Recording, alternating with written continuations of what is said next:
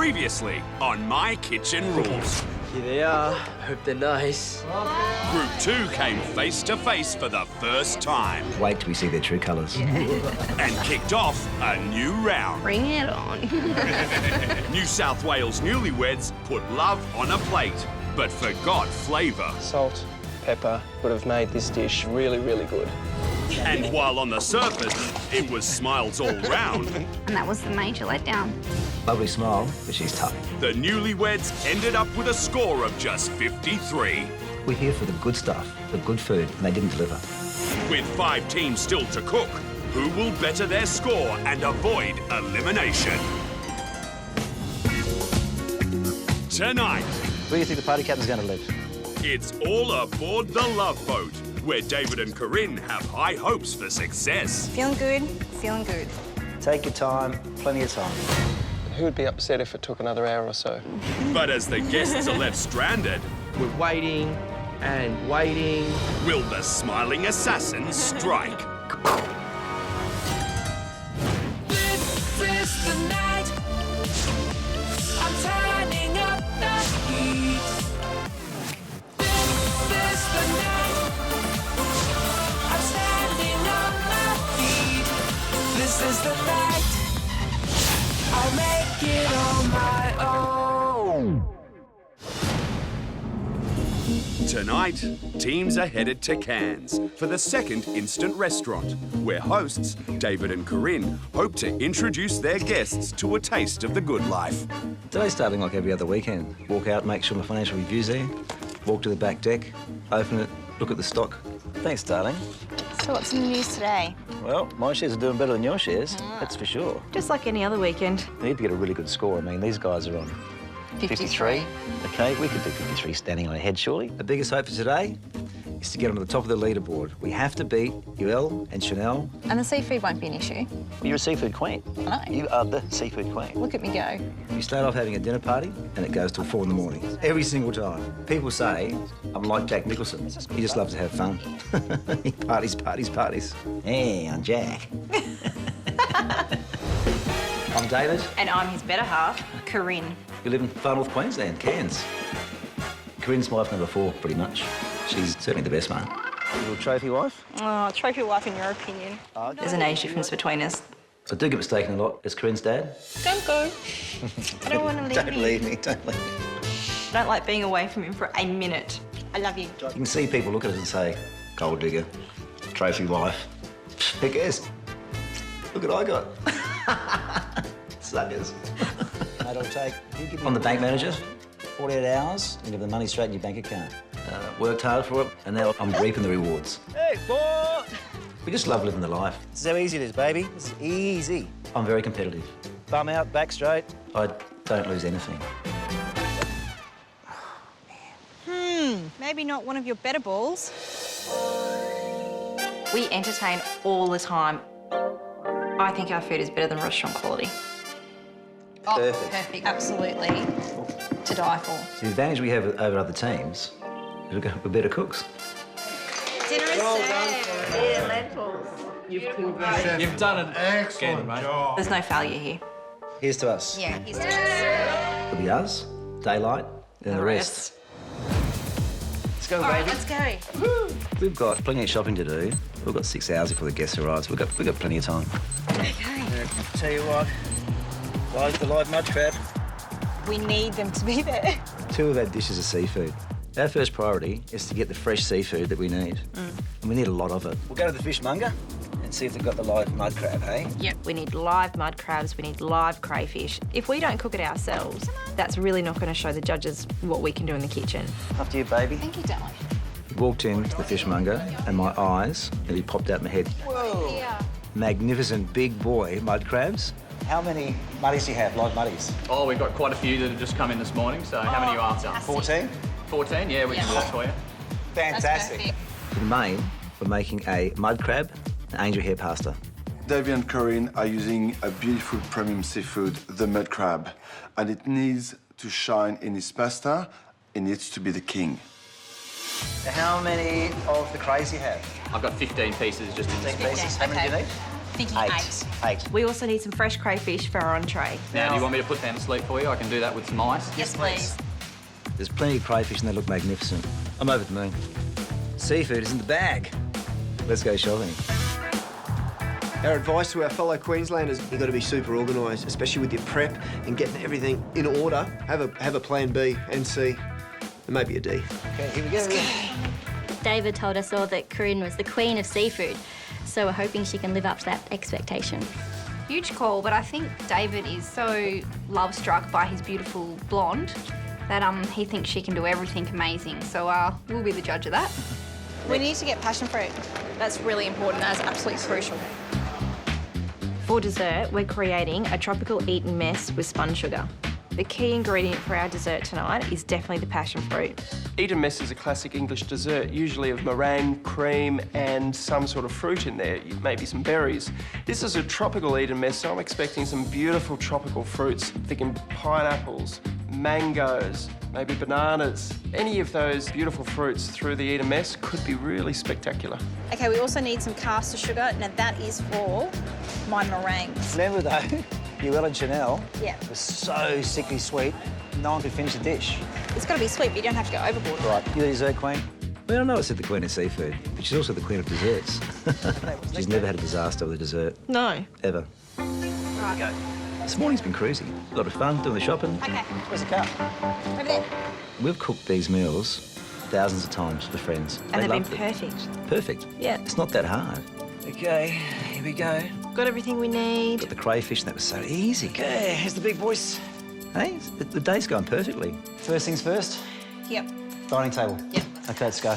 We're going to have oodles of time to be able to put our instant restaurant together. So it's going to be, fine dining, but it's also got to have a nautical type of theme. We're calling our instant restaurant the Quarterdeck. We like the finer life, but we also like the casual. So we've got a nice, relaxed, nautical theme. They look fantastic, baby. Boats in the background. Crisp, clean, whites, blues. Just put this in front of people and do. Everything that's us. Everything that's us. We have high-powered jobs with lots of pressure. All we're doing is cooking. What can go wrong?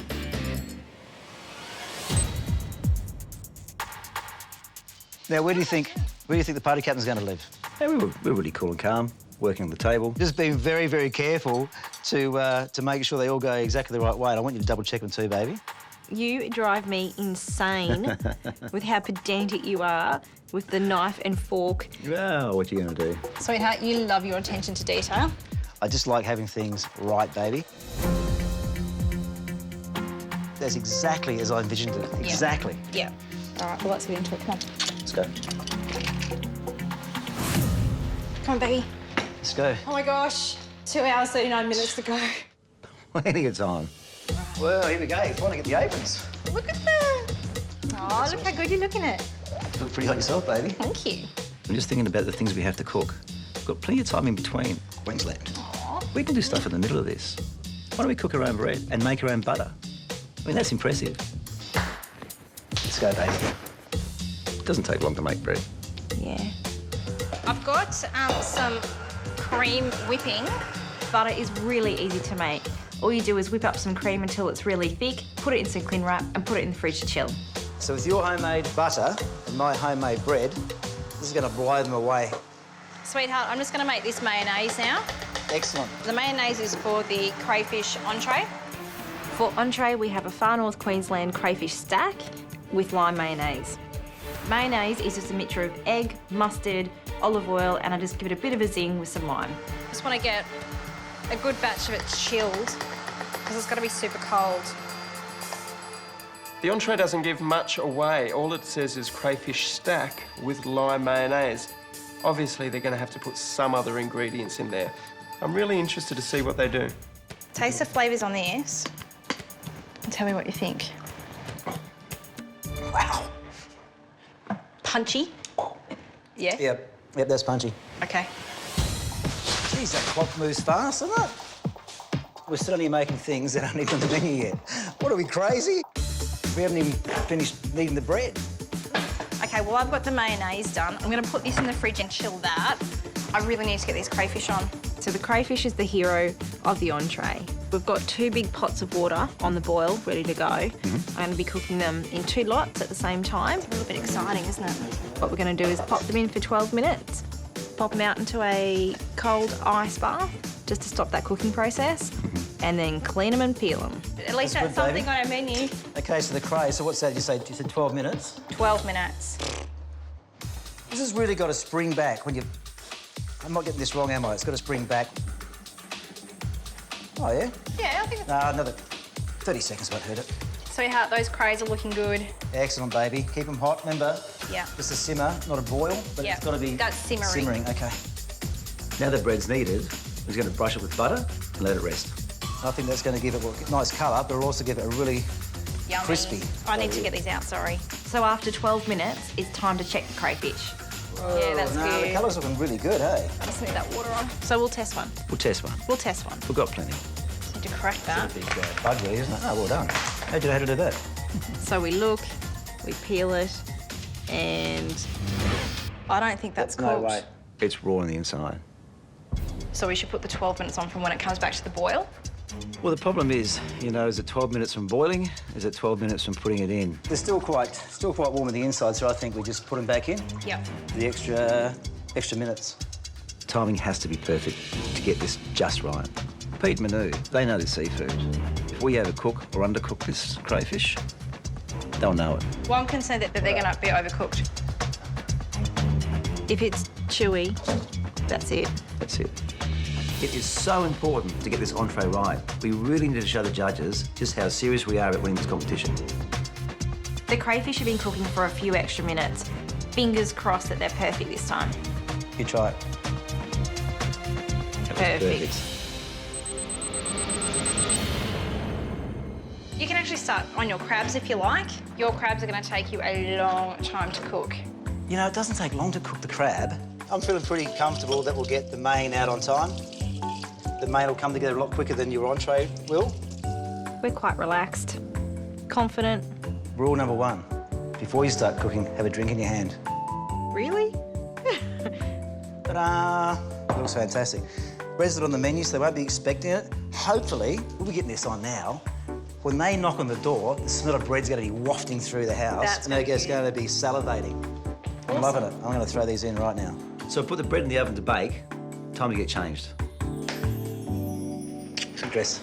I love this weather. As we arrive at David and Karin's house, I'm expecting that we'll be eating outside. It's such lovely weather. I hope we eat scallops. I like seafood. Everyone's expecting the seafood tonight and the tropical fruits. All right, time for a quick sip.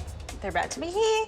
Dave and Karin are definitely our biggest rivals. Got 16 seconds. Generally intelligent people have a plan, so in a competition you obviously have a plan.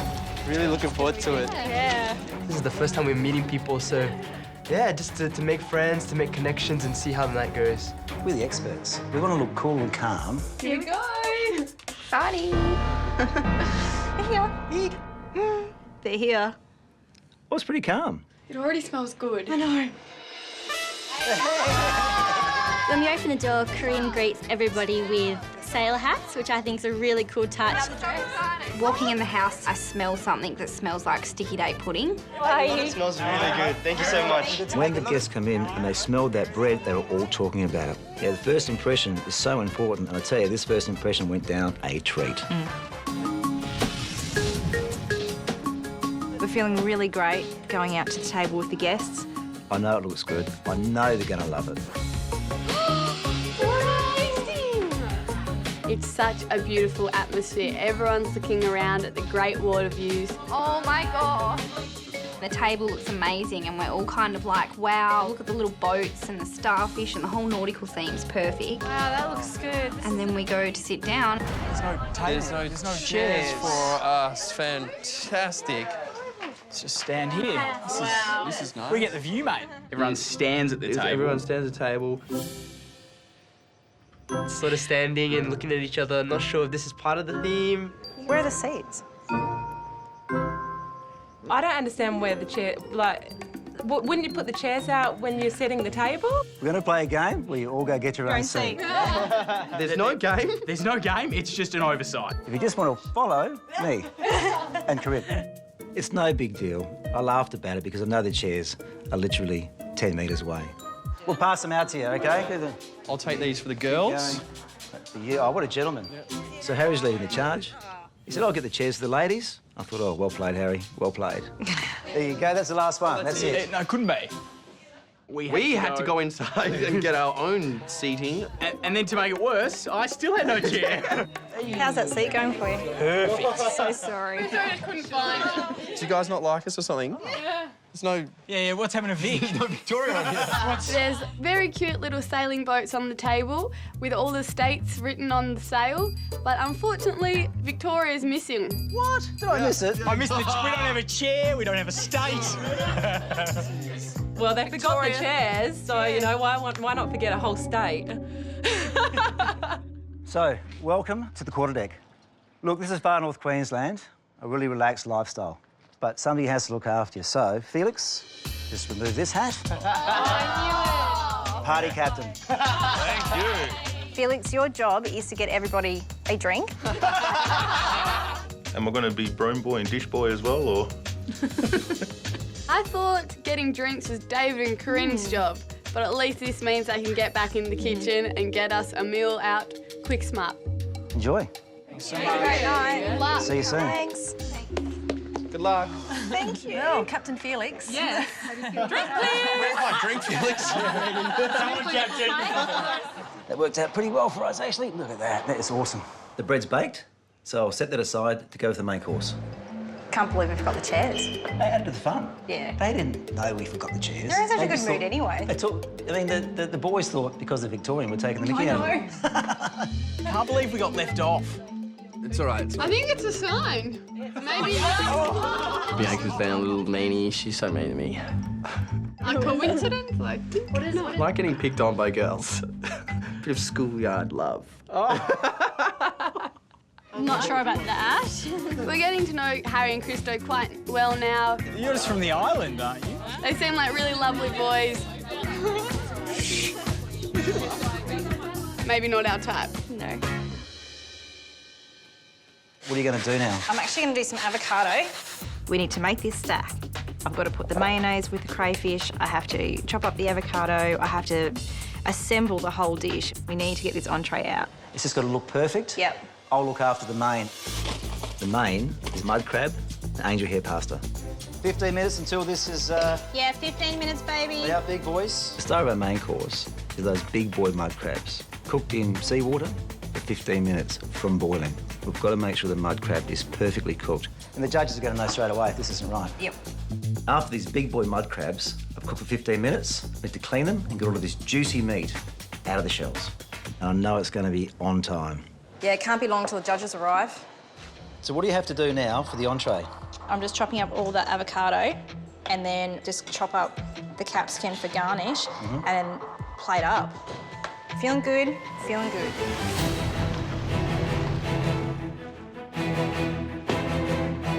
I can't see us being late.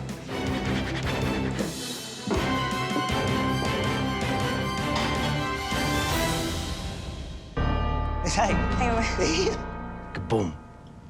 It's all happening. They're here. Guess who's coming to dinner? Hi. Hey, Pete. Hi, buddy. How are you? Going. Good going. Good to see you. Mwah. I'm Pete. He's better. Welcome to Far North Queensland. How you going? Are you a little bit stressed? You're a little bit nervous? Come on. Called Pete Manu and I called Manu Pete. Great start. Yeah. Good evening, bonsoir. Look at you. It is Cairns, Queensland, sunshine, beautiful setting. It's like we're on holiday. Yes. Welcome, Pete. Welcome, Manu, to our quarterdeck in Far North Queensland. It's so good to have you all here. So the menu for tonight, reveal it by just holding this little flap here and pulling on the white. Finally get to see the menu and I'm so excited because it's exactly what I was expecting. Amazing seafood combinations and that fresh fruit dessert. For entree, we have Far North Queensland crayfish at stack with a lime mayonnaise. I love eating crayfish in its simplest form, so lime mayonnaise and cray, I mean, what's better than that? For the main, we have the mud crab angel hair pasta. And for dessert, we have a tropical Eton mess with spun sugar. We are feeling a little bit threatened at this point because we already thought they were really high competition, and now we see how confident and relaxed they are, and Felix and I just look at each other and we think, game on. Thanks, guys. Thank you. See you soon. Yum. What's an eating mess? Okay, well, they sounded excited about the menu, baby. Okay, so yeah, everyone seemed to like it. Harry, what do you think about the menu? Oh, it looks great. Looks very Queensland. The crayfish stack sounds great. I'm really excited to see how they're going to present that. What about you, Brie? I'm excited by it. You don't think this is a risky dish then to start with? Yeah, I don't think it's a risky dish. No, but it still sounds like a delicious dish. I'm looking forward to eating it. It's so important to get this entree out before they're waiting too long. Yeah, I think so. Look, no strategy. We don't- Let them wait till they're starved, darling. Let's just get it out. If we don't get it out on time, you lose points. We're on time. We've got time. Everything we cook when it comes to seafood, we get the timing right. Even if something goes wrong in between, we always get it right in the end. Yep. I'm doing the first layer. It's the avocado. I need to make sure that these ratios are perfect. Amazeballs. Totes ridic. Totes ridic. Totes ridic. ridic. Amazeballs. We need to put the crayfish as a middle layer, and then we're going to top it off with 2 lovely little bits of red capsicum. Using this capsicum as a garnish. It's really fresh, isn't it? You haven't told me you love me in like an hour. Oh, I love you, darling. I think it every 10 seconds, you know? Yeah. Marriage made in heaven. Absolutely. Marriage made in far north Queensland. Well done, baby. Great job.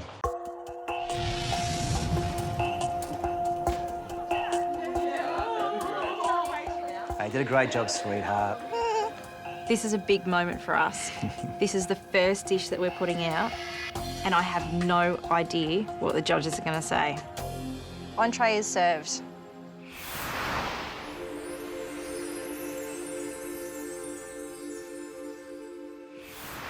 Thank you. David and Karin seem really relaxed. I think they've had a pretty easy time putting out this entree, no big dramas, come in on time, and it looks pretty good. Excuse me. Thank you. There's 2 things on the plate, avocado and cray, half a stack. It's more of a pancake than a stack. It's just on a plate.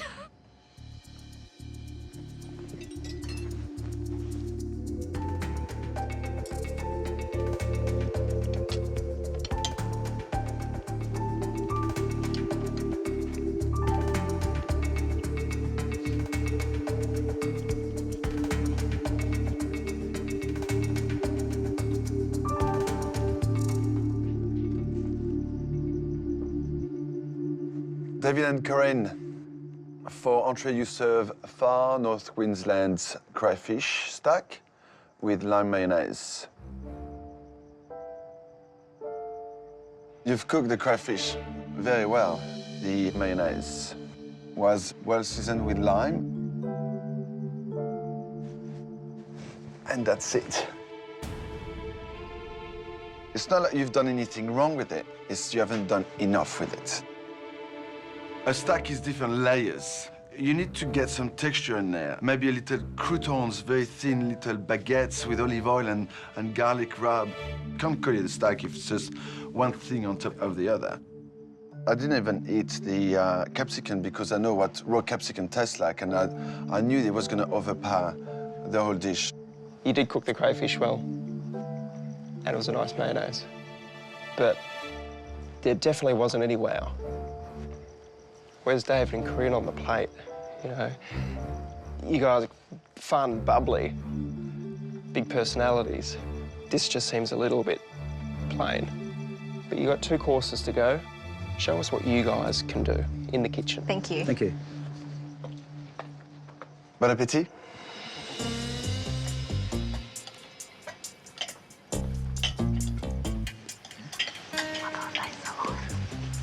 I didn't get any lime flavour at all in mine. I just got the mustard, which isn't a lime mayo. It's mayo and then a squeeze of lime. Can you taste the mayo? Mayo, yeah, it's in the lobster. I can taste the lime. I didn't think it was a bad dish. It just didn't excite me. feel like this entree is quite simple. Simple could be better. The taste less is is good. more, and the taste works very well. So this could actually be a dish that beats us. With Dave's cocky attitude tonight, he's done no favours to himself because everyone's expecting amazing things, and then we get some avocado and some cray with a terrible homemade mayonnaise, and we all kind of think we're one step closer to winning the competition. What are you thinking? Fully take on board all of the judges' comments. I'm not rattled at all about the comments that we got. I know this dish is going to pull us through. I know it's going to be fantastic. So we've got mud crab pasta. You need to start cleaning the crabs in. Okay. The mud crabs are already cooked. We need to get all of that meat out of the shells. It's not funny. There is a mountain of crab for you to get through there. You need to get the pasta on. I know, darling. I'm just showing you how to do this first. Yeah. Get going on that pasta. 'Cause Okay, I'll do this one for you. And it's then got to rest. Watch, this is what you got to do. My gosh. Be careful with the bits of shell, darling. Yep, and yep. Just keep on going. I don't mean to be a broken record. I'm getting the pasta on, darling. Yeah. That's what I'm doing. Okay. What's the rush? It's no big deal. I know how long it's going to take me to make the pasta. It only takes 3 minutes to cook. This is going to be a cinch. So I'll start off with 1.2 kilos of flour. See how we go with that, hey? Making pasta is pretty simple. You get flour, water and eggs, put it in the processor and mix it up. How long is this going to take us now? That's got to rest for 30 minutes. We've got to put it through the machine. So it's still a bit too long for the guests to be waiting, I think. Well, we have to make it extra special then, so they forgive us. Ladies, what are you expecting from this main course? I'm hoping it's egg pasta. Angel hair pasta made with egg. Homemade pasta. I mean, what's better than that? So I'm really excited.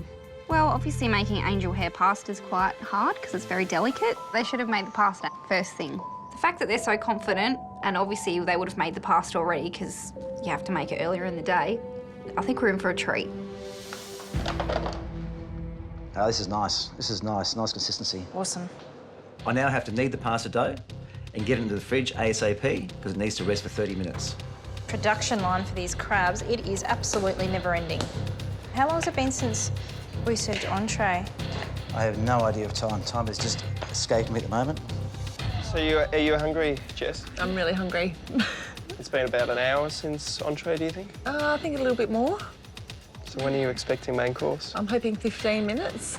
I think they could have got the pasta wrong and maybe they're having to recook it. I'm not sure. I don't know what the hold-up is, though. Time's going, but look, getting there. Bonsoir. Hello. How are you doing? Hiya. Yeah, very well, thanks. Now, where are you at? We're about 45 minutes away, to be honest. I'd say an hour.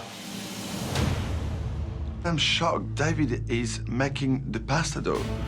You need to organize yourself a lot better than that. You need to have the time to rest it, then you need to roll it out, then you need to dry it. So when you put it into the water, it doesn't stick together. It means that we're gonna wait at least another hour, and this is not on. Well, I'm gonna leave you to it because obviously you're running late and you've got a lot more work to do, so good luck. Thank you. After Manu's visit, it finally hits us that we're not on top of it as we thought we were. I'm just sticking this pasta in the fridge, baby, because it has to rest for 30 minutes. We're not on track, are we? No. I'm certainly behind now. Yeah. Every point in this competition is crucial. We need to beat Yuel and Chanel's score of 53. We can't afford to lose any points for lateness. Because time is our enemy. Who would be upset if it took another hour or so for main course? Definitely would be upset if we had to wait for another hour. I might eat Felix's arm. This is competition, and I mean, lateness is going to affect your score. You know, sometimes the secret ingredient is hunger. So maybe that's what they're trying to do, you know? It's a good tactic. It's a good tactic. Okay, baby, I need you to help me. I think maybe to chop the tomatoes up and stuff. Yep. What do you reckon? Yep. We need to get this sauce going for the mud crab pasta. So I'm going to chop up some tomatoes, add some garlic, some chilli, some basil, and then some cream. We've really got to reduce this. We've got to get the heat up. Stress levels are a little high right now. I'm just stressed that we've got guests outside that are hungry and things aren't ready yet. You go out and tell them it's going to be a little bit longer? No. Or just leave them alone? Leave them alone. Okay. We're sitting, waiting, and waiting. Why are we still waiting? What's going on? Maybe they hadn't even started the pasta. Surely they would have. Imagine if they didn't even do the pasta beforehand. Maybe they didn't. Look how lucky. We've got to do this. So I take the pasta out of the fridge. It's just not cold enough. I don't like it. OK, I'm going to start this on 5. See how this goes. I'm running the pasta through the pasta roller. I don't really like the consistency. It seems to be breaking up. I'm thinking, did I knead it for too long? Did I let it sit for long enough? It just isn't working. Didn't get cold enough in the fridge. It's too late. I don't think. This is just OK. Things are looking really good at the moment. We've got terrible pasta, we've got starving guests. Come on. The crab isn't ready, and I'm thinking this is a disaster.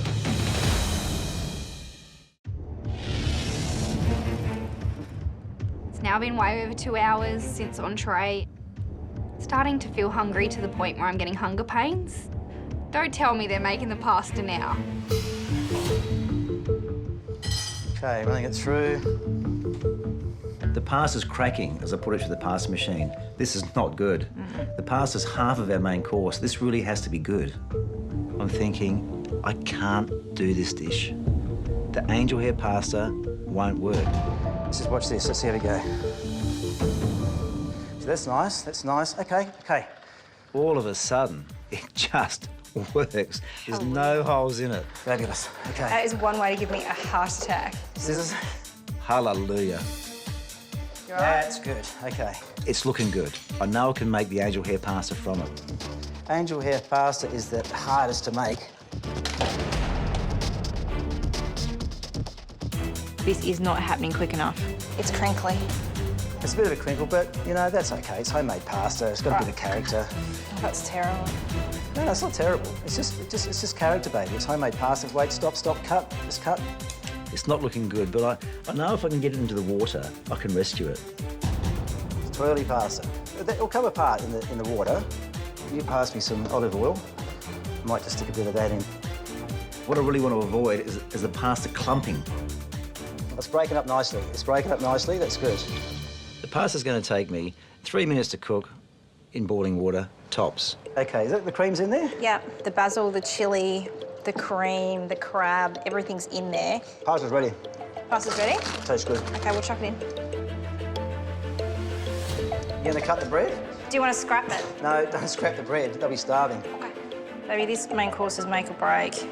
Hey, it doesn't look fantastic. We're a bit of a mess sometimes after a big party. It's spicy, it's hot, it's tasty. It is definitely you on the plate.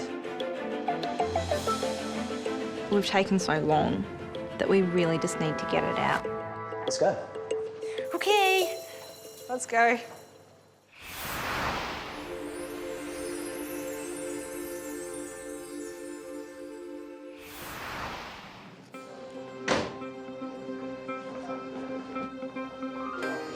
Two and a quarter hours later, the mains come out, and by this stage, the whole table's hungry.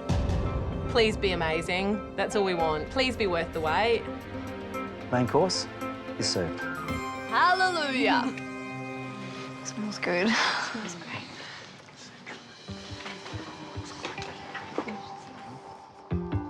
I think it's pretty funny that Jess puts on this smiley face to David and Karin, but as soon as they leave back to the kitchen, her knives are out.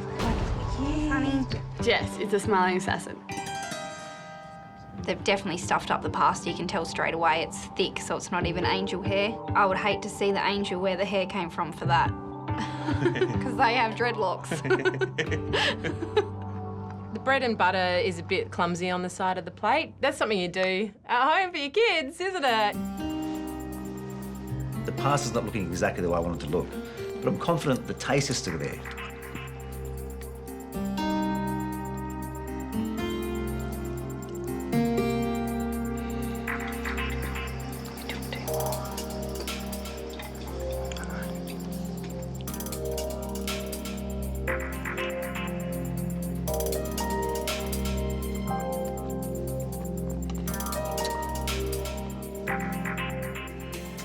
David and Karin, for main course you cooked mud crab, angel hair pasta. We waited quite a bit of time to get your main course tonight, and because we were waiting a long time, I was expecting something sensational. I'm disappointed. inconsistent pasta. There's pieces that are clumped together. Missed that bit. Oops. I think the crab was beautiful. I think you cooked that well. I would have loved to have had twice as much with this dish. A lot of pasta, not much crab. Unfortunately, I think you shot yourself in the foot by wanting to impress us with making bread and spend all that time making bread when you should have spent all that time making your pasta dough. 2 dishes down, 1 to go. Make it shine. Thank you. Maybe making bread wasn't the best idea. I really should have got onto that pasta earlier. The mud crab was delicious. The only thing that let the dish down was the one component was the pasta. Yeah. Yoel and Chanel had a terrible score, 53. We can still bring this back with a really good dessert.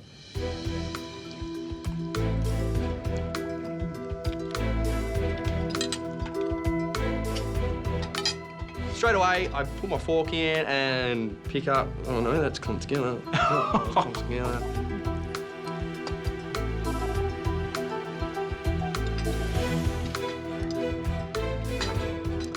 The crab I liked. I thought it was well cooked. The queen of seafood, you got to give it to her. The seafood so far has been cooked well. Oh yeah.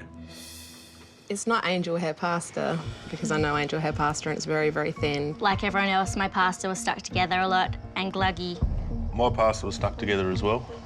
As far as food goes, it's not what I wanted, but as far as competition goes, it's... Exactly what we wanted. Right on the money. $250,000 on the money. Hey, listen. Yeah? This dessert is fantastic, Princess. For dessert, we're creating a tropical eaten mess with spun sugar. Basically, it's smashed meringue, whipped cream and passion fruit. This is our last chance to impress the judges. There's absolutely no room for error. No room for error. None. This dessert, you know it is. It's on the plate, isn't it? Yeah. You on the plate? Yeah. Sounds pretty good to me. You would like that, wouldn't you? Yes, I would. For dessert, we've got a tropical eaten mess. Hoping for some mango. Don't know if we're going to get that, but passion fruit, pineapple maybe, whole lot of fruit. The fruit is going to be the key part of this dish. Pavlova is like a favourite dessert of mine, so if it's anything like pavlova with spun sugar, sounds yummy. Sweetheart, for every 4 passion fruit you've got in there, I need you to put half a cup of sugar in, please. Sure, we'll do. So I'm directing David on how to make the passion fruit syrup. The pressure is totally off me. All I have to do is what Karin tells me to. I'm confident I can do that. That's not hard. Plenty of juices. Half cup of sugar and a half cup of water to every 4 that you do. Every 4, okay? Is that okay? Yep. Awesome. Half cup water and half cup sugar. Correct. Wow. Really? Are you sure? I'm thinking that's just way too sweet. 12, 13, 14. So you're happy for me to put 14 half cups of sugar? So 7 cups of sugar. Baby, when I make it, I make 4 passion fruit to every half cup of sugar. Yeah. What? Got plenty of time. There's 14 passion fruit, 7 cups of sugar, 7 cups of water. Okay, she knows what she's doing. Don't talk to me, because I'm going to be counting how many cups, all right? Yay. I'm making these meringues. I'm whipping the egg whites, I'm adding the sugar. I'm super positive at this point. It's actually working. 6. That's a lot of sugar. 7, baby. Just made it.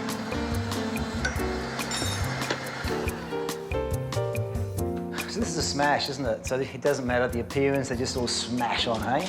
Yep. I love this dessert. Take your time, plenty of time. Gee, I don't know, why do I get all the hard jobs? Just have to, Still working hard, baby.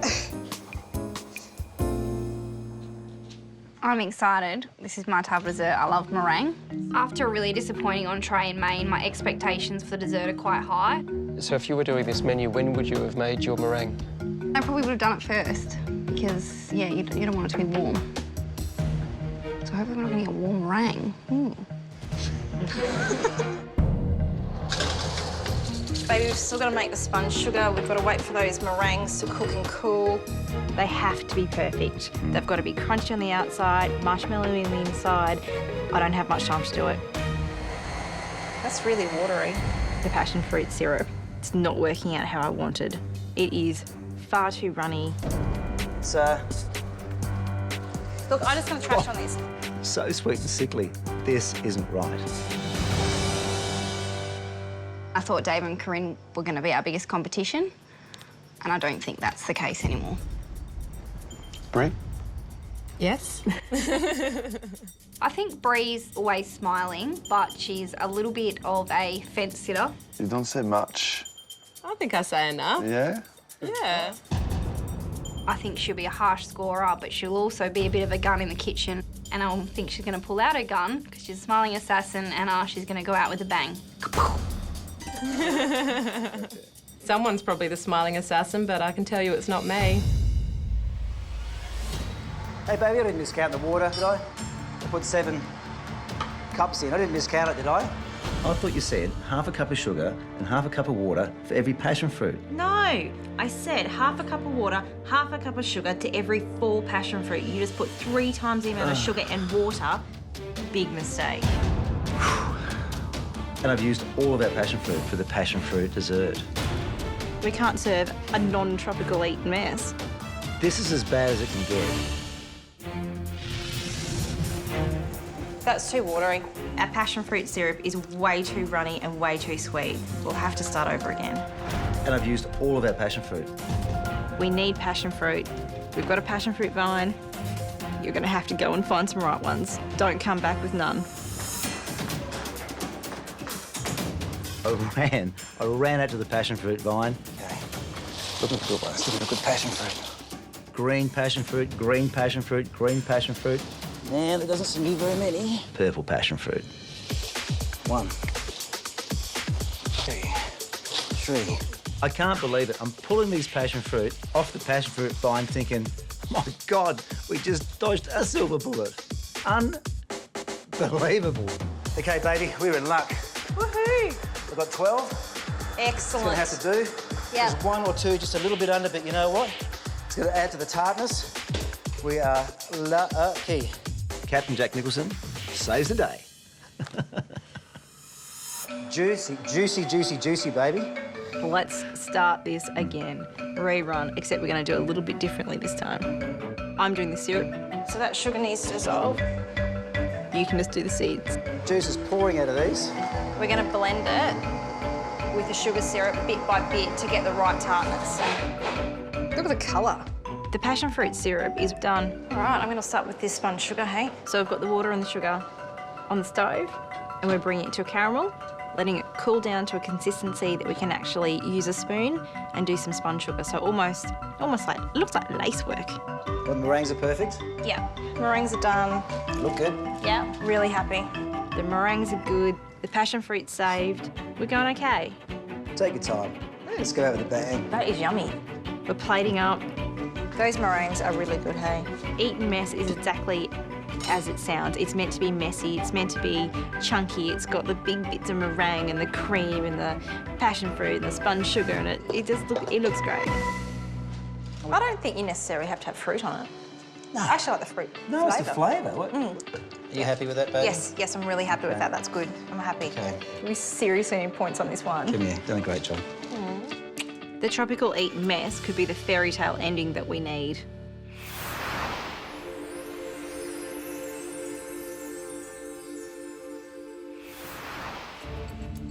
This is it. This is our last chance to get any points. We need to impress the judges, and I think we have. We're going to pull this out of the hat. Yeah. Thank you. Thanks, Dave. Pleasure. Excuse me. Thank you. Where is the fruit? Does it look tropical? No, it doesn't. Where's the fruit? Where's the colour? I'm thinking when they take the first spoonful, it's going to explode in their mouths. We're going to finally see one of them crack and smile.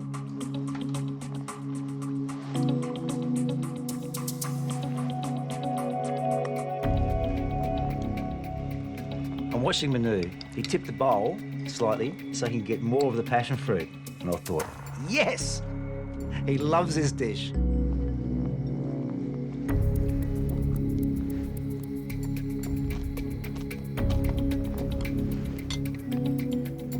David and Karin, for dessert we've had tropical eaten mess with spun sugar. It's very sweet. Very, very sweet. Yes, desserts are supposed to be sweet, but there's still a balance to find, you know, between the acidity and the sweetness. The meringue was really, really good. Well done, baby. So congratulations for that. But it is way too sweet. You know, I'd love to have seen some tropical fruit in here instead of just a sweet syrup. Feeling pretty bad. I'm feeling like I've let David down. You didn't let me down, baby. Hey, Kind of did. Stuff happens. Thank you, guys. Thank you. Thank you. What you done? Thanks, baby. We know we can cook. We cooked the wrong things. Our thought process was totally wrong. The planning was wrong. The critiques that Pete and Manu gave us were 100% correct. Good job. Super proud of you. Proud of you. Super proud of you. Super.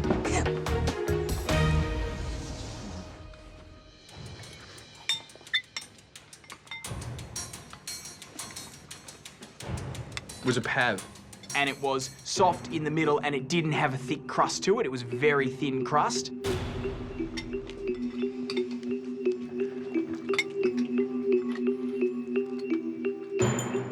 First mouthful, I thought, wow, they've nailed the meringue. A couple more mouthfuls in. I just can't stand the sweetness, that burning sugar sensation that I was getting in my throat. Everyone seems pretty disappointed. Most people haven't even finished their plate. I couldn't finish it. I tried, and I know this is coming from me, the person who served you very sweet food. It was a little sweet, so I feel a lot more at ease that maybe we're not in the bottom at the moment. It wasn't enjoyable. I just think third mess for the night. The guest teams will now critique tonight's meal and score it out of 10. For entree, we had the crayfish stack with lime mayonnaise. Crayfish was well cooked. I like the crayfish, but I didn't like the ratio of crayfish to avocado.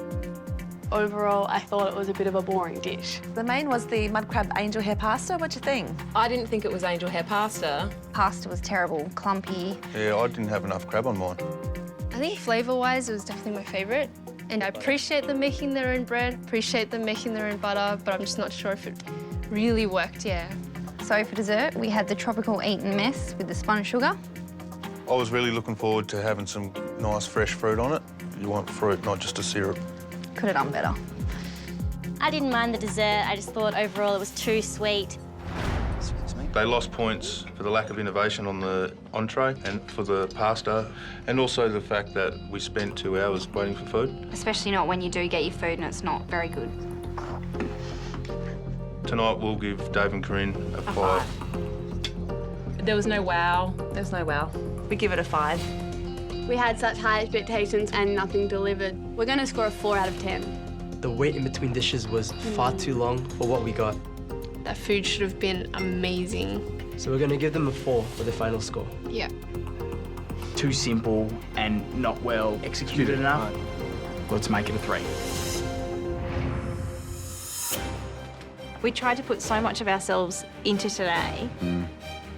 It is what it is. It's happened. We can't go back and change it now. We just have to wait and see what the final scores are. For Cairns couple, David and Karin, their day started off calmly and confidently. All we're doing is cooking.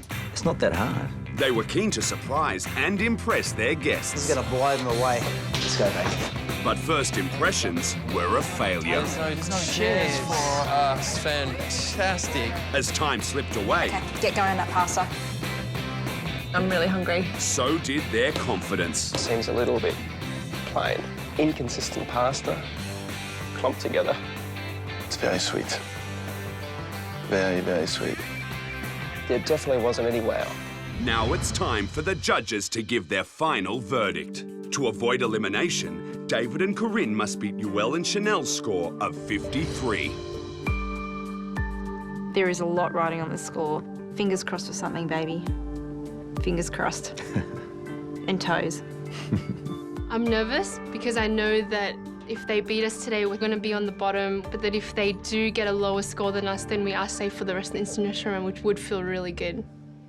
David and Corinne, the guest teams have given you a combined total score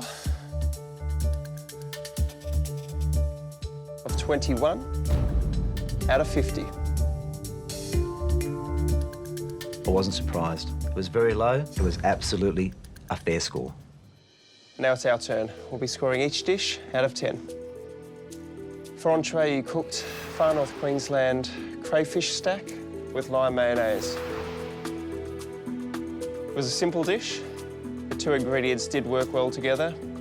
However, I think it was lacking a little bit of imagination.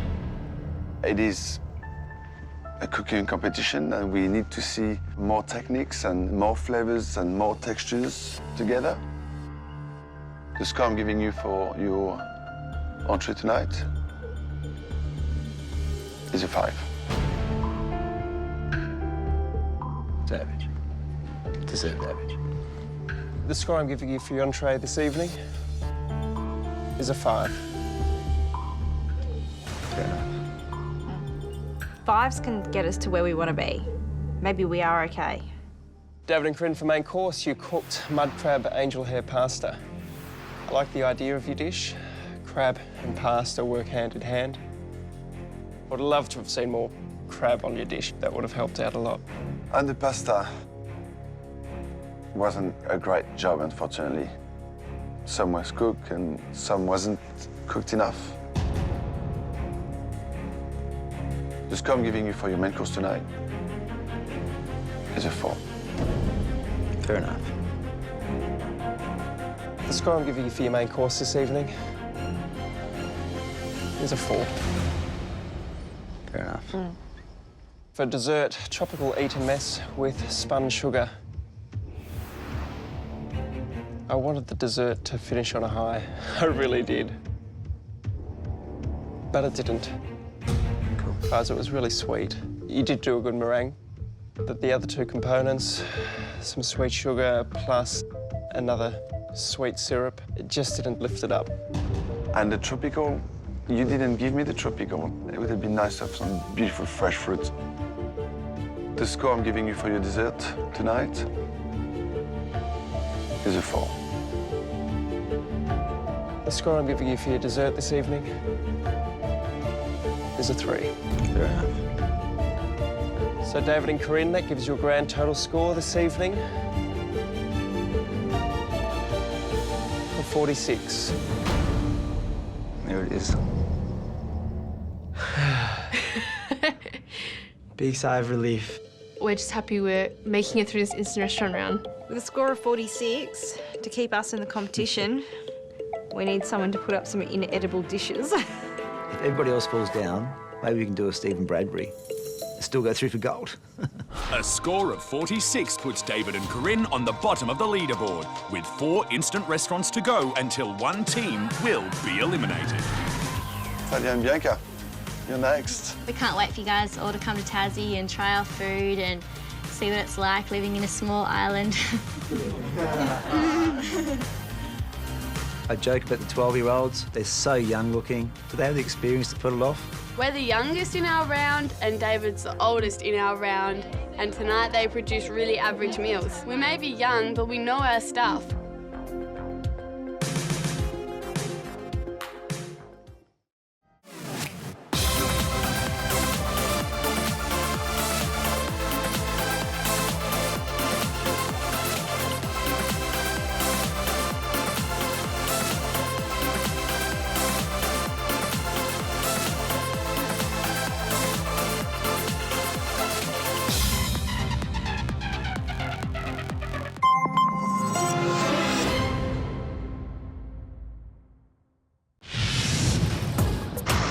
Those city folk, they don't know how to act. Previously on My Kitchen Rules. You've started off this competition with a bang. New South Wales, the ACT and Queensland have laid their dishes on the table. Nothing made sense on a plate for me. Among the misses, there's been some spectacular hits. The score I'm giving you is a 10. That still wasn't enough to take the lead off New South Wales on a high of 82. But is the best yet to come? There's not enough room in this competition for two young girl teams. They're thinking in their minds, we're better than Helena and Vicky, and we're thinking the same.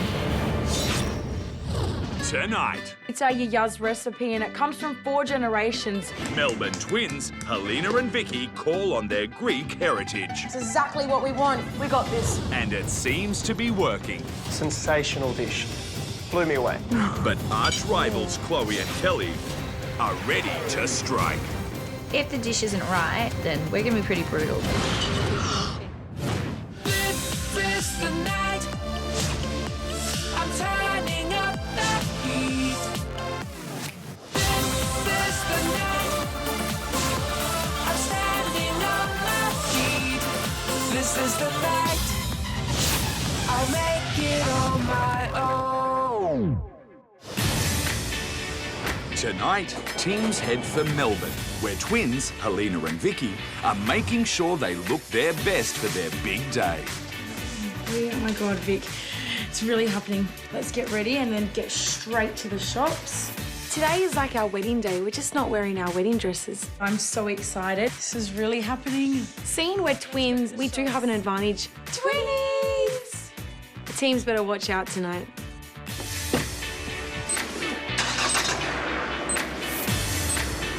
Do you even know where we're going? Oh, we're 9 minutes away. Oh, okay. We got this. In 1.4 kilometres, turn right. Where are you going? Oh, God, I don't even know. Great start, Helena. I'm Helena. And I'm Vicky. And we're twins from Melbourne. We are identical twins that share one brain. Do the pout. So basically, we have half a brain each. Is that right? Yes. Yes. Yeah. So I'm gonna make the tzatziki now, okay? We grew up in a Greek household. That looks good. We learnt to cook from our grandma and our mum. Done. Perfect. The Greeks do the best food. I love it. We love, love, love cooking any type of sweet. They look so pretty. I know. This has definitely inspired us to open up our own market stall. It's super good. We want to go global with this. Basically, want to build an empire. $1 yo-yos. Can't go wrong. We know we can win this competition because of our passion, our confidence, and because we're twins. There's one brain and 2 people. Can you not stress me out? Because my confidence is pretty high. 900 metres, you're going to turn left. We're going to deliver some good, humble Greek food tonight. Our dishes are all family recipes, but with our own modern twist. Oh, I'm sorry, I'm not even concentrating. 200 metres. And watch this cyclist. For the main, our first job this morning is to find hapuka. It's a very delicate fish. Yes, here. Fresh seafood. And she's missed it. Yay! Oh no, God. Everybody cooks a boring barramundi, and we're taking it to that next level with hapuka. Hapuka. This is why you don't let 2 twins. You got to do a U-turn. Oh yeah, that would be nice. We're gonna go around, do a U-turn. Maybe if you knew how to read the maps. Sorry, well. I told you. All right, now keep to your right. Are you sure? Yes, look at the sign, fresh seafood. Ooh. Daily, direct to the public. That's us. We are the public. Okay. We're coming for you. They're not open. They're not open. They're not open. They're not open. How to catch hapuka. No, we're not catching one. I'm calling these guys. Who are you calling? Oh, wait, I'm calling one. I'm worried now. Maybe we should see if hapuka is even sold in Australia. Oh, wouldn't that be a good idea? We're in trouble. It's the hero of our main dish. Hi, I'm just ringing up to find out if you guys have hapuka fish. No, not today, sorry. Yeah, I'll call another one. I was just wondering if you guys have hapuka fish. No, we don't have today. Why don't you have it today? No, we don't. Not today, sorry. Does anybody have it? Yeah. Talk to your other fish friends. We're up to our 8th shop now. Do you sell hapuka? Yes. Sorry? You can't be frozen. It has to be fresh. It's a 35-minute drive there. We're thinking 35 minutes there and back. We're losing time here. But I'm not worried. You know what? It's fine. We got this. And green it is. And we are off to find hapuka. Yes, we are. Hapuka. Oh my God, let's make a hapuka song up. The girls, they have a real passion for food. Hapuka. Hapuka. My motherly instincts are kicking in, and I'm a little concerned because sometimes they tend to giggle and be a little bit airy-fairy. So it'll be interesting to see what comes out tonight, but I hope they put a whole lot of love on that plate. Hapuka. Oh my God, I hope they have our fish right here. Special. She's got hapuka. She wasn't lying. She actually has hapuka. We have 15 pieces, please. Yeah. For main, we're making hapuka with black olive sauce, veggie chips, and roasted tomatoes. You've saved our day. We rang like 100 places and no one has it. The main course doesn't seem complicated. There's a piece of fish, black olive sauce, veggie chips, and roasted tomato. It's gonna have to be perfect, otherwise it could be quite boring. Good morning, how are you, man? Hi. We are looking for some squid with all the guts in it, please. No worries. You come to the right place, darling. For entree, we're making squid wraps with tomato salad. I think that will be plenty. One more, please. One more? Thank you. No, we don't need one more. That's plenty. That's a lot. The thing about cooking squid is it can be absolutely gorgeous where it just melts in the mouth, or it can be tough and rubbery. If you do it wrong, it can be a disaster and destroy the dish. Get to the car. All right. All right, so we're happy. We've got our fish, we've got our squid with guts in it. When the girls talk about food, they sound really intelligent. They're really bang on. The only time the girls seem dumb is when they're not talking about food. See, I've got excited nerves now. Like, I've got the butterflies, but the positive butterflies, not the negative ones. La La Land. Yeah, pretty much. They're You've got no excited. dragonflies in your stomach. You wouldn't want a dragonfly in your belly. All right, now, because then you'd be freaking out. Timing is very important right now. We've lost a whole hour in driving time, and we still need to get all our groceries. We have a trolley issue here. Trolley issue. All right, we got it. We got this. So we need our spices for the spice mascarpone for our dessert. For dessert, we're making clementine and clove semolina cake with a spice mascarpone. There's a lot going on with this dessert. You've got clove, which is really pungent spice. Then you've got also spice mascarpone. You've got a lot of competing flavors on there. I'm a little bit concerned. This is the part where you forget stuff. Next, we need to find our clementine. Is there any clementine? There's no clementine. No, they don't have any at all. We can't find clementine. Just go with oranges. Are we going to lose marks? No, we're not. I'll take the risk. Okay, I'll take the blame. Ones. They're all the same family, like, an orange is... They're all cousins. Our dessert, you know, clementine semolina cake will just turn into an orange semolina cake. All right. Well, family helps family. And this is what the oranges are going to do. And we're going to get 10s. Sorry, I don't have a bag for those. Probably not from Chloe and Kelly, but we don't really want their 10s. The girls have really been talking themselves up. Hold it now. I think overconfidence is a sign of immaturity, so it'd be interesting to see if they can back that up. Hapuka, hapuka. All right, you think you can do that one go? We're back home, got all our groceries, and then I noticed prep time has started.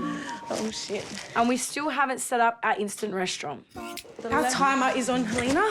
2 hours and 57 minutes until our guests arrive, so... That's exciting. Yeah. So tonight our theme is a Greek rustic modern feel. So now I'm just gonna pop some real olives. We've cooked for our Greek families, so I'm telling you tonight will be a walk in the park. Oh my God, have you seen that? 2.5 hours till our guests arrive. We got this. Wow. Oh my God, what's my name? Vic, oh yeah. And I'm Helena Vic. Yay! Vicky, Victoria. Oh God, they're really sharp. This one's pretty scary. Yeah, that's for deboning. That's the one I'll use for the squid. Okay. The hero for our entree is squid. Oh, Helena, look at that. It's even got eyes. Hello. Tonight, I'm gutting out the squid. It's going to give us brownie points if we clean these, and they're going to see that we've used a technique. Yeah. God, that is disgusting. I dare you to eat it. Can you stop it, Vicky? Don't. Yuck. Eat it. Can you not? Okay. It's important I get the squid really clean, make sure all those guts are out. I am going to have the smelliest hands. Just don't cut your finger, please. All right, Vic, so there's 2 hours and 3 minutes until our guests arrive. It's plenty of time. What are you doing? So I'm making my flatbread. For the entree, we're going to separate the elements between both of us, and I'll be doing the pita bread, and I'll fry it off later. They look really good, great size. That I'll make the tomato salad. You got this, Helena. And the dill yogurt dressing. This is the way Grandma used to do it, right? Yeah. Just add in that. Yeah, that's the way we have it in Greece.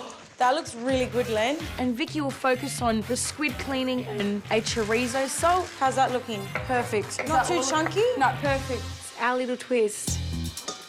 We're gonna have heaps of time. You're nice and confident.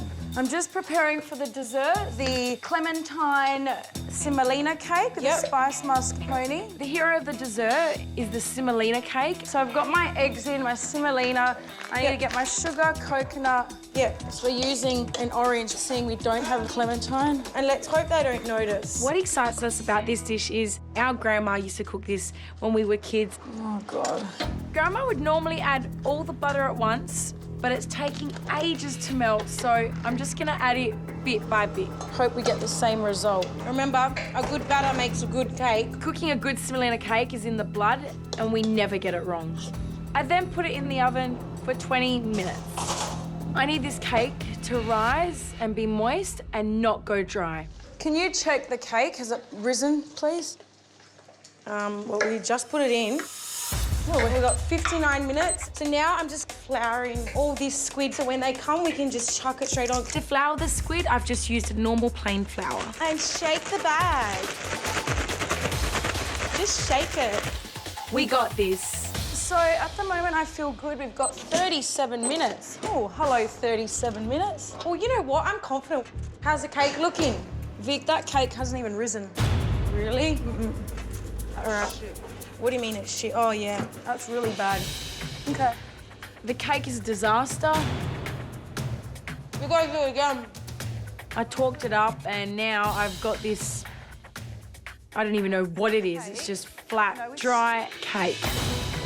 It didn't work because I didn't put the butter in all together. I put it in bit by bit. Definitely don't do that. There's no way I'm serving this to Pete and Manu. So we're at the last bit of the semolina, so if you mess this up, I realised that I've only got 1 more cup of semolina left. Did we only buy 1 semolina, Helena? Yeah, there's no semolina left because you didn't fucking buy enough.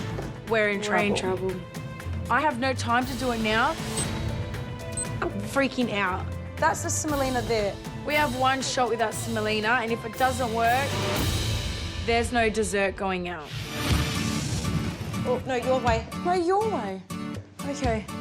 Tables look good. That looks good. All right, let's go get changed. 15 minutes to the guests arrive. At this point, we should be really nervous and scared, but we're actually really excited, and we just want to blow everyone away with the way we look. Oh, wow. Vicky, that's for the beach. It's really important today that we are looking hot, and we might even get more points. That's what we want. Now, I'm hoping that we get a better score than Annie and Jason. Is this a 89 mark outfit? I don't think so. I'm pretty confident we can beat Annie and Jason's 82 tonight. These girls have been talking up. You know, nothing's ever anything that they particularly like. It'll have to be Greek food. We know our Greek food. Well, both of us have been to the Greek islands, so... You been to Greece? No, I haven't been to Greece. No? No, there's no surf in Greece. And they've got to bring it with the food too, don't they? I think the girls have talked themselves up that high, and I know they're not the smartest girls on the block. I think tonight is going to be an absolute success or a complete blowout. I wonder how the girls are copying it, helping the pressure. No, I think we need blue and white to go with our instant restaurant. Everyone will be like, wow, the girls look really good. That's 2 points for looking super good. Oh, wow, look at this! We still want to stay in this competition, and we do hope someone scores less than us so we can stay. I mean, ultimately, out of the 6 of our teams, 1 team's going to go home, and we don't want to be that team. Finger five. Oh, yeah. There we go. What's that? So what do you think of this? You look so Greek. Manu will love it. great. And yours, yeah, this is good. I like it. Not as good as yours, though. I wonder how they're feeling. Yeah, I wonder how the pressure's going in there, whether it's bubbling over. Do you reckon they're ready? I think we should go with these outfits. I'm so excited. Anytime now. Can you see them come in? No. Where are they? Here. Again? Oh, God, they're here. We should go. Yeah, let's go. Bring it on. Bring it on.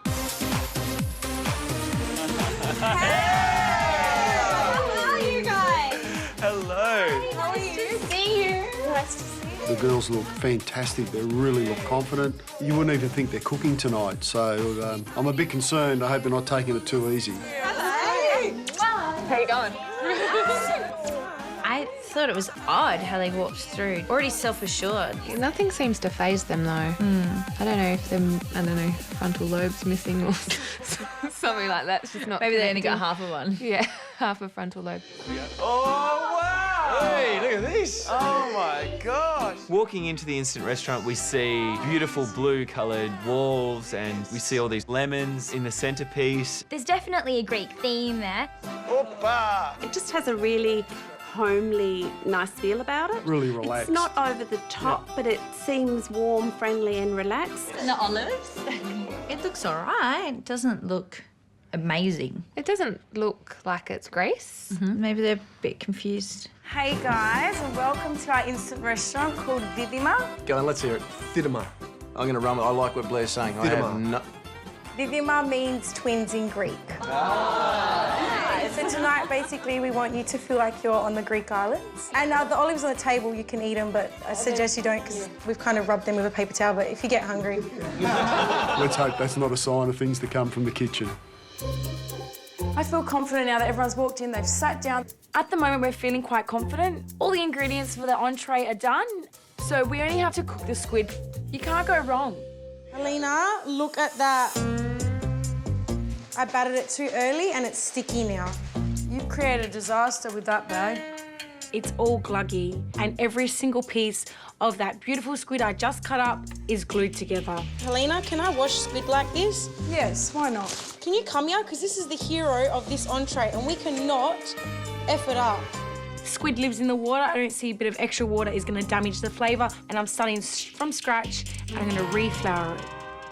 You been to Greece? Who's been to Greece? It's awesome. I've been there twice. We need to diversify our topics at the table. There's quite a few people that have travelled, and yet there's probably only a few that are really talking about it. I've just got back from Greece. Here we go again. All the seafood is always fresh.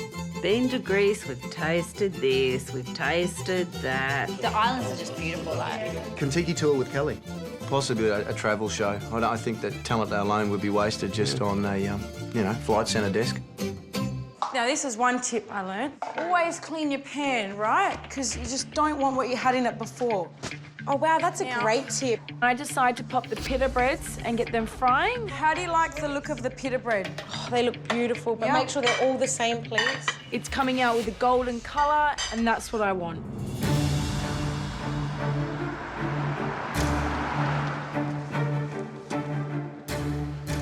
Helena and Vicky have definitely been quite outspoken around the dinner table at the other instant restaurants, very confident in their cooking abilities. So what am I expecting? I'm expecting excellence. Once the pita bread's heated, then I'll start plating up because I want you to do that squid. You're on the squid. No, I'm not doing it, Helena. Stop it. Oh my God, we know who that is. It's our husbands. Hey. Hello. We've opened the door and it's Pete and Manu. Pete's looking quite spunky tonight. He's looking more than spunky. He's looking pretty hot. Pete is a stunner.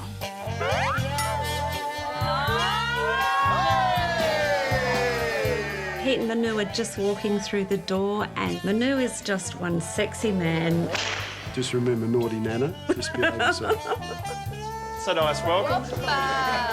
We get a big welcome when we walk into Helena and Vicky's instant restaurant. Everyone seems very happy. The room's got a really nice Greek feel about it. Tonight we want to welcome you to our instant restaurant, Vivima. So you guys can open up your menus. Oh, wow, very pretty. For entree, we have squid wraps with tomato salad. And for main, we have the hapuka with the... Sorry, when I get up to the main, I'm thinking, I can't even remember what we're serving these guys. Oh, I've gone blank. So it's just there, can't you read it? Yeah, I know. I just go, okay, it's fine.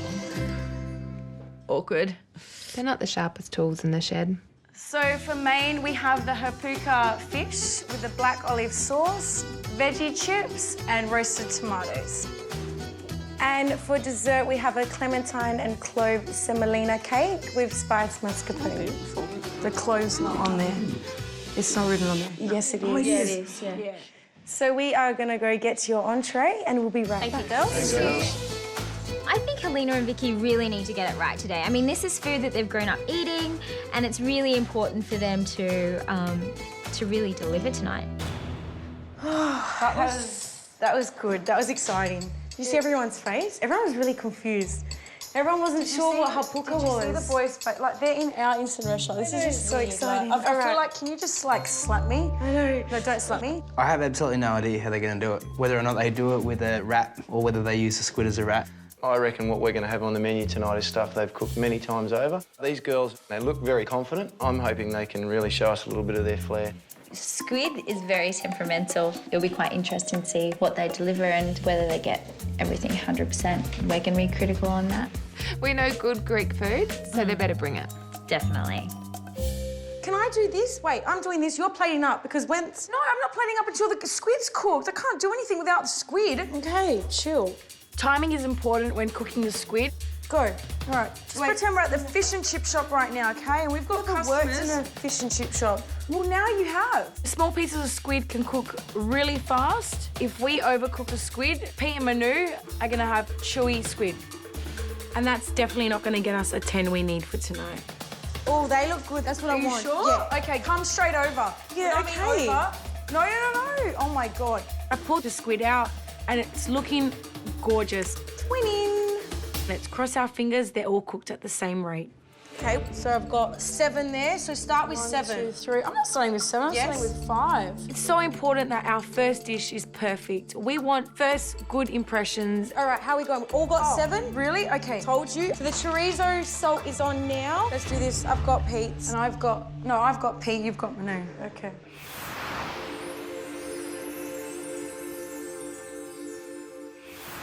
Entree is served. Thank you. And Deb, that's thank you. Squid's cut into little pieces, which is a bit unusual. And if it's overcooked, it'll be like chewing leather. Oh. There we go, enjoy. I can see this massive, thick pita bread. It's like a full gourmet gyros. Does it have chips in it as well? Looks a little bit clumsy. The girls are always saying that it's not something I'd order. This is really basic. This is so simple, screwing up their faces. If the dish isn't right, then we're going to be pretty brutal.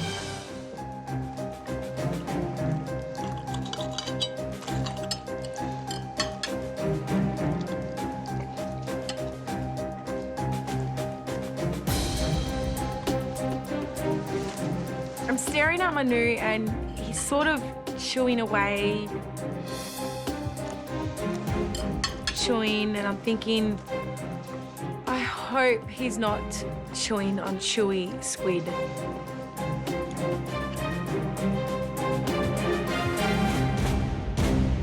Helena and Vicky for entree, squid wraps with tomato salad.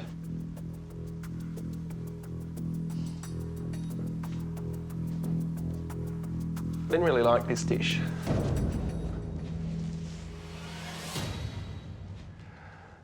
I loved it. Sensational dish, ladies. Just absolutely blew me away. That was exactly what I'm looking for in this competition. It was fun. It's got a little bit of your heritage in there. Lots of love, lots of passion, and I could eat that from brekkie, lunch and dinner. Winning! Damn you! Helena and Vicky, I've got one word for you. Omorphe, which means beautiful in Greek. It was definitely beautiful. The bread, it's got that chewiness to it, and everything was well seasoned. And the squid were cooked to perfection as well. It's fantastic. We've definitely showed everyone, look at us, look what we can do. Well done, girls. Let's hope that you can continue for the next 2 courses. Definitely. Thank you. Thank you. Enjoy. Bon appetit. Yeah. Oh my God. That's exciting. Oh my God, that just happened. Wow. Sorry, I've got to get my head around that. Wow. We're back in the kitchen and I'm feeling so confident. We're going to smash this main. Bring it on. Right, let's do this, mate. Yeah, I'm pumped. I'm excited. This is going to be better than the entree. They don't know what just hit them. Nah, that's just that's a sneak peek of Helena and Vicky.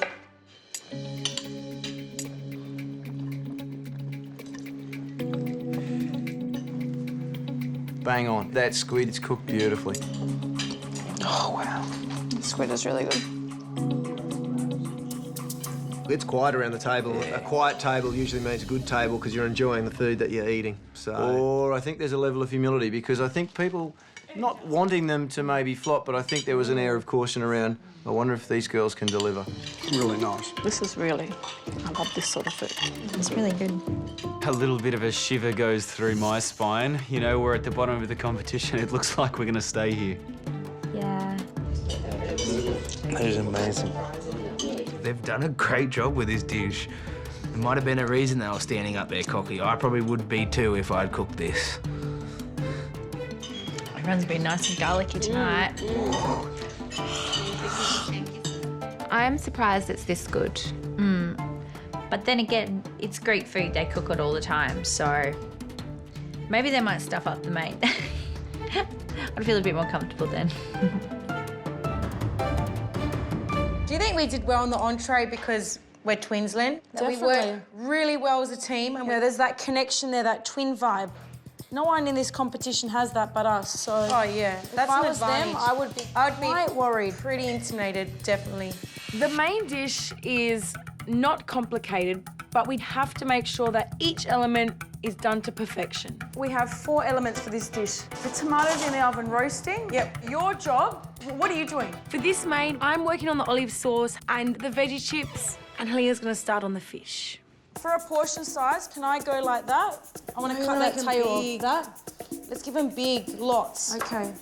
1, 2, 3, 4, 5, 6. As I place my pieces on the bench, I realise they're all different shapes and sizes. Everyone's gonna have a different size fish, but I'm not worried about that. Even though it is a risk, having all different portion sizes, I'm feeling quite confident and know that I can cook a good fish, and I believe that this fish will not overcook, so I'm just gonna leave them the way they are and there's no need to worry. All right, so I'm gonna give it a quick fry off to get, this brown. Next, I'm going to wrap them in baking paper with some parsley and butter so the fish can be cooked in its own juices in the oven for about 15 to 20 minutes. We want all 10s tonight. That's our aim. Okay. So, that fish has gone in. I've no idea what hapuka fish is. I've never heard of it, let alone tasted it. So I'm hoping it's not one of those very strong flavoured fishes and that it complements all those elements well. Hapuka fish. Have you ever heard of that? Never heard of it. Never heard of that either. I've heard of it, but I've never had it or I've never seen it. We hope it's crap. Yeah. It'll be quite interesting to see what they deliver and whether they get everything 100%. Ah, Kelly. I think Chloe and Kelly have bagged the twins a little bit and said, they're only here for their bright lips and that's how they'll be remembered, but I don't think that's true. No, I think they would be starting to panic. Now, I'm doing the olive sauce, Helena. So I've got olives, parsley, the peppers, and garlic.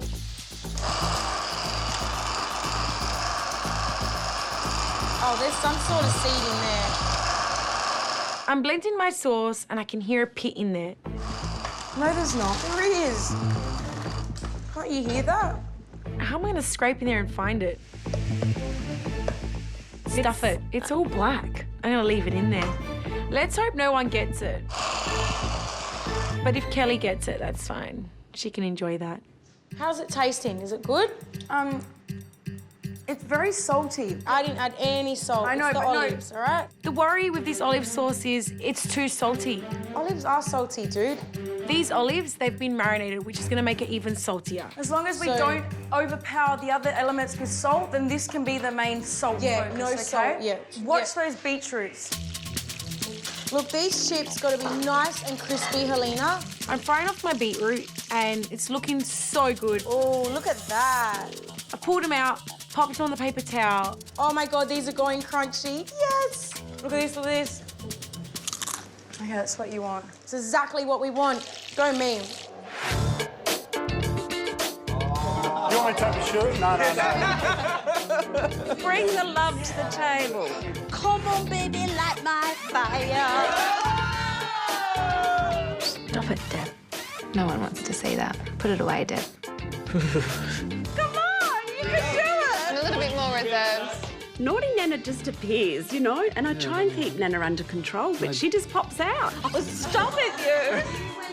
Come on, baby, light his fire. No, I don't want to light his fire. You don't want to light his fire? What's wrong with you? Come on, girls, shake your booty. Good grief, I'd light it and put it out. I'm not as vivacious as Deb. At the end of the day, you've got to have a good time. Yes, it's a competition, but nothing says we have to be so serious and boring. How are you feeling? I'm excited. I just want to take this fish out. You're confident with the fish is going to be cooked? Well, how long's the fish been in for?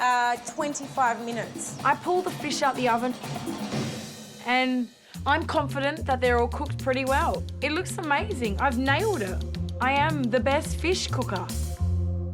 Vic, I'm going to get the fish on the plate. Yep, and that olive tapenade done. How are the cherry tomatoes? They looking good? Yep. Okay, so... All right, we'll plate up. We got this. Wait, at the moment, I think I've got this. Really? No, I've got this. No, I've got this. No, I think I've got this. As I start popping the fish on the plates... You know what my main concern is? Portion size, they're all different. It's a lot clearer now that they're all different sizes. Now, how do we know they're all going to be cooked the same, Helena? Because this fillet looks quite thick. I don't know which one's overcooked and which ones are undercooked. But there's no time for change. I have to get those dishes out. It's a risk we're going to take, but I have a connection with the fish at the moment and I'm getting good vibes that they're all cooked all the way through. Okay? I think we should put the sauce on the side. I don't want this to overpower the whole dish. We're so happy with the way the plate looks. The fish is looking beautiful, it's smelling beautiful. We've got this beautiful olive sauce, some roasted tomatoes, and the veggie chips. You can't go wrong. All right, this is a 9. It's like the entree. Definitely Let's a do 9. this. We got this. We got this.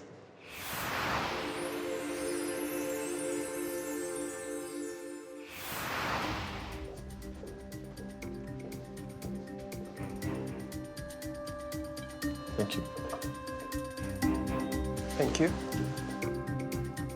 There you are. Thank you. So the main has just been put down in front of me and a whole lot of love has come out on this plate again. It looks fantastic. Can't wait to taste it.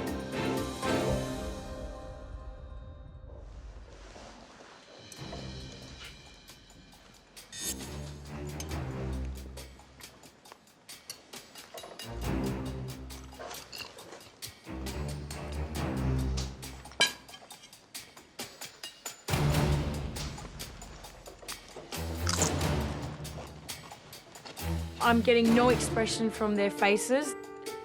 I'm slightly nervous. I'm hoping that fish doesn't let us down. And I'm hoping no one gets a pip in their olive sauce. Lena and Vicky for main course. Hapuka with black olive sauce, vegetable chips, and roasted tomatoes.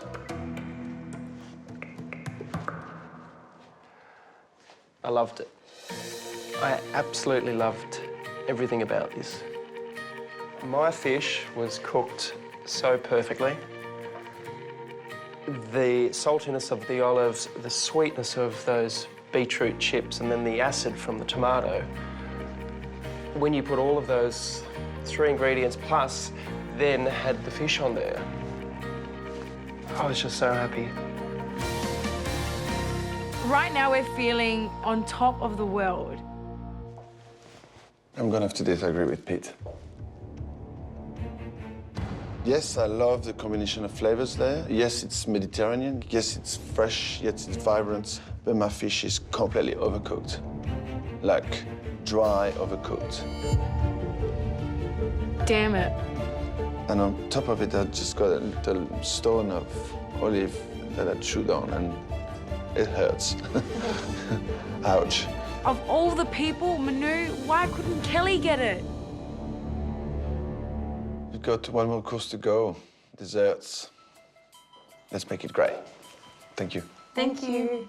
So we're feeling, you know, half happy, half not. Manu didn't love it, but hey, we can't please everyone. At least Pete loved it, and we'll impress Manu with our dessert. Yes, we will.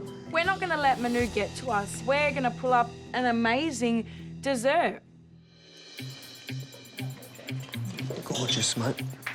My fish tastes beautiful. It's cooked perfectly, it's lovely and flaky, and it's certainly not overcooked. Yeah, look, it's really nice. Olive just like overpowers it. Completely overpowers fish. It is salty. I'm putting my fork through my fish and it's overcooked, and the skin on my fish is slimy.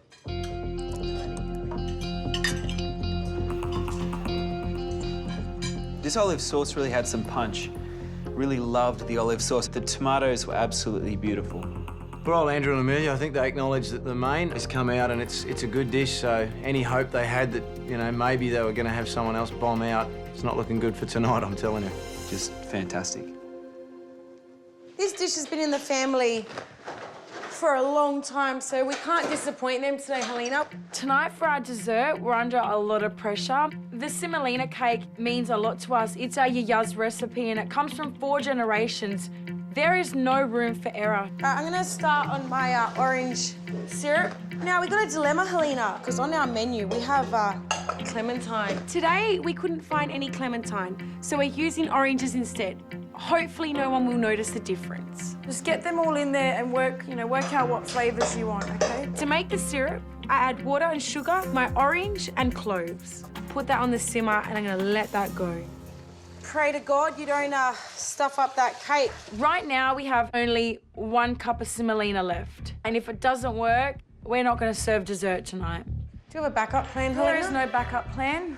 Definitely feeling a lot more stressed than the other courses. Plain or self-raising? Oh, don't ask me. But I always use plain, and I used that before. Maybe I'm thinking I'll use self-raising. It can't really harm the dish, it's just gonna make it rise more. The cake we made earlier was a massive fail. It was just flat and dry. We've made this cake so many times. Come on, tonight is not the night to stuff it up. Semolina's in, done. So now's the moment of truth.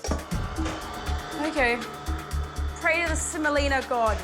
This cake needs to rise. I'm hoping for the best. I'm gonna pop it straight into the oven and get it cooking. It just takes 15 to 20 minutes. Cross our fingers. Tonight, we are praying to the semolina gods. I'm going to start the spice mascarpone. And whoa. So I just grab a bit of everything and do these ones. That one is nutmeg and ginger. Trying to kill me here. I don't know how much I've put in there, but I'm happy. I think that my measurements are always right. I think it's fine. I'm going to go with it. I'm not even going to worry about this. Really? Confident? Yeah, I am. I think it sounds pretty good, providing the girls don't overdo it with the spices. I think if they get the balance right, this could be something magical. Citrus desserts, for some reason, I just don't really like them. And semolina as well, the texture just really doesn't do it for me. The girls took it up a lot, so they better bring it.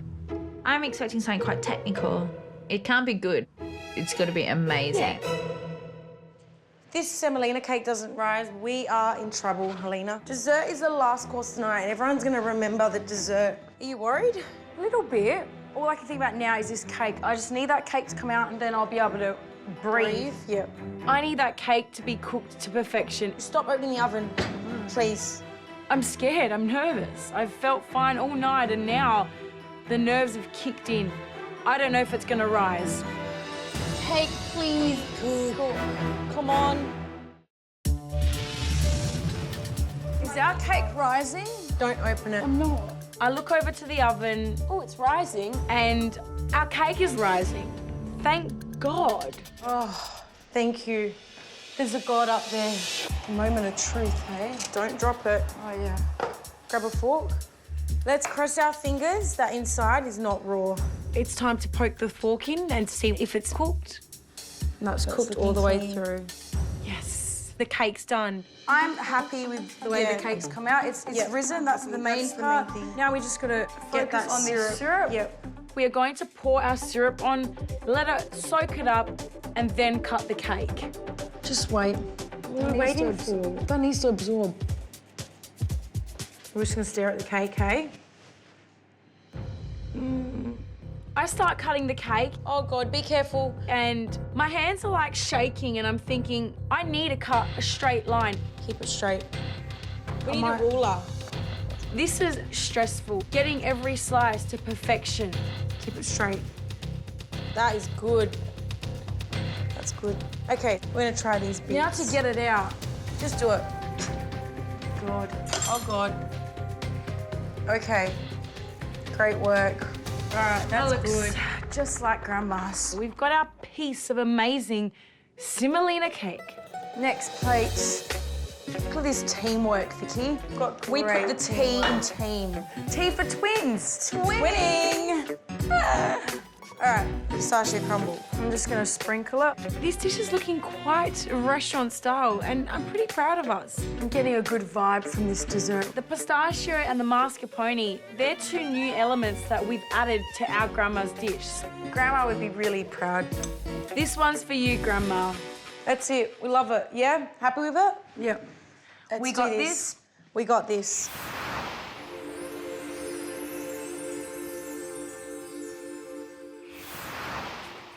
So we're feeling pretty excited. It's the moment of truth. We're giving them a dessert that comes from 4 generations. It's not just a basic cake, it's special. There you are, Jason. Thank you. Oh, it smells really good. Oh, thank you. Looks great. Thank you. Smug as ever. The girls just brought out dessert and they look as smug as ever. Thank you. It's odd.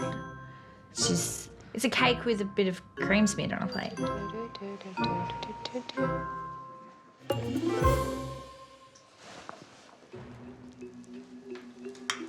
I can see Pete has got his spoon and he's popped it right through.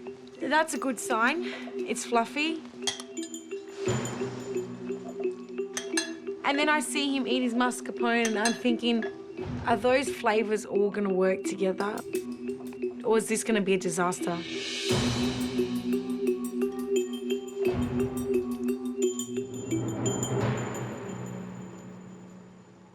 Helena and Vicky, did you have a little problem in the kitchen with your dessert tonight? We had a few issues, yeah, we did.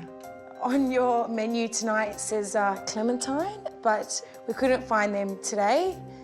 But our other option was to use oranges. They're in the same family, so, you know, they're all helping each other out. Well, a sponge semolina cake can be quite plain and boring at times. You've made a fantastic dessert. It's light, it's spongy, it's fluffy. I tasted the cream by itself and I thought it was a little odd, but as soon as you mixed it with the cake, it balanced out very well. I think you've done a really simple but beautiful dessert. The clementine, yes, even whatever you replaced it with, I didn't think there was enough kick of it. I think more zest in it would have been a lot better. It's a little complaint. It's great dessert, thank you. Thank you. This dish, equally as good as the first and the second. You focused on a few main ingredients tonight and you've treated them all with respect. It looked like a restaurant quality dish. I think your family would be very proud of you. Thank you. You've proven to us that you can cook Greek food. Can you cook other cuisines? We sure can. Sure can. Thank you, girls. Thank you. Thank you. We've just finished our instant restaurant. Go us. You did it. The big day is over and now we just gotta hope they score us 10s.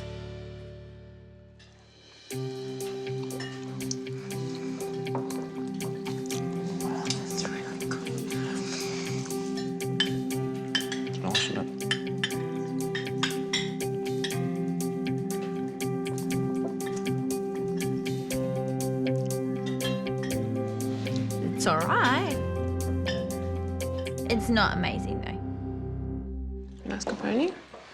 A bit too spicy. I love the cake. Mascarpone is too much for me. I really enjoyed the dessert. I thought it was really light and flavoursome, and I liked the mascarpone. I thought it was a really nice, complete dessert. The mascarpone, a little bit too much nutmeg in there for me. Just tasted like raw spices or just like raw flavours. Kelly and Chloe have seen Helena and Vicky as the ditzy chicks, but I think they've put that behind them tonight. They are serious contenders. They know what they're doing, and everyone on this table needs to be careful because these girls can cook. Helena and Vicky will now be critiqued and given a score out of 10 by the other teams. The entree, what'd you think? Fantastic. Absolutely loved it. Squid just melted in your mouth. Yep. Couldn't fault it. Yeah. I think the girls absolutely nailed it. The bread was really nice and tender and good balance of flavours. It's beautiful. So for me, I thought it was a really solid dish. I think that the fish was cooked perfectly. I thought all the flavours worked really well together. Yeah, I think if you're going to really pick faults, It's if you really nitpicking need now. to find something, the fish was a little bit overcooked. Loved that black olive sauce, though. That was really nice. Yeah. The skin was like A bit slimy and soggy. Yeah. And the roasted tomatoes that weren't quite roasted. They've talked it up in the desserts, and Yeah, I've got to give say, themselves big reps. they did. They brought it home. Yeah, it was light, it was really tasty, not overpowering. Very happy. Citrus and the clove. It all worked together really I thought well. it was a really good dessert. I really enjoyed it. They're not the dessert queens. No, definitely not. Yeah, I expected a lot more from this. A little bit fancier and a little bit more refined. For Helena and Vicky's instant restaurant, we're giving them 8 out of 10. The food was absolutely outstanding. The hospitality was fantastic. We're going to give them 8. An 8. Simple food, but geez, it was nice.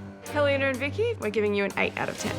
Thought they might have been a bit all talk, but after tonight, I'm really positive about what they're capable of in this competition. Our score for the girls tonight is a 9. You could find a couple little faults, but generally, I think it's restaurant quality. I think there was room for improvement, definitely. We're going to give the girls an 8. Based on their half a brain each, they've done pretty well. I'm so proud of us. You know, we've put all our heart and love and passion into our dishes tonight. Let's hope the team score us for our food, not about where everyone is on the leaderboard.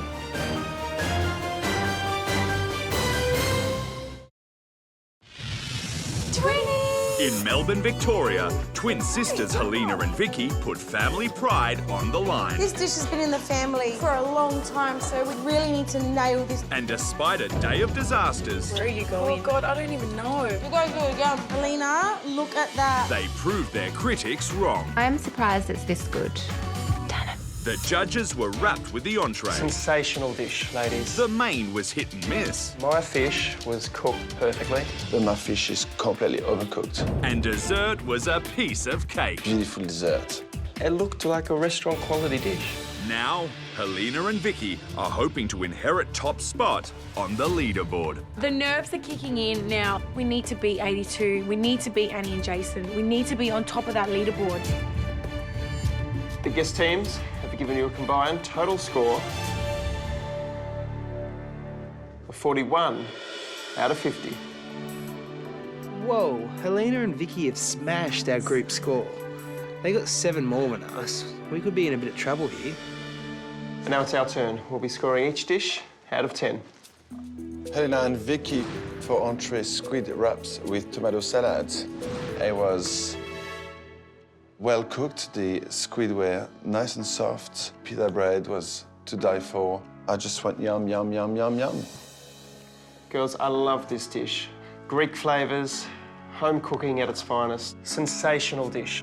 The score I'm giving you for entree this evening is a 10.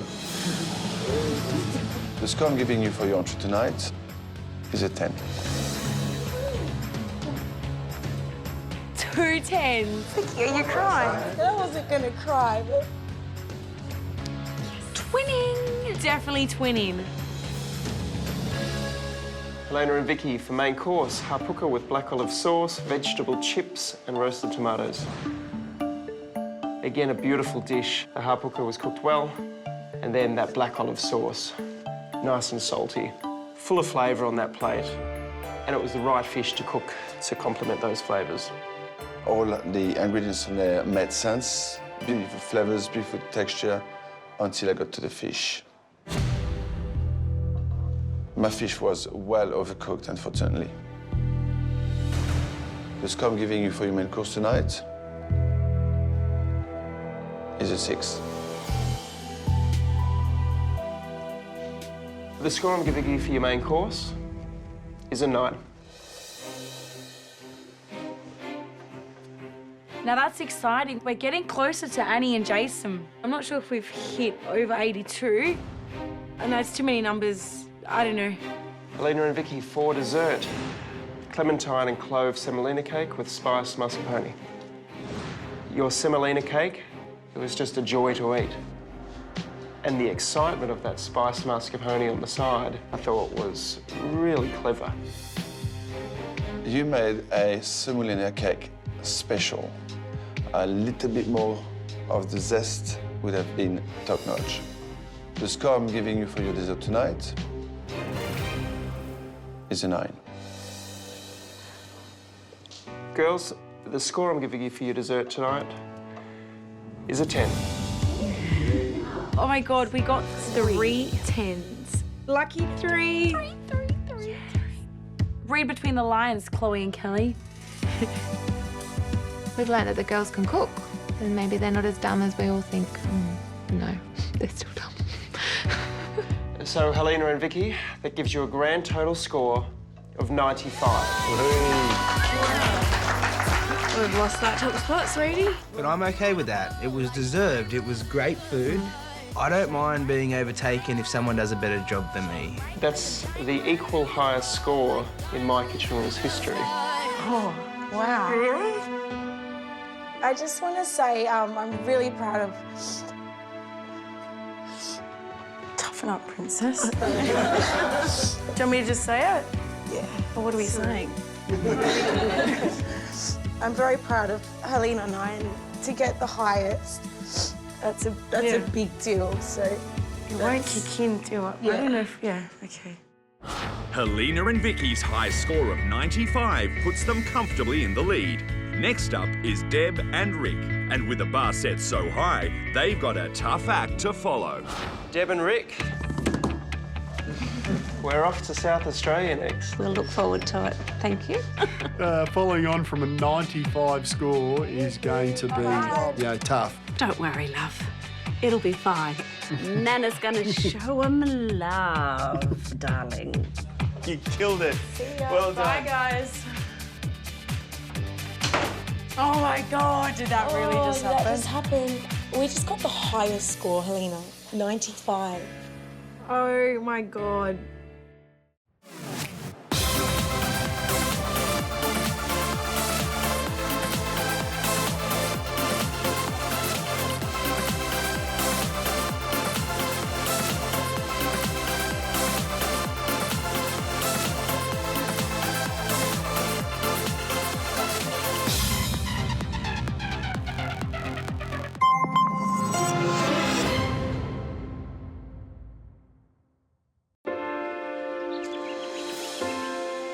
Food is my life. It's in my blood. I quit my job. Oh my God. I put the mortgage on hold. This means everything to me. Everything to me. Everything to me. I feel like now's my time. Here we go. It's game on. Everyone's invited. Oh yeah, oh yeah. As this year's teams We're just ordinary women in this extraordinary journey. do the impossible. That's the highest score in My Kitchen Rules history. Cooking for Pete Evans and Manu Fildel. Our teams are creating history. Loved it. Perfection. Tick, tick, tick, tick, tick. Wow, this dish is the best we've ever had on My Kitchen Rules. This is what dreams are made of. Teams will feel the pressure. You can't second guess everything I do. Don't want to suck this up. Of the ultimate cooking competition. Oh my God. It's pretty much baby food. Boom. You know what I mean? Where some will fuel the fires of rivalry. Waste of a good piece of fish. I don't think it's a competition dish. Quite frankly, this is disgusting. That face she pulled, I thought she was going to kill me. There's not enough room in this competition for 2 young girl teams. Game on, biatches. More instant restaurants. This is huge. Breakfast is served! More challenges to conquer. Here they come! It's go hard or go home. Doors closing. And in our biggest surprise yet. It's the My Kitchen Rules food truck. Holy truck! Our teams are coming to you. Cooking around the country with Chef Colin Basnich. Are we starting to feel pressure, sweat, panic? I quit. No, you don't quit, okay? No, Jess, you don't. You're going to do it for me. Back in. One team will rise above all others. This is where our dreams are going to happen. And be crowned the My Kitchen Rules champions. Australia, meet your teams for 2014. I just can't believe we're here. All I've known is milking cows and making cheese. You nearly have to pinch yourself to go, this is actually happening to us. Ooh, yes, I am still here. I think I'm going to cry. Cannot wait to show these other bunnies what Nana and Pa are made of. Oh my God, Jess. This is the sort of thing that happens to other people. Yeah, not us. Yeah. Lucky girls. Yeah.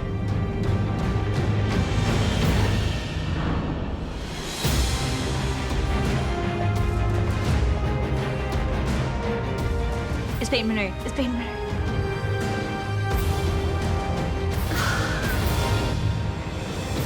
Teams, welcome to My Kitchen Rules. This is actually very, very exciting. It's like the start of a footy game, you know? You're nervous, but you're pumped. You all have a true passion for food and a desire to be the best you can be. But this is just a starting point on an adventure of a lifetime. I've been to some of the most amazing places in the world, but this is just awesome. You're all good cooks now, but you need to be much, much more. You will need to be inspired and inspiring to be the next My Kitchen Rules champions and win the prize, $250,000. Wow. $250,000. I'll give you half. Harvey's. Done. Starting now, you will travel the country in 2 groups, creating the food you love in your instant restaurants. My advice, hit the ground running, because this year, there are no second chances. The lowest scoring team of each group will be eliminated. Being eliminated after just the instant restaurant rounds is so embarrassing, you know, to get kicked out so early. Okay, let's get this show on the road. The first team to cook, from country New South Wales, Annie and Jason. We're first. Can't wait to get these city folk out to the farm. Collect your knife wraps on the way out. May the best team win. Looks like we're going to the country. Get your cowboy hats on. Woohoo! The competition kicks off 3 hours northwest of Sydney, New South Wales, in the beautiful Hunter Valley. They're nice and hungry. Aren't they? Could give them a drink. With cheesemakers Annie and Jason. I'm very excited about today. Yeah, massively. But Before we get started, this is a farm and we've got chores to do. I need a cushion on this thing. Hi, I'm Annie. And I'm Jason, and we're from Dairy Country, New South Wales. Can you grab that bucket for me, Annie? 6 generations of my family have milked cows, so it's basically in my DNA. How's she going down there, babe? Yeah, she's all right. Jason and I are newlyweds, and we've been married for about 18 months. Give me a kiss. Mwah. We have a great relationship. We have the uttermost respect for each other, which The is uttermost, did you hear that? The uttermost. There you go. Cows are my first true love. And then I discovered cheese, and then I discovered Annie. I work at a cheese factory, and it's family business. That's what I'm passionate about. Cheese and cooking good, hearty, country food. Try that. It's amazing. Oh, yum. How good is that? Jason's very obsessed with cheese. You right over there, enjoying your cheese? Yeah. We're here for New South Wales. We're going to take it home. I'm going to make him proud. Let's go do some shopping. Sweetie, we're going to smash it out of the park. The guests will be arriving in 7 hours. See you, Camilla. See you, Felicity. So Annie and Jason must hit the trail and make the 60k round trip to their local shops. I'm really excited to be going first. So am I. I'm just going to read through everything on our list so we know what we're getting. Us country folk are here to prove that country cooking is good cooking and to show the city guys how it's done. Hey, Murray, how are you, mate? Not too bad, mate. Annie and Jason only have a few hours to source the best ingredients for tonight's 3-course menu. The biggest advantage we have is that we're from the country and food is our life. They're hoping to impress the judges with their simple country fare. We don't need anything flash, no bells and whistles, just honest food. We need goat's cheese. Hey, here's the chef here. For our croquettes. For entree, we're making goat's cheese croquettes with rocket and apple salad and caramelised macadamias. Is that it? Yes. Are you sure? No. Can we go through the list? Yes. As Annie and Jason crack on with their shopping, our judges, Pete and Manu, size up their menu. I'm really excited. This is the first instant restaurant menu, and I'm expecting some good, honest country food from Annie and Jason. For entree, we've got goat's cheese croquettes with rocket and apple salad and caramelized macadamias. A croquette is a French word for something that's crumbed and deep fried. I don't think that anything's going to go wrong unless the goat cheese is dry. Hi. Hey, Gerald, how are you, mate? Good, mate. How you doing? Not too bad, Gerald. That's the way. Mate, after some fillet steak. White fillets, yeah? For main, we're making fillet steak with sweet potato puree, polenta-crusted onion rings, and blue cheese sauce. I was thinking, mate, about that sort of size. Yeah. I'm really pedantic about the steak. 250 grams, probably around that sort of 25, 30 mil sort of height. It's got to be consistent height-wise, weight-wise. If they're different, it could be a complete disaster. Some steaks are going to come out rare, some steaks are going to come out medium. It'll make your job a lot harder. Oh, won't it what? Mate, that's unbelievable to know that we're going to be able to serve up a steak like that that was just like grown just up the road from us. That's Better just not overcook amazing. it. I won't. The main course, a piece of meat, 2 veg and a sauce. With a meal like this, there's nowhere to hide. Quality local. Awesome. Thanks, mate. Much appreciated. Thank you. Yum. I think using blue cheese sauce with a steak, it's fantastic. I love it. I've been begging for sauce all my life, and I'm expecting a lot from those cheesemakers. Come on, cheese, cheese, cheese. Give me some cheese. You're happy now, aren't you? Yeah, I'm at my cheese factory. Of course I'm happy. Jason and I today are Team Cheese. Our menu is all about the cheese. I'm going to show them how to use it. For dessert, we're making raspberry and white chocolate cheesecake with chocolate shards. We've got dessert, and we see cheese once again. I don't want to get a cheesecake that you get down at the bakery that's stock standard and they pump out hundreds of them. I want this cheesecake to be something special. Secret cheese room, hey? Whoa, look at the cheese. Hey. We have to pick up any secret weapon. We need 1.2 of labna. Labna is a yogurt cheese. It's very similar to a feta with its consistency. It's going to add a beautiful, subtle, sour taste to our dessert. No. There was heaps of them. There? There's now only 2. There's only 2 tubs of labna. Shit. And we need 3. Hey, did you grab labna out of the fridge today? No. They used it for fudge this morning too. Oh, you're kidding me. See if your mum's used it all yet. Don't yell at her. You haven't used that labna yet, have you? That's our secret ingredient. If we don't have this labna, we're just going to be making a boring old cheesecake.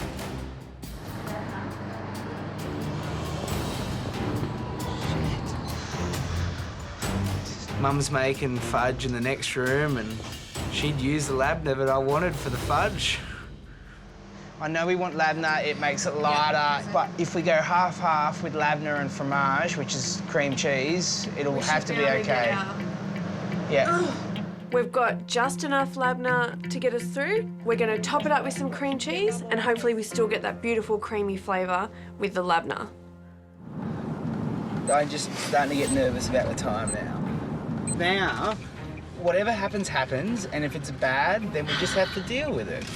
We can't change anything. We live too far out of town. We can't just duck back to the shop. Annie and Jason are the first team to cook in this year's My Kitchen Rules, and there is so much pressure on these guys to come out, hit it out of the park. We've got 12 guests coming in, nearly 3 hours. We've got so much to do and so little time to do it in. We really need to decorate our instant restaurant and get everything in place. Let's go! Come and sit up here, babe. Actually, come around the other side. There's less bird poo on the other side. It's really important that we set up our instant restaurant before prep time starts. We have to move the tractor in position. Let's get set up. Rightio. All right. We really need to get our shed in pristine order. You can tighten a bow. I'll do the other end. We're calling our instant restaurant the Milk Bone. We really want to make this so people feel like they're in the country. We want to go rustic old school. Rustic old school. Yeah. If this instant restaurant doesn't say country, I don't know what does. What if people come in and they think we're country bumpkins and hillbillies? They're probably not that far from the truth, are they? Probably not. Done. Happy? Give me a kiss. Yeah. Let's go get cooking. All right. There we go, 3 hours, let's go. Countdown begins. We put our aprons on. Mwah. All right, we need to get into action. Is this a bigger day than a wedding day? Or am I going to get shot for saying that? Look at our knife. Look at this. Wow. Look at that. That's pretty cool, hey? First thing we need to do is get started on this cheesecake for dessert. We've got to get it in the fridge to set. I'm just getting the filling sorted, so I'm just putting the labna in. To make the filling for our cheesecake, we take our beautiful labna, our secret weapon, a little bit of cream cheese, and whip it with some caster sugar. What do you think this is going to be like, not being full labna? I don't know. Come and have a look and tell me. I swear I think it's normally thicker than that. We've never combined labna and cream cheese before in a cheesecake. The consistency needs to be perfect, because if it's too runny, this is a massive risk. If this tastes bad and it doesn't set properly because we have mixed the 2 cheeses, we're done for. Okay, I'm pouring these in. In they go. Once I've got the cheesecakes level, I then pipe my raspberry sauce on top. I'll probably cry if this doesn't work, you know. Will you still love me? Yeah, of course I will. You going in the oven? Can you open the oven door, please? Yes, I can. The scary thing is we're not going to know if it's okay until it's time to plate. 2 hours left. That clock is going fast. I am going to start on the goat's cheese croquettes. For entree, we're making goat's cheese croquettes with rocket and apple salad and caramelised macadamias. Are these going to be your best croquettes yet? Yeah, I think so. And you're going to get them nice and even size? I'll try to. Serving cheese for 3 courses. I'd usually think it was too much, but Annie and Jason are cheesemakers, so I'm pretty sure they can do something special with cheese. Some people might think there's too much cheese on that menu, but frankly, myself as a Frenchman, I'm happy. So, sweetie, what happens if someone turns up that doesn't like cheese? Lucky for them. Every course has got cheese in it. I love that we're using cheese throughout our 3 courses. Hopefully it's not too much cheese. You're moseying on over there, Jason. What does moseying mean? taking your time. There's slow and there's slow. So I'm going to start crumbing these croquettes now. Are we happy with where we're at? Yep. How you going? You done? Not quite. Come on. If you start to worry about time, time goes quicker. Whew. The croquettes are done. Finally. Do it once, do it right. You're a doofus. Do you think I should be counting these onion rings, or are you happy for me to just cut all of the onions we've got? For the main, to go with our steak, we're making polenta-crusted onion rings. I want you to crumb the onion rings for the main. Yeah. Flour, buttermilk, polenta. I just finished croquettes. You're back crumbing again. I'm the king of You're the the crumbing king. I'm feeling really good, feeling really happy. I'm in my zone. We're bringing country back, yeah. Those city folk, they don't know how to act, yeah. I don't know the rest of the words of this song now, so I'm gonna shut up. Yeah. So, sweetie, I wonder what the other contestants are gonna be like. Hopefully nice. I can't believe this is the first instant restaurant. The competition has started. And we're really excited. It's gonna be awesome! It's really beautiful, but it's just not me. Look at this, I can't even walk down here with my heels on. We've been to the finest Michelin-star restaurants in the world, so of course we're gonna win this competition. We know good food. Give me the city any day. No. Seriously. They're almost here. Okay, I'm coming. Let's go, we're gonna go. Guests are almost here. It's time to check the cheesecakes. Look at that, sweetie. Oh, amazing. Pull them out right now. It's ready to go in the fridge and set.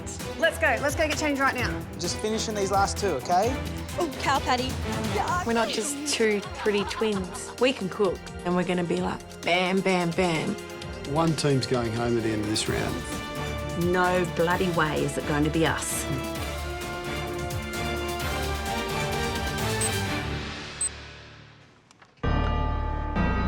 It's real. It's now. Let's go. Let the games begin. G'day, guys. Come in. Jason, welcome to the country. They look really cute. They've got their piggy tails and their checkered shirts. Just cute little country bumpkins. Rick, how are you, mate? Jason's smiling, but you can see that it's a really nervous smile. He is packing death. Jason, how are you, mate? Not too bad. Nice. As soon as we saw Annie with the little plaits and the checkered shirt, I don't think Michelin, I don't think fine dining. We walk out the back door towards the barn, tractors, cows. Look, you know you're in dairy country. No.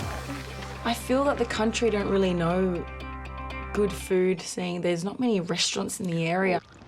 G'day, guys. What's your instant restaurant for the night? Go and open her up. Thank you.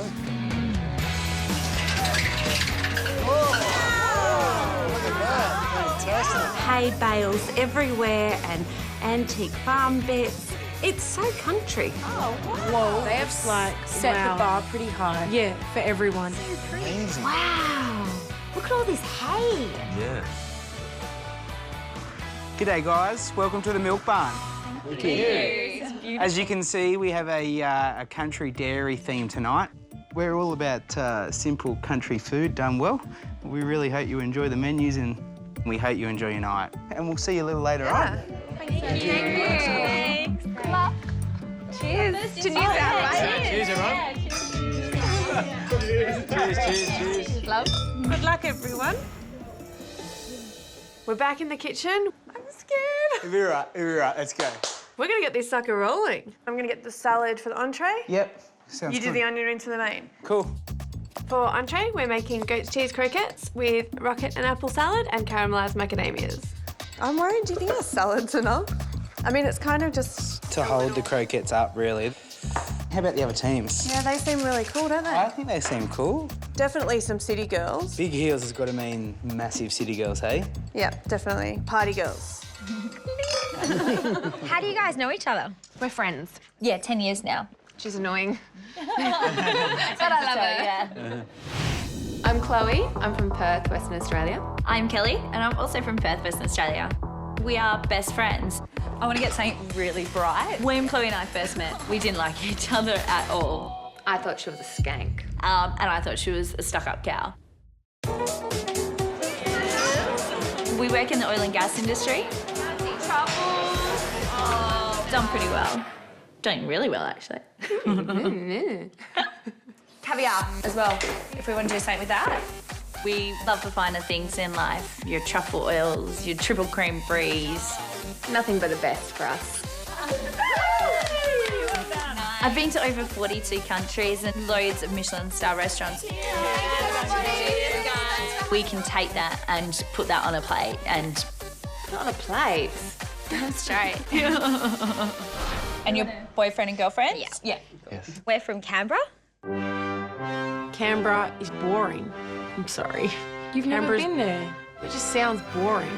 And we're really super excited to be here. It's really quite cool. We're actually really excited because I think we'll be able to show Canberra in a completely different light. We love Canberra. I love Canberra. Canberra's our best. No, but seriously, I love it so much. We really genuinely love it, and we really hope that that comes across. I love it. I love it. I love it so much. We do love it. Hi, I'm Andrew. I'm Amelia. Ladies first. We've been going out a few months, so we're still learning things about each other. It's just so awesome. He's my first real boyfriend. Yeah, like, He I was there said- first. You can't say that! Andrew's so awesome and really creative. I'm a graphic designer, but I'm also a poet, so I guess all creative pursuits is what I'm all about.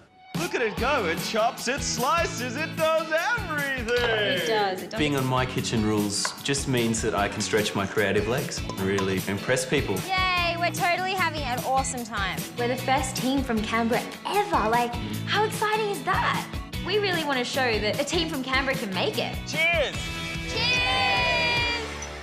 I feel like milking the cows. Oh, Bessie. We're all introducing ourselves, and Andrew decides to get up and go milk this pretend cow. It's working! It's working! Have you milked a cow before? Never. First time. First time. Wow. Cow virgin. Awkward is the word for Andrew. A equals Andrew. Nice job. Oh, bro!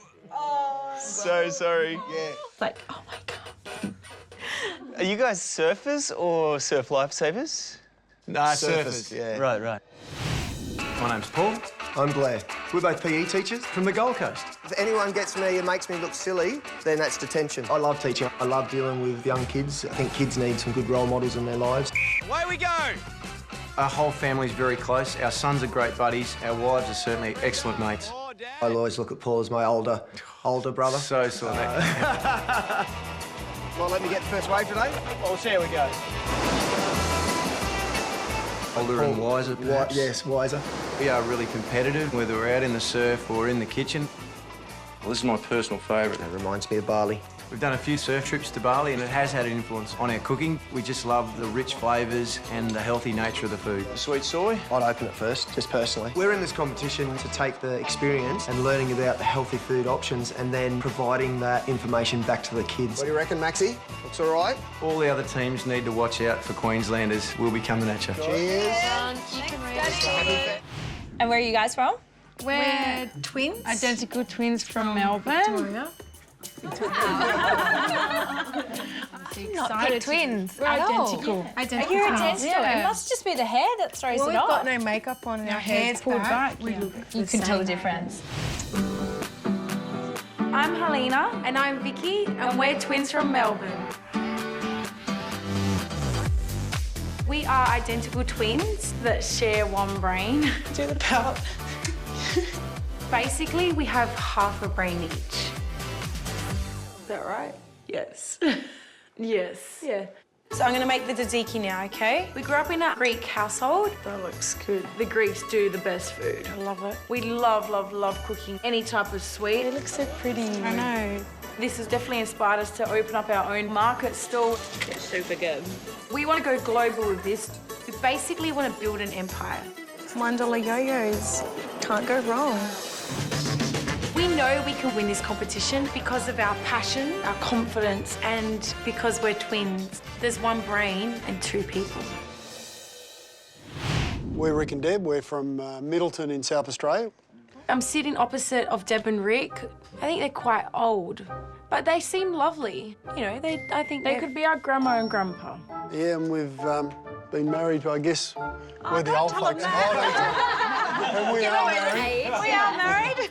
And Old enough to be your mum and dad. And been married for a long time. 38 years. It means you've been cooking for a long time. Whoa, that's Well amazing. done. Well done, yeah. I'm Deb, and this is my wonderful man, Rick. We're from South Australia. I met Rick when I was about 15, and I said to my girlfriend, oh, he's pretty hot. You look pretty hot in that bikini. Yeah, and you still do, honey. Oh, isn't he sweet? 38 years down the track, we've got 4 children and 10 grandchildren. We are living the dream now. We moved away from town down to a sea change. Nana wants to think she's still got it. Now you've got my kitchen rules. And Manu. Doesn't matter what you look like. I'm a good-looking one here. I've got a very unique way of cooking. Do it properly, Dale. Don't stuff it up. Christ's sake. Debbie's a very good cook. As long as we don't throttle each other in the kitchen, we should be okay. Look, there's a rainbow. We wish Nanny and Pa wins. Yeah! Rick likes to win at any cost. I'm not sure whether I like winning, but I definitely know I hate losing. So what else is there? When I first met him, he was young and sexy and had this little surfboard and used to run down the beach. Now he's old and sexy. I'm looking around the table and I'm thinking, there's not much competition around. You've got the old couple, you've got the 2 girls. A little note to all the other teams, you should be really intimidated right now. 2 people, 1 brain. We're staying sharp in this competition. What are you doing? I'm just calculating, okay? How many onion rings everyone gets at the moment? 4.3. Do more. This just isn't a Sunday lunch. We're cooking for 10 guests and 2 of the best chefs in Australia. I'm scared. I'm really, really scared. I'm going to be nervous standing outside that shed with our first meal. I'll go weak at the knees then.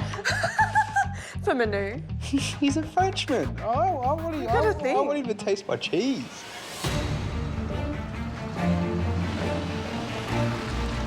It's the first instant restaurant for 2014 and New South Wales.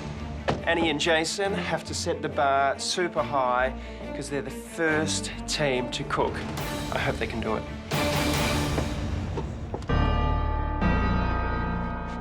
That's Pete and Manu, isn't it? Oh, no, that's quick. Let's go. Okay. They're at our door. We need to answer the door. Yeah, you look good. Let's go. Let's go. G'day, guys. How are you? Welcome. I'm Annie. How are you? Nice to meet you. Nice to meet you, Annie. How are you? For the country. I'll do it French style. There we go. Hey, how are you, mate? Thank Come on you. through to the shed. Do we deserve to be here? Do we deserve to be cooking for Pete and Manu? Unreal.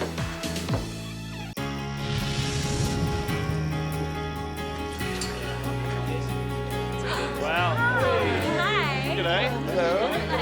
Hi. The judges walk in. Hi. There's a few eyelashes battering and I was wearing a low-cut top, that would have been better.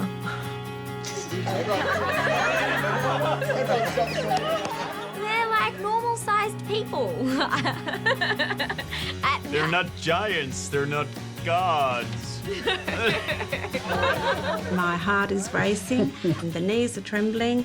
I'm right next to them, so I'm not going to waste this opportunity. Manu, I hope that's a lot of wax because I'm ready to make your hair stand up.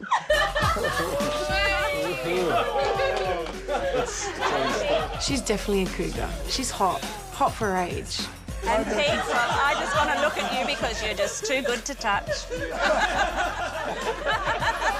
I'd like to roll around in that hay with him. He'd get hay fever. Don't worry about it. Welcome, Pete. Welcome, Manu, to our milk barn. We want to give you a little taste of the country. Hope you enjoy the night and, more importantly, enjoy the cooking. Yeah. Thank you. So let's get started. Annie and Jason, what's on the menu tonight?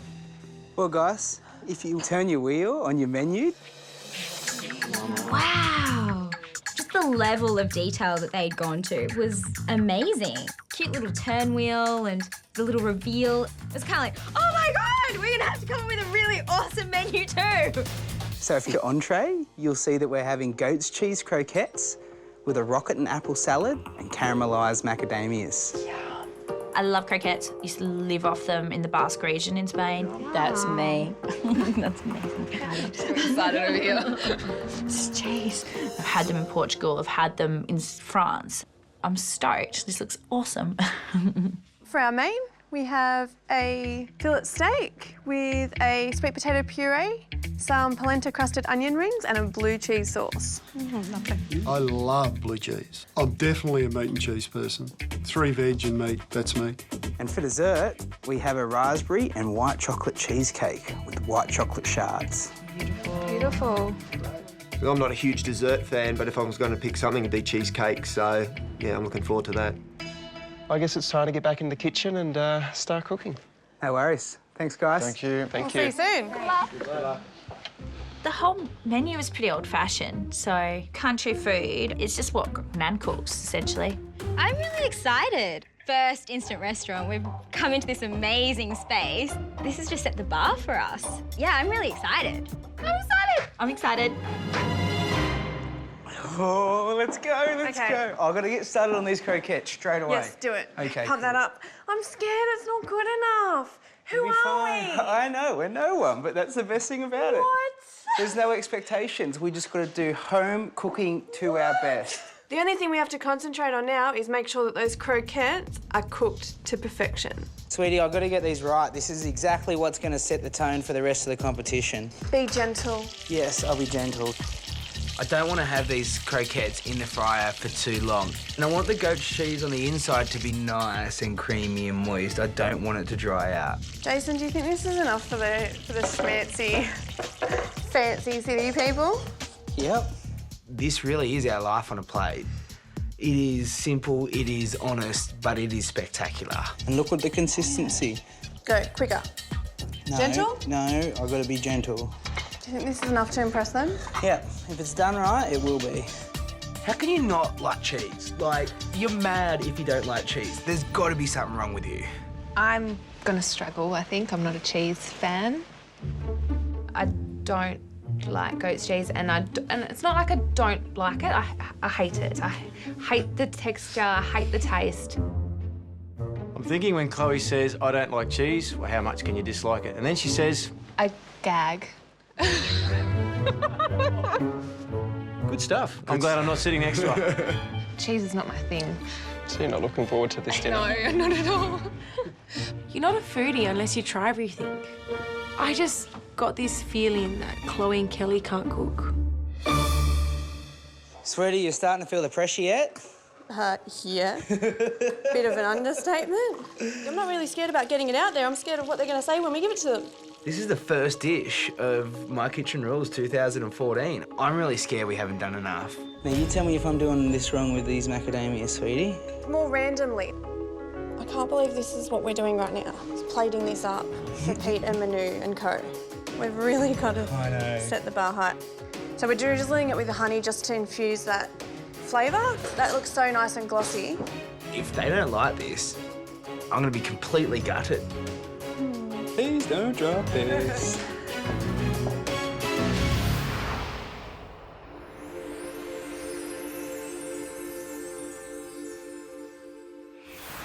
What are we doing here, Annie? I don't know. Hello. Oh! Entree is served. As I set the dish down in front of Manu, I am so scared. I've got sweat rolling down my forehead. Thank you so much. Jason and Annie were looking absolutely terrified. Thank you. They Frazzled. were shaking, they were sweating, they were worried. Thank you so much. Lucky last, thank you. Amazing, thank you. I looked down and I knew I had to eat it. I had to try it. I am very worried.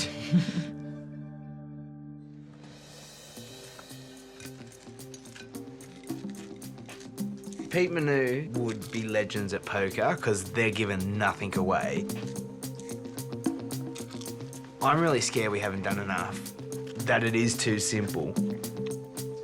It's a big moment for me, like the first dish of the competition being put up. If they don't like this, I'm going to be devastated.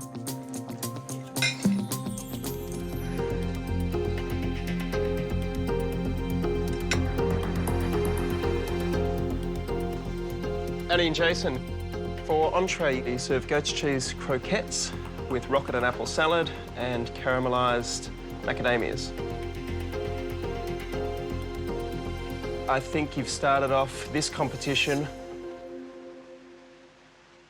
with a bang.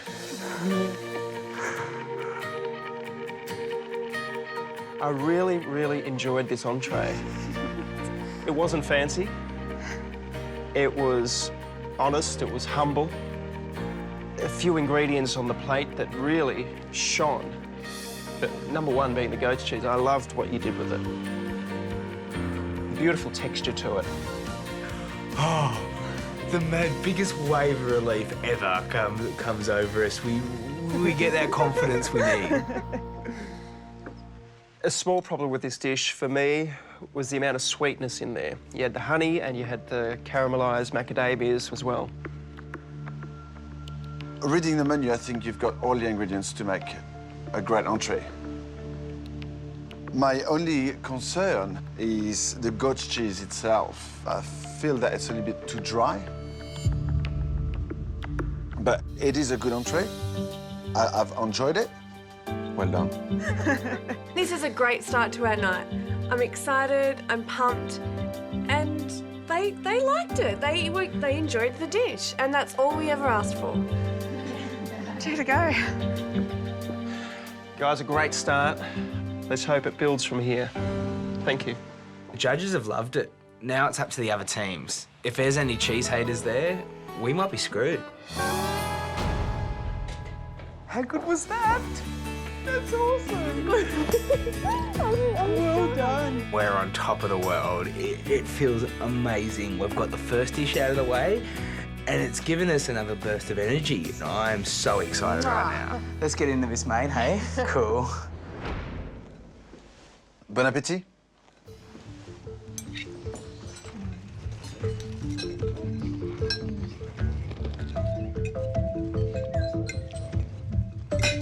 I was expecting it to be a lot more runny. As I'm cutting in, I'm scared.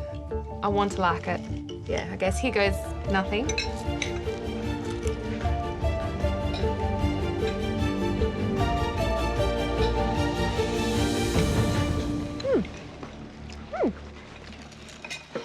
I'm actually doing all right here.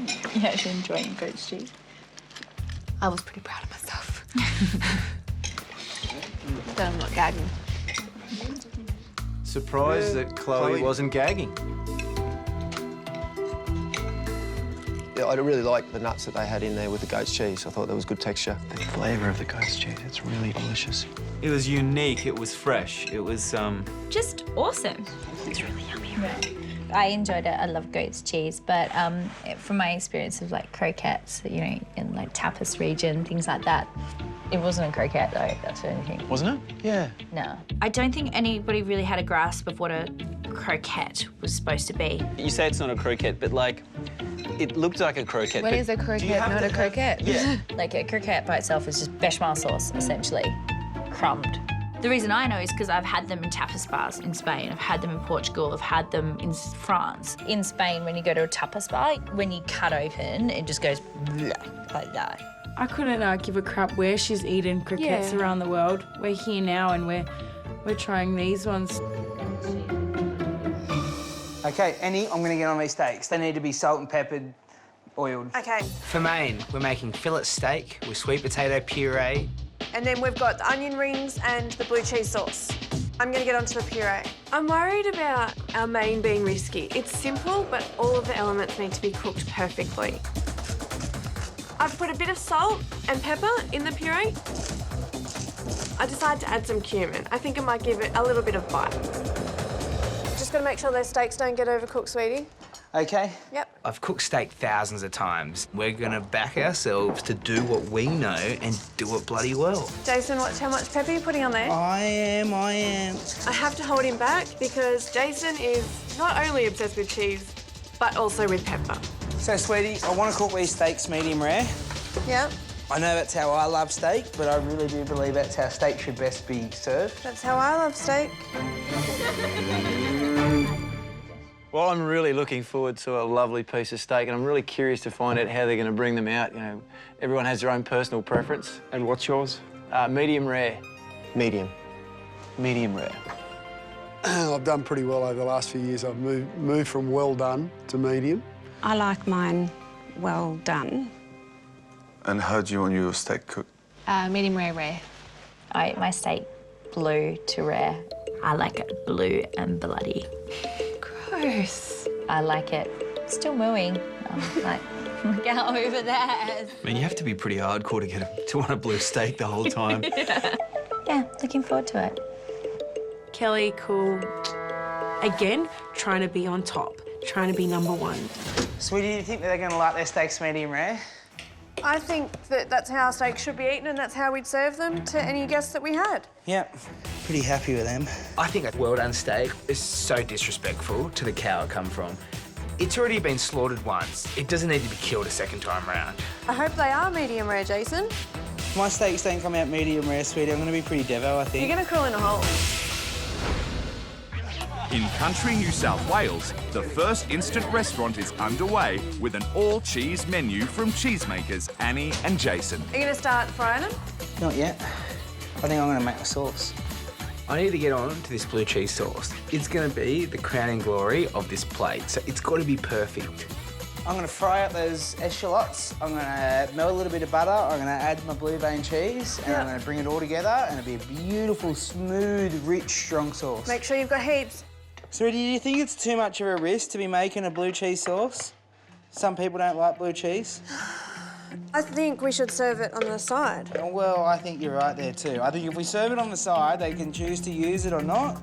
Not everyone likes blue cheese. It's a very quiet taste. But I'm confident that this sauce is going to match the steak beautifully. I'm confident that even people that don't like blue cheese will love this sauce. I am starting to taste it, and I just want to eat more and more and more of it. Oh, the sauce is amazing. I'm working on this sauce. I want it to be perfect for Manu. And what do you know? I turn around and he walks into the kitchen. Hello. Hello. How are you going? That's better. Yourself? And at this point, I get a bit scared. Now, your fillet of steak, how are you going to cook them? Mate, I need to cook them medium rare. For everyone? Yeah. You're not going to ask anyone if they like it rare or...? No, I don't think so. Jason's not going to ask anyone how they want their steak cooked, which is a little bit strange because everyone likes their steak cooked differently and it might be dangerous for the scoring later on. I really think that steak is best enjoyed medium rare. If you cook the absolute crap out of it, then I don't believe that there's anything to be... You don't want to kill it twice? No. I haven't asked everyone if they like their steaks medium rare. And Manu, he's starting to freak me out. If you're going to cook it medium rare for everyone, hopefully all of it's going to be cooked medium rare. We'll get it right. Thanks, mate. Right now, I'm feeling like I may have made the wrong decision. Are we going to go and ask them how they want their steak? No. I've got to shake this off. I'm cooking these steaks medium rare, and they're going to like it.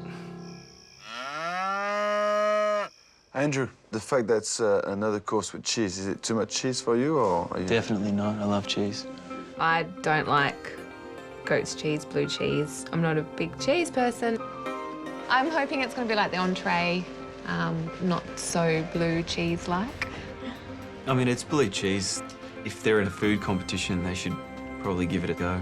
Blue cheese is a strong flavour and essentially a lot of people don't like blue cheese. You don't come into a food competition and not like cheese. Could be, my love. I'm a foodie. We're going to focus on the food.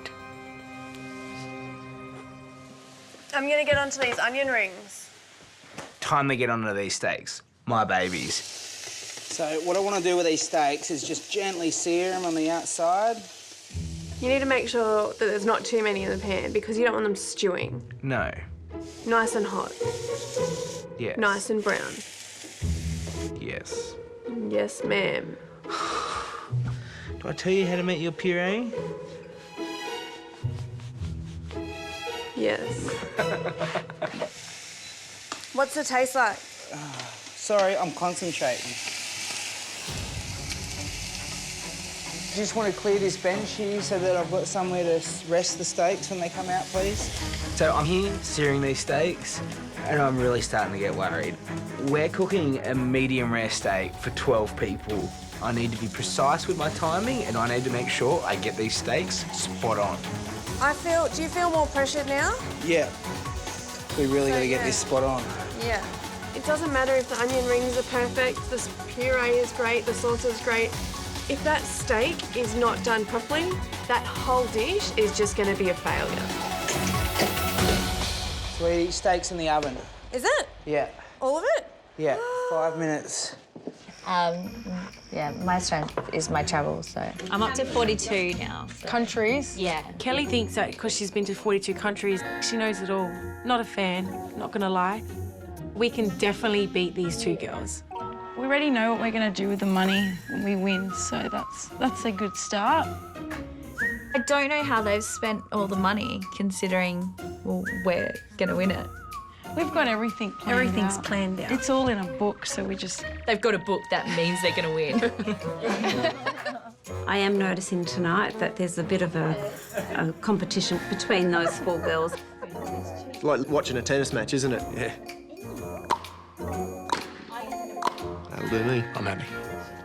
There's not enough room in this competition for two young girl teams, and we're definitely here to stay.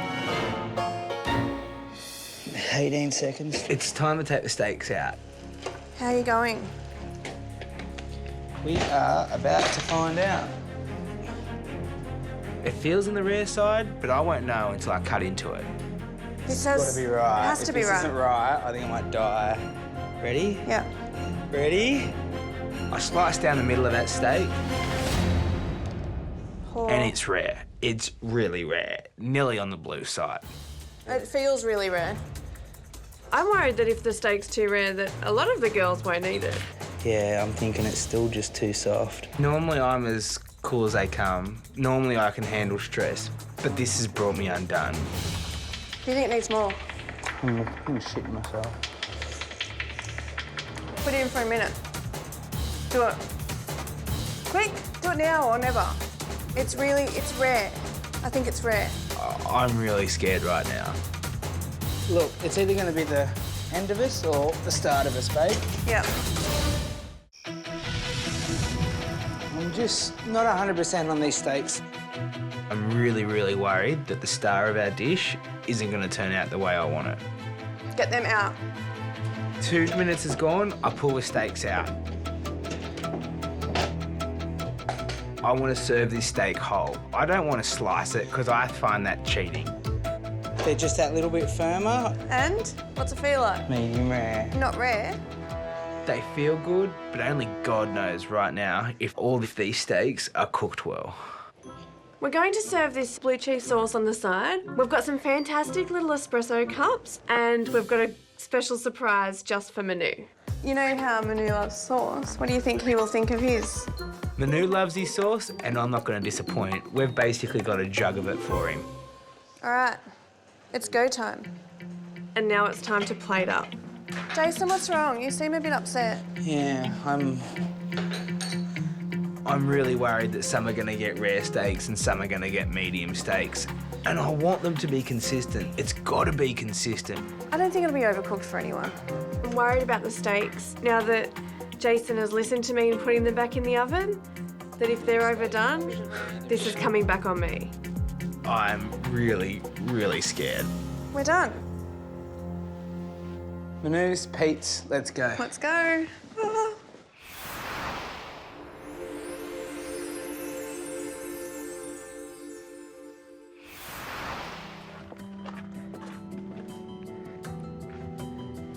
Main is served.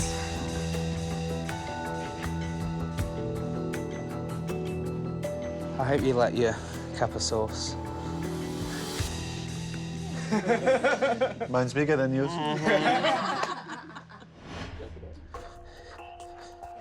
Thanks, mate. So, I got it. Where I finished last time. Oh, thank you. The plate was kind of boring. It was a lot of orange. Yeah, that's what I get at a local pub. It looked good. It was no chips and steak. It was no chips and steak.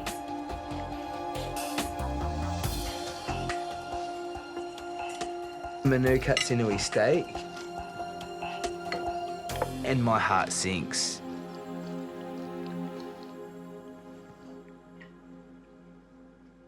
It's still so red. Are all the other steaks this rare?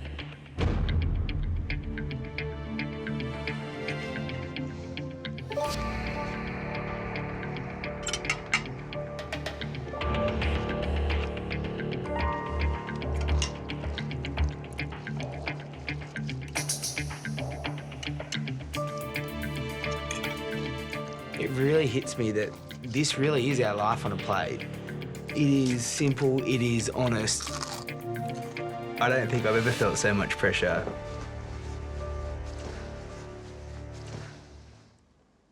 Annie and Jason, you've promised us to cook the beef medium rare. We got rare.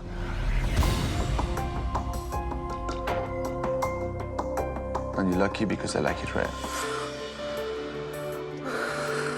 I breathed for the first time in about 20 minutes. Wow. I'm pretty excited to be sitting at this table tonight. The knife cutting through that steak was just like a hot knife through butter. It just straight through it. I love the onion rings, beautiful texture. You were very clever because you teamed it with some pretty ballsy flavours there with the blue cheese and even the cumin and the sweet potato. The one negative, more salt and pepper onto that steak. I feel bad that I stopped him on the pepper. He puts too much pepper in everything. I'm controlling the pepper and the steak, pepper and the salt now. I really want to impress Manu with this sauce. He still hasn't told me if he likes it or not, and I'm still really worried.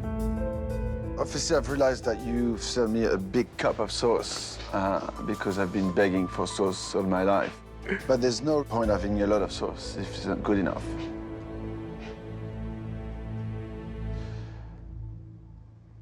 And this one's fantastic. And there's not much left of it, but I'll be drinking it later. Oh, that's awesome. You dirty big sucker. We're thinking, all right, bucket at ours. Give him a bucket of sauce. I think you've done very well. This is the key to this instant restaurant round. It's about cooking the food that you know how to cook. You can get the bells and whistles later on in the competition, but this is about you guys on the plate. And that's what you've delivered, so thank you. Thank you. We go back into the kitchen, and it's a big kitchen. Hell yeah! But it can't contain my emotions. I am so excited. Awesome! That's so good! I didn't think it was going to be that good. No. Fantastic sauce. That's all I wanted. To make Manu proud with my blue cheese sauce. That's so good. Good job. Bon appétit.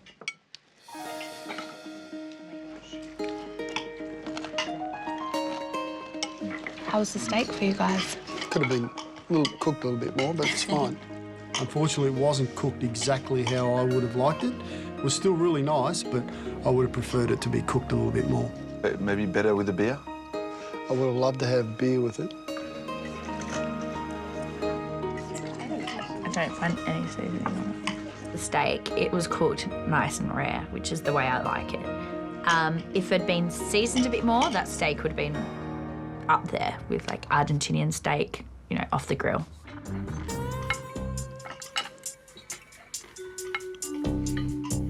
Loved the amount of blue cheese in it. I think they got that right.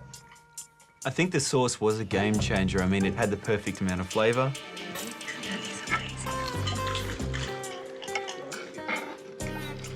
It is nice. It's light, it's creamy. Chloe, she liked blue cheese sauce. If you don't like cheese, blue cheese is probably the cheese you're gonna hate the most because it's so strong. It was nice, and I'm happier that I liked it. I don't understand, she ate it. It's all gone, so yeah, no, I was really happy. So pretty much she's full of Okay, dessert time. Let's finish with a bang, hey? We better. We have to bring it home with the dessert. Right, I need to get onto this because by the time you get that melted, you're going to want my praline. For dessert, we're making raspberry and white chocolate cheesecake with chocolate shards.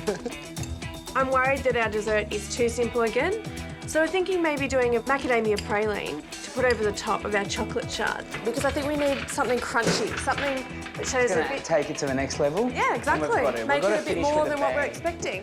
So I've got some macadamias. I'm just going to roast them. I reckon I can get these cheesecakes out. We've got the cheesecakes out of the fridge. We're worried because it wasn't pure labna. I slowly pull the springform pan up and it comes off. It's beautiful. Hey, hey, hey! So this is the first time we've made this cheesecake with labna and cream cheese. I know, we normally just use straight labna. Just be careful. Hopefully this cheesecake is fancy enough for the city people. Good, I'm gonna get the other one out. And hopefully it tastes nice. This is a massive risk. The labna is our secret weapon. It adds a beautiful, subtle sour note to that cheesecake. If we miss that, then this is just going to be a boring old cheesecake.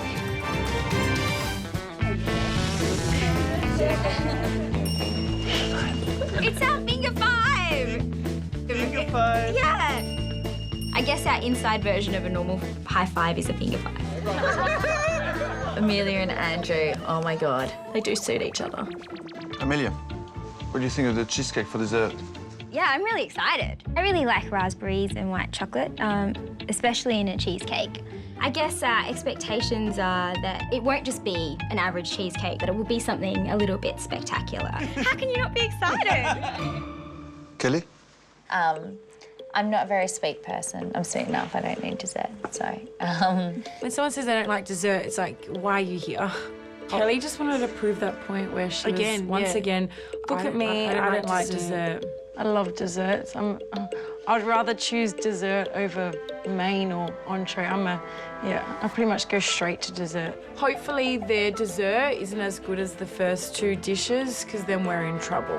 We would like them to stuff up at least once. A little bit. Hopefully this praline is nice and crunchy and... That's what we want.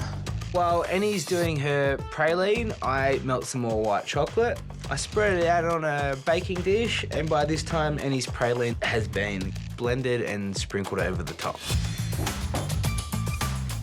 Get that in the fridge, quick, smart. Yep. Are we going to finish on a high, sweetie? After our cheese-inspired menu, finishing on a cheesecake? I'm worried that there's just not enough flavour in this. Not having 100% labna in it. Hopefully that's still enough labna for it to shine through in the cheesecake. There's nowhere to hide with this. If it's not 100% spot on, we're screwed. I love that little S-swirl that you do. When Annie goes to decorate the plates with a raspberry sauce, I convinced her to write New South Wales on the plate. No, that'd be corny. Oh, no. No, that'd be corny. No. I don't want to do it. I think it's corny. Why do we need to write New South Wales on our dinner plates? But he's so excited about it. How could I take that smile off his face? That looks unreal. I'm so proud of you, sweetie. I'm proud of you. Aww. Our simple dishes work for our entree and main, so hopefully our simple cheesecake will blow them away. Looks good. Proud of you. Okay, let's get this out. Cool.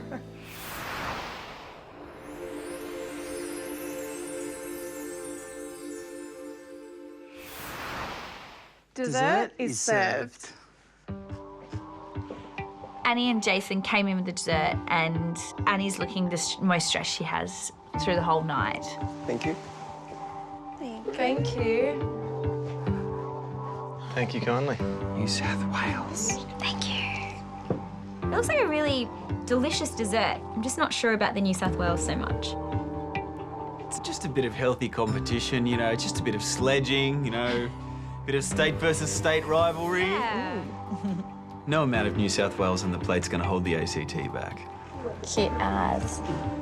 It's cute. It's cute like them. but it's not something you'd see at a fine dining restaurant having New South Wales painted across it, and not very well either.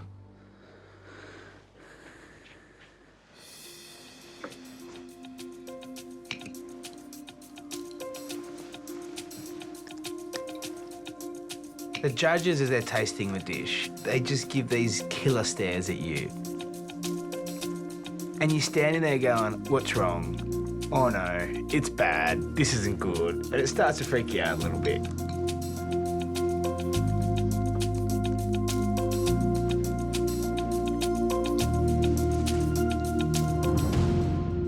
Annie and Jason for dessert, raspberry and white chocolate cheesecake and chocolate chard. It's a cheesecake. It's a good cheesecake. But the white chocolate, the raspberry, it was on the side. It wasn't a white chocolate and raspberry cheesecake as such. It did miss a bit of the wow effect. It was a good cheesecake. Good is a good thing. I'll take it. I really enjoyed the dessert. I thought it was good. I really like the sour flavour from the labna, from the yogurt cheese that you had in there. I think that took it to another level that most cheesecakes don't get to, and that really appealed to me. The New South Wales, I don't need to see that again. But very enjoyable. Guys, I think you've done a really great job tonight. Knowing it's the first instant restaurant of the whole competition, yes, you've done very well. Thank you. I'm proud of us. I think we did well. Hey, that's all right. Yeah, that was good. I think we've done the best we could have done. We've given it all we had. Now we've just got to wait and see. I know, a long wait. Proud of you. Me too.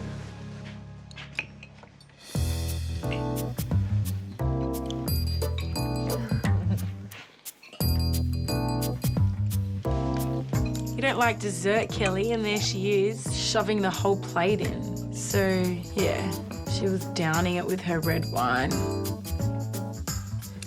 Piggy, piggy.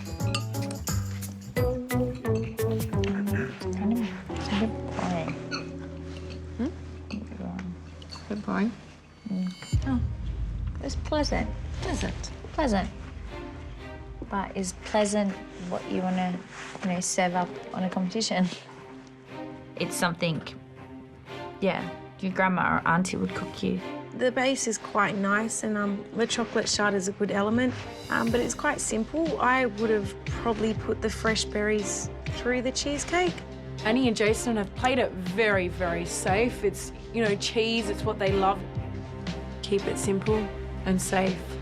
Well, I thought the texture was beautiful, and obviously I ate the whole lot of it. It was just absolutely melting in your mouth. It was beautiful. Annie and Jason have just put together some cracking meals. I mean, there's 250 grand on the line here.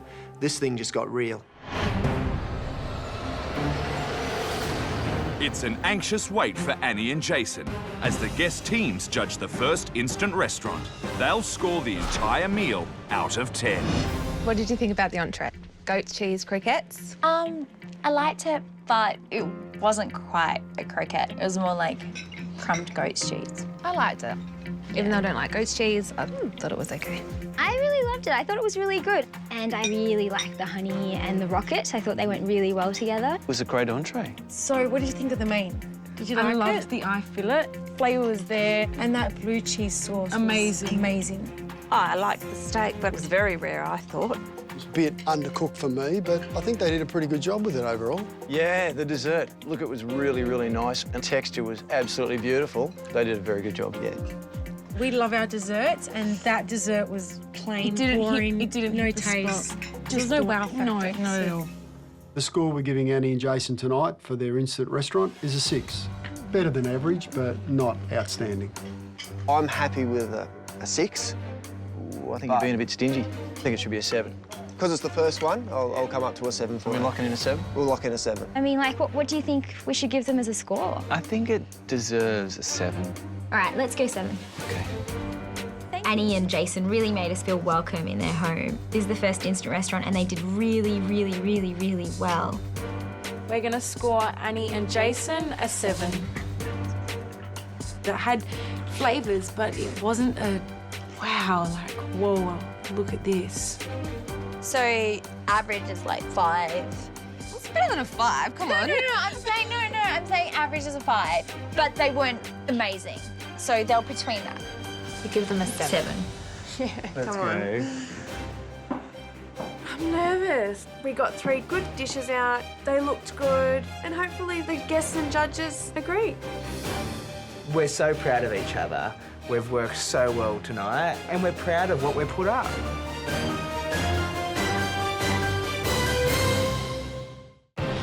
New South Wales cheesemakers Annie and Jason open the competition flying the flag for country Australia. We just got to do home cooking to our best. With a risky all-cheese menu. Entree is served. It was honest, it was humble. I really, really enjoyed this entree. It's go time. A main of meat, 2 veg and sauce. This really is our life on a plate. I'm really scared we haven't done enough. Had them riding high. There's not much left of it. Oh, that's awesome. But will a simple cheesecake be one cheese dish too many? It's a good cheesecake, but it did miss a bit of the wow effect. The guest teams have scored. Now it's time for the judges' verdict. Annie and Jason, you're the first team to cook on My Kitchen Rules 2014. It can't have been easy, stepping into the unknown, so well done. Thank you. And now for the scores. The guest teams have given you a combined score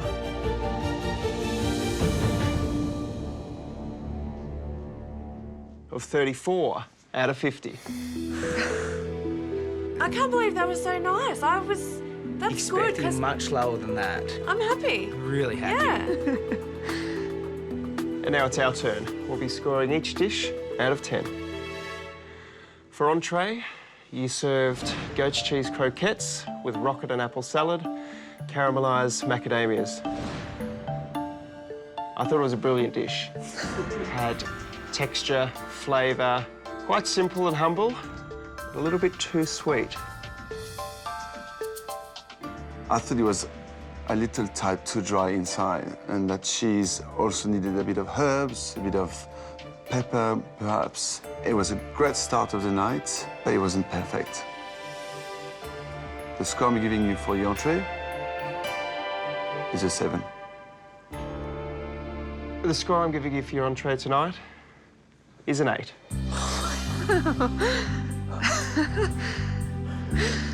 Did you say 8?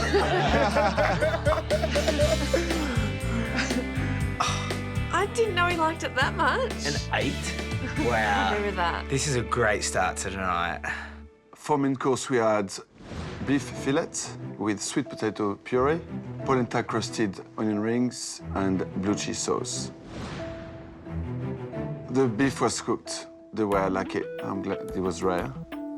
The onion rings, loved the texture, the crunchiness. What really ticked the box for me was the sauce. The sauce. And the fact that I had a big bowl of it. You had 4 components on the plate that worked together really, really well. It was very hard to fault your dish. Maybe a little bit more seasoning. The score I'm giving you for your main course this evening is a 9.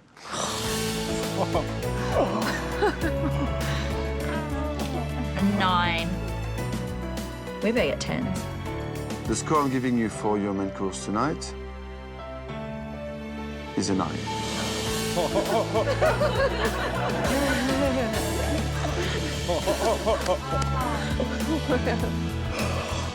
Two 9s? Wow. That's insane. That's insane. Annie and Jason, for dessert, you cooked a white chocolate and raspberry cheesecake with chocolate shards. I love the creamy texture. I love the labneh yogurt that you used inside that cheesecake. Had a beautiful, subtle sourness to it. Again, a few ingredients cooked well that work together. That is the essence of great cooking. I didn't have the wow that I was waiting for. Yes, it's a cheesecake. It was done well, but it was only a cheesecake. Saying that, I really enjoyed it. The score I'm giving you for your dessert tonight is a 7. Cool. That's awesome. The score I'm giving you for your dessert this evening is an 8. Seems the judges like the cheese. They must have loved the cheese. So, Annie and Jason, that gives you a grand total score tonight of 82. That's awesome. 60s or 70s, I'd be stoked. great. And this is, I'm over the moon. You've set a bar quite high for the rest of the team, I believe, and for yourselves. And we're not going to want any less than that from now on. Anything can happen. And it will. It just gives us the confidence that we're actually meant to be here. Our country flag is on the top of the flagpole, and we're going to be flying it high the whole competition. So these city folk better watch out. Annie and Jason have bolted out of the gates with an impressive score of 82. But there are 5 teams yet to cook. And at the end of this round, the team with the lowest score will be going home. Well, I guess with that, we'll take our leave and we'll see you in Canberra. Okay. Annie, well done. We're really looking forward to our instant restaurant. Thanks so much. Well, we're representing Canberra for the first time ever, and we're absolutely stoked about it. We're going to give them a wallaby. It's going to be awesome. We'll see you soon. Bye, everyone. 82 for the country.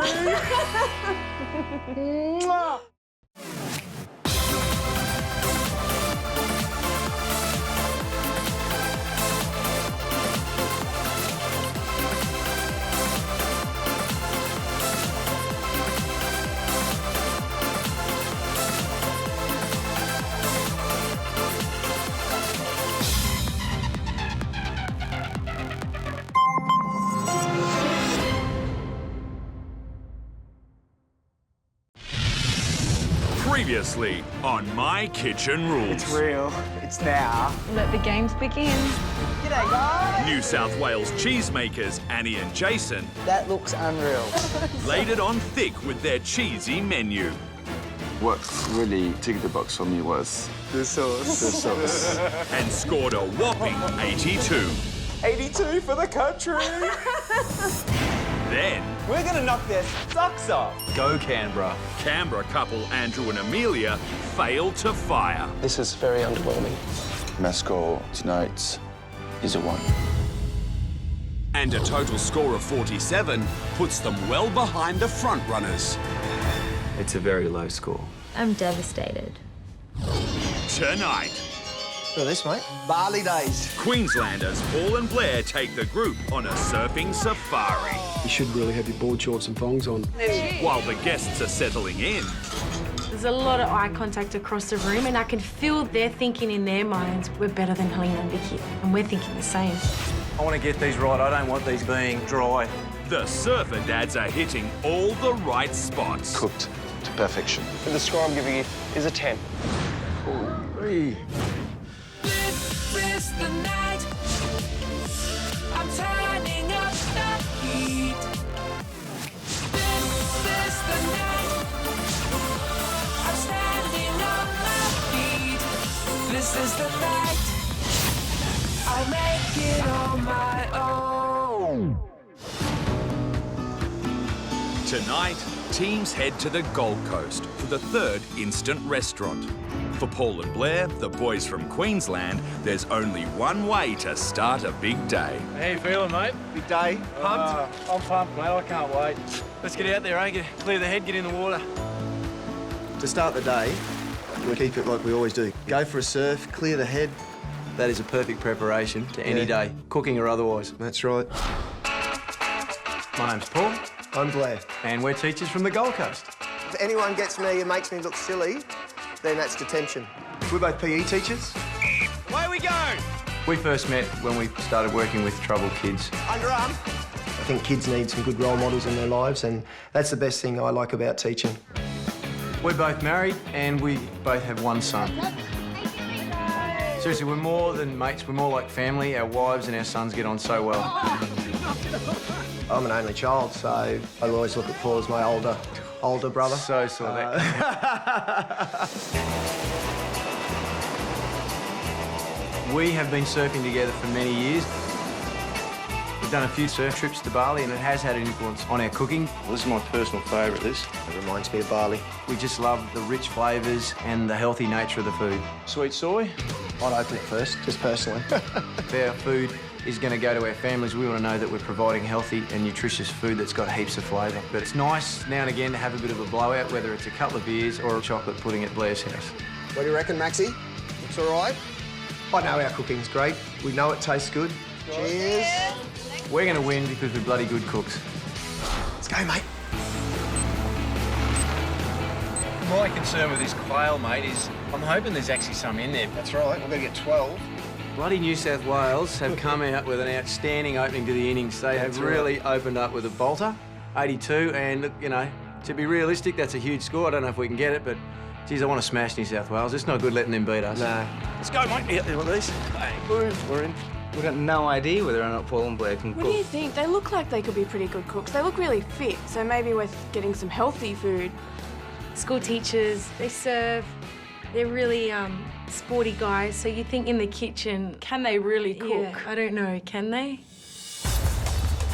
Oh, look hang on, obviously that right foot. I'm thinking I need to go over and see straight away, have they got 12 quail? Just wondering if you've got some quail. She won't have it. She won't have it. We don't in the deli. The mouth dropped and it was like, oh, yeah. Wait, and then she goes, but we do in the meat department. Oh, I can take you around and show you. You're my new favourite person. For entree, we're cooking salt and pepper quail with lemon pepper dipping sauce. I'm giving you a hug. You saved us. You saved us. Well, give me some love too. Thank you very much. Cooking quail could be very difficult, the fact that it's a very small bird. It doesn't take long to cook, and if they cook it too long, it could be very dry. Limes, bean sprouts, and we get some baby spinach. Nothing here. Rice, Jazzy. What's this for, mate? This is fresh turmeric. For the main? For the main, we're cooking a spicy Indonesian chicken curry.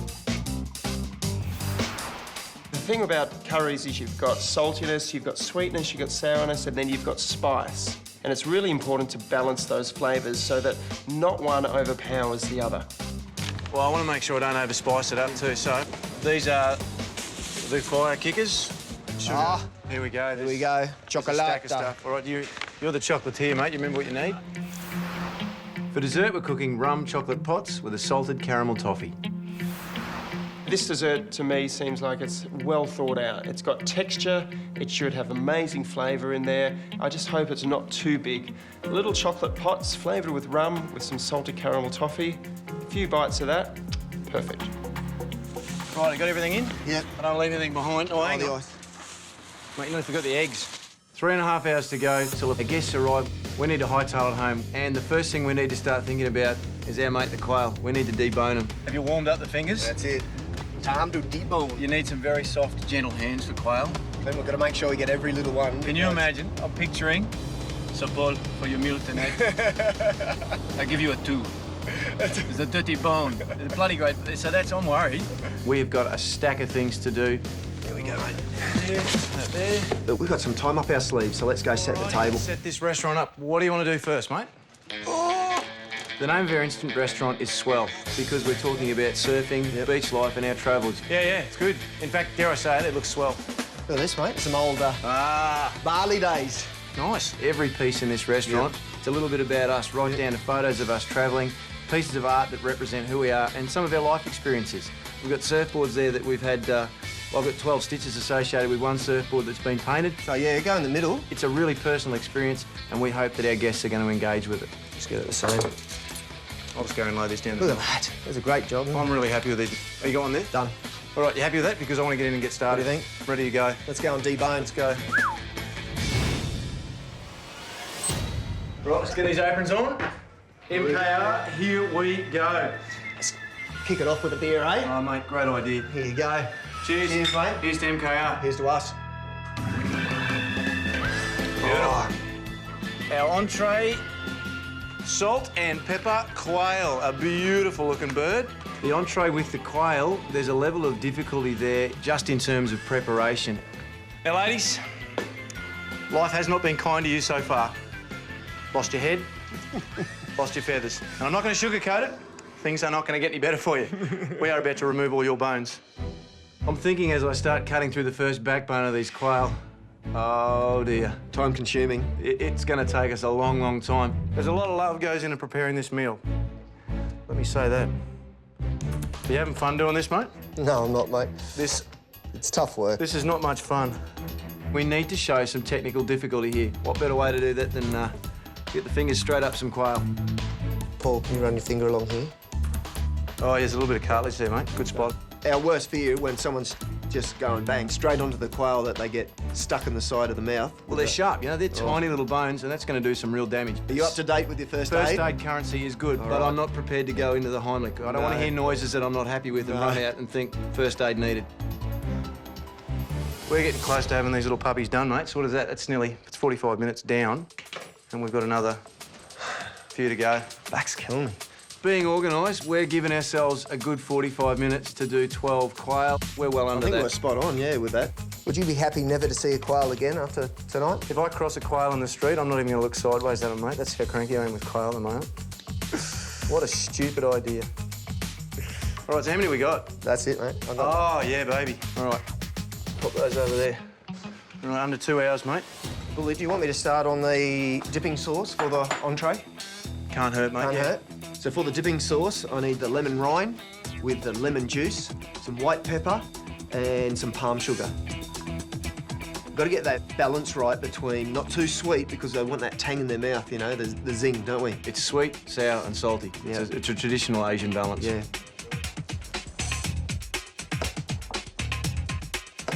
How you going with that, mate? Yeah, it's a bit too tart. But it's all sitting down there. No, that's sweet, mate. We've got a difference of opinion on this one. I think it's too tangy. He thinks it's spot on, maybe a little bit sweet. I'm happy with that. I'm going to test it again in probably half an hour and see if there's any change to it, but I might put some more palm sugar in there. I'm going to put it aside. I can tinker with it later on when I've got the time to worry about it. I'm pretty much done now. I'm going to make the spice paste up. I think for the main, this is us on a plate. You know, this is every trip we've done, eating some sort of spicy dish. It's got to be authentic. It's got to taste like a true Indonesian dish. So I think, you know, given that they're not here for another hour and 12, if I can get this going and get it simmering over on the stove, that puts us in pretty good stead. Yeah. The curry paste is about fresh ingredients. Fresh turmeric, galangal, ginger, lemongrass and some chillies. You can smell that, hey? Beautiful. It's nice, especially the galangal. In the back of my mind, I'm really thinking I need to balance the level of heat with those chilies. I don't want it too hot, but at the same time, it's got to be authentic. If that was me, I'd certainly want it with a fair bit of punch. Yeah. I've deboned my portion of the quails. I've now also done my lemon dipping sauce. I need to get all of the elements ready for my dessert.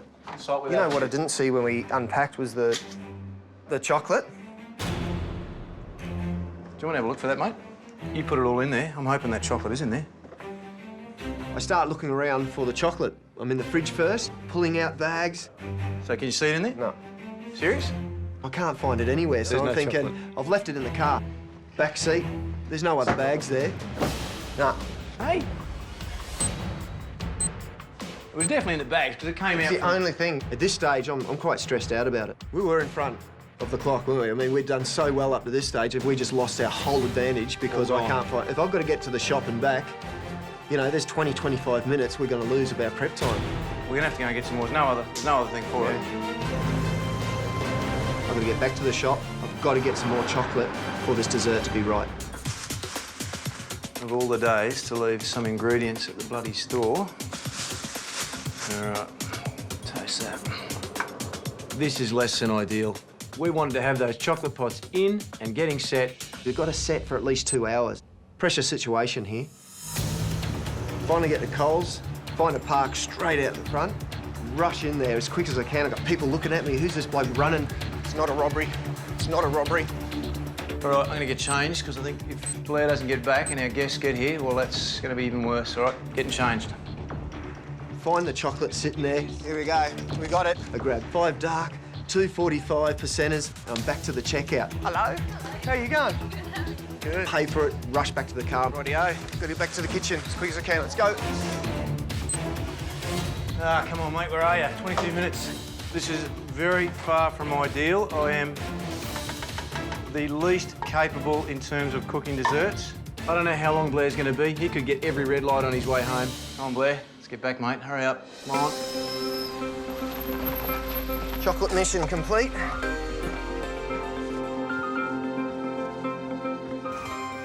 I'm back. Woohoo! Hey, nice effort, mate. Look at the time. 20 minutes to get changed. How quick can you get changed?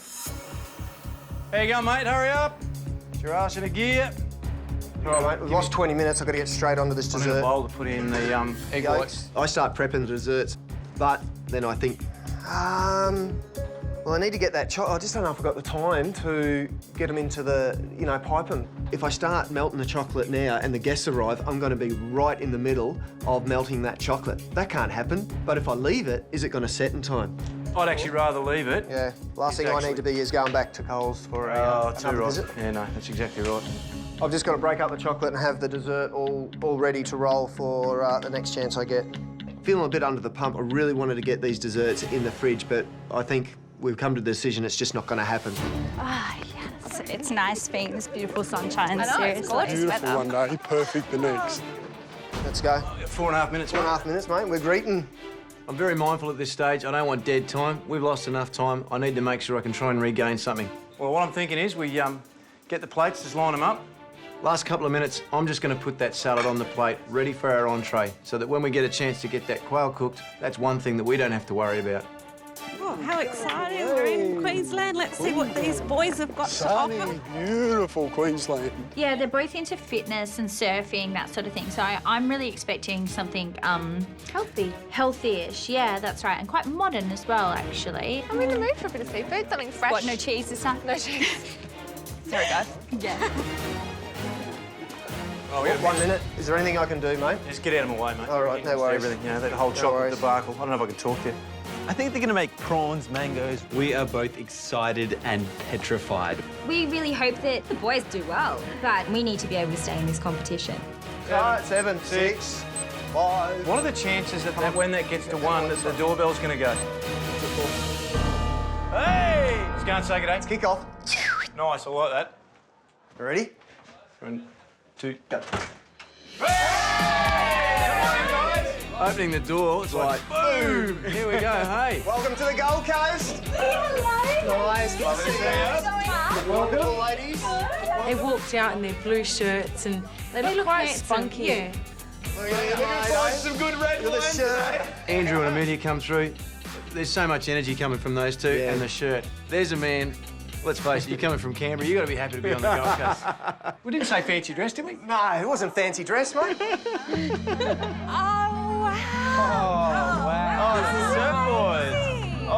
There's beautiful colour everywhere. Colour everywhere. I've been to over 42 countries, and there's a lot of stuff about travel there as well, which got my eyes. So cool. Awesome. This just feels like Bali, really relaxed. You should really have your board shorts and thongs on. Oh, my goodness. They've really developed everything. The decorations look amazing. I'm worried. I'm starting to get a bit nervous. The theme looks great, but the theme's like one part of tonight, and they've got 3 dishes to pull out. All right, good evening, everyone, and welcome to our instant restaurant, Swell. Everything around the room has a little story to tell. It's travel, it's surfing. You'll find a selection of locally brewed beers, and of course, there's plenty of wine, so don't hold back, enjoy yourself.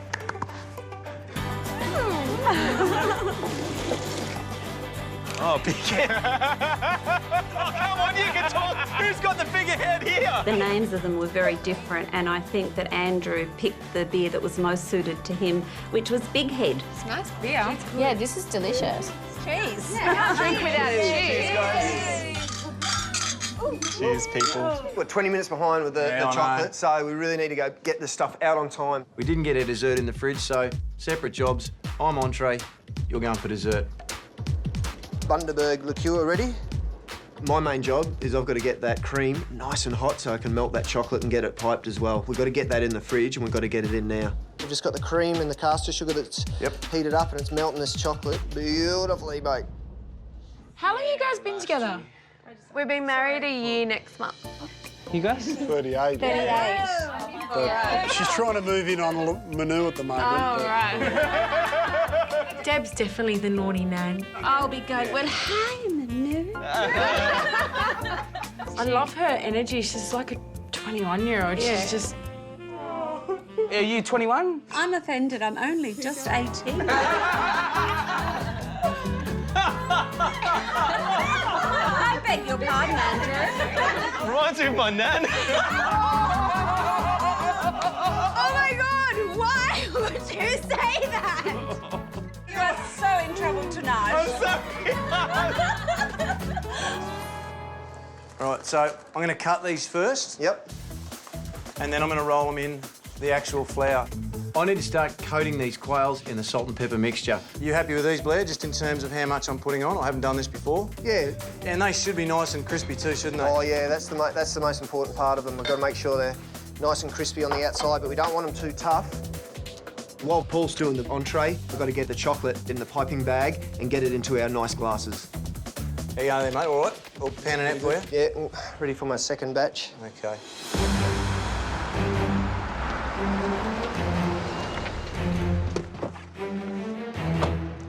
It's a hard feeling. We're about to be judged. You know, as an adult, you don't often get critiqued like this. And, hey, we normally dispense it as teachers. Yeah. Shoes on the other foot. All right, mate. Hey, they're here. Come on. Say, when that doorbell rings, it's like, oh, dear. These guys know what they're doing.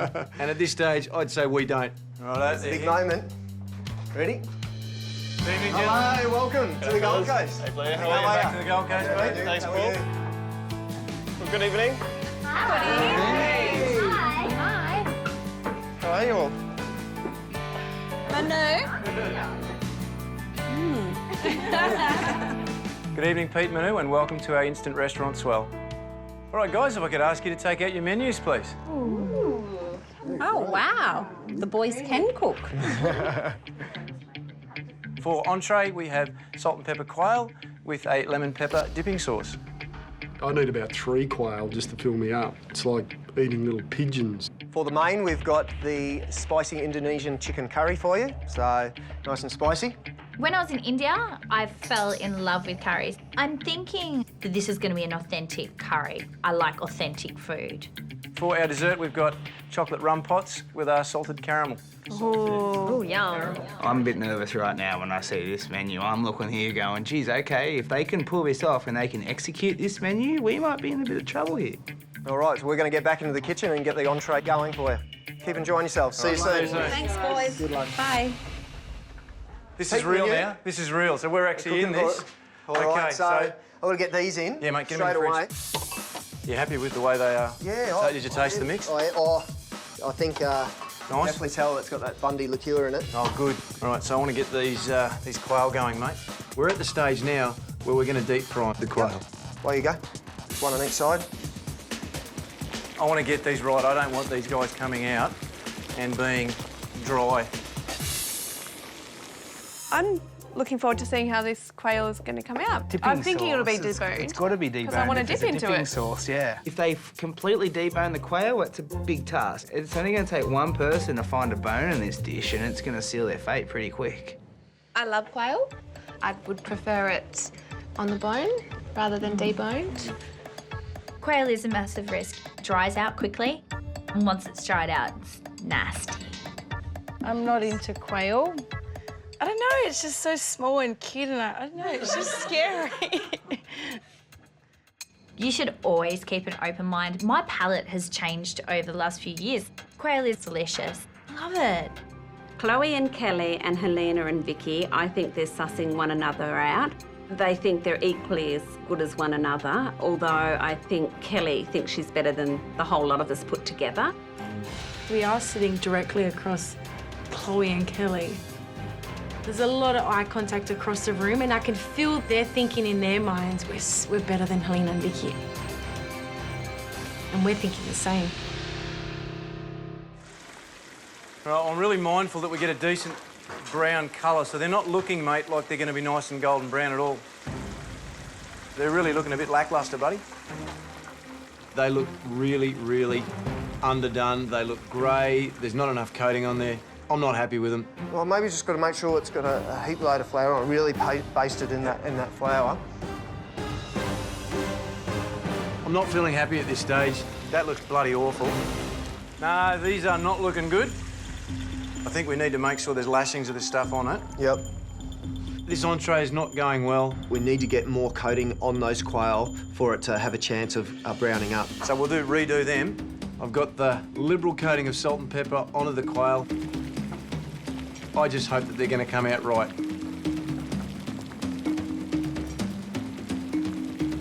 Yeah, they're looking a lot more golden, mate. It looks like it's got a little bit more of a golden crust to it. I'm a little bit happier. I think the fact that I've put more of that breadcrumbing, the salt and pepper stuff on it, it's got a little bit more golden. Yeah, it's given it that coat that it needed. We need that dipping sauce tested too, Yeah, I'll don't we? check that in a tick for you. It's time for me to get back to that dipping sauce. My main concern is that it's still too tangy. Very sweet. Oh, very sweet? That's Did you fine. come from the bottom? It has changed a little bit. It's a little bit sweeter, but I'm still thinking it's just a little bit too tangy for me. It's almost, I wouldn't say overly sweet, but... OK. I think it's extremely important to get that balance right. I've got some more rind there, but we're going to put... Well, actually, did you want to put some colour on that, the rind? No? Too much? No. OK. I'm prepared to trust my partner with this one and just go with it. You pull them out? Yeah, go for it. I can get them out. Our plan for plating this entree is height. We really want to make sure that those quail legs are sitting up nice and high. We want to get them crossed over the salad. All right, let's do one together so we got it sus, mate. Yep. So that one's coming there like that. Mm-hmm. How do you want this other one to go? Yeah, crisscross. Boom. Yeah, I'm coming over you, mate. I'm coming through here. There it is. Look at that. All right. Good luck, mate. Here we go. Quail's a gamey meat. It's very easy to overcook. It could be a great success, but, you know, it could be a massive fail for us.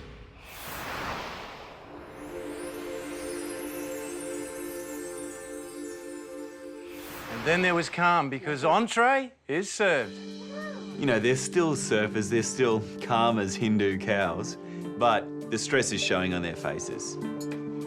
Thank you.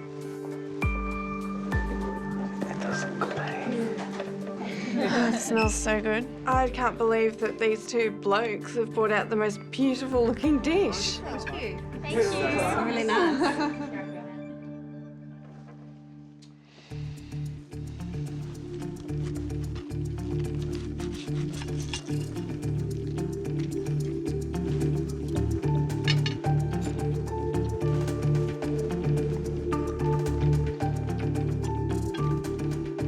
I look over at Manu and he's picked up one of the quail legs straight in there, and I notice that that just strips off. I'm hoping that's a good thing.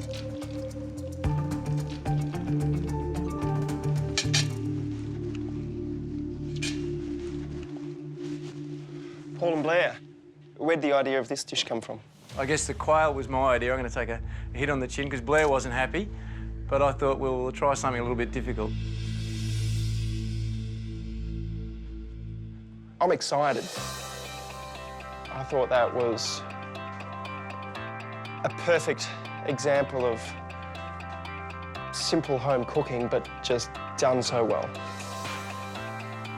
What I loved about the quail is, yes, it's the crunchiness on the outside, but that leg, being able to pull the meat off with just my teeth and then get the bone cleaned, it's a sign of being cooked to perfection. The dipping sauce, it had a punch. It had the pepper in there, it had the lemon in there, lots of lemon. When you ate the sauce with the salad and the quail, I couldn't have asked for more. The dressing, cut down on the sugar, and it's perfect. I couldn't be any happier. I'm trying to hold my emotions in so I don't look too happy. I don't know what to think. Hopefully the swell is building. I was waiting for the other side of the criticism, but it just didn't come. It was just positive, positive, positive. Mate, I had no idea. I've got to tell you, I'm so surprised and so relieved. Oh, I'm completely overwhelmed. I mean, we're just two dads that usually cook for, you know, for each other's families and our own families. I never expected that. That's... Done well, mate. It's hard not to be feeling like, let's get stuck into the main, let's try and repeat that. Let's back it up. Yeah, let's get into it. I'm all pumped. I'm so excited. Bon appétit.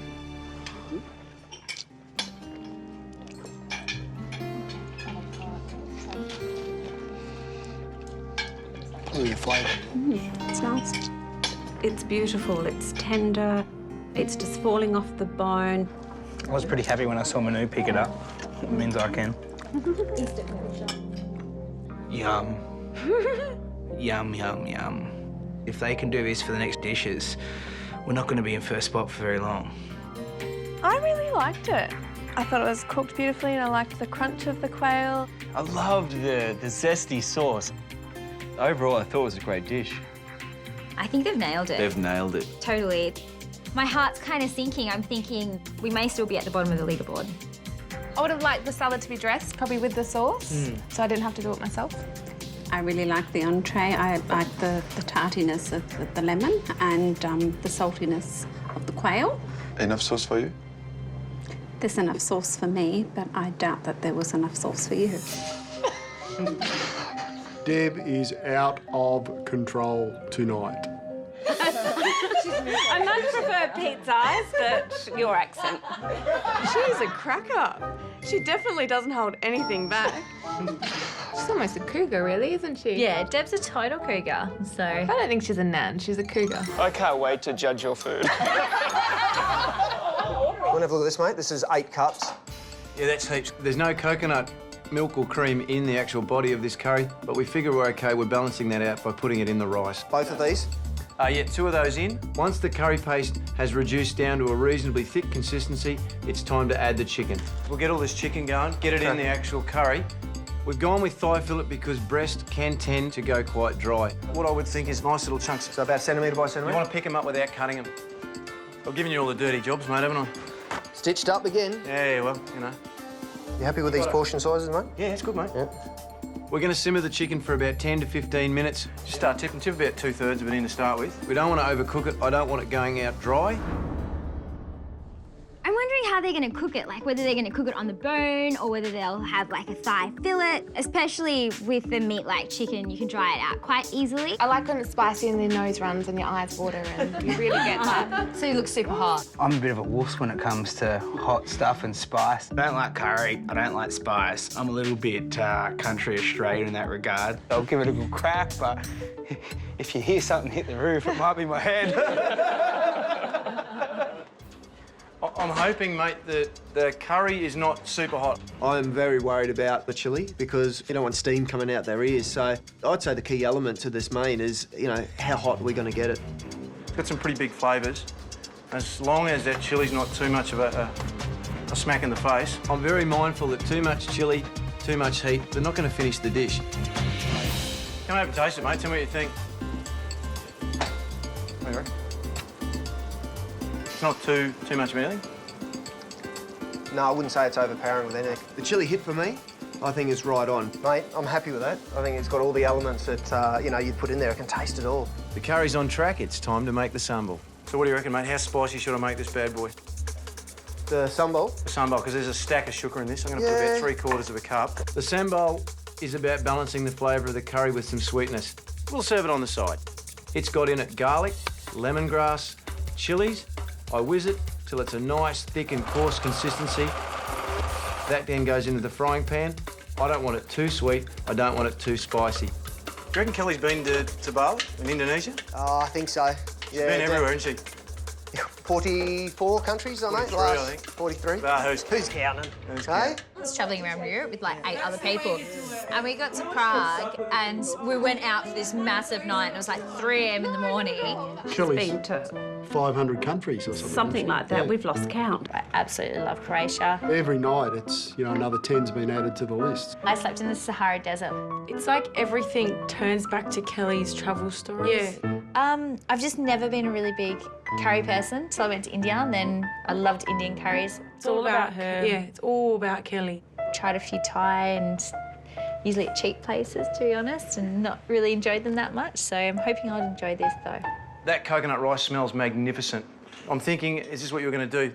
Rice here, and then we can put a little bit of chilli on the side. The aim for Blair and I with this dish, we wanted to make it look like an authentic Asian dish. So we've got some banana leaves that we're going to put the curry on, a really nice little mound of coconut rice.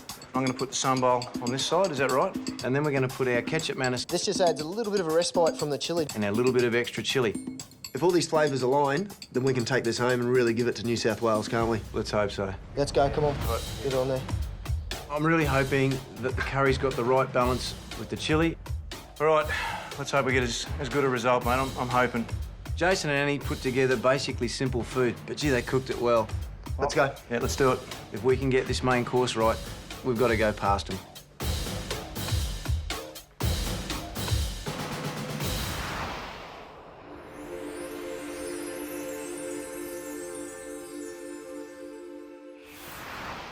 Thank you. They know what they're doing. The meal looks fantastic. The presentation they've done is just awesome with the banana leaf. So I like the plates. Thanks, mate.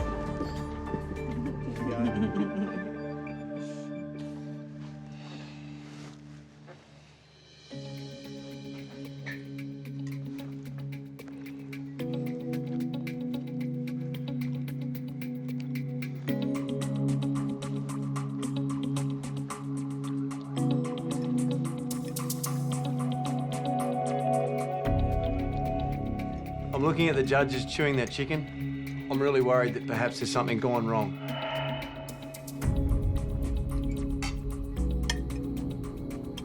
Paul and Blair. Strong entree. Main course came out. The first thing my eyes went to was the chicken. You've cut it too small. And because of that, the chicken was overcooked and it was dry. And I believe if you had have cut those thighs into 2 or 3 pieces tops and cooked it exactly the same way, it would have just melted in our mouth. I'm gutted. Yeah. The chicken's dry. Of all the things to get wrong, not good. Love the presentation. I think you've obviously been to Bali a few times and love the rice, fluffy, with a light flavour of coconut, brilliant. The sambal, well balanced, brilliant. But the curry itself was a bit of a letdown, guys. I'm trying to catch the boys' eyes just to give them a smile because they don't look like they're breathing. They're so serious. Thank you very much, guys. Thank you. I'm deflated. That's how I'm feeling. Me too, you know. It's a kick in the guts. Plenty of positives, but at the end of the day, it wasn't the result we were hoping for. All right. Bit of a downer? Yeah, a bit of a down. What do you do? One thing. The chicken's too small. Too small. So Yeah. probably would have nailed it if we kept it bigger. Yeah, look, can't change it, can we? So we need to make sure the dessert... That's right, mate. Dessert needs to be good. That sounds really good, yeah. I don't have any of that. Have any what? There's none of that on my plate. Oh, really? There's no sambal on my plate. Yeah, have half of mine. Taking the hotness out of the curry. I dig into the chicken because it just looks so good and smells delicious. But one of the first things that I scream in my head is, this isn't spicy, really?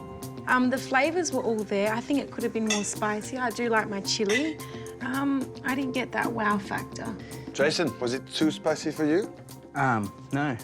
I found that it was a little bit too sweet for my palate, but I'm used to eating really sort of savoury curries, and quite hot ones. They had such a great start. You know, I expected this main to just like knock my socks off. Are you thinking you're going to get those out, the chocolate pots? Do you want me to get them out, put them at room temperature? Certainly make it a bit softer, because this isn't going to take very long, is it? No. All right. We really bombed out on that second dish, so it's all riding on this dessert. I'm onto the salted caramel toffee. I put it under the grill at a medium temperature until it melts. So have you done it like this before? A little technique I picked up. I've really got to keep an eye on it, because if I turn my back for 30 seconds and it goes too long, I'm going to burn it. A watch pot never boils. He's going to stand there watching. I'm not that confident with the desserts. Do you think it's going to be too sweet? The chocolate in it, we haven't used all 70%. Yeah, well, it's definitely not going to be too bitter. I've got to say, the nerves are really starting to come back now. Yep. You burn yourself? Yeah. Once I'm happy with the colour, I salt it. Have you salted that one? No. And then I let it cool and set. It's not an overly technical dish, is it? No, but either is a cheesecake, is it? Ooh, hello. So this is a simple dish, but so was Annie and Jason's cheesecake. So if we can do the same, we're still in with a chance for a good score. Do you think the rum, is it too subtle or is it going to be enough? Because we've called it rum chocolate pots. Well, I can taste it, and I love rum. Well, that's the million-dollar question, mate, isn't it? Like, it is. Yeah, well, let's just hope we've got it right on the money. It looks good on paper. You look pretty excited. Oh, mate, it's dessert time. How can you not be excited? I like rum, I like chocolate. I'm expecting a nice dark chocolate. Yeah. I'm not a huge fan of mixing alcohol and dessert together. How can you not like liqueur? I find brings so much to a dessert. Like Helena said as well, like combining liqueurs and desserts aren't really my thing. It's a twin thing, the half a brain. No, it's one brain. Oh, one brain, yeah. 2 brains, 1 body. 1 body, 2 brains. Yes. I reckon a good squirt like that, that's heaps, mate. It's coming out beautifully, mate. It's just really good job with the whip. Did I whip it? Yeah. I whipped it good. I'm really hoping they like this. Yeah. Putting this dessert out, you know, you eat with your eyes. All right, so I'm just going to go over the top here like this, mate. Yeah, just over the cream. Yep, done. Move. That's enough? Yep. A little bit of tweaking with the presentation might be something that'll get us over the line. I'll follow you with the flour. Presentation, that's probably not our strongest point. Nah, just beautiful little flour. It is, isn't it? We're 2 blokes and we probably don't usually worry about that type of thing. No idea. In terms of a man who is in touch with his feminine side, I'm really glad that you get to place that. Oh, looks good. Right, last dish, mate. Let's go out strong, eh? Walking out with this dessert, there's a massive sense of relief. It's been a roller coaster, mate. Absolutely, and we want to finish on a high note. Walking out with this dessert, I'm feeling the pressure that we really need to nail this, but at the same time, I'm feeling pretty proud. We've just put up what I think is a really, really nice looking dessert.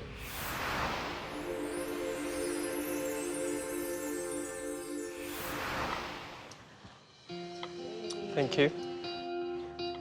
Thank you. Whoa, it's dense. It's like a stegosaurus back.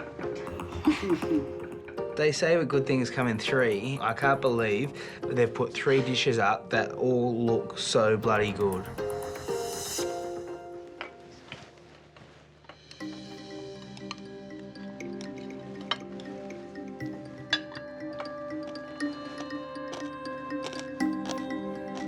The crunch of that toffee was what I wanted to hear. But also, the first spoonful into the chocolate, it just went straight through, like a hot knife through butter.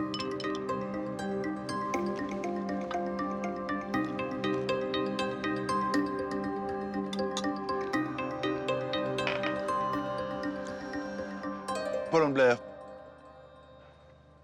have you had one of those? Each? Not a whole one, no. Very rich, very full on. It's too rich. Here we go again. I like it, but then I'm halfway there and I just can't anymore. It's just really rich. And I think if you had whipped that cream and mixed it into your chocolate mixture, it would have been easier to eat. I agree with Manu. Far too much, guys. I think you created quite a nice dessert. I do think the flavours worked. However, you could have had a thought about how you could have incorporated spice into this as well. I know you put rum in there, but I can't taste it. I think you did a very good job. Looking at each of your dishes, there's attention to detail. The way you guys bounce off each other, there's a lot of respect. And there's a lot of respect that's gone into the food tonight as well. Thank you, guys. Thank you. Thank you. Heading back to the kitchen, I feel like I'm in no man's land. What sort of vibe are you picking up? Overall? Yeah. Well, we've learnt some valuable lessons, mate. Yeah, I reckon so.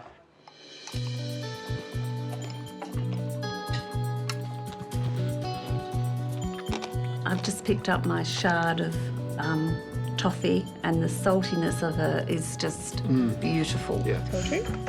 No, rich. Oh, yeah. Like the first mouthful, yeah, I could handle that. Second mouthful, you're pushing me over the edge. Third mouthful, it's just too dense and too thick. I was stoked with the big glass. The more, the better. Yeah, Chloe hoed right into it. What about Jason? Jason looked like he was trying to inhale it.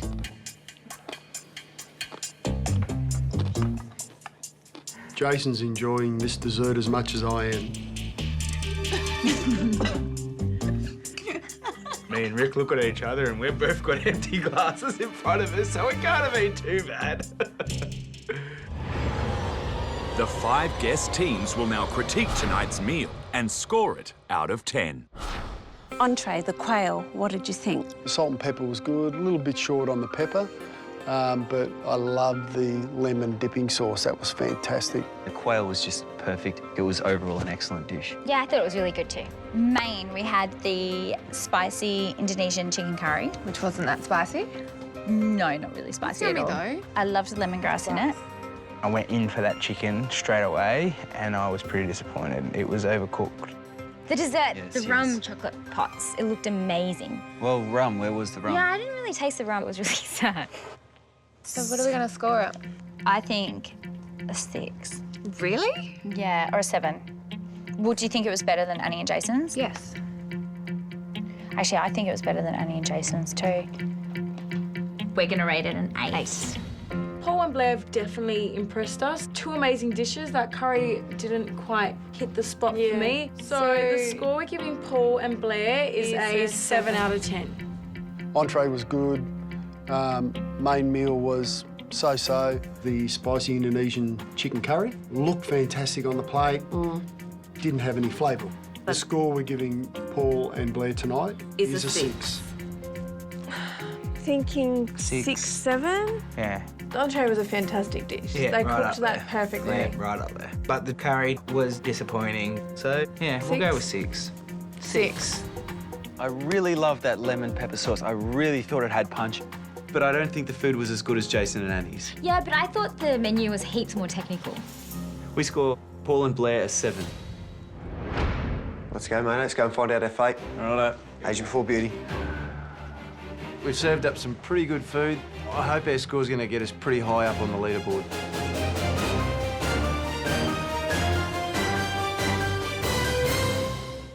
In true Queensland style, Paul and Blair began their day with a surf and their instant restaurant with a beer. Cheers, mate. Here's to MKR. Here's to us.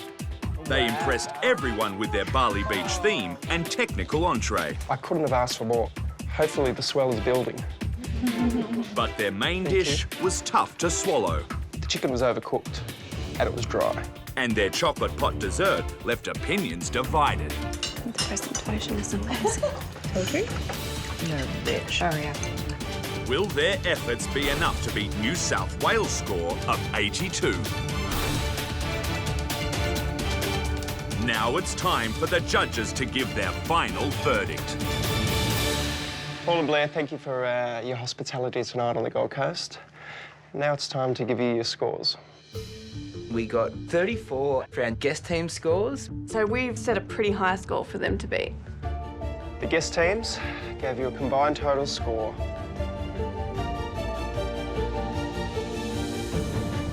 of 34 out of 50. 34. Blown away.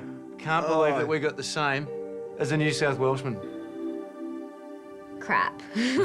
Uh-oh. We're still on the bottom of the leaderboard. Now it's our turn. We'll be scoring each dish out of 10.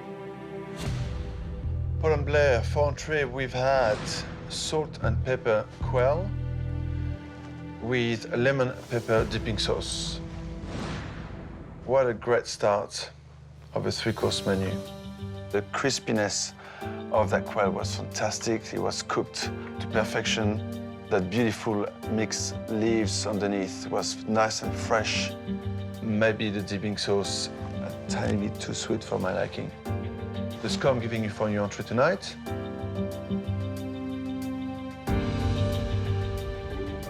is a 9.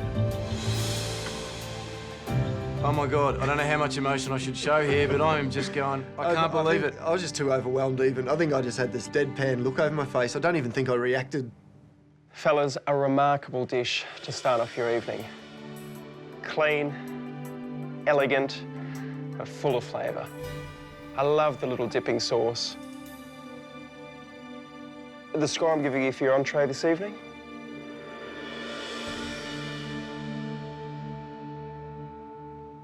is a 10. Giddy up. Well done, fellas. Thank you. Thank you. Just when you don't think it can get any better. Pete gives us a 10. I've gone from stun roll to coma. To hear Pete give him a 10? First 10 of the competition. I'm happy with our spot on the ladder right now, and I would like to stay first. And my palms are starting to sweat. I wanted the first 10, but we're just gonna get 10 for everything, so it's all right. Paul and Blair for main course. Spicy Indonesian chicken curry. I thought it was a beautiful presentation, again. The rice was fluffy, well cooked, a beautiful hint of coconut. Loved it. The sambal, also well balanced. The curry worked with the coconut rice, worked with the sambal, but the chicken, good flavour, but was it enjoyable to eat? No. The score I'm giving you for your main course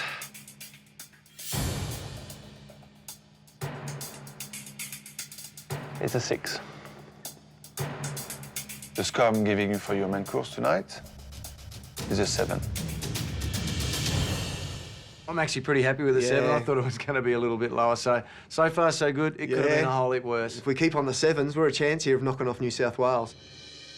For dessert, rum chocolate pots with salted caramel toffee. Quite feminine in some ways, but it's not a negative, it's a positive. Again, you've had all the ingredients in there to make a beautiful dish. But I felt they was a little bit too heavy at times. Halfway through, I was just like, oh, I just can't finish it anymore. I like the chocolate, I like the cream, maybe a little bit over-whipped, the cream. The salted caramel, I thought the 3 ingredients worked really well. The rum was lost, so you could have put a little bit more in or spiced it up a little bit. The score I'm giving you for your dessert tonight is a 6. I'm really, really worrying, and I'm starting to do the sums in my head as to where they might end up. If we can come away from tonight still sitting at the top, that's an amazing result. Guys, the score I'm giving you for your dessert tonight is a 7.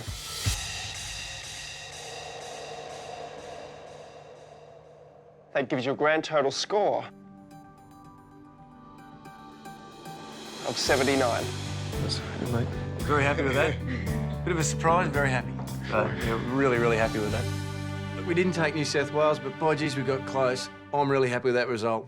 A score of 79 puts Paul and Blair in second spot, leaving Andrew and Amelia at the bottom. With 3 instant restaurants to go, teams now travel to Melbourne to see what Helena and Vicky can cook up. Thanks for coming. Hey, girls. Thank you for coming. See ya. No matter what happens, we'll give it 110%. So at the end of the day, good on the boys. They put everything they had into it, and we will do the same. Yeah. 79. I'm so happy with that.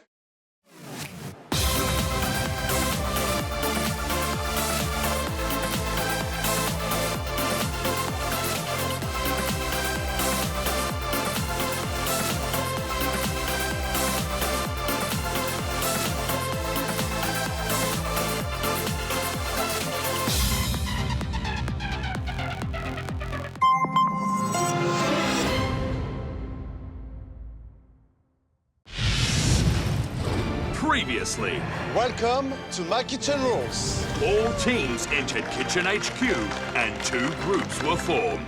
There are no second chances. My advice, hit the ground running. Look at that! Group 1 set the bar high.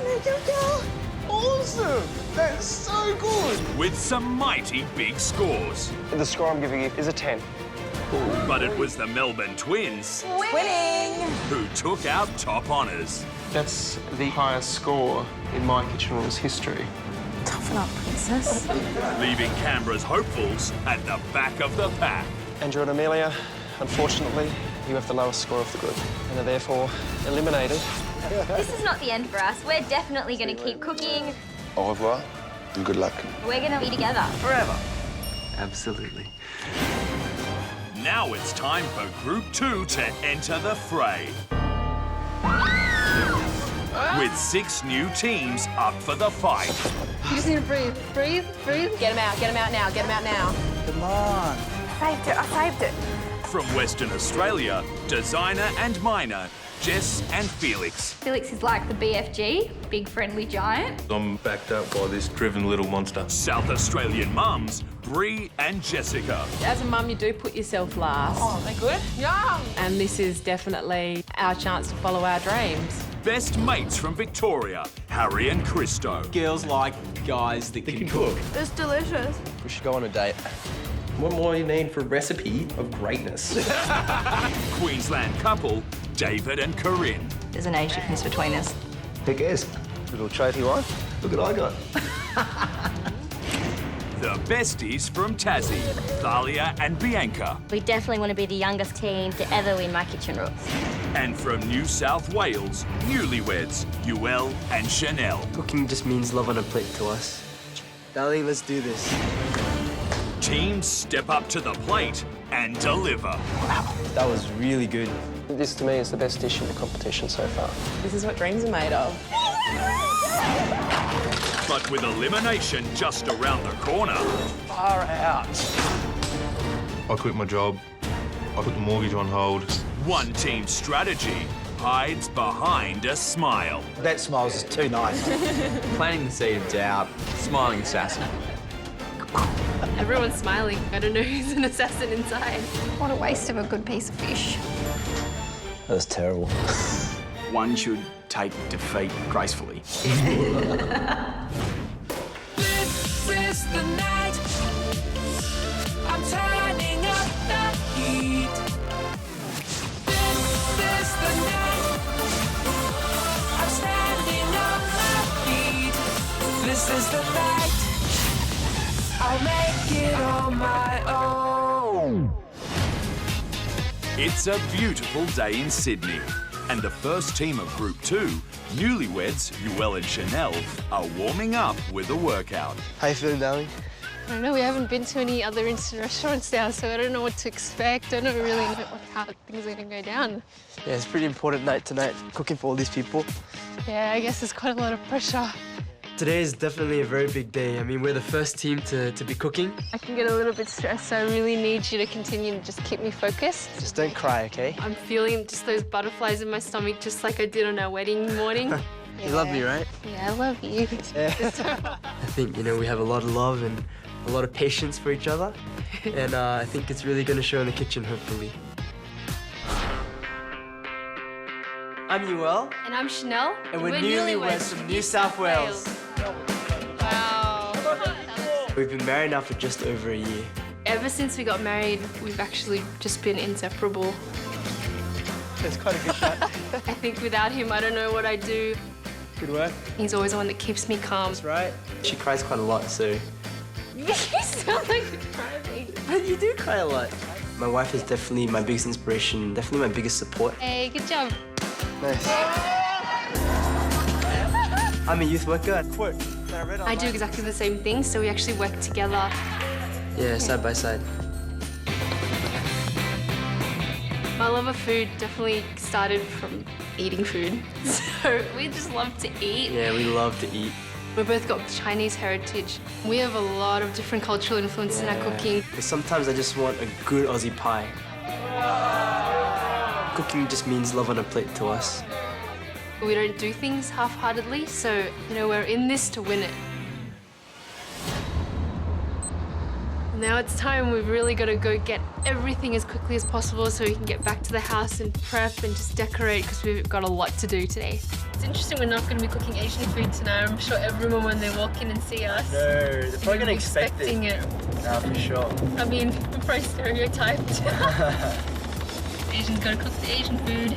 Asian food is something that we enjoy eating as well, but I think we prefer cooking Western food. Our food is quite simple, humble, and I guess that represents a little bit of who we are too. The first stop is Sydney Fish Markets. We need to find the main component for our entree, fresh, live lobsters. Okay, your wallet? Yep. Yeah, okay, let's go. Lobsters. I see some over there. All right. Dang, I've never tried a live one. So for entree, we have a grilled lobster with a pumpkin dipping soup and pancetta crisp. Lobster's something that people only usually eat on special occasions. I know for us, we eat it in Chinese New Year, the big lobster in the middle of the table, so it's quite a, I guess, special occasion tonight. It's a very strange sounding entree. We've got grilled lobster, which by itself sounds absolutely gorgeous, but it's with a pumpkin dipping soup. Is the lobster going to be wanting to be dipped into the soup and then eaten? I'm just hoping they're gonna respect this lobster. If they overcook it, they're gonna kill the dish. That's funny, actually. Oh. I'm seeing these lobsters and they're huge. They're crawling around. I'm freaking out. They're jumping around. I don't even know how I'm gonna hold one of those things. So we need 6 live lobsters to feed all the guests tonight. I don't know if we can kill 6 live lobsters. Oh man, the live lobster's like moving around in that tub right now. I think that we're gonna have to cut this guy up.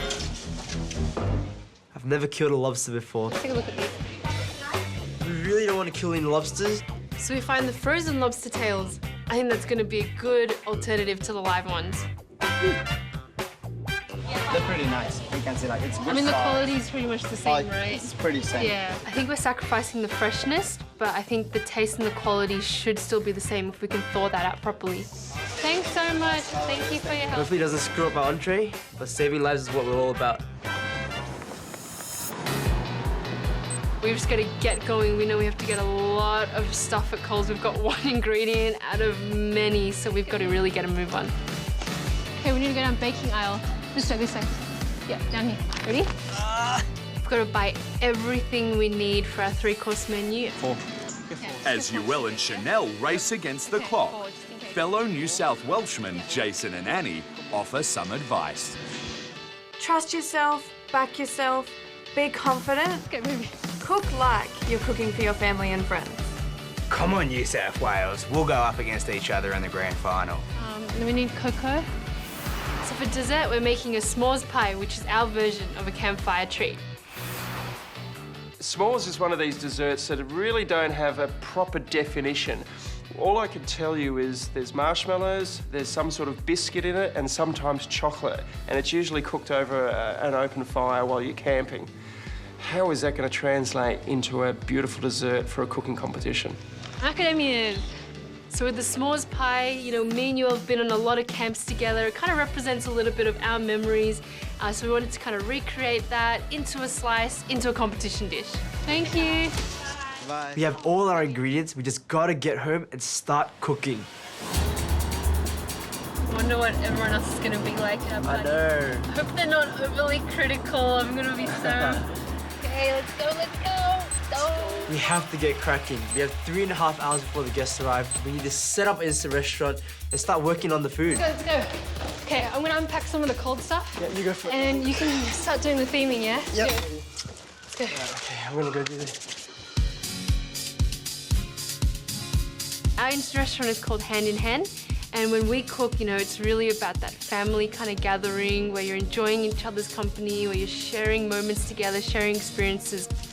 Nelly, I think this is going to be something that's really memorable for a lot of people. I think that was the biggest thing that we had at our wedding, right? We said it was all about the little things. It's almost as important as the food. This theme is something that's really close to our heart. So a lot of stuff that we like to see in place. We have to go. We can come back later. We'll come back later. Let's go. All right, darling, let's go. Let's go, let's go. You got your apron? Yep. Okay. You ready for this? Pretty ready. Okay. Come on, baby. All right. 3 hours is not much time to prepare a meal for 12 people. Let's take a look at this. Wow, these are nice. Check it out. This is gonna be a big challenge trying to cook everything on time and get it out. I'm gonna start on the mains. I gotta start searing off this lamb. It's really important we get that lamb on straight away. Yeah, Because that needs, I mean, if that lamb's not falling off the bone, even I don't want to eat it, okay? Yep. For our main course, we're making a lamb shank pie with pea mash. The lamb shank needs to be cooked for a long time and very slowly for the meat to fall off the bone. And that's what's going to make that pie quite special. Now, if they don't cook for long enough, it'd be tough and chewy. Meat pie is an Aussie classic, and they're doing this as a main course in a cooking competition where they've got 10 foodies around the table and Manu and I are judging them. Good luck. This is going to have to be one damn good pie. Darling, look, I'm gonna start stacking them. Yeah, can you Tetris it? Move this out. Move that out. These shanks need at least 3 hours to make them perfect, so we've got to push it to get it on as fast as possible. What do we got to do next? The pastry? Yes. I love pies, and Chanel tries to make me pies all the time, and this is one that actually works, so we love to eat it together. Okay, darling, I'm going to do that chorizo stock for the entree. While Yuel is working on the main course, I'm going to start with the pumpkin dipping soup for the grilled lobster for the entree. This chorizo is good. Yeah? I can smell it. It's going to have a really good base of flavour. Once the chorizo stock is made, we have to strain it and get the pumpkin and potatoes in straight away. Punch of pancetta that's going to be on the top, which is salty. This is more like spicy, and then the lobster, which should be nice and sweet. Hopefully those flavours will go well together. I'm sure they will. So, darling, I'm making the graham cracker crust. Yep. I need to start working on the dessert. For our s'mores pie, bottom layer is a graham cracker crust. So graham crackers are kind of like a digestive biscuit. Middle, we've got a chocolate brownie layer, and on the top, we've got the marshmallow. Yum. Okay, I'm trying to measure out this cocoa. For the brownie, we need to melt some butter, sugar, cocoa powder, and get that all mixed together. Okay, darling, how are you feeling? Feeling all right. You feeling okay? Getting more excited to meet all these new people. The measurements of this brownie need to be correct, just so it has that right balance of chocolatey to sugar. I'll get this brownie batter and then I'll make drinks. Okay, just give me a second, darling. I can't remember how many I put in there now. Okay. I can't remember. Measure it out again. Measure it out again. How do I measure it out again? It's all mixed in. Darling. 6? Huh? 6? 6? I think it's 6. And 5 went to 6, and 6 went to 5, and now I don't know where I am. Okay, don't talk to me for a bit, yeah? I'm just gonna try and remember. Okay. Please don't put... Is too much or too little is better? I don't know. It's either 6 or 7.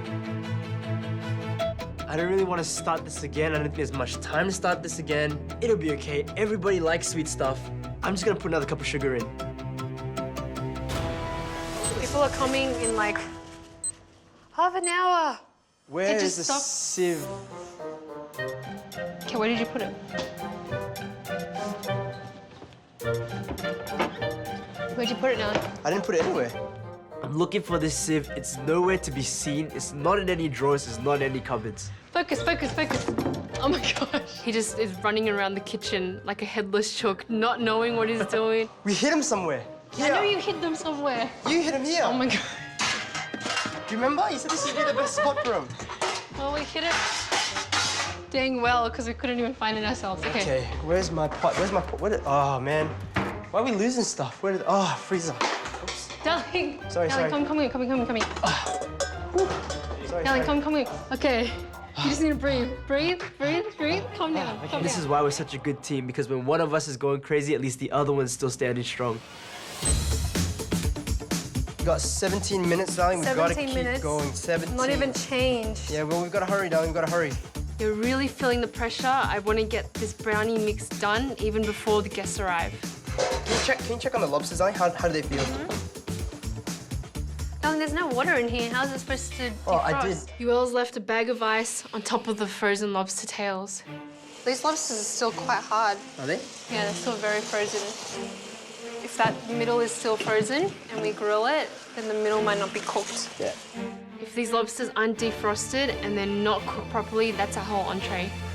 It's gonna be like eating rubber with pumpkin soup, and we don't want that to happen. I actually am excited to find out what's for dinner. We've got the skills and what you see is what you get. Handsome. Young and handsome. Young and handsome. I'm starving. They can cook. I'm not here to make friends. This is all about the food. Okay, darling, I think we gotta go. We gotta go right now. Oh my gosh, 6 minutes. Okay, we've got to get changed. There's no time. We gotta go. I think we can come across as being quite sweet and innocent. The other contestants may think our age is a disadvantage, but we definitely think it's an advantage. Okay, let's go. Darling, where's that pastry? I've got egg everywhere. Is it all in the fridge? Yep. I'm getting really stressed now. I'm dreading that doorbell ringing. Let the games begin. At this point, haven't met anyone yet. They're all my biggest rivals. They're standing in the way of the big prize and the end goal, which is winning. You look really good. Yep, let's go. May the best team win. Well, we will. The best team will win. Hey, darling. Okay, that's it. Are you ready? I guess so. We're gonna meet everyone for the first time. You got chocolate all over your hands. Good? You got chocolate in your teeth. Hang on. Okay, you ready? Let's do this. Okay. Woo.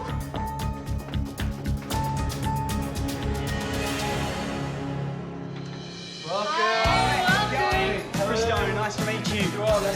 Come in, They look like they're a close couple, and I'm sure that's going to reflect in their cooking.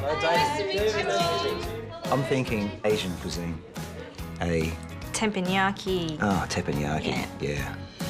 Beautiful house. Oh, wow. Have a look at this. Wow. This is amazing. Oh, that's terrific. beautiful. Wow. Wow, look at the little guys. So cool. It's awesome. It's real pretty. I like little fairy lights.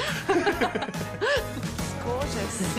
I'm thinking the decorations are really sweet and cute, just probably going to reflect their personality. I'm looking at the hand-in-hand sort of picture and everything on the table, and I'm thinking to myself, Christo, are we getting married or what's going on here? A little bit too soon. It's awesome. So, my name is Yoel, and this is my beautiful wife, Chanel. And welcome to our instant restaurant, Hand in Hand. So we've called it Hand in Hand because what we want you guys to experience tonight is not just food, but really good company, you know, as we stand in unity, as we stand togetherness and become a family. Yoel and Chanel, we think they're little lovebirds. They're standing there holding each other's hands.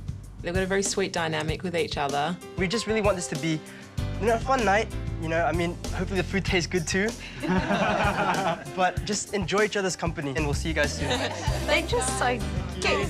You're going to pick them up and pop them in your pocket. I'm Jessica. Jessica. Christo. I'm Bianca. Nice to meet you.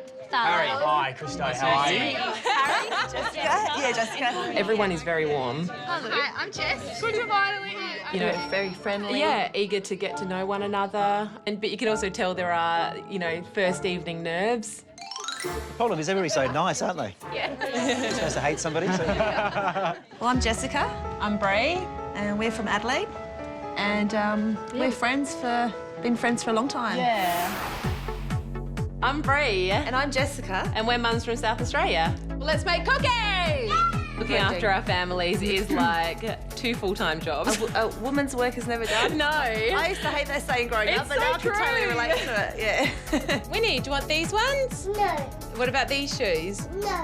Cooking is definitely how we show our love and share our love with our friends and family. We cook with love. Yeah. And we, you know, feed with love. Family's gonna love this. Oh, yeah. As a mum, you do put yourself last, and this is definitely our chance to follow our dreams. Spread our wings a little bit. Yeah. Does anyone want cider? Okay. We'd love something. Has that given a bit of a buzz or not? I'm not sure. That is so Moorish. When we sat down next to David and Karin, we thought they were a father-daughter relationship. So we were, I wouldn't say surprised. As long as they're happy, that's all that matters. I'm David. And I'm his better half, Karin. We live in far north Queensland, Cairns. Corinne's my wife number 4, pretty much. Little trophy wife. Look what I got. Suckers. Cheers, gorgeous. Cheers, thanks, baby. I'm the bank manager. Worked hard for it, and now I'm reaping the rewards. Hey, go! I'm very competitive. Bum out, back straight. I don't lose anything. Maybe not one of your better balls. We entertain all the time. I think our food is better than restaurant quality. The advantage we have over other teams is we're better cooks. Here's to us. Yeah, here's to us. It'll be us, daylight, then the rest. How old are you guys? 25. 25. Can I ask how old you are? How old do you think? 12. You're older. Look so young. Maybe for you, Grandpa. Did the mum know they're here?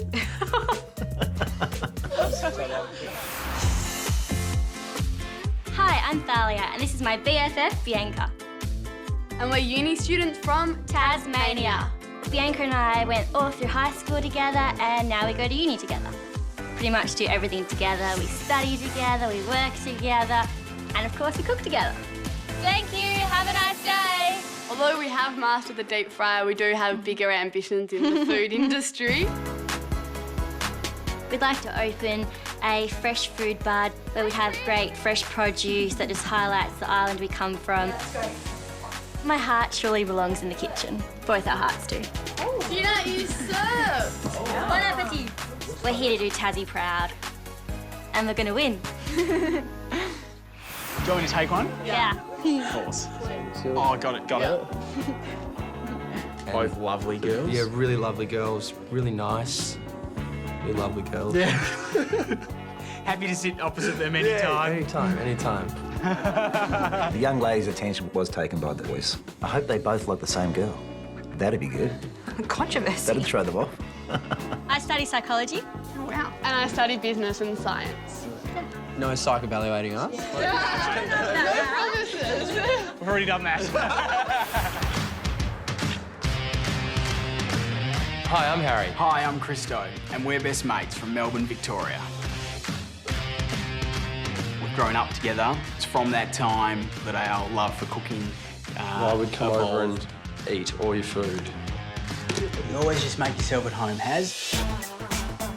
I enjoy cooking for the girls, and I think girls like guys that can cook. It's delicious. It's really good. We should go on a date. I'd like to say I'm a bit of an entrepreneur. Hopefully one day I'll be able to start my own restaurant. I've been starting my own business from home, making homemade food. We will win because we're the most creative. And for Melburnians, what more do you need for a recipe of greatness? WA stands for winners always. Oh no, we don't want to be too cocky. Never underestimate competition. Definitely top 3. Bring it on. Bring it on. I'm Jess. I'm Felix. And we're friends from Perth, WA. How's it going, guys? All right? Felix, how are you, mate? I'm in mining. So for the main living areas, I'm an interior designer. Bought my first house at 19, travelled the world twice, ran a sales team at 23, done a lot. Okay. Felix is like the BFG, big friendly giant. I do kind of look at her like she's my little sister.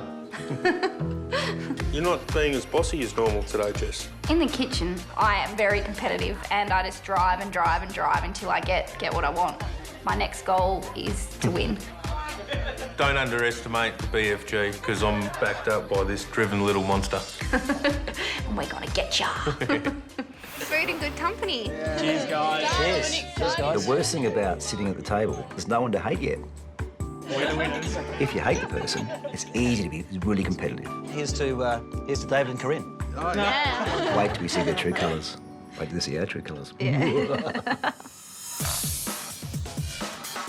smells really good. We should probably give it a taste soon when I've blended it. And then we'll see what else it needs, can I? So back in the kitchen, I still need to chop up these lobsters and get them grilling. We need to make sure this lobster is defrosted.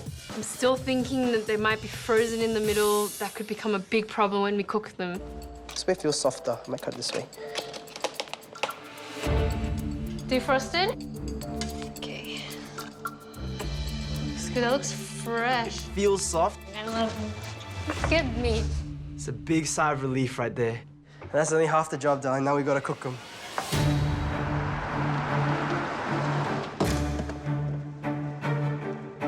We really want to impress Pete and Manu. We know that they know what they're talking about with their food, and the things that they say will really matter to us. Okay, we got chopped pancetta. I'll do that. I'll do the pancetta and the chives. New South Wales really has to set the bar tonight. It's the first team to cook in this second instant restaurant round, so all eyes are on this team. Oh my gosh. Are you ready, darling? All right, here we go. This is our big moment. I think this is the most nervous I've felt the entire day. Just out of everything, I could feel my heart beating so fast. This is it, darling. Welcome. Hi, welcome. Hi, Manu. Chanel. Nice to meet you. Hi, Pete. Chanel. Nice to meet you. I think it finally hit that we're in this competition and we're actually going to be judged for the food that we're cooking right now. Holy crap. Oh my God. You guys. Bonsoir. As the judges walk in, my tummy is just turning. I look at Bianca and I think she feels the same way. Definitely. Oh, the 12-year-old in the corner almost had a heart attack when Pete and Manu walked in. They almost fell off the chair. To be fair, so did I. Pete smiled at me and I smiled at me.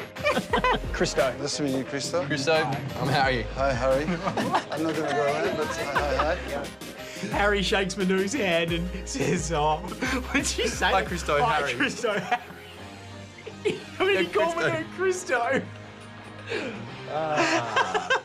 Yeah, maybe I was a little excited. Well, welcome Pete and Manu. We're very honoured to have you in our instant restaurant and with everybody else as well. Our instant restaurant is called Hand in Hand. If you guys want to turn over your menu that's actually on the other side. I flipped the menu over, expecting all this wonderful Japanese food.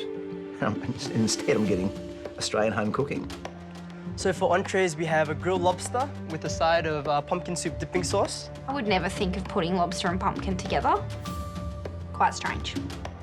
For the main, we have our favourite, the lamb shank pie with a pastry dome, and under that's pea mash. And s'mores pie for dessert, so that's something to look forward to as well. We're excited. The menu is outside the box. Joelle and Chanel are going to be good competition. Yeah. Hope you guys enjoy your night. We'll see you guys soon. We're gonna head back to the kitchen. Thank you. I think Joelle and Chanel are playing it safe. Their menu's quite simple and basic. Gone from a really light entree to a very heavy main to potentially a heavy dessert, so I will be disappointed if they can't pull it off. It doesn't fit. Fine dining, pies. Fine dining, pies. Okay, darling, are we ready? Okay. Now the pressure's on. We've actually got to cook now. Right. You're going to do the lobster. And you gotta do the pancetta? Yep, that's so fine. you worry about that. I'll start heating Yep. up the pans. So now it's really crunch time. We gotta get these lobsters on the pan and start to grill them. If we cook that lobster well, it's going to be juicy. It's going to be melt in your mouth. So once they dip that in the pumpkin soup, there's just going to be that spice as well as that sweetness to really hit with the lobster taste. Cannot overcook it or undercook it. Yeah, This is like perfect timing. First time I did it, I overcooked it, so hopefully it doesn't overcook. To grill these lobsters, we got to baste them in butter and continue to baste them in butter until they're cooked. But my pan is too small. I can only do about 4 or 5 at a time. Oh, I wish we had another grill plate right now. Me too, baby, me too. It means we have to cook them as fast as possible so the first batch of lobsters don't get cold. I'm so nervous. I keep looking over Joelle's shoulder because that lobster needs to be perfect. I mean, if it's overcooked, it's going to be rubbery. If it's undercooked, it's just not going to be very nice. These are taking a lot longer than I thought they were going. It should be about 8 minutes. On your third batch, I'm going to start plating up soup.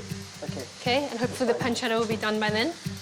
Yeah, I'm nervous because I feel like we're doing everything by feel. There's no real timing, no real consistency. You're gonna have lobster nightmares after this, darling.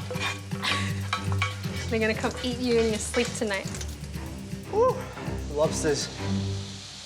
Why do we pick lobsters? It's much easier. I've got a son who's 30 and Karin's 31 and a daughter who's 32. Yeah. They play well together. Play well together. Around the table tonight, everyone wants to get to know everyone, but Harry and Christo don't seem to want to get to know anyone apart from the two little cuties. The younger kids were put down to one end of the table and the adults the other. It was a bit of a split group. I wasn't too fussed with that. I was pretty honed on one group. We weren't pretty good. We weren't too disappointed with that round of the table. No, we were all right. This one's a nice one. Slip your number on it. We look like ghosts. That one's my favourite. I think we're friendly, they're friendly. Remind me a little bit of my brother. Okay, darling, I reckon we're pretty much ready to plate up. Yep. Once you've got that lobster, can you just chop it really nicely? Focus on the pancetta. Should I start putting the pumpkin soup in? Or what do you think? No, I think just wait for 1 second. Help me with this bit. Okay, darling, what are we gonna do? I think that's a bit undercooked. Undercooked? If in doubt, I reckon. Chuck it out.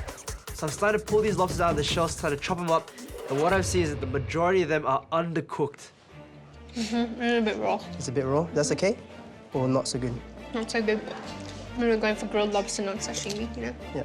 We're sorting through the undercooked ones and the ones that we think are good, and we're just seeing that this undercooked pile is just mounting too high. What's worrying you? I don't know, Nelly. We gotta have enough meat, okay? Yep. I'm looking over and seeing how many lobsters are left, and I'm just hoping that we're gonna have enough portions for 12 dishes. I don't know. Bad? Yeah. This is all bad. This one's all bad. Yeah. Because if they're all bad, I'm kind of running out of lobster, darling. How do you think it's going to come out, Felix? Half a tail, yeah. I think we'll all get half a tail each. So you're looking forward to it? Definitely. Yeah. You look hungry. Always, Mano.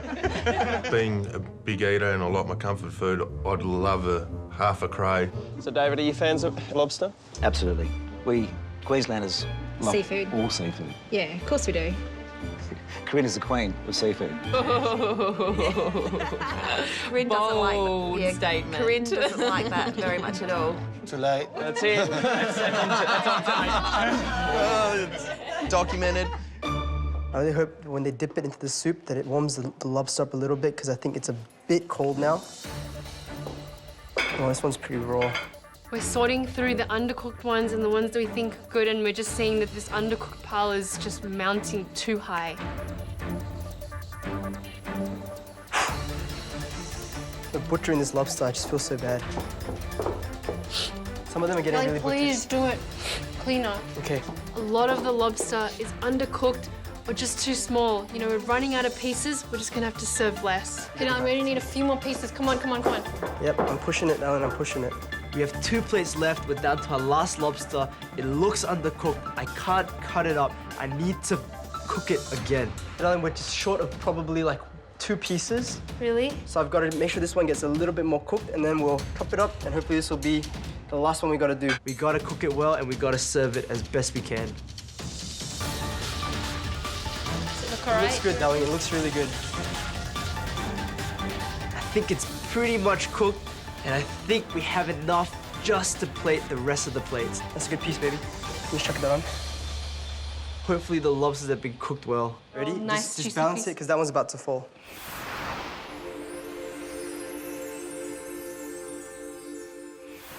Entree is served.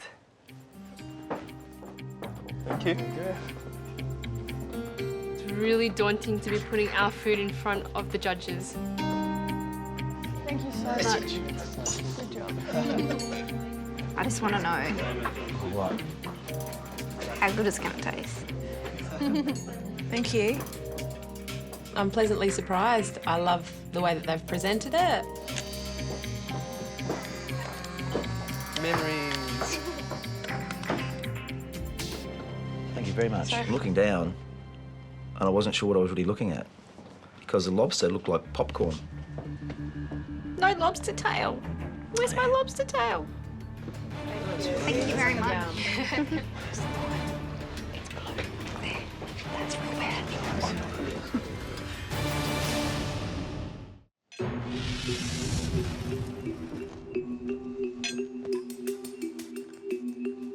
As I'm watching Pete and Manu pick up their forks and start to cut into this lobster, I'm praying, please be cooked well, please taste great.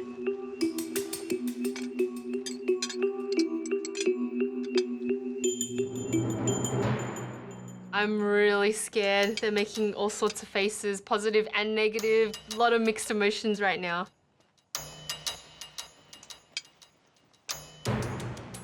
Joel and Chanel for entree, grilled lobster with pumpkin dipping soup and pancetta crisp.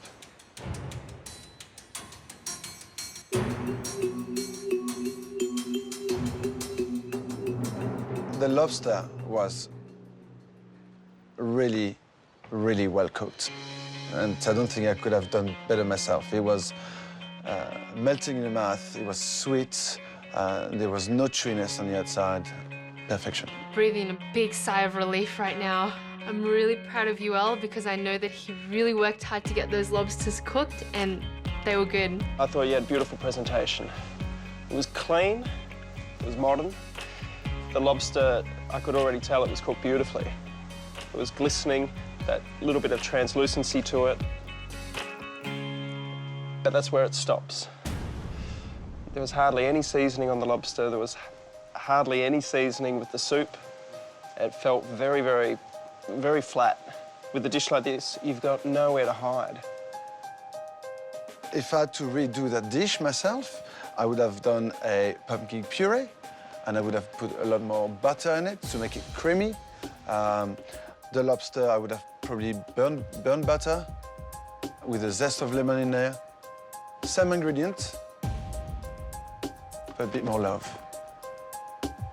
You've got 2 more courses tonight, and just make sure those next 2 courses taste phenomenal. And that'll mean communication between the 2 of you and trusting each other. You have to be brutally honest with each other, okay?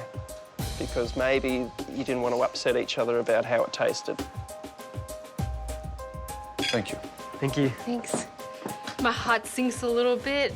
We nearly pulled it off, but I guess the flavours just weren't right. Bon appétit. Thank you. Thank you.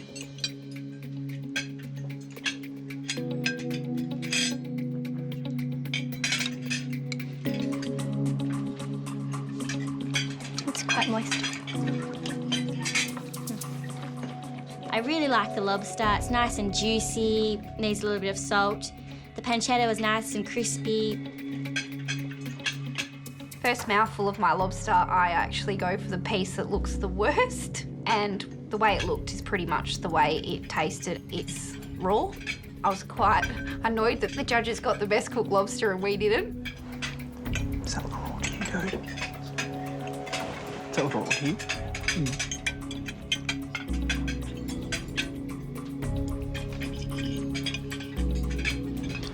It tastes a bit oily to you, the pumpkin. The pumpkin just didn't go. We gotta make sure the flavour is there for sure.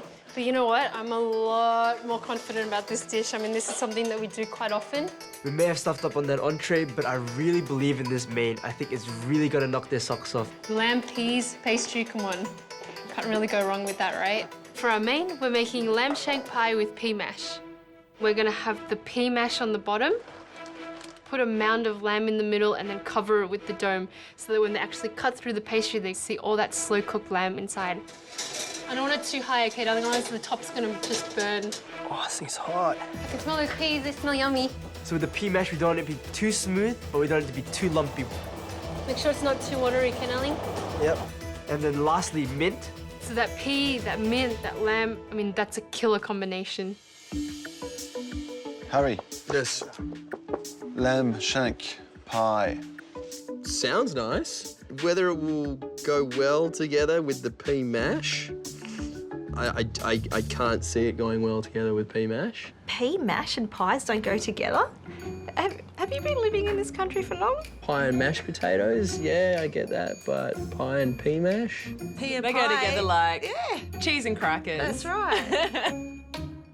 Everybody has pie and peas. Where's he been? I don't know. Yeah, I've never had mashed peas with pie. Thank you. I sound like a dumb. I just didn't think that mashed peas and lamb shank in a pie would go well. Delicious. So, darling, that lamb's been cooking for quite a while now. Yep. So we're about to check the lamb. This is the big moment of truth. Okay, darling, I'm gonna just see this meat. Yep. Really, that meat should be falling off the bone right now. Yeah, it's been cooking for a while, but we're not completely positive that this meat is fully cooked. So we pull the bone out. Yeah. Clean off the bone. Completely clean. We are so relieved, so happy. Okay, should I test one of these pastries, darling? What should I do? I cannot take my eyes off this pastry. I have to watch it. Darling, the pastry is starting to look really good. The moment that bottom part of that dome was golden, I took it out and it was good. Next, I get the brownie, put it in the oven for dessert. Jess, what makes a good pie? I'm totally excited. Lamb is my favourite red meat. It's a lamb shank pie, and that bone better be in there because I'm going to be so disappointed if it's not. The best thing about lamb shanks is the bone. If they can give that to me, they've won me over. She really wants that bone in there. I disagree with what Jess said. Who wants to be digging into a pie and hit a bone? That's not what a pie is. Very strange to me. Okay, darling, I'm just kind of boiling this off a little bit, the lamb. So we want to get that sauce a lot thicker. We want to be right with this flavour. I'm just putting it on a simmer so a lot of that stock is just being reduced. This lamb stock is really reducing. And now that you're reducing it, it's going to get saltier as well. Taste the lamb to make sure that it's perfectly seasoned. I'll tell you what, there's no more texture to that meat. Now my biggest fear is that it's way too cooked. It's almost turned into a mush. The meat, it feels like it's like become like baby food. I think it's been in there for long enough, but Chanel said it needs to continue to cook. It's just like, it's really mush right now. It's good. Yeah? Yeah, it's Think good, so? okay. I just want that stock to reduce. We don't want that liquid to just be too runny. But you, I was really worried about that meat turning into mush. Okay, I think we should stop cooking it. No, because we need to get rid of the moisture, because that sauce should be thick. I'm even second guessing. I'm just afraid because it looks like there's a lot of liquid in there. Don't overthink the lamb, darling. Don't overthink the lamb. Overthinking it. Don't overthink it. Do you think it's okay? We're just gonna have to make a decision on the fly. Do you think it's good, darling? I'm gonna trust you. If it doesn't come out well, the main is a failure.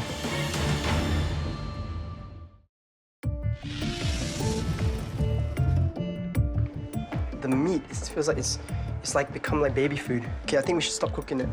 No, because we need to get rid of the moisture, because that sauce should be thick. I just want that stock to reduce. We don't want that liquid to just be too runny. But I was really worried about that meat turning into mush. We're just gonna have to make a decision on the fly. 100% sure it's done. Yes. Because you need to be 100%. So we decide to plate up and we drain a lot of that juice out before we put it into the middle of that pea mash. This one's sort of spilling, baby. One of them was spilling out of the sides and it just didn't look good. Okay, now I'm just gonna try and soak up as much of that excess juice. I mean, it's just gone straight through. It's gonna have to keep going. Can you do the rest of the pastries? Is that okay? Yep. Okay, now we've made exactly the right amount, okay? So just be really careful. Please don't break any of them. I'm trying my best, baby. Really don't want to break any of these pastries, but they feel very crumbly in my hands. Careful hands. There we go. Some of these are really stuck, darling. If it's stuck, darling, get a knife, please. There's absolutely no backups right now. If we lose one, we're gonna be missing a dish. This pastry almost broke. How many you got left? Two? 2 more. Okay, darling, you cannot break that last one. There's one more left. This is the hardest one. I kind of left it to the last. Come on. No, don't pull too hard, don't pull too hard. Don't Trust break me, it. baby, trust me. Woo! And we're rejoicing. It's all done. So relieved. We should have made spares. I don't know what we were doing. All Okay, right, let's go.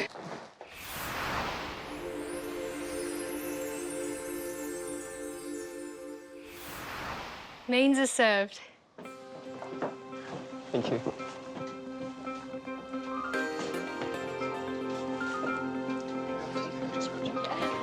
Thank you very much.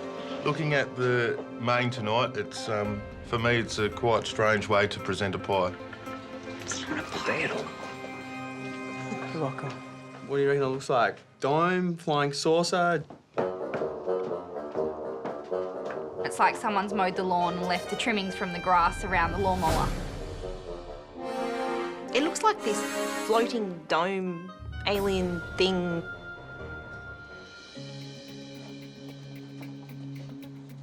So as we're standing there, we're watching the judges.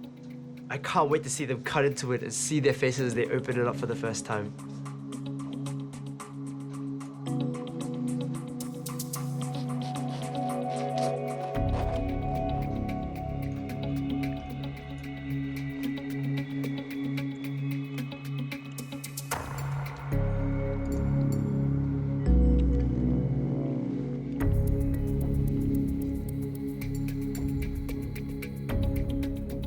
Yuel and Chanel, your main course is a lamb shank pie with pea mash.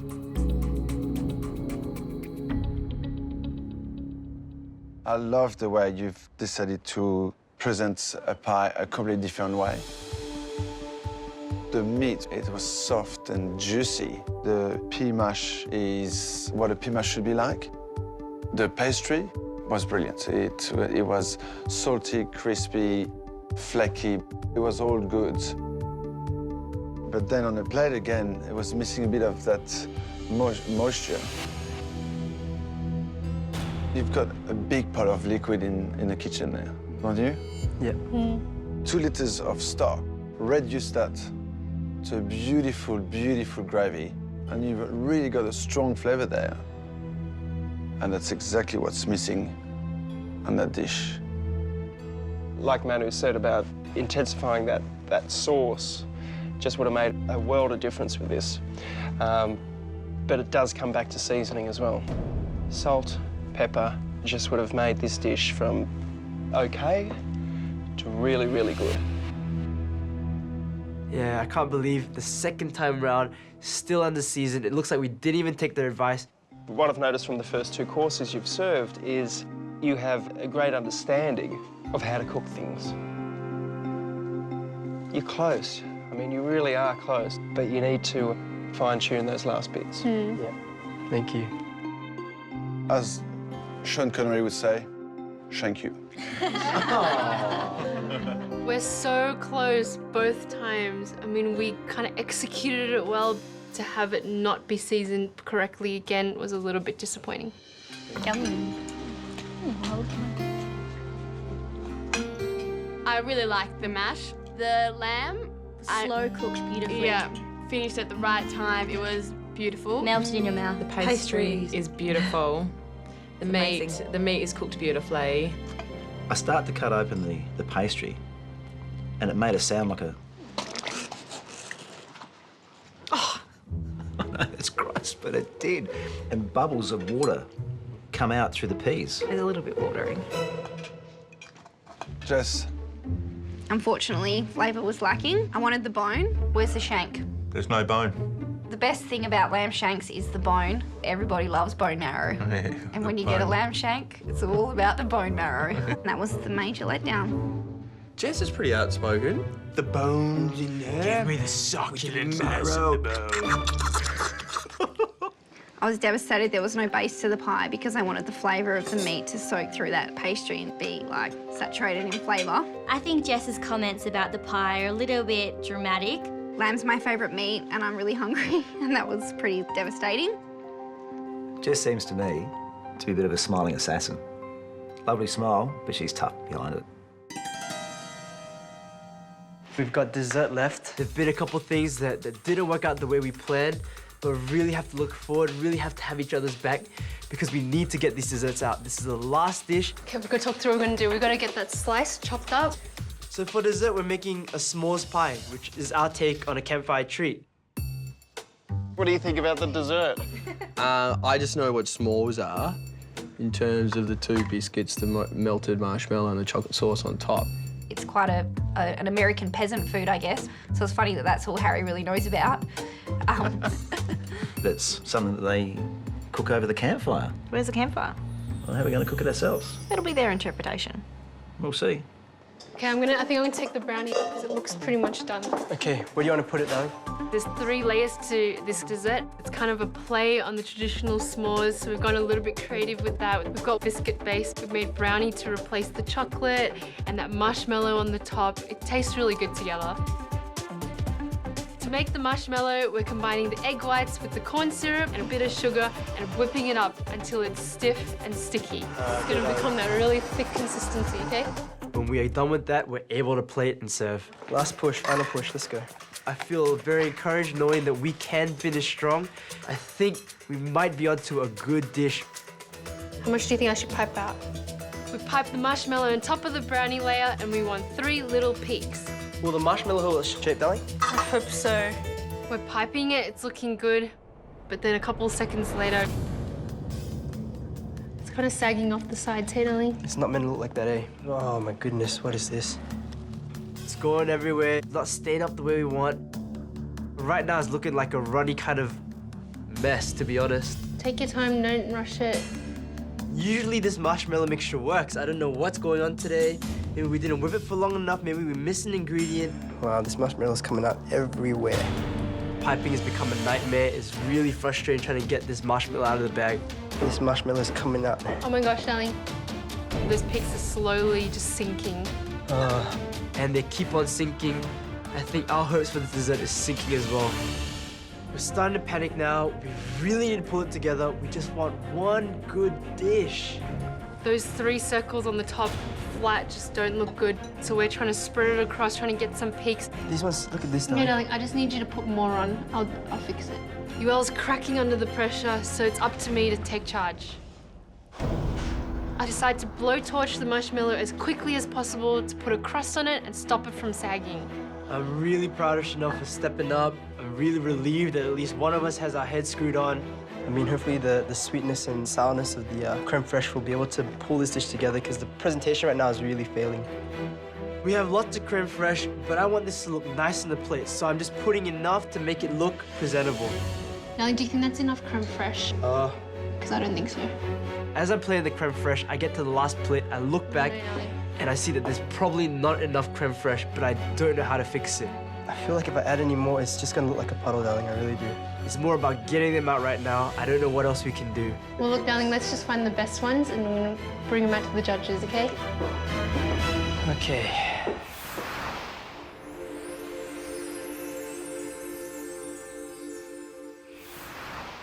Dessert is served. Thank you. Thank you. Thank you. Beautiful, thank you. I don't think it's a small pie. I think of a pie and I don't think of a slice. It's a small slice. Thank you.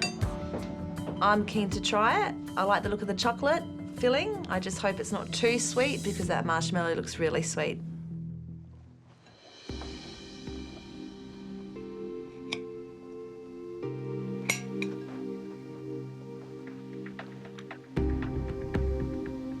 The judges are always really hard to read. I never know what they're thinking. They seem like they're showing me no emotion, and I'm just really hoping that somehow the sweetness of the dessert will get us across the line.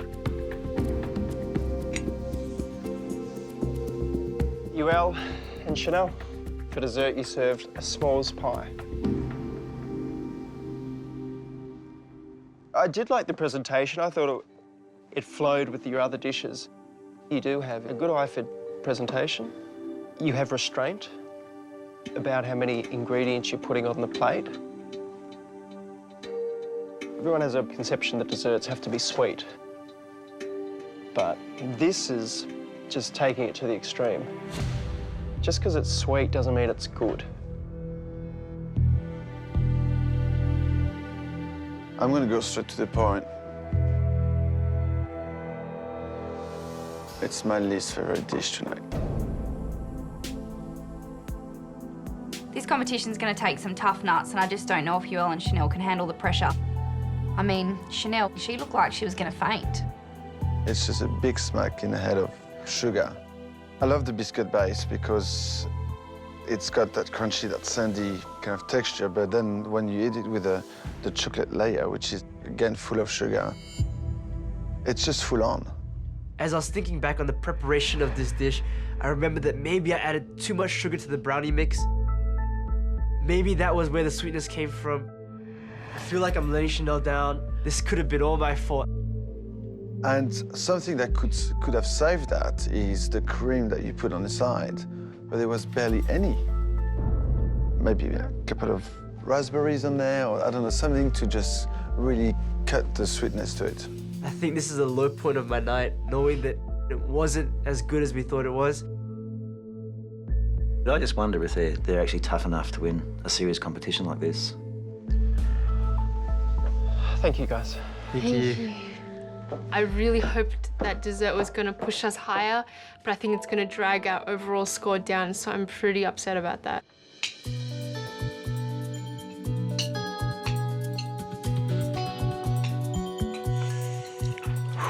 loosen up.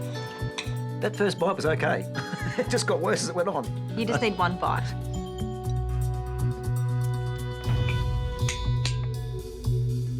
It's so sweet, it's so thick, and it's kind of clumping up in my mouth. I need a glass of water to get through this. I really liked the torch marshmallow on top. It just took me back to when I was a little girl, outside torching marshmallows. Yeah, so I enjoyed it. I just wasn't sure about what was on the side. It was so small, I couldn't really taste it. Yuel and Chanel were trying to break through the sweetness with putting a bit of creme fraiche there, but unfortunately there wasn't enough. After eating the 3 courses, I think the instant restaurant was average. I'd definitely go to the instant restaurant if it was for free, but I don't think I would be a paying customer. Yuel and Chanel will now be given a score out of 10 by the other teams. I think with the entree, I was a little disappointed with the fact that the lobster was chewy on the outside, a little bit raw on one piece in the middle, and the pumpkin soup lacked flavour. What do you reckon? Basic seasoning wasn't there, and that's Deal breaker. just a deal breaker. The main course, what do you think? The meat was cooked beautifully. It was. It just lacked flavour. Yeah, they did great with the pastry, I thought. Really crunchy, delicious. I loved the pastry. And I loved the green peas. It was cooked well, but it did need that sauce. On a whole, it was an okay dish. It just needed seasoning, that's all. Salt, Bev wouldn't have fixed it. Really? So what do you think of the s'mores? The dessert didn't rock my world. You liked the biscuit though, didn't you? I did like the biscuit base and I suppose the marshmallow. Oh, so sugary. Too much. It was a bit too rich for you. Too rich for Mum. Yeah. Tonight we'll give Yuel and Chanel a 5 out of 10. I think the idea's there, the presentation's there. It's just missing flavour. Do you think a 6? Yep. Yep. So we give it a 6. Seasoning was the biggest issue, Yep. I think. Either they lacked salt or it was too sweet. Overall, the meal itself was average, but it showed promise. Overall, we're gonna give a 5. The whole menu, nothing stood out. Yeah. We're going to give them a 5. Yep. Their seasoning let them down, so their dishes were good. They could have been great. You're thinking of 5? I'm thinking of 4. There was no flavour. Okay, we give them a 4 out of 10. We're quite confident we'll do a much better job at our instant restaurant. And the bar's been set about here. We can step over that one. Yeah. Let's go. Time to face the music. There are a lot of different emotions flowing through me right now. I'm really proud of our effort. At the same time, I'm a little bit disappointed at all the things that we put out on the table today. We didn't do the best that we could, and we really hope that it's not going to affect us too bad in the scores.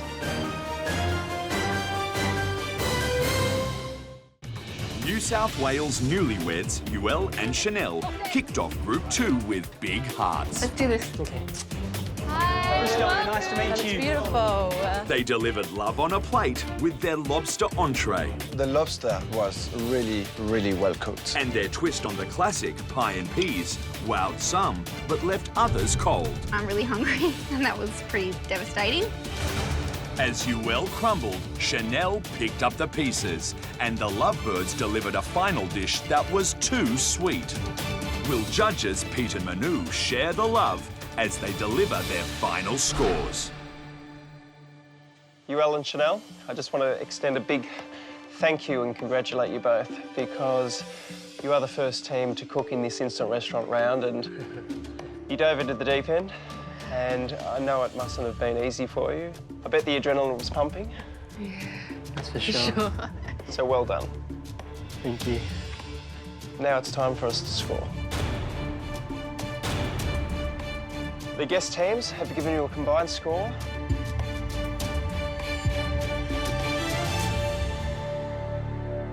of 25 out of 50. I know we didn't do anything exceptional.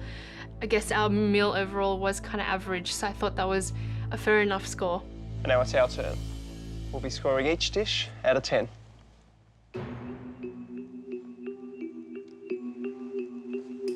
Yuel and Chanel are looking really meek. I've just wanted to hug them. For entree, you made grilled lobster with pumpkin dipping soup and crisp pancetta. The lobster was cooked beautifully. However, the rest of the dish, you needed to step up the game. You need to focus on your seasoning, really work on those flavour combinations, and give us more. I actually like the flavour combination on your plates, but there was not enough flavour. I really need more oomph. For me, the dish was halfway there. And for this, I'm scoring you a 5. The score I'm giving you for your entree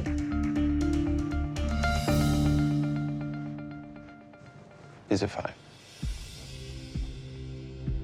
I actually thought that was probably about right. Maybe a little bit more generous than I thought, actually. We're really hoping that the scores are better for the mains because we need those scores to go up a little bit more. For main course, you made lamb shank pie with pea mash. Very interesting presentation, beautifully cooked and beautifully made as well. It had the consistency and texture I was looking for. What I was a little disappointed was all that beautiful stock that was left in that pot. I was just only dreaming of this to be reduced to a really intense flavour sauce. I liked your main course a little bit better than your entree. And for this, I'm scoring you a 6. The score I'm giving you for your main course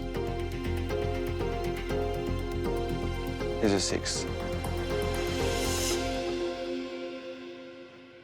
It's a big sigh of relief, but I'm really proud of you, darling. I'm proud of you too. For dessert, you served a small pie. I think the idea of playing with the small pie was a good idea, but you should have thought about it in a way that it would have been a lot lighter. A dessert isn't meant to be sickly sweet. A dessert is meant to have balance and have harmony. The score I'm giving you for your dessert tonight is a 3. The score I'm giving you for your dessert is a 3. It wasn't a surprise at all. I'm just, wish we did better. It's really disappointing. So you all and Chanel, that gives you a grand total score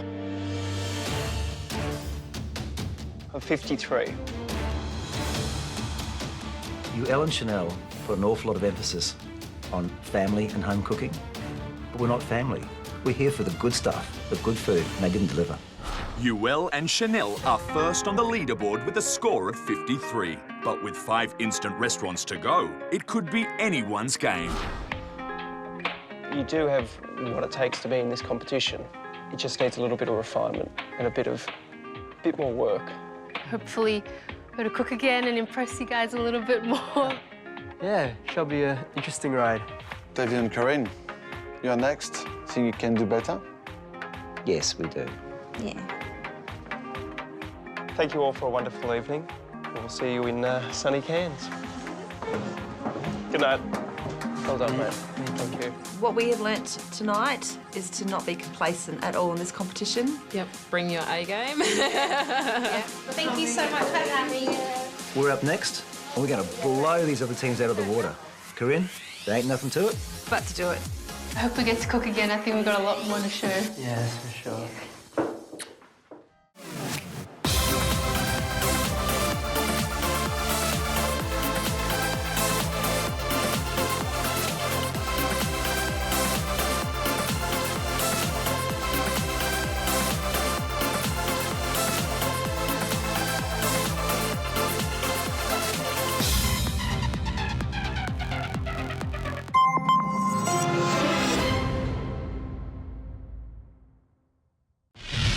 Previously on My Kitchen Rules. The taxi's here, come on! From around the country. Our brand new teams for 2014. Oh my God. I think I'm gonna cry. Came together at kitchen headquarters and found out what they were playing for. There are no second chances. The lowest scoring team of each group will be eliminated. We are definitely not going home rich. The first team to cook, Annie and Jason.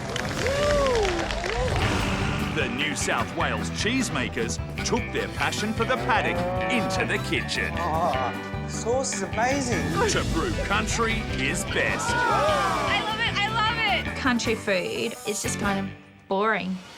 Let's go. They bet the farm on a triple cheese menu. You're mad if you don't like cheese. It's not like I don't like it, I gag. But while the table simmered, I don't understand, she ate it. So pretty much she's full of... Annie and Jason were on fire. I'll be drinking it later. That gives you a grand total score of 82. But with 5 teams left to cook, no one is safe as the lowest scoring team will be eliminated. These city folk better watch out. Tonight, Are you really excited? We're gonna knock their socks off. in Canberra, newly dating couple Andrew and Amelia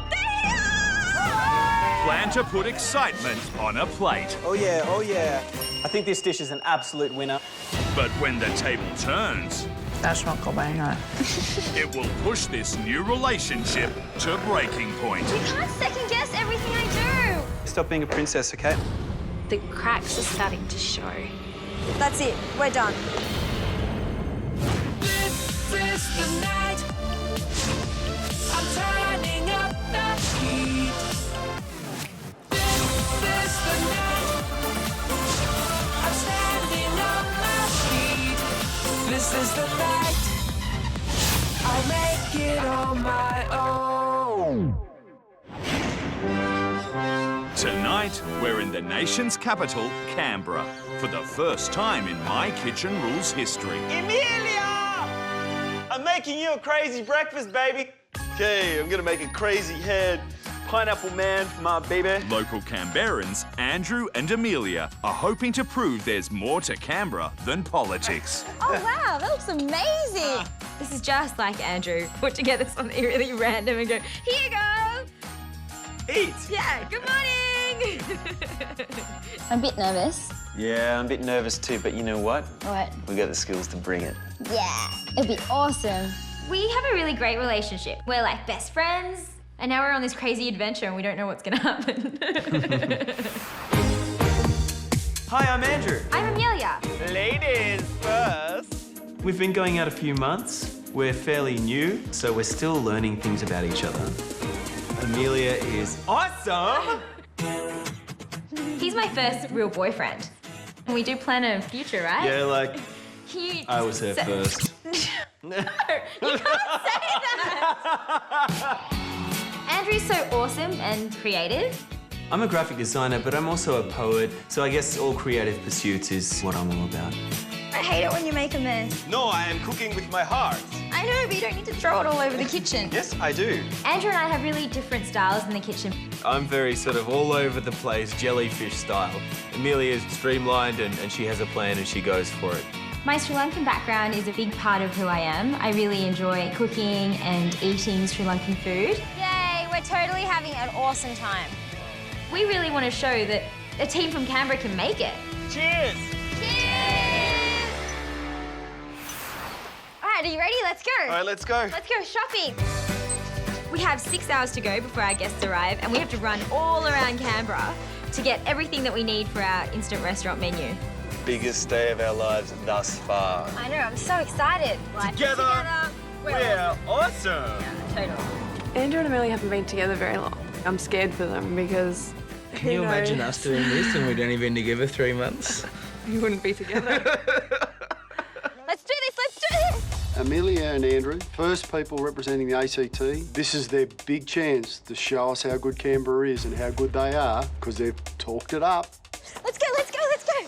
I would definitely say that our approach is quirky and a little bit different. Where is the juice? I think our menu is definitely going to be one that will polarize people. They'll either love it or hate it. Spices, spices. This is my favorite aisle. I love spices. Tonight from Amelia, we're expecting traditional Sri Lankan food. They can have the potential to be so hot. Just like us, we're like spicy, right? Yeah. Andrew seems a little crazy, so I'm expecting, just a few extra elements on that plate that are going to make us go, wow. This is definitely for the shrimp in a barrel. It's Keen's curry powder. I hate it. We won't use it for the gumbo or any other thing. It's my only dish with this, please. Okay. Yeah, all right. Okay. Let's do it. For the entree, we're making shrimp in a barrel. Shrimp in a barrel. I've never seen it before. I've never heard of it before. I know that Americans call prawns shrimp, so I'm thinking this could be an American-style dish. Do you think that people are going to like pineapple juice with their prawns? Guaranteed this is going to knock their socks off. The dish came from an American couple who said to me, "Hey, we got this recipe for an American jack shrimp."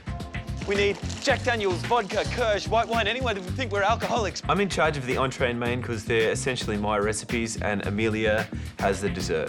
Let's go have a look for some cherries. Okay. For dessert, we're making a decadent chocolate cherry tart with a Kirsch cream. Chocolate and cherry, marriage in heaven. Kirsch is a liquor that's made of the stone of the cherry, and it's really strong, so I hope it's not going to overtake the whole flavour of that tart. Do it. Thank you. Thank you. See you later. It's time to pick up our seafood. Fresh fish, here we come! It's part of our entree and it's part of our main. These look awesome. Thank you so much. I think we'd probably want the really fresh ones. Yeah, look, there's nothing to it. You just pull the beard out and just give them a little bit of a scrub. Yeah. And away you go. Okay, cool. For main, we're making gourmet gumbo with seafood and chorizo sausage. Gumbo is originated in New Orleans. It's got meats or seafood, full of spice and delicious when done correctly. What worries me about this title is the word gourmet. I don't want a gourmet gumbo. I want a classical, rich gumbo. Put the big ones in the entree and we'll put the rest of them in the gumbo, in the soup. We get beautiful fresh prawns, some fresh mussels, and also, fortunately, they have some fish bones for Andrew to make the stock. I got my mojo working. Yeah. I got my mojo working, but it just won't work on you. Yeah, if Andrew cooks the way he acts, it could either be really, really good, or it could just go overboard and we could be in for a long night. Yeah. Okay, home sweet home. Let's go, let's go. Let's blow this popsicle stand. We get into the house and quickly throw our shopping bags down and we go and dress the room. Do you think they'll be impressed with our instant restaurant? I really hope so. Our instant restaurant's name is Berralicious, so shortening of the word Canberra to Berra, and delicious, so Berralicious. Point the blade in. You know I'm Sri Lankan. I don't eat with cutlery very often. The vibe that we're going for with the instant restaurant is very fun and colourful. We really want to celebrate that we're into cycling and that we love hot air balloons. You know, all those things that we love about Canberra, we're really trying to reflect in our room. It's like a serious tangled mess. Our clock is ticking. I haven't really ever seen Andrew frazzled. There's too many glasses on the table! Usually he's like this cool as a cucumber guy, so I know that he's really feeling it at the moment. Okay, you need to like take a deep breath and calm down. It's okay, it's gonna look great and you know, people are gonna love this. We can always come back and tweak the dining room, but cooking is our main priority today. All right, we're gonna start cooking. 2 hours and 43 minutes. Because a lot of the time we have lots of ideas and we're really excited, we often have problems with deciding quickly about what we want to do and really sort of executing it. We really need to stick to a plan. Can you believe it? We're wearing these! I know, right? So cool! Unbelievable. We're the very first team to have our names with ACT on our aprons. That's pretty special. I'm doing the fish stock first. Stock for me is the heart and soul of a gumbo. Woo! You can put anything you want into a fish stock. We're going with snapper. Right, that's how you get into the guts of the fish. Hey, you're doing it through the plastic. It's okay, we can easily take the plastic off. Voila. Okay, fantastic. We can't stuff this up, girl. Ain't nobody got time for that. Ain't nobody got time for that. I'm just gonna start working on the sauce for our entree. The trickiest thing to make for our entree is the sauce. We've got to make sure that the balance of flavours is perfect. I want to make sure that I do the best thing I can for your sauce. I know you got my back. I's totes got your back. With the sauce, I've put in Jack Daniels, pineapple juice, roasted garlic, paprika, brown sugar, a whole bunch of other things. Have you had the Keens? No, No, I couldn't. hate Keens. So just 1 teaspoon. I mean, I'm Sri Lankan. I love using my own curry powder. Seriously, trust me, it's gonna be a killer. Okay.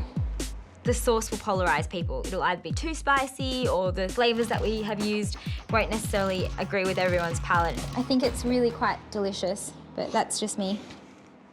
Okay, that's beautiful. I've completed the sauce and I'm really happy with it. Entree prep's going really well. But we have to dish all these prawns, and we have so many prawns. I'm Karin. You've gone through most Seriously, of them. I'm in the zone. For the entree, prawns are the star of the dish and they have to be cooked perfectly. Who's going to be wearing the pants? I think Amelia does, so... I think she'd need to. Well, Andrew might forget to put them on. Can we use anything else to sop up the sauce? Well, we're not going to put a lot of sauce down the bottom. We're only going to put a little bit. Well, it was originally my idea to have the glass full, but do you want to just try it with less sauce? Amelia is usually the boss in the kitchen, but today I am the boss in the kitchen because it's my recipes. I really struggled with it, right? We're not changing the plan. Okay, we we're have not a changing the plan. plan. We have an hour left. We're not going to We deviate can't- the plan. No. We're in a cooking competition. Like, we have to have a plan. Otherwise, how are we going to get stuff done? We've done the sauce for the entree. The prawns are on skewers, ready to be fried up. We should be ready to go with the main in about 3 or 4 minutes. I taste the sauce. That garlic tastes beautiful, but it is so mellow. It doesn't have enough garlic in it. It doesn't have enough base. You don't think we should put more in? No, I really don't. Andrew's told me that I need to add more garlic to the JD sauce, right? And I'm not exactly happy. We've got half an hour to go, seriously. Okay, I know. Like, I feel like we've finished components and it's not helpful now to be like, well, you know, I'm not sure about this flavour. All right, Amelia, stop being a princess. I'm just calling it as I see it. These are all recipes that we should know. Relax. Chill. Chill. Come on. Yeah, that's exactly what I didn't want to do. Chill, relax, on our competition day. The gumbo's going to come out smoky, hot, and spicy. All I need to do is put all the vegetables in, put in the sausage, add the fish stock, and just poach the prawns and the mussels in the gumbo at the end. Oh, it's smelling like gumbo now. There's still a lot to do, but we're really upbeat and excited. We feel like we're on track. It looks like it's all ready to go. Do you want to go get ready? Absolutely. They're about Let's to do it. come. Let's go. Amelia, I think she'd take him out in a heartbeat. Oh, she'd get it to him. Paul and Blair, what are they wearing tonight? The Wiggles. I think they were just bringing a little bit of Andrew to Andrew. Well, my mum made these suits. They're colourful. Andrew and Amelia, they're big personalities, so why not wear them tonight? Hopefully they get along in the kitchen. Yeah, that's going to be interesting too. They haven't been together very long. 20 seconds to go. Nowhere to run to, baby. Nowhere to hide. Andrew is very boisterous. He's not boisterous, he's loud. I brought my Panadol with me. We could get Sri Lankan. Yeah, maybe it's fusion food, something Sri Lankan with a modern Australian twist. A bit wacky, like Andrew. Yeah. Andrew and Amelia love Canberra. Really love Canberra. Does Canberra have a food scene? I don't know. Uh-oh, 7 seconds. When I listen to them talk, I'm pretty sure they know a lot more about food than Blair and I. We're next up, so yeah, we're worried. Excited, folks? Yeah! Here we go. I'm feeling it. 5, 4, 3, 2, 1. Bang. Oh.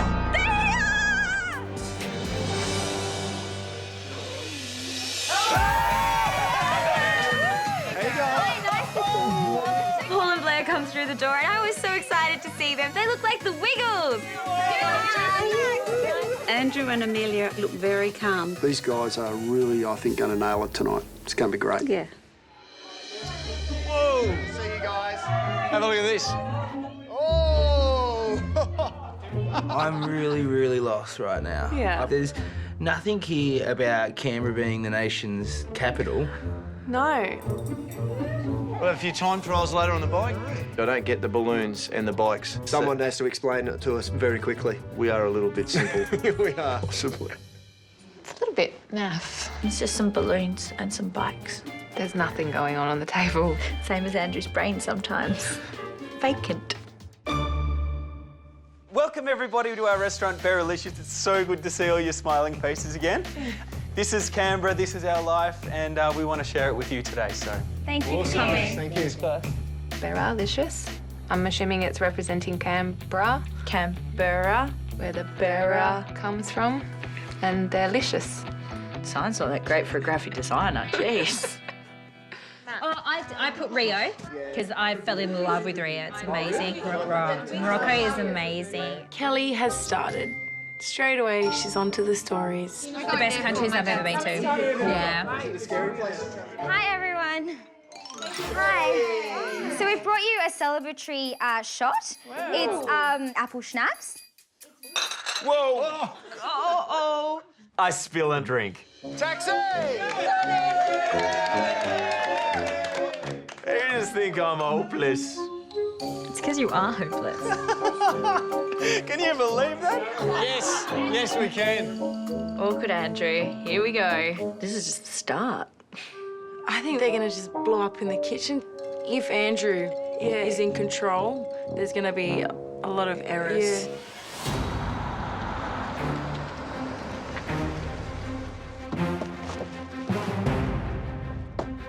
We're really excited about coming to Canberra tonight. Andrew and Amelia are our first team from Canberra. Let's see what they can do.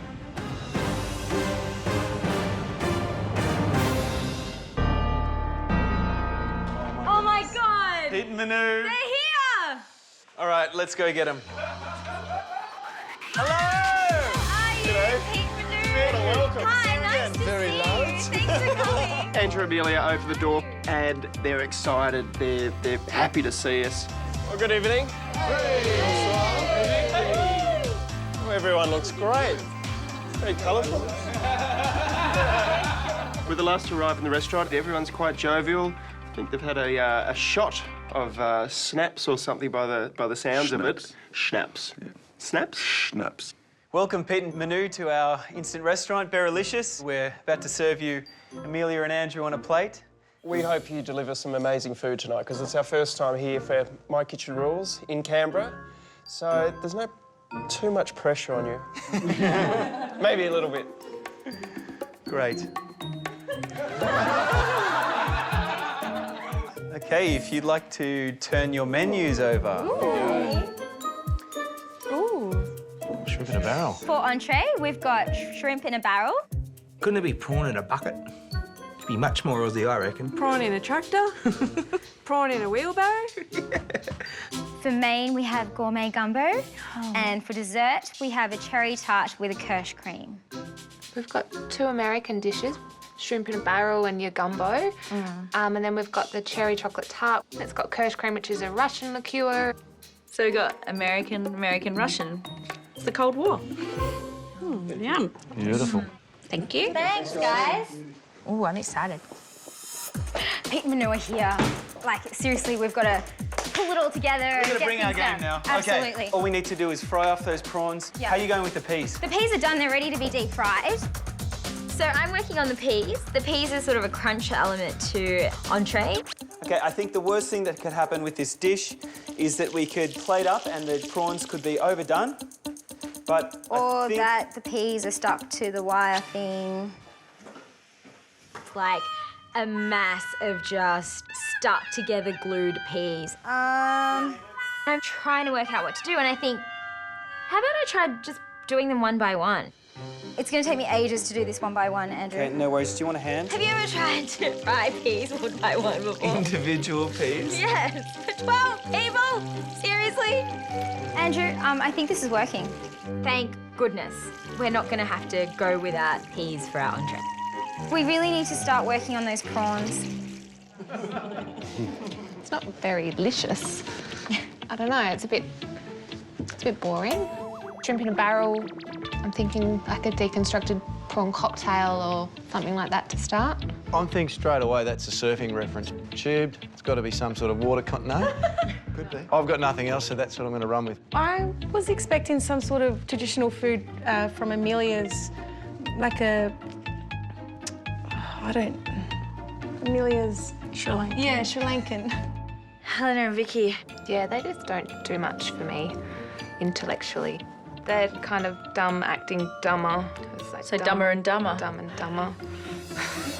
What about Andrew and Amelia as a cooking team? I've got a feeling Amelia's going to be the man in the team. She's going to whip Andrew in place. Yeah, I don't think Andrew will go too well with timing and, you know, clumsiness and all of that, so...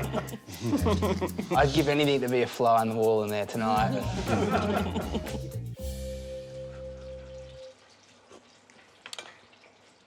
I can't taste any Jack Daniels in that sauce at all. We'll put more in. Is that okay with you? It's your sauce, Andrew. Do what you like. At the moment, I don't really feel like Andrew and I are working in sync. We had already discussed the sauce. The sauce was done. We were just gonna plate and we were gonna get that out. I'm working towards getting our entrees out. You're losing sight of the fact that we need to deliver this. I'm a bit nervous that it's going to be a little bit overpowering. I'm going to cook it off. I'm going to really raise the heat up and... I think we really need to get started on the prawns, Andrew. All right. Seriously. Okay. We have, like, so many batches of prawns to do. Okay, cool. I want Andrew to concentrate. I think that sauce is right, Em. Okay, awesome. I think I'm that glad sauce that you're is happy right. with it. Here are the prawns, Andrew. You really have to get cracking Okay. on those. Oh, yeah. When I'm cooking the prawns, I'm feeling really good about them. I know I have to cook them quickly over a high heat. Make sure they're not overcooked. They have to be moist on the inside. They can't be as tough as rubber, you know what I mean? Okay, first batch is good. Let's go the next batch. My peas are done. Thank God. Now that things are happening for the entree, I really feel like we're back on track and that, you know, the mood has completely shifted in our kitchen. Andrew, what do you think? What do you think? It's your fishing line! Woo! We're back! Woo, back. It's our finger five. I guess our inside version of a normal high five is a finger five. The entree is a bit of theatre, my dear. Just to go fishing out of this little barrel, it's just a nice way of presenting it. I think this dish is an absolute winner. I think we're going to get some good marks. Just looking at it now, it's just amazing, beautiful. right? Manu's one. Needs more sauce. Perfecto. Well, we did it, didn't we? Absolutely. Ready? Yeah, let's go. Let's go give it to them. We've got to do it for the ACT. Go, Canberra. Entree is served.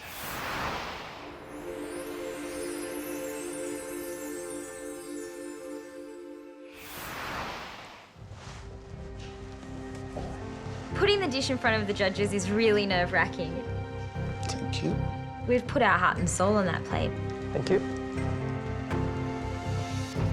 Thanks, mate. Where's the barrel? I was looking under my plate, around it. Where's the barrel? How am I supposed to eat this?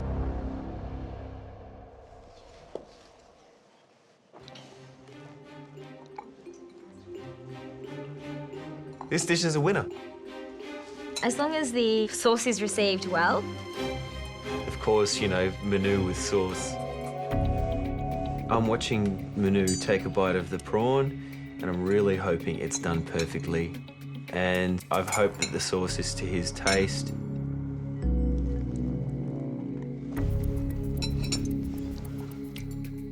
Andrew and Emilia for entree, shrimp in a barrel.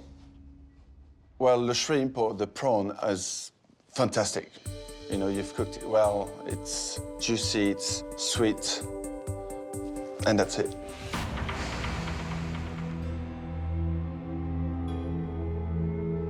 It's very, very confusing. I don't even know what the sauce is made of. What's the ingredients? We've got Jack Daniel's pineapple juice, roast garlic. That's enough. Okay. Sorry, that says it all for me. I don't know where you got that recipe. It should stay in America. Yeah. I'm upset. I was hoping that we would have a dish that he would taste and love. Amelia and Andrew are looking a little shattered, and I feel sorry for them. The prawn is the star of this dish. You need to do everything in your power to make sure that that prawn is cooked perfectly. And what you served here wasn't. There was inconsistencies. I had a prawn that was a little bit under, which I quite liked because I like the prawns a bit under. Then there was another one that was overcooked. You have to have attention to detail. It was difficult to hear after we'd taken so much care to cook them. The sauce, very overpowering. I'm getting hot and I'm getting strong flavours, and they're just killing the prawns. Looking at the dish as well, I understand you're going for presentation, but I'd rather a dish that is cooked perfectly, tastes beautiful, and doesn't look great on a plate. You've got 2 more courses to cook. Make it shine. Thanks, guys. I can feel the mother instinct coming out of me. I just want to give him a hug. Wow. Wow. I'm a little bit gutted. I mean, I feel like I've let you down. It's not a real reflection on your skills, it's more a reflection on... We're a team. Like, we did this together. We tasted. I made the sauce. It's really important that we're a team and that we're strong and together for this. We just can't spend any time dwelling on that. We just need to plow ahead, make sure our main's awesome, and just go for gold.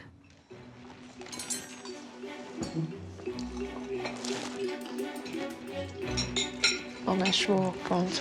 Almost raw prawns. Come on, out you come. Here we go. I think they've gone overboard with their presentation. It's very complex. A lot of work that's got to be needed just to eat it. Maybe it's like him. It's confusing. It's like Andrew's just come up and gone, here's 1,000 spices in your mouth, and you just don't know what's going on. You can forgive presentation, but for the taste, you can't have wacky. You've got to have a story being told. The peas were great. The peas were really good. Give me some more. I was hoping it would come in a barrel that you could eat, a crispy barrel. I don't think things are going well in the kitchen at all. Yeah, I think it might be a bit of chaos in there. We're gonna fight. We're gonna get back up there and we're gonna fight, okay? Yeah. So we need to focus. We've had a bad entree, but we need to knuckle down and get on with this main and the dessert. We need to make them spectacular. We need to make them fantastic. Andrew, with the mussels, I'm just gonna de-beard them and give them a bit of a clean.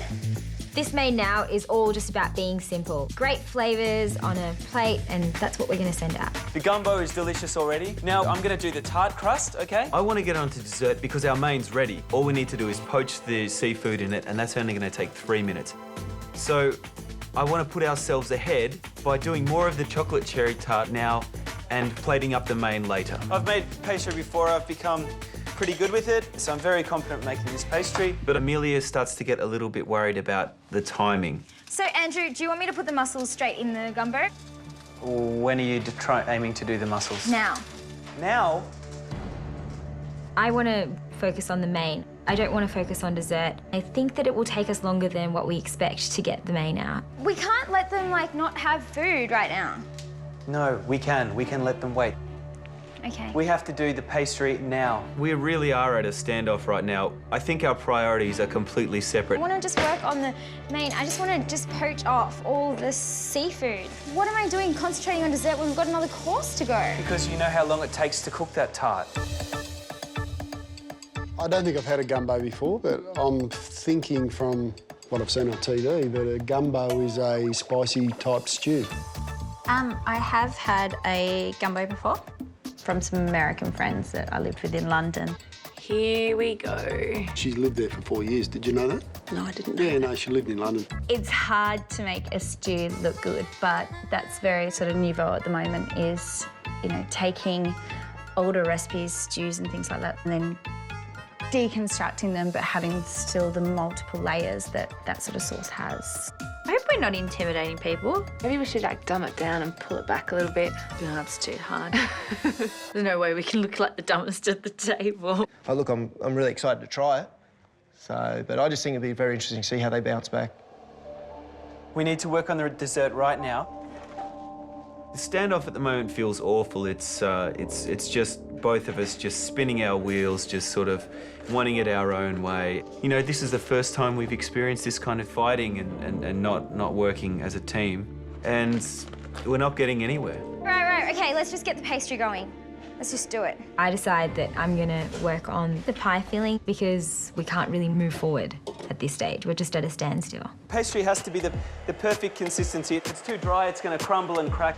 If it's too wet, it's going to be impossible to work with. For our pie filling today, I want to make it dark chocolate filling. I have to be careful that my pie filling isn't too bitter. It's essentially ready. Luckily, we both finish at the same time. Let's get cracking on main. On the main. Yeah. So we need to crack on with the main. So we put the gumbo on the heat again and ready for all the shellfish to go in. I just want to have a look at the prawns then. So I get the prawns out of the fridge and realise they're not deveined. I forgot to devein these. So at this stage, an hour has gone by since we served entree, and it's going to take us probably another half an hour to get this main out, and I'm really, really worried. Like, I don't want to keep them waiting. An hour and a half is a long time to wait for a main. We might be going home, Andrew. I want my main. I want my main. Put the knife down. The troops were getting restless. It was turning. It was a bad scene. It was turning into an ugly scene. Yeah. I'm starving. I'm really hungry. The best thing about tonight so far is the lollipops. Is it yum? If you get the right flavours. It's the Hunger Games. I'm starving. What colour? Red, green, blue? We were forced to eat the decorations. All right, Amelia, can you open the oven? Yeah, Pastry sure. case is going in the oven. No worries. Fantastic. I think all these mussels are done. I think they're all clean. I look at the mussels and they've got all of these white barnacles and crustaceans on them. Amelia, did you scrub that? Yeah, I did. I scrubbed them all. Andrew, I scrubbed them. That's not scrubbed. You can't second guess everything I do. Can I just, Go through every single one again. Seriously, we're so behind schedule. Can we just do it? We're always thought-assing around. But that doesn't look right.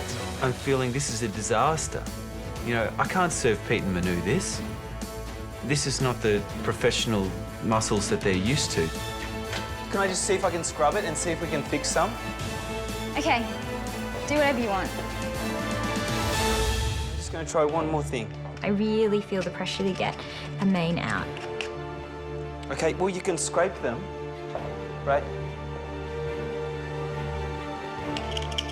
As I'm scrubbing these mussels, I'm thinking this is setting us back.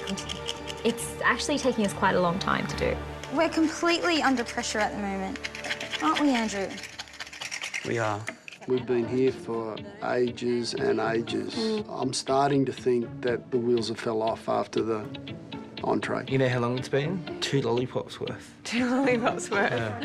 Lucky we've got those lollipops. One more lollipop? 1 more lollipop. It's yummy. Jason ate 5. He was starving. He got in there. It's pretty funny.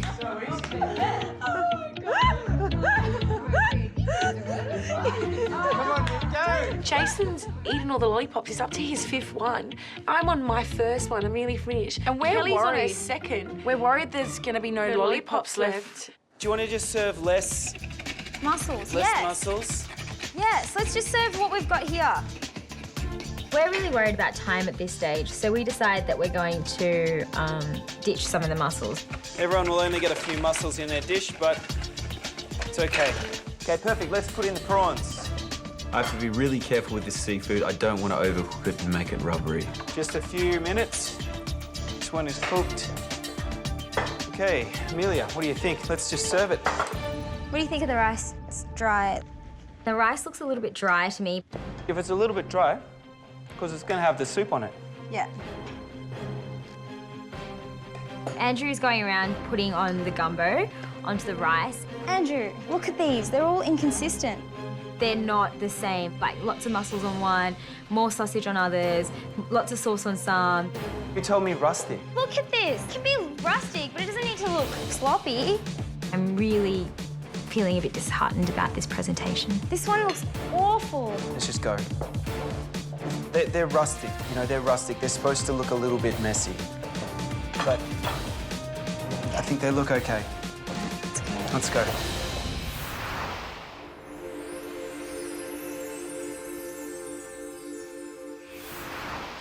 Main is served. Thank you. Thank you. Thank you.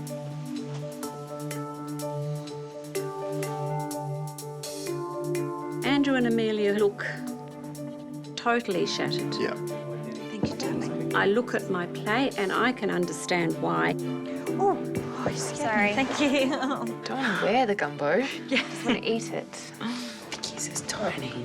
Look how small Vicky's is. Andrew and Amelia are standing a bit further apart from each other. I don't think Amelia wants anything to do with him right now.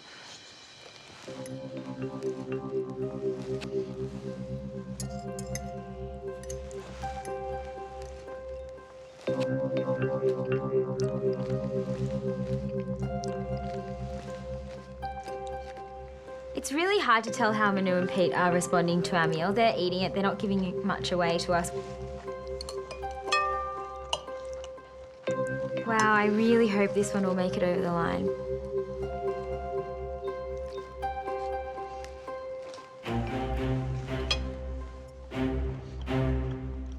Andrew and Amelia, for main course you cooked gourmet gumbo. I love gumbo. It can be a tremendous dish when done correctly. But this is very underwhelming. When I read the word gourmet, I was looking for the gourmet part of this because I got a sauce and I got 2 mussels, 2 prawns and a couple of bits of sausage. Yeah. The rice is overcooked. There was an okay flavour in the sauce, and that's the one thing that saved this dish. I talk about love and cooking a lot, and I don't get it in this dish, guys. I didn't mind the flavour at all. Actually, I thought all the different spices that you mixed up in there with the smokiness of that sausage, I thought it was very enjoyable. You weren't far off of delivering a good dish, but there was one ingredient too many. That's stress. That's what I could see on this plate, is stress. Just the visual only, it was just stress, stress, stress, stress, stress, stress, stress. There was a lot of stress in that period when we made the main. It was obvious on the plate. Manu picked it up and he was absolutely right. Are you going to be able to go back in there and work together? Remember that? Yeah. You've got to stay together as a team. We can do that. Yeah, we can do that. Thank you. Make it, don't break it. Yeah. They were absolutely right about the stress. It was stress on a plate. So I guess that wasn't so bad. Yeah, that was a vast improvement on the last dish. Yeah. We just have to push on and just continue and give them a great dessert. We know that we can do that. Let's have a bit of a finger five. Okay. Okay. We're in this competition because of each other. We can win because of each other too. Yeah.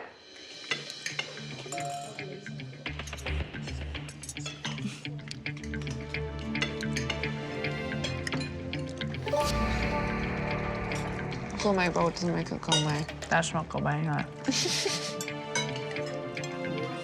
I can taste like gluggy rice. It's overcooked. There's no element on this dish whatsoever that's enjoyable, and I'm so sad to have to say that. Oh, 6 bits of chorizo. And prawns? Yeah.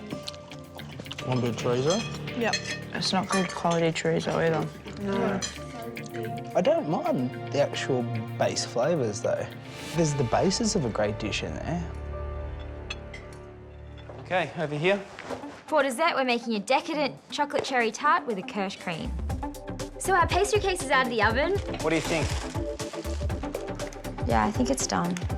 And it looks really, really good. It's looking fantastic. It's time to put the filling in. I'm gonna put in just the cherries, and I pour the filling over the top. That looks absolutely beautiful. All right, Andrew, I'm putting it in. Cool. And then I place the whole tart in the oven.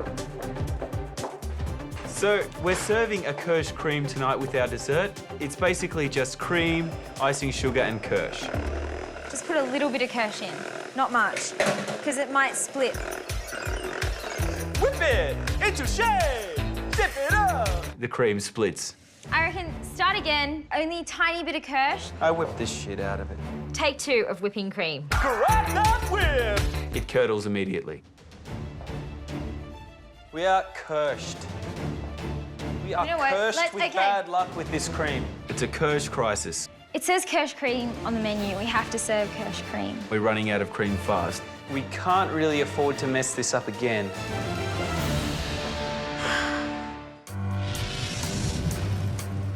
So at the last minute, we find the last punnet at the back of the fridge, the very last cream in the house. I don't know if this is going to be enough for 12 people, but we're just going to have to make this stretch. Okay. We've decided not to try using kirsch. Let's keep it simple. Let's just do no kirsch at all. If we stuff this cream, basically, that's it. We're done. That's it, game over. We are fighting for our lives to stay in the competition here. We have to get this perfect. Andrew, I'm going to slow it down because I really don't want to over-whip it. Okay. It only takes a split second for it to be over-whipped. Let's not tempt fate. That's whipped enough for me, is it? Really? Okay, let's do it. That's enough for me too. Okay, that's it. Cream whipped! What are you expecting from this dessert? I'm hoping it's more on the chocolate side than the cherry side, because personally I don't order any desserts that have cherry in them. I just don't like mixing cherries and chocolate together. Look, I really hope they do pull through and hopefully their next dishes aren't as bad. I've never knocked back a good tart yet. Especially one with chocolate. And I like food to look, this probably sounds crazy, but I like it to look sexy on a plate. Is it sexy? I love dessert. I want it to be good. I just hope they can bring it out. After their first 2 dishes, I really hope that they can bring it home. Woohoo! It's done! Woo-hoo-hoo! Okay. We take the tart out of the oven and it looks delicious. It's exactly how we want it to look. Well, I think it looks beautiful. We have to cut this one tart into 12 pieces. Ready? Okay, now we have to be really careful with how we portion it out, Andrew. Lots riding on this. I can't watch. It is so tense watching this happen. Are you gonna get the number of pieces that we need out of it? Yes. Are you sure? I'm quite sure about that. Like, I don't want Andrew to break the tart. I don't want him to drop it. I don't want anything to go wrong with cutting this tart. They're all gonna be even. And I know that there's such a lot of pressure on him to, like, get it right. This is so intense. We have to plate fast with this. We want to get this out onto the table as soon as possible. But, like, it's gooey, it's rich. We feel really nervous that we haven't tasted this tart yet. We don't have any to taste. We're on a wing and a prayer here. We only have the one tart, so we don't have any other options. All right, 2 more, Andrew, and then we are home free. Home frickety free. Go, Andrew, we can do this. I'm happy with how it looks. I think that this is going to do the trick.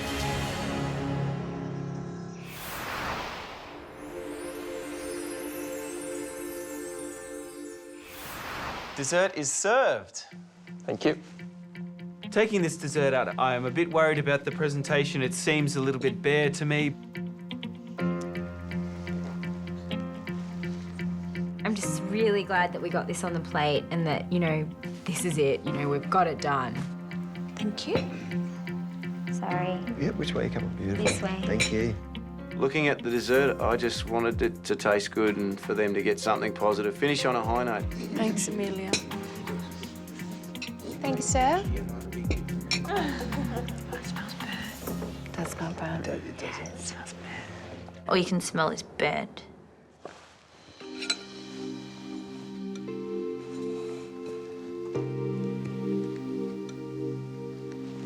I'm watching Pete and Manu eat the tart. The biscuit's biscuity, it's gooey enough. You can see them take a swipe of the cream with the tart and it looks really, really good. Andrew and Emilia, for dessert, chocolate cherry tart with Kirsch cream. My first question is, the Kirsch in the cream? We tried Kirsch in the cream and it didn't work. But so then in the end we decided to serve something that we were really proud of on the plate rather than experimenting or, yeah. I'm glad you've done that because it's better to be plain than overwhipped and curdled and yucky. Yeah. What I liked about it is the top was caramelized, so it was like chewy on top but soft in the middle. The base was well baked as well, so it was crunchy. I think you've redeemed yourself a little. Thank you. Thanks, Manu. I love the warm, sort of soft, not set centre. I thought that was really nice, especially with the crisp base. I think you did a really good job with the pastry. And I really enjoyed the flavour of this dish. I know it's probably your simplest dish that you did tonight. It was a good effort, but but it wasn't perfect. Thanks, guys. Thanks. Thanks, Pete. Thank you very much.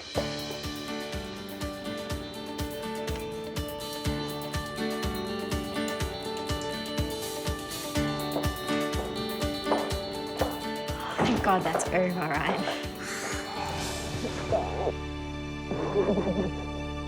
Bon appétit.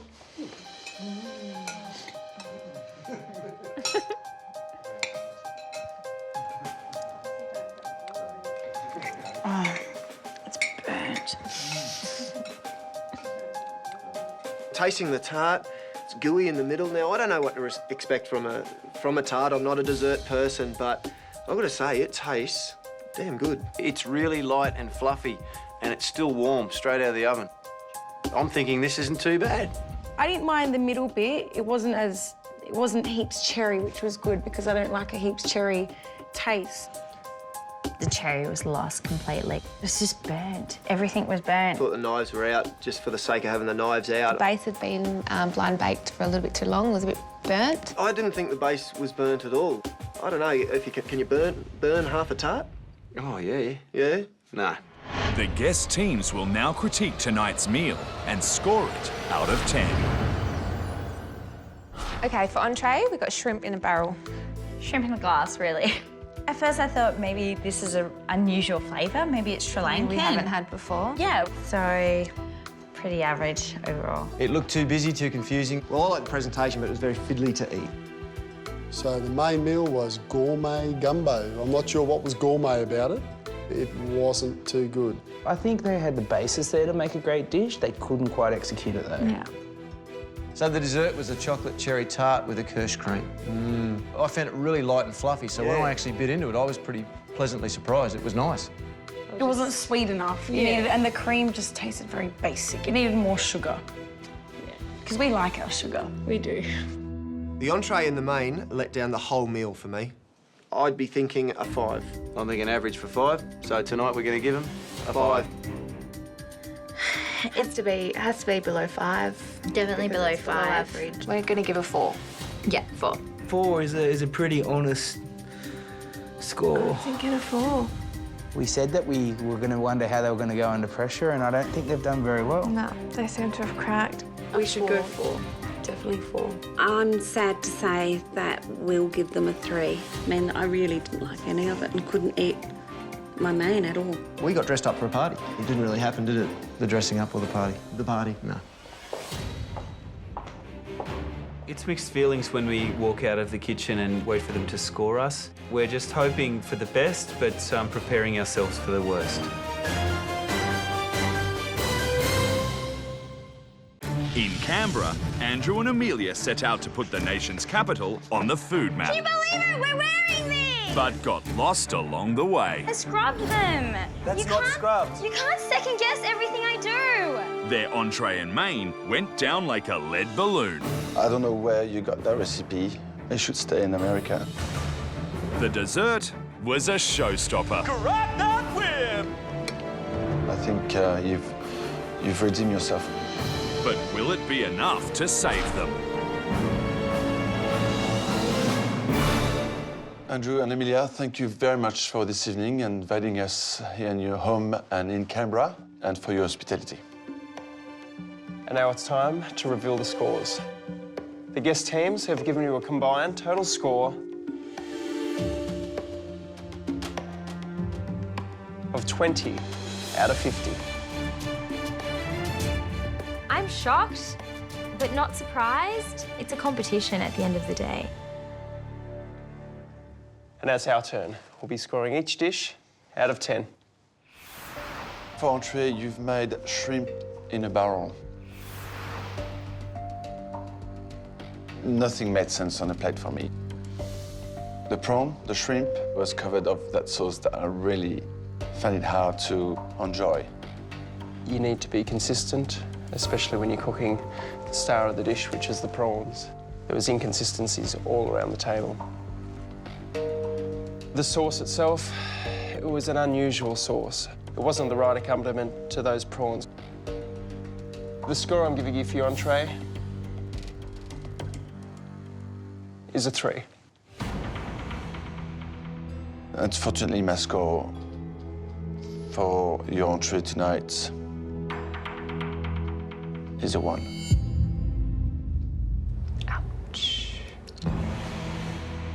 I don't know if we deserve to score that low. We're capable of so much better than that. Boom. We're in a competition. For main course, you cooked gourmet gumbo. A little bit better than your entree, but not much. Your rice was overcooked. There was inconsistencies again around the table, so you need to have that attention to detail. The flavour was okay, but it wasn't a great gumbo. I love the flavour of the sauce. I think it stewed long enough to really be quite rich, and all the spices together was beautiful. And even though it is difficult to plate a dish like this in a nice way, I also felt that he was just plunked on it without too much love. The score I'm giving you for your main course is a 5. The score I'm giving you for your gumbo this evening is a 4.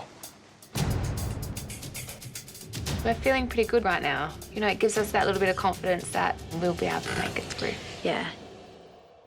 For dessert, chocolate cherry tart with kirsch cream. The tart I loved. I think the pastry was cooked well, crunchy, and that warm feeling of chocolate was beautiful. It was dark, it was bitter, with a little hint of sweet. Definitely the standout dish of the evening. Beautiful, gooey, warm centre, and I'm glad the cream was just cream. The score I'm giving you for your dessert this evening is a 7. The score I'm giving you for your dessert is a 7. That gives you a grand total score 47. It's a very low score. Oh, I'm devastated. They must be hurting. I'm gutted for these guys right now. We know how much effort you put into that kitchen tonight, but the stress obviously played a big part in what you delivered on the plate. It's bloody tough to do an instant restaurant, and you don't know what it's like until you're there in the moment. I would not come back to this instant restaurant. Good lollipops. An overall score of 47 puts Andrew and Amelia in second place on the leaderboard. The competition now heads to Queensland, where Paul and Blair will try to knock New South Wales off the top. Thanks for coming. See you, Chef. We'll do hugs. We're next up. I'm really keen. I know Blair's the same. There's the bar, so ball's in our court, Paul. Oh, absolutely. We've had a gigantic day. I'm so proud of us that we've pulled it together right at the end. We're going to take away a lot from this experience, just learning about each other and working as a team. It ain't over till it's over. Yeah.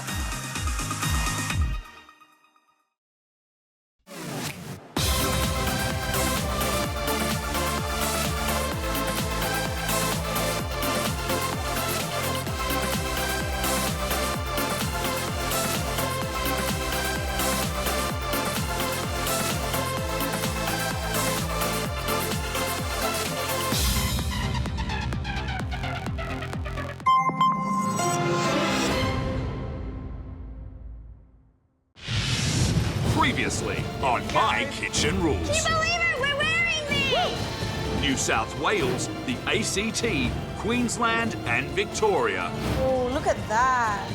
topped the charts. I'm pretty excited to be sitting at this table tonight. The score I'm giving you is a 10. Is a 10. Is a 10. I wasn't gonna cry. But while the score sizzled, I wanted the first 10. There's not enough room in this competition for 2 young girl teams. the table simmered. I can feel their thinking in their minds, we're better than Helena and Vicky. And we're thinking the same.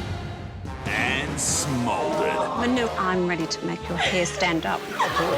Naughty Nana just appears. But hi, Manu. And I try and keep Nana under control, but she just pops out. Enough sauce for you? There's enough sauce for me, but I doubt that there was enough sauce for you. I can't wait to judge your food. Tonight, the wait is over. With just 2 teams left to cook, Deb and Rick will have to pull out everything they've got. We're the underdogs in this competition. Come on, Nana, you can do this. And show the others what they're made of. Maybe we're not going to be at the bottom. Maybe we have a chance here. Very emotional. But that emotion spills onto the table. Game on, biatches. That face she pulled, I thought she was going to kill me. This is the night. I'm turning up the heat. This is the night. I'm standing on my feet. This is the night. I'll make it on my own.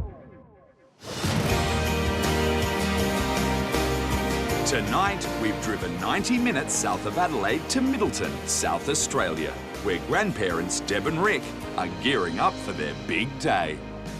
Honey, what shirt are you wearing today? The check shirt, honey. Okay, and just make sure you get all those grey hairs off your face because I'm not having you looking ugly. There's not many there, so I should be okay. Oh, you're so funny this morning. I'm Deb, and this is my wonderful man, Rick. We're from South Australia. I met Rick when I was about 15, and I said to my girlfriend, oh, he's pretty hot. You look pretty hot in that bikini. And you still do, honey. Oh, isn't he sweet? 38 years down the track, we've got 4 children and 10 grandchildren. Now you've got my kitchen rules. And Manu. Doesn't matter what you look like. I'm the good-looking one here. I've got a very unique way of cooking. Do it properly, Del. Don't stuff it up. I cook with my heart, and he cooks with his head. Debbie's a very good cook. As long as we don't throttle each other in the kitchen, we should be okay. Come on, girls, let's feed them. Yeah, kids. Since I was a little girl, I've always wanted to have a cafe. Now, the reason for going on My Kitchen Rules is this gives us that chance on that dream. Wish, look, there's a rainbow. We wish Nanny and Pa wins. Yeah, come on, SA. Yeah, the time has come. How exciting. So we've got to get out. We've got to get all the shopping before the guests arrive. We've got to get started and get going now. Don't let me wander off like I do and look at everything else. Tonight we are expecting home-cooked meals from Debs. Something slow-cooked falls apart on your plate. Yeah, comfort food. Nothing wrong with comfort food. Maybe not competition food, though. We're really going to have to give it 110% because there's so many good cooks in the competition. We're the underdogs in this competition, I reckon. Really would like to knock the young ones down a little bit. I want to show them what us old guys can do. You know, we may be old, but we're not dead. Quick, come on, honey, we've got a lot to do. Get it. Let's go. Can't wait to get in there and play around those aisles. What else? So for dessert, we need the raspberries, strawberries and blackberries. Raspberry behind you. For dessert, we are making Deb's trifle. Looks beautiful. Looks all nice. It's something that Rick's mum taught me how to do a very long time ago. I love Deb's trifle. We have it with ice cream. That's why it's Deb's trifle, because the ice cream, vanilla ice cream, just goes great with it. A trifle, as we know, is a very classic English dessert. It is sponge, custard, fruit and cream. Obviously, Deb has made a trifle or 2 in her time, so this is going to be spectacular, I'm hoping. Come on, we haven't got time to be trying things. We've got some grapes looking home. Oh, I've got a list. I know exactly what we need. Bloody Debbie's all over the shop. I don't know why the hell you're getting those beans and not on the menu, Doc. I work on military precision, unlike... Where are you going to? I need some sun-dried tomatoes. It's not on the list, though. Boring. Deb and Rick are your perfect, cute couple. Get around the corner. Don't you get bossy and snotty with me, Starting or to give you'll me be the on shits already, I tell you. Yeah, they're still in love, and I find that really romantic. I reckon we're done. We're done at Coles. Got everything in, plus we've got the extras that Debbie wanted to buy as well. Now we're going to our trusted fishmonger. Right, let's get the show on the road. We've got to go all the way to the city, and I reckon that's a 4-hour round trip. But this guy has the best fish in South Australia. Every time we've ever got fish off him, it's just fresh, really tasty. I think it's worth the extra time. So we are under the pump. We're going to run really short on prep time. I think we're gonna get some hearty food tonight. I can't wait. I'd love to see like a beautiful, nice braised lamb shank or a nice stew or a casserole. Hi. I'm hoping you've got some ocean trout. For main, we're doing pesto-filled ocean trout. Australian trout is one of my favorite fish. It's beautiful. It's very similar to the salmon, but a little bit more delicate. When it's cooked well, it just melts in the mouth. I'm just wondering why they're filling the ocean trout with pesto. That seems like one step too many, as if they're making life hard for themselves. I think just a little bit of pesto on the side, beautiful. So here we are, the ocean trout fillets. They've been tin-boned. Yeah, we get our fish fillets and they look absolutely amazing. Beautiful, Sam, you haven't let us down. The plan now is to get home as quick as possible. Righto, here we go. Finally on our way home. It's going to take us an hour and a half. We're way, way behind. I'm not sure how we're going to get everything done.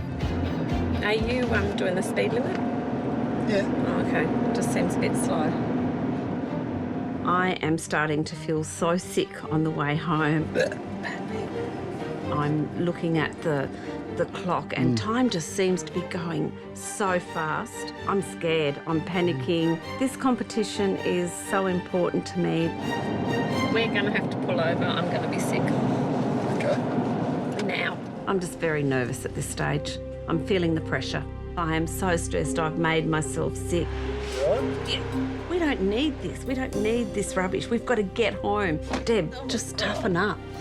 Bloody fish will be the death of me.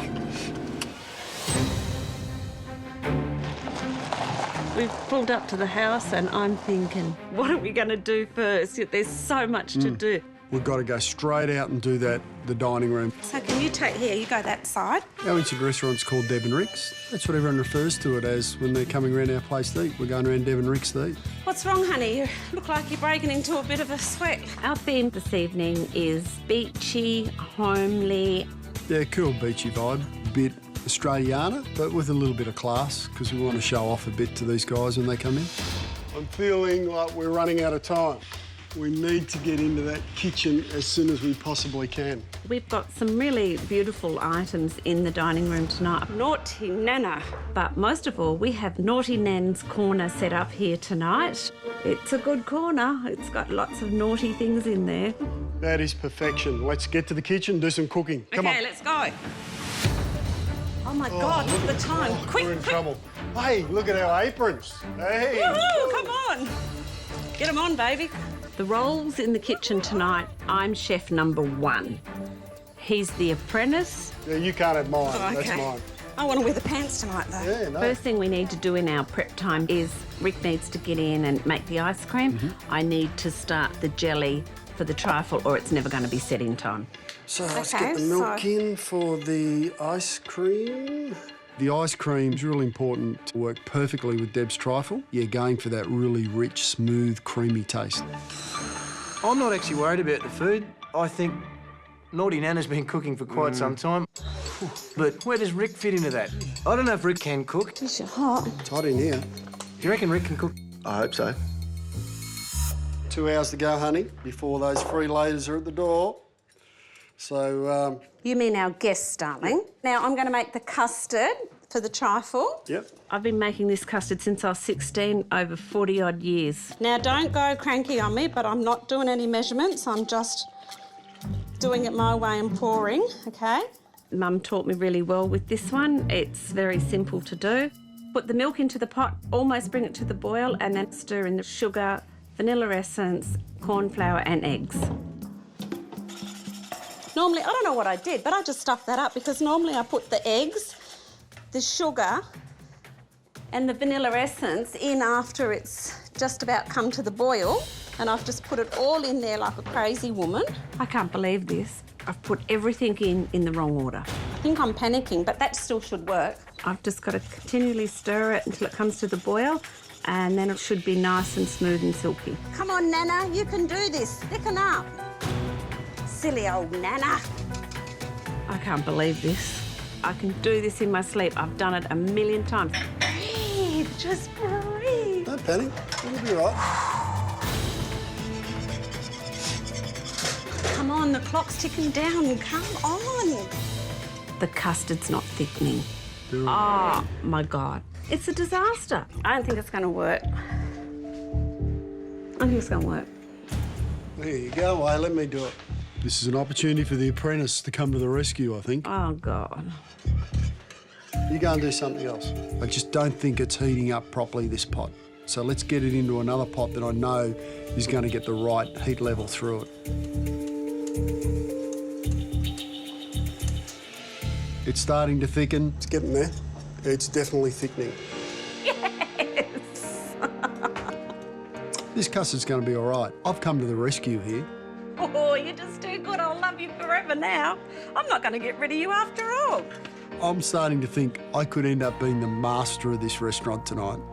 So there's one hour to go. We've really got to get the entree prepped and ready. For entree, we're making prawn, fennel and potato crisp with mustard dressing. Prawns is a beautiful seafood that we find here in Australia, which I love, but now it needs to be cooked very well. If it's overcooked, it gets kind of tough and chewy, and it needs to be cooked perfectly so it's just sweet and melt in the mouth.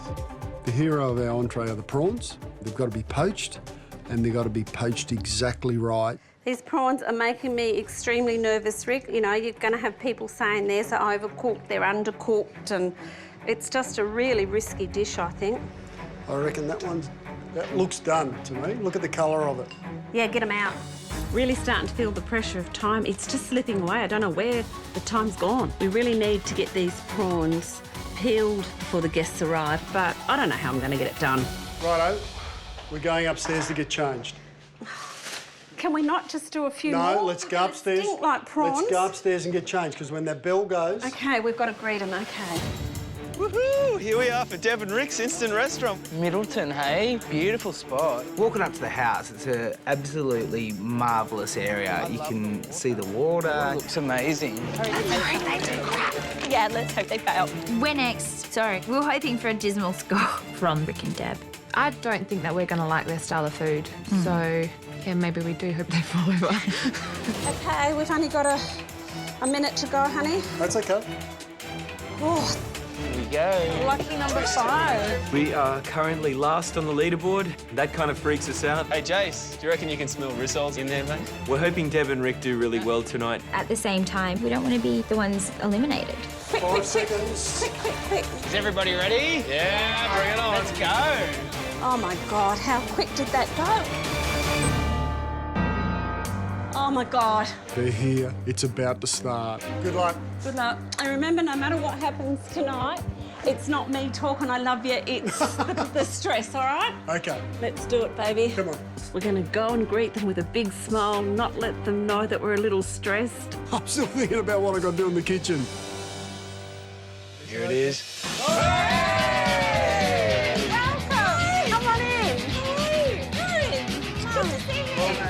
So we arrive at Deb and Rick's house, and they look a little bit frazzled. I don't know what they've been up to. Something hasn't gone exactly as planned, I suspect.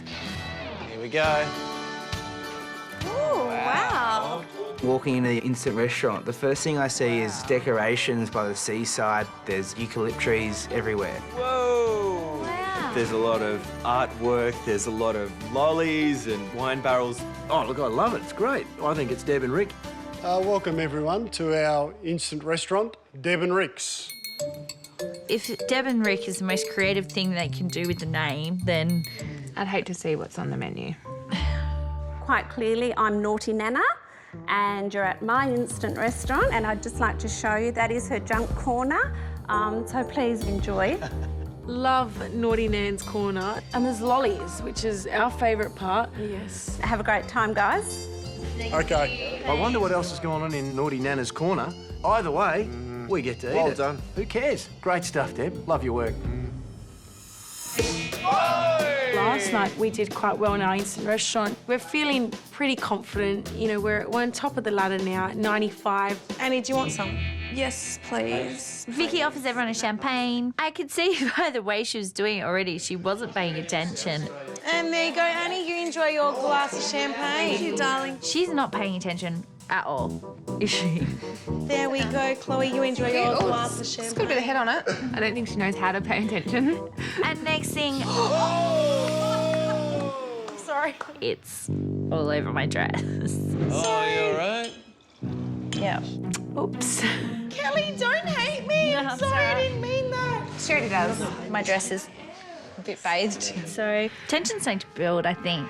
Definitely. Good one, Vicky. No, it's okay. It's all right, it's all right, it's all right, it's all right. It's all right. I love it. That face she pulled was not a good face. I thought she was going to kill me.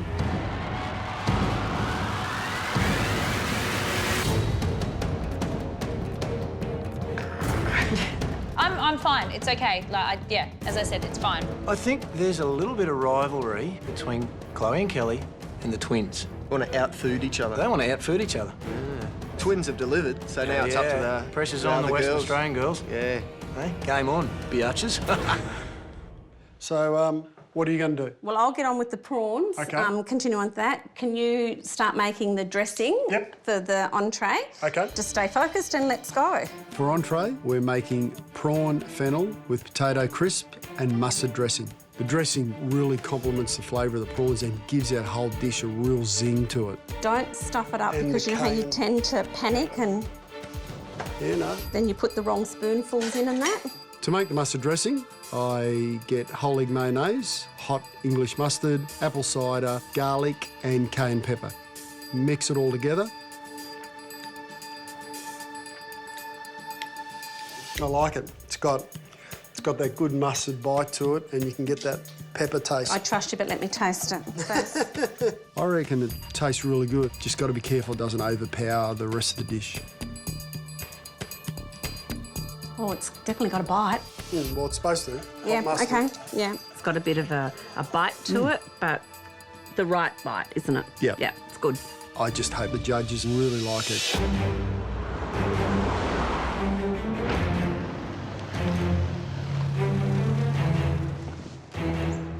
Deb and Rick, I think, have a huge advantage coming into tonight. They've been married for nearly 40 years. They've been cooking together for so long. I think we're going to get some amazing food. Oh, Pete and Manu. Oh my goodness, the judges are here. Oh my God, come on, let's go, we've got to go. I'm eager to see Manu, but oh boy, I'm nervous at the same time. I'm so nervous. Deb and Rick open the door and they're quite excited. Manu, just for you, alone. Pete, close your eyes, please, those beautiful blue eyes. Come this way. Ooh. Just for me? Ooh la la, that's me. Oh, can I take you home?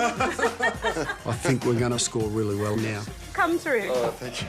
We're home and hosed. Hello. I'm really impressed at how Deb and Rick have set up their instant restaurant. It's got a real beachy feel to it. It's a beautiful table setting and it's actually quite classy. Giddy up. So, welcome Pete and Manu to our instant restaurant, Deb and Rick's. I thought it should be Rick and Deb's, but Debbie decided to be Deb and Rick's. So, welcome tonight. We hope you have a fantastic evening. Thank you. If everyone could turn their menus over. Oh, those menus. Single fin surfboards. Great. Close to our hearts. I could care less at the moment what's on the back of it. On the menu this evening for entree, we've got prawn, fennel and potato crisp with a mustard dressing. Just not what I was expecting. Don't get me wrong, I love my seafood, but my iron levels are getting a little bit low. For main, we've got pesto-filled ocean trout with potato mash and chive cream fraiche. I'm not sure where the potato fits in. At least they spelled it consistently wrong throughout the whole menu. On everybody's menu. And for dessert, we've got... Deb's trifle. So we're going to head back into the kitchen. So enjoy, guys. Thank you. Okay, honey, I'm really nervous now. The Pete and Manu are here. Now you know it's real. I feel a bit sick. We'll be right. We'll nail it. Oh, I'm comfortable well, come on, with this. we've got to get these chips going. We're using potato chips with our entree tonight because they're a great complement to the chervil and the fennel and also the prawn. It gives it a really nice crunch and texture. And who doesn't like a potato chip? They're How they coming along going? really nicely. Are they? Quite intrigued with the flavour combinations they've got going on here. The prawn with the fennel and potato crisp and mustard dressing, to me that's not going to taste good. No. I'm expecting like a 1970s like martini glass to come out with some prawn, like a prawn cocktail thing, maybe kind of Rick trying to be 007, shaken, not stirred. You seem to like putting prawns in a glass.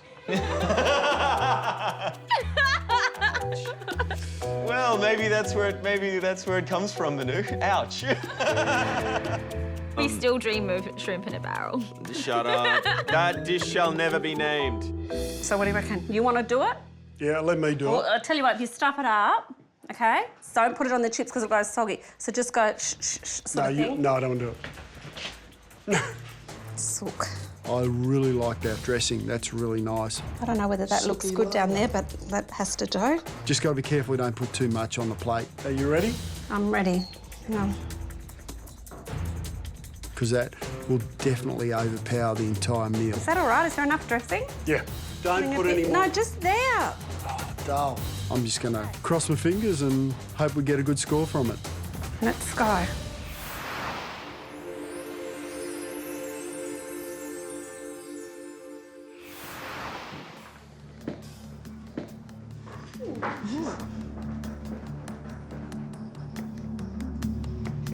Thank you.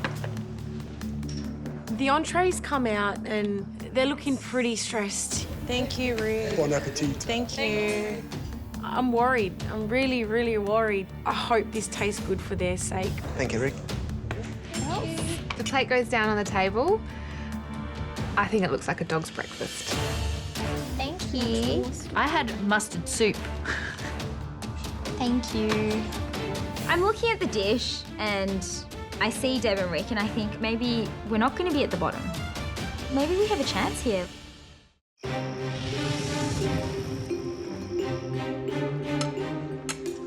We've just served the entree.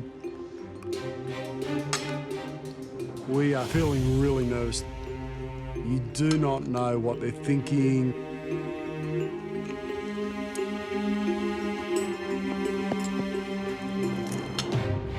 The thing I'm thinking about the entire time is the prawn cooked properly?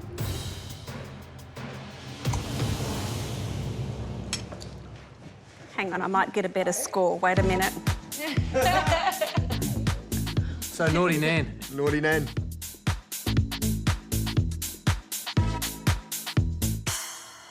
Deb and Rick for entree, prawn, funnel and potato chips with mustard dressing. The prawns were cooked beautifully. Juicy, sweet, it was great. The mustard dressing is gorgeous to die for. I love it, it's strong, it's got a good kick in it. But far too much. Yes, that was me. Dressing means it's there to dress. It's not there to be on the side. It was a bit of a disappointment. Slip of the fingers and it can just ruin your whole dish. Deb, let Rick be in charge, I think. He's been reading, he's been studying. I'm putting the pants back on right now. I think the potato, the fennel, the prawn and the mustard dressing work really well. I love that sauce. I thought that mustard dressing had a really nice kick to it. But that's not how you normally plate it up, is it? No, we just tried to fancy it up a little bit tonight. Make it a bit different. This dish just felt very disjointed. You had the prawns that were sort of trying to stack up and look funny, and then you had some fennel on each side and a big dollop of sauce. I think it's a good start, but I'd like to see more from you with the main course and the dessert. Okay. Thank you very much. Thank you. It's a little bit disappointing, feel a bit down a little bit, but it's not a total disaster. There was no criticism of the prawns, which, hallelujah, that was the biggest worry we had. The sauce was good. Yeah, there you go. I'm just not going to let you pour it on anymore. Bon appetit.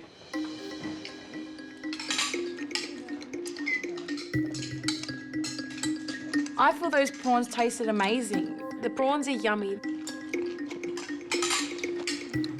The mustard kind of hits right the back of my throat and I'm feeling like, whoa, that's a lot of mustard. That's a strong mustard dressing, man. It's really strong. There wasn't any balance in that dish. The mustard, as soon as you put that in your mouth, you couldn't taste anything else. Look, the prawns are nice, but yeah, the mustard's just way too overpowering. The entree got a bit of criticism and, you know, to be honest, that's not entirely too bad for us. I'm still nervous, of course. We're still at the bottom of the leaderboard. But Our entree wasn't any good. We're hoping that the main sort of continues along that vein. The main vein. What we've got to do is get on to the main. I'm boss now and we're going to serve it my way. Rick the boss over my dead body. Righto. For main, we are making chive and parsley pesto-filled ocean trout. We're going to smash this out of the ballpark now. The first thing I need to do is get these potatoes on and boiling. OK. While Deb's prepping the potatoes, I'll get onto the pesto. We're old school, honey. We'll just show those young ones what it's all about. I put in parsley, chives, garlic, pine nuts, olive oil, Parmesan cheese. Honey, the pesto is absolutely critical to this. This is going to give it all the flavour.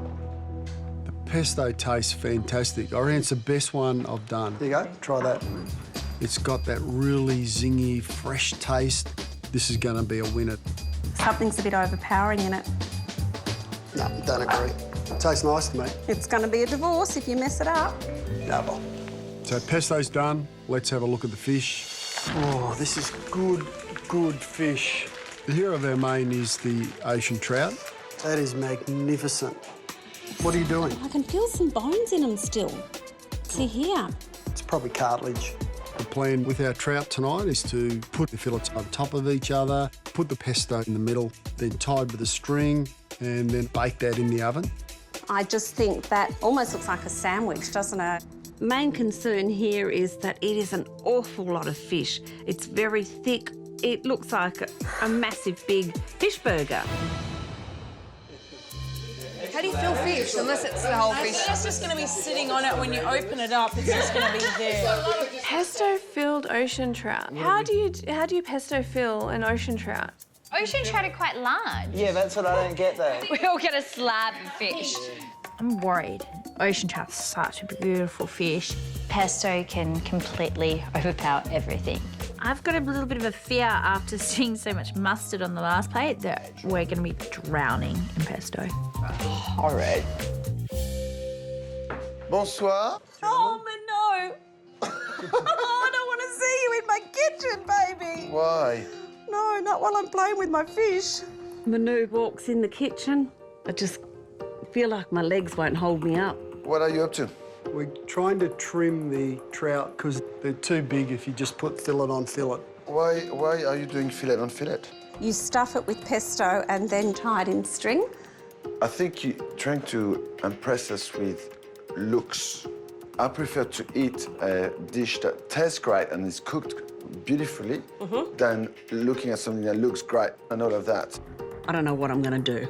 I'm starting to doubt myself. The entrees really knocked my confidence, and my dream that I had, I feel, is just slipping away.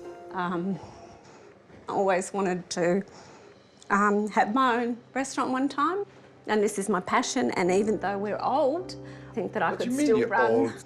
I'd just like to think that we could still run a cafe down here before we retire. So, yeah. I love my children and my grandchildren and my husband, and I wouldn't give them up for the world. But I feel like now's my time. What I can say, darling, is follow your dreams. All right? Yeah. Thanks, mate. The way you want it. Okay, thanks. I love you, honey. I mightn't if you don't get the fish right, though. Okay. Got a new plan. I'm going to cook them as single fillets my way. Got to get this fish on, get the potatoes done, and smash it out of the park. Come on, let's fix it up. These young whippersnappers think they can take us. I've got news for them. We're going to kick their butts, these guys. We're going to take it home with this. Honey, this time, size really matters to me. Oh, fortunately, you've got the biggest size, so... Oh! We're going to bake the trout in the oven. We got it at the right temperature. Yep, 160. We need to cook it for the 20 minutes, take the alfoil off, crisp up the skin for the next 10. I'm hoping to come up with a crispy skin for it, babe. Well, the 10 minutes will give it the crispy skin. Okay. Oh, my potatoes are boiling. Fish is in the oven. Got to get on with the mash now. Go, Nana. You know, I've got the young apprentice here. He's just going to have to put his muscles into it. Adds a bit more salt. Right, that'll do. That'll do. That'll do. It's time to check the trout. Yep. No, it looks beautiful. It's looking really nice. It's cooked perfectly. But I'm worried about the skin. It's really slimy looking. The skin's not crispy. Okay, but I think it's cooked. What I wanted to do initially is uncover it, leave it in for another 10 minutes to crisp up the skin of the fish, but I don't think we can afford to do that. I think that will dry the fish out. It just needs another 5 minutes, I'd say. No, the fish is more important than the skin. I really wanted the skin crisp. I don't want to have to take in a plate with slimy skin. I mean... Well, I think it's cooked. Look how the skin Yeah, but is I don't want to go clear. home. If the fish isn't good, this could be a disastrous meal for us. Well, I don't like the look of it. So what are we going to do? I'm anxious, I'm worried about the trout. The skin's not looking crisp. I just think the skin's so off-putting. It's just slimy. It's like a raw piece of skin sitting on that trout. It just needs another 5 minutes, I'd say. I think it's cooked enough, Dal. It's quite risky to leave it in for another 5 minutes to crisp up the skin because the trout can be overcooked and dry, and that could really impact us severely. We could always take the skin off. Well, do you think we should do that? Is it ruining the look of the dish, though? No, I don't think so. There's nothing worse than slimy skin on a fish. Gone. Taken it off, gone in the bin. Yeah, see, I'm happier with that, so I think you're right. How many times have I said that tonight? Oh, my God. I am the master of this kitchen tonight. Come on, hurry up, I need to plate up. It's just going to be plated like a home-cooked meal that we would give to the kids. I'm not going to try and plate it fancy. OK. Put the mash on, put the fish on, put the beans on. I'm just letting you fix the mash, is that all right? Yeah. Rick's going to put a couple of drops of his pesto on. Yeah, don't put too much. Oh. It doesn't look good, but I'm hoping that when they put it all together and eat it, the taste and flavour will be there, and that's what will get us over the line. It's now or never, babe. Good luck. Let's do it.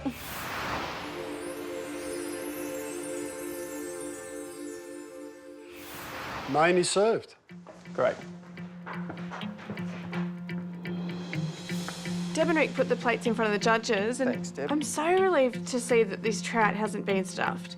I don't know how they would have done it without making it fall apart. Thanks, Rick. I look at the plate.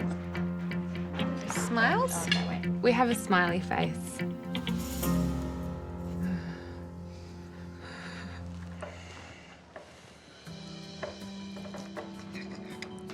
I don't know which way this is going to go.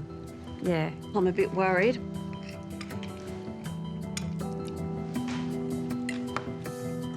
Pete takes a couple of mouthfuls, then there's something wrong. Rick squeezes my finger tight and he whispers, "He's got a bone." Can't believe it. Just thinking about overcooking, undercooking, and we didn't debone it properly. I'm thinking we're going home. Deb and Rick for main course, pesto-filled ocean trout with potato mash and chive creme fraiche. To be honest, when I read it on the menu, I was terrified. Cooking should be simple. It should be respecting the ingredients. And that's what you have done because you pulled yourself back. Nice piece of fish, beautiful sauce, yummy mash, but a couple of negatives, because there are negatives with this dish. Okay. Bones, guys, make sure you pull them out. And my fish, I think he gave me the smaller piece. It was a little bit overcooked. Okay. Of all the people to give an overcooked piece to, we gave it to Pete. Deb and Rick, the presentation was pretty simple, but the flavors were fantastic. Fabulous. The trout was cooked well, but I think you got too scared with the critiques that we gave you with the entree, and I said that you put too much dressing. Suddenly there was not enough. That pesto was to die for. Oh my God, I can't believe we've pulled that out of a hat. It's fantastic. Oh, what a relief. I want to kiss him. Well. That's a high five, honey. Come on, come on. Yeah, well done. We've worked together, we've compromised. Yeah, I don't want to steal all the glory, but I saved the day. Maybe I need to listen to you a little bit more often. All the time. All the time. Not all the time, but maybe 70% of the time. Not just listen, but do what I tell you, all right? Okay. Right. We've go straight in for the fish, and it's absolutely beautiful. It just falls apart. And when you put it in your mouth and it just melts. This is amazing. I love good mash, mate. There's just so much more they could have done to present this dish. I pick the fish up, I put it on top of the mash, the beans on top of the fish, drizzle some of the pesto over the top, a dollop of creme fraiche. And that's how it should have been served. See? Yeah, I think my recreation looks a lot better than their dish that they put in front of me. Definitely. Overall, I'm quite impressed with Deb and Rick's main dish. Presentation-wise, I liked. I think Deb and Rick have served us up a dish that they would serve their grandchildren. I ate everything. It was really good. I'm thinking whatever problems they had during the entree time, they recovered during their main, and we may still be at the bottom of the leaderboard. A bit worried. I'm just having a look at this custard, honey. For dessert, we are making Deb's trifle. Looks like it's thickened quite well. We've got our custard, our jelly, our ice cream made. All we've got to do is the cake. And we're home and hosed then. Yeah, that's perfect. You're just getting too clever and you've saved the night, and I never want to hear about it again, OK? I've got to do the cake, and I've made it before numerous times, and it has been perfect. And it'll be perfect this time. So I'm going to measure everything out now. So you're going to annoy the crap out of me by being Mr. Perfect, are you? With baking, you have to go by recipe, and if you do that, nothing can go wrong. I think we're going to cook it in that. No. I need a cake tin to cook these in, and all I'm getting from Debbie is baking trays. Well, I made the sponge out of those round ones. Yeah, but that's not going to be enough to feed 12 people. I guess we need bigger trays, so I'm really hoping in the baking tray it'll cook evenly. Righto. That's good. Close her up. Close her up. Well, I've got to say from the outset, Blair's wife Terry makes what I would consider one of the finest trifles. So as a benchmark, I'm hoping to get something even better. The trifle is a very common dessert, especially around Christmas. And this is what worries me about this dish. Everyone's got something to compare it with. We grew up with trifle at every occasion. My mum makes a really good trifle for Christmas, and our tradition is always to eat it for breakfast the next day. I'm not a trifle fan, to be fair. Really? I've had like trifles at really nice restaurants. I've still always been like, ugh, it's all mushy, it's wrong. It's like mushy sponge with like jelly in it, and the texture's just all funky. Ugh. Skewer, please. Skewer. It's time to take the cakes out of the oven. Come on, baby. Close that oven for us, please, honey. There's something wrong. Oh, not happy about that. It looks like a meringue on top. The whole top of the cake falls apart. The cake's not cooked in the middle. It didn't rise. It's certainly looking crunchy. We've made a mistake to use the cast iron tray. It's thick and heavy, just didn't get enough heat in the right areas. Cake's no good. It's not cooked. We can't serve it. It's just a disaster. We're in big trouble, babe. We can't serve a trifle without cake. Bloody hell. This is something I've been making since I was 16 years old.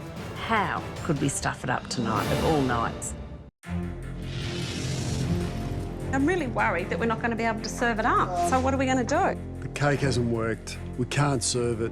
We've got to chuck it out. You're better off not putting it out if it's not right. I don't know what to do. We can't serve a trifle without cake. So could we make another cake? OK, I'm happy to do that. You happy to do that? Yeah. It's a big call because the guests have been waiting for ages. But we can't afford to serve it because we haven't got the main ingredient in trifle. So I'm only going to make the one. Just make it how you normally would make it then. I just can't believe this is happening. Was it this little one? No, it was that Or big was it these big ones? The big ones, I think. I'm so nervous doing this. If I stuff this cake up, Deb is going to kill me. Right. I think we should just say a little prayer. I think we've been waiting at least 2 hours. Yeah, 2 hours. So we're waiting for dessert. By this stage, we're like gnawing our arms off. Deb and Rick are not going to cheat tonight with using packet jelly or anything like that. They're definitely starting from scratch, yeah. This better be a bloody good trifle. It is because it's taking so long. We're going crazy.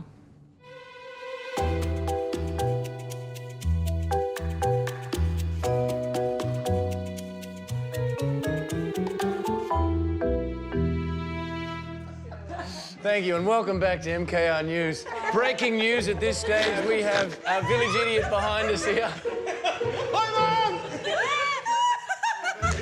So we're waiting for this dessert. And it's only just about to get more crazy.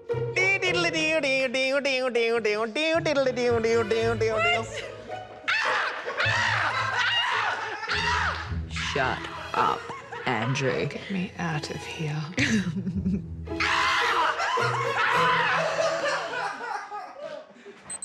I think it's cooked. Okay, get your baby out and let's see. Are you feeling lucky? Work. The cake is looking fantastic. It's got a nice top on it. We'll see how it comes out. Leave you. Oh, take it away. You little beauty. Yes, look at that. Oh my God, baby.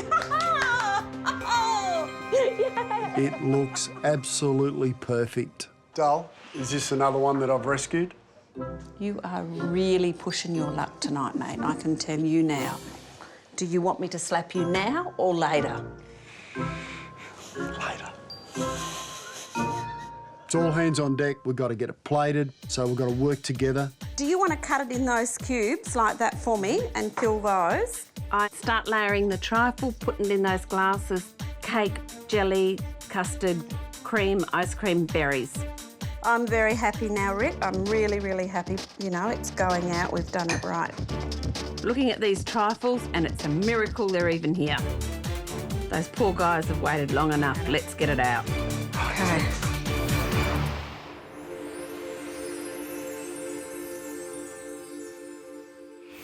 Dessert is served. Thank you. Deb and Rick finally are bringing dessert. Finally. Feeling really nervous taking it out because we have made these guys wait for so long. I hope they're going to be generous. 3 hours for this? Seriously?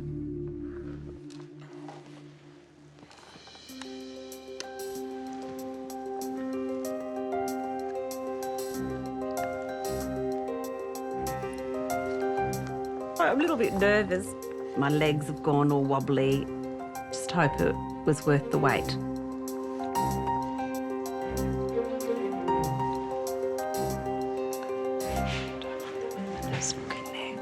They keep looking and digging in the glass, and I just would like to know what's going through their heads.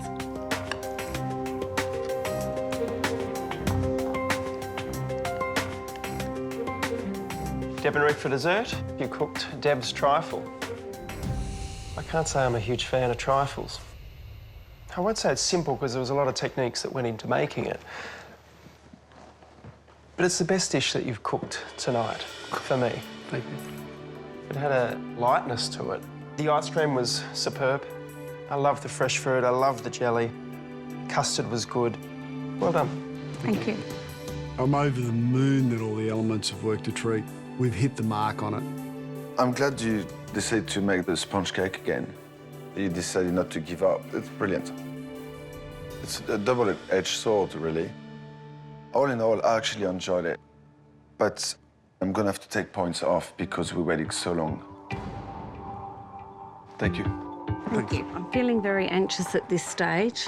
Nothing more we can do. It's out of our hands. I just hope, really, really hoping and praying we've done enough.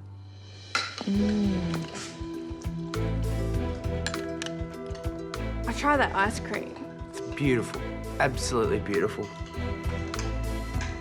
Strong. Yeah, it's nice. I think the ice cream's delicious, but there's just no, like, wow factor. Like, what about this is Deb's trifle? It's just... It's just a trifle.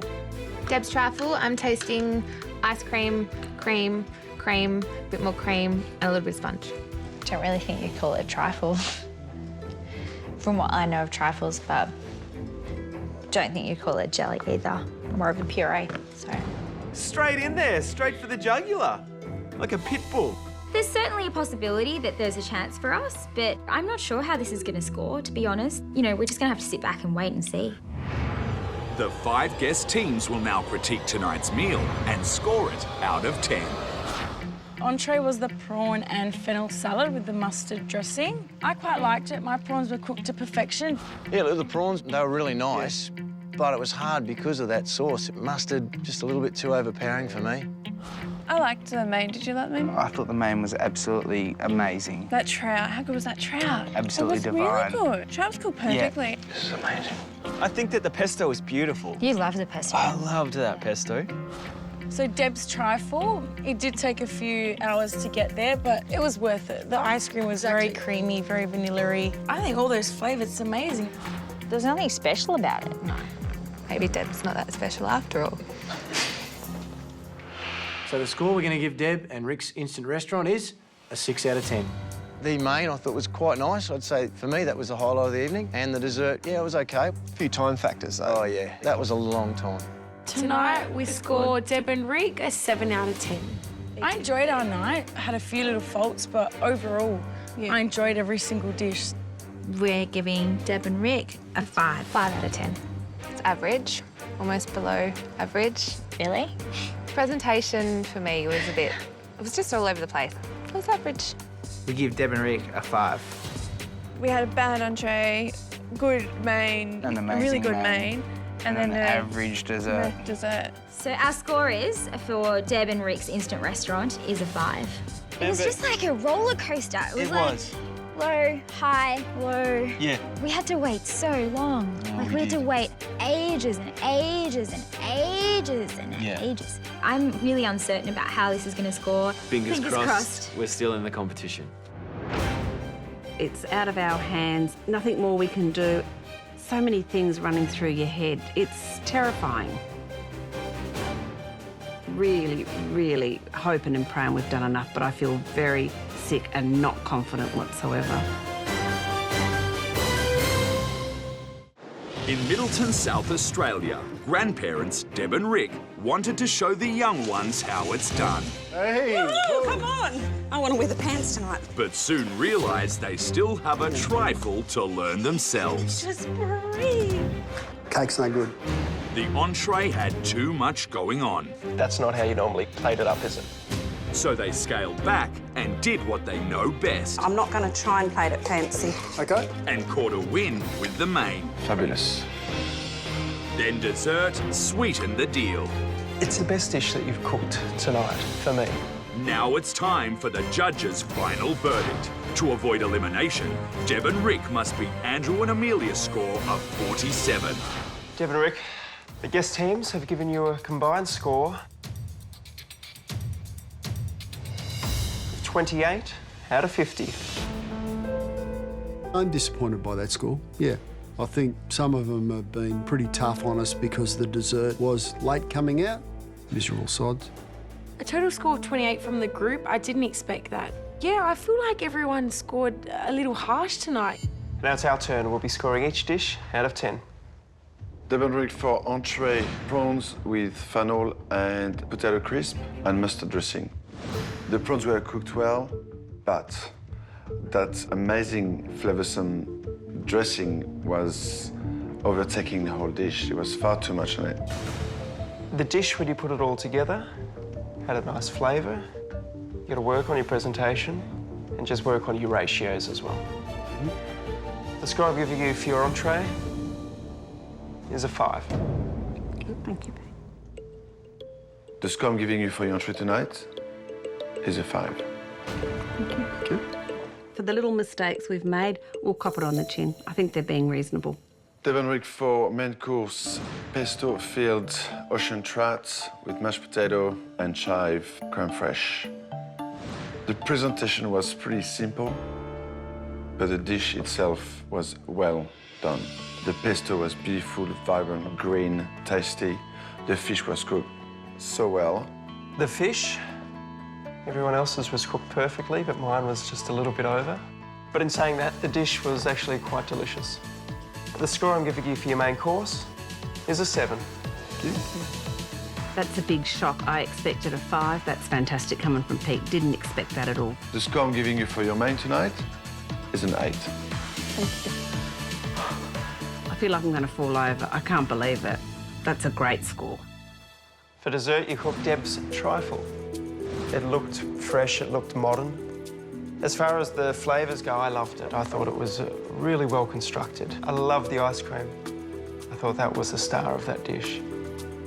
I find truffle generally quite boring, and yours wasn't at all. The ice cream was beautiful and silky. Beautiful presentation, different layers. Glad that you made the sponge cake again. The score I'm giving you for your dessert is an 8. What? Did you say an 8? Yeah. It could have been a lot better if it had come in time. Thank you. Thank you. I'll take an 8. Phew, good on you, Manu. You legend. The score I'm giving you for your dessert tonight is an 8. Okay. So, Deb and Rick, that gives you a grand total score of 69. Thank you. Thanks, guys. It's really appreciated. Deb and Rick both seem so emotional. You know, even Rick gets a tear in his eye. And I just want to go up and give Deb a hug. Very emotional because every dish something went wrong. And I just didn't think that we'd be able to pull it together. And without Rick by my side, I don't think I would have. He was the saving grace tonight, so. Team effort, team effort. I believe through this experience, Rick and I have reconnected. I absolutely feel like I'm falling in love with him all over again. Lucky me. Deb and Rick's score of 69 has put them comfortably above Andrew and Amelia and saved them from elimination. Next to cook are Chloe and Kelly, and the girls have no doubt they will blow their competition away. Chloe and Kelly, do you know what score you've got to beat? We want to get the top score in MKR history. We want 10s all around from everybody. Well, we'll find out soon. Mm. Well done. We're on top of the leaderboard, and Chloe and Kelly, that's where we're staying. Yeah, good luck. See you soon. We're going to beat Felina and Vicky. That's our ultimate goal. We're next. We wanted the twins to fall flat on their face, but I think that's coming soon. See ya, Deb. Amazing job. We got this. That's fantastic. I'm really happy with that. Great score. Yeah. I'm stuffed. Let's We go got to through bed. it. Let's go to bed.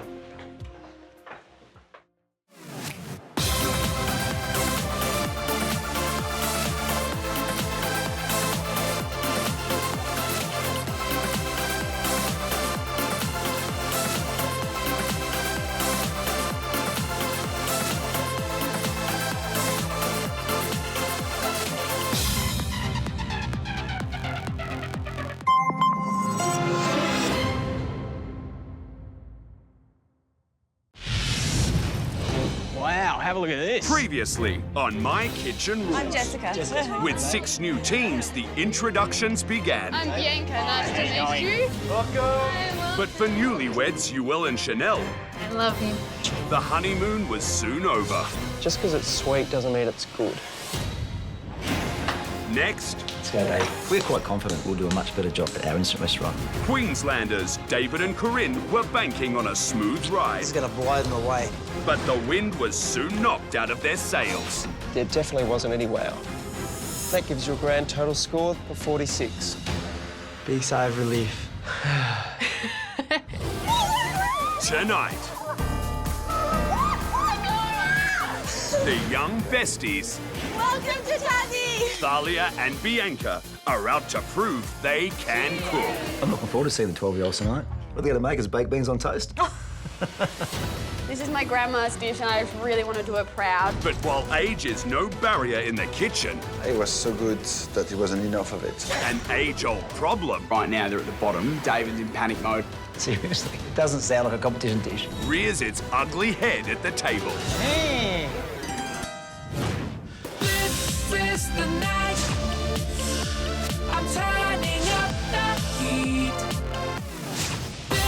This is the night.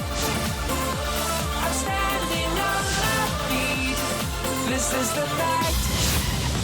I'll make it on my own. Tonight's instant restaurant is in Hobart, where Besties, Thalia Morning. Are you excited? Yes. and Bianca hope to impress their dinner guests and their cooking idols. Here we go. Cooking for 12 people today. Cooking for Manu today. So it's the start of the most important day of our life to date. All right, so I want you to have some fruit. It's going to be a long day.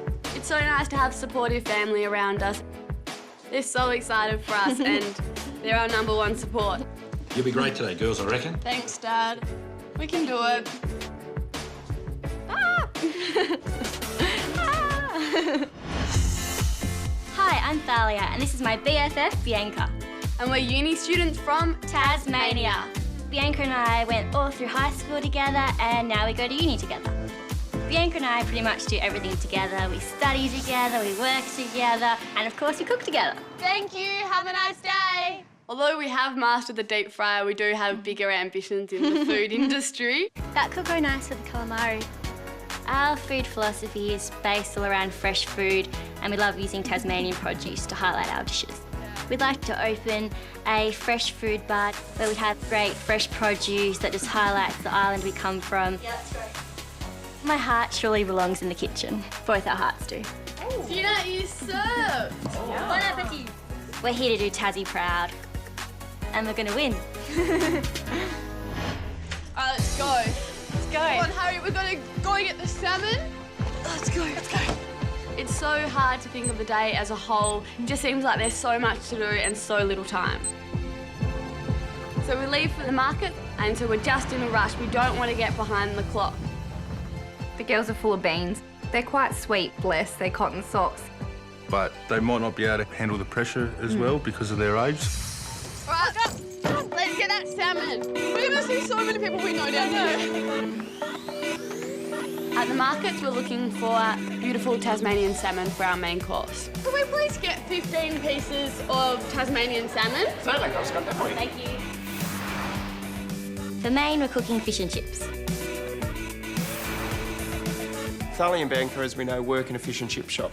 I'm not sure that they're going to be doing deep-fried fish and chips because that seems a little bit obvious. The key to perfectly cooked fish is not overcooking it, no matter what type of fish it is. Okay, it's all ready for you. Great, thank you. Our twist on fish and chips is not going to be what the guests are expecting. Thank you. Under promise, over deliver. You coming, BJ? I'm coming! Oh, which way is it? There it is. Where? When I was their age, I don't know how I would have gone in a competition like this where the stakes are so high. But girls can't be underestimated. No. Just because of their age, so... No.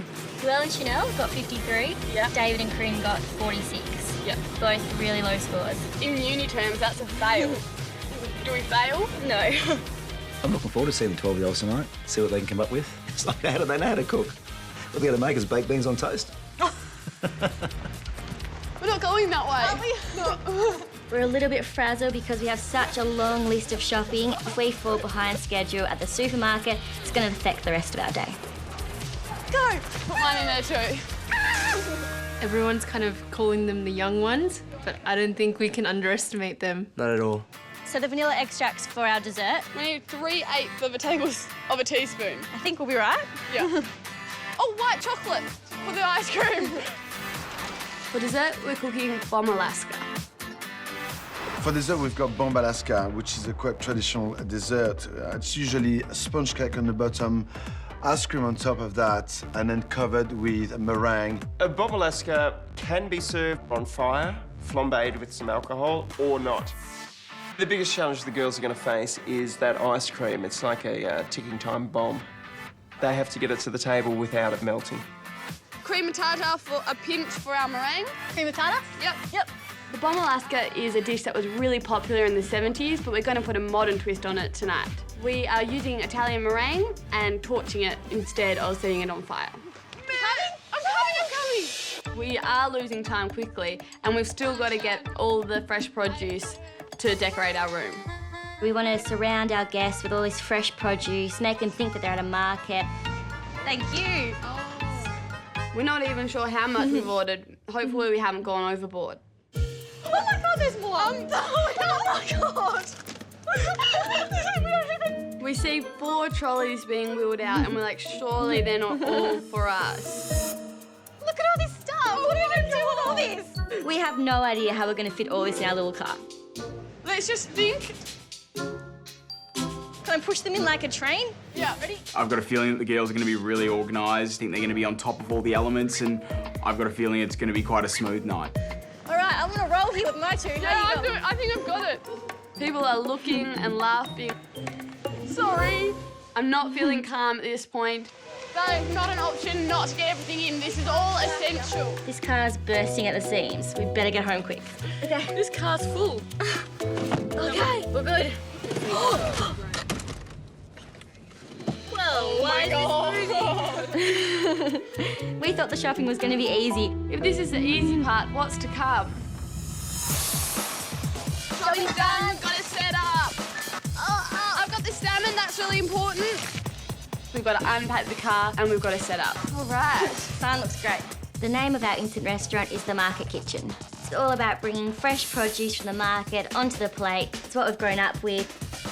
All right, pull it back your way a little bit. We don't just cut cut it. Yeah. The first job to do is to wrap this table. We thought it'd be a nice touch to wrap it in the brown paper.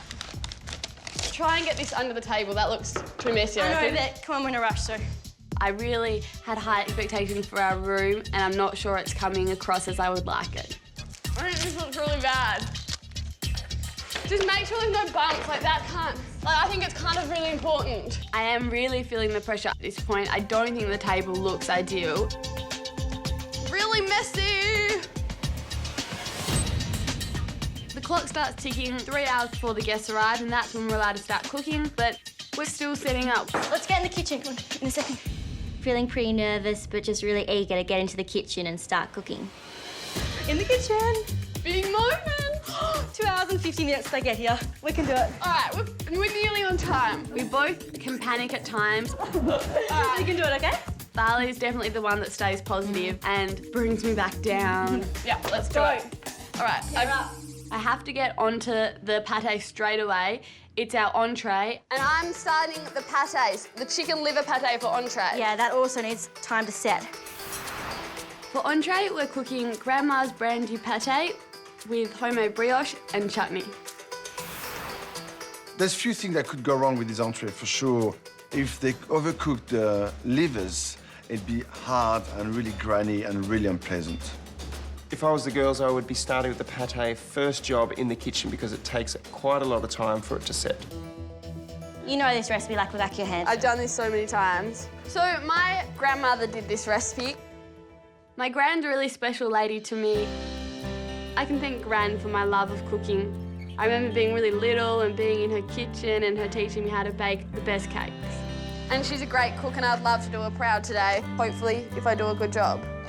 I've definitely put a little bit of extra pressure on myself with this one. These shouldn't be more than 5 minutes. The first thing you do is saute the livers with onion, bacon, mushroom and some herbs. Pate, not everyone loves it. It's a risky decision for us. But I didn't eat pate or chicken livers before I tried this recipe and I love it. I'm just going to leave it on the heat for a little bit because you don't want those livers to be too pink. My worry at the moment is that I might overcook the chicken livers. It's something that my Gran has emphasised to me that it's one of the most important elements of the dish. If it's overcooked, it changes the texture of the pate and it's really grainy and not very enjoyable. Bianca, I'm just working on the brioche, which is the bread to go with the pate. Yeah, for sure. Only 2 hours, the whole hour's gone, we've got nothing done. Sally, I thought that I'd have the pate in the fridge by now. I put all the chicken livers and the pan drippings into the food processor, thinking this would be the easy part. I'm nearly finished here.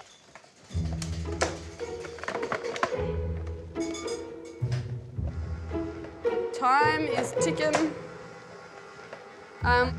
Why is this happening to me? Not working. Nothing. No idea why. Operator error? Why is this not working? Why? Why? I need your help here. I don't know what I'm doing. Ballet comes over to assist. Stop moving. Okay, let me have a go at it. Power's coming to it. What am I doing wrong? Too full. All of a sudden, we hear a huge bang, and our whole mixer with the brioche is on the ground. But it could have just broken our mixer. If the mixer's broken, we're not going to be able to make the meringue for the dessert. And we don't have the That's backup. a very valid point. Okay, button in. Power on. Okay, she's on 5, so that's bad. 0. Yep. That was a close call. Massive relief. This is our pate. It needs to go in the fridge now. So, Bianca, I'm trying to get this as smooth as possible. Yeah. I reckon that's the best way? Definitely. We've put the pate through the fine sieve to get the nice, smooth consistency. Added the alcohol and a little cream. I feel like it's too thin. It's not thickening up enough. It's too runny. It's too runny. It triggers.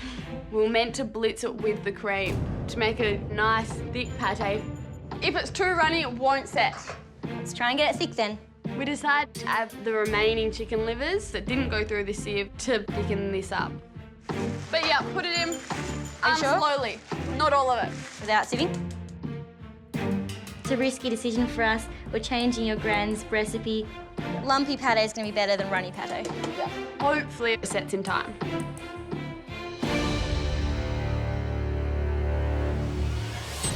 1 hour!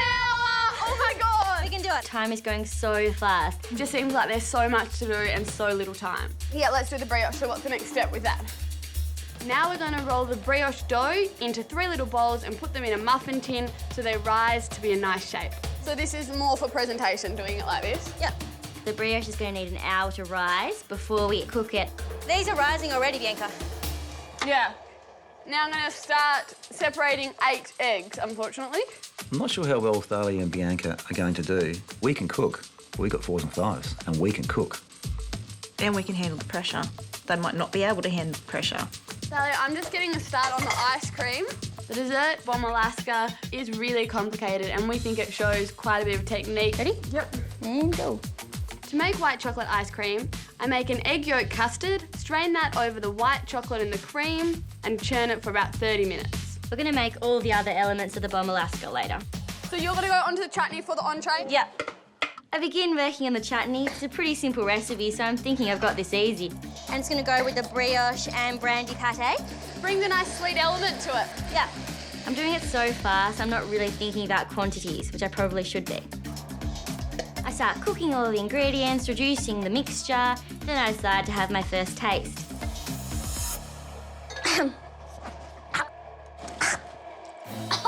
I just took a taste and it burnt my throat. There was so much ginger. I get a huge rush of ginger. It burns my throat. Okay, that's not good. Can't believe I mucked it up. I'm just thinking that the judges are going to be really harsh on me when they taste that strong ginger because it's going to overpower the pate. It's got a really bad ginger aftertaste. Why did I do that? I'm so mad. I'm really, really worried. It's just going to wreck our whole entree and that could set the tone for the rest of the night. Can't believe I mucked it up, but I'm going to fix it. I just start adding tons more ingredients, trying to kill that ginger flavour. I'm going to try and add more apple. More blackberries, more apple, more salt, more sugar. Anything I can do to kill that ginger flavour. Not too gingery? Too gingery. It still needs more berries, but we're out of blackberries. We have to improvise. So, do you reckon I should add blueberries? Yes, I do. I think fresh blueberries, you can't go wrong. All right, here we go. Never added blueberries to it before. I chuck them in and hope for the best. It's not way too gingery. We really feel like we're just winging it, and we don't like doing that.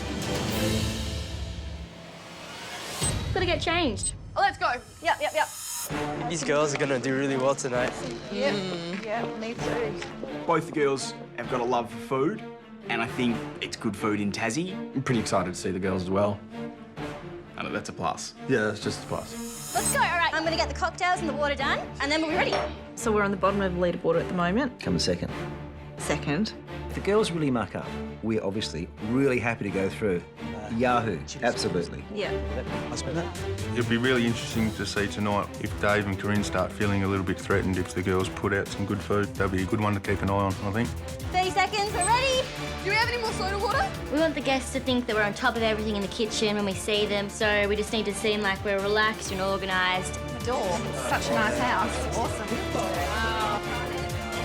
We're feeling really on top of things. What could go wrong?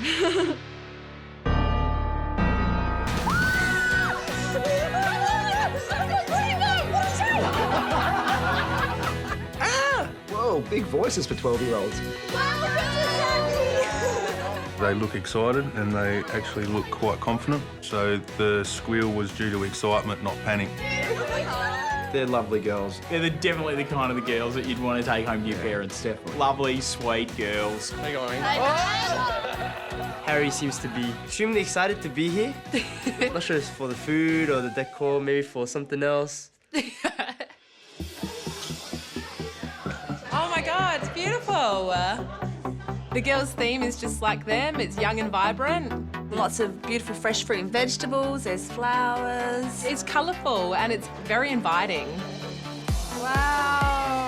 You see menus on blackboards, homemade jam on the table. Yeah. They're just going over and beyond. I think they're really ambitious. Welcome everyone to the Market Kitchen.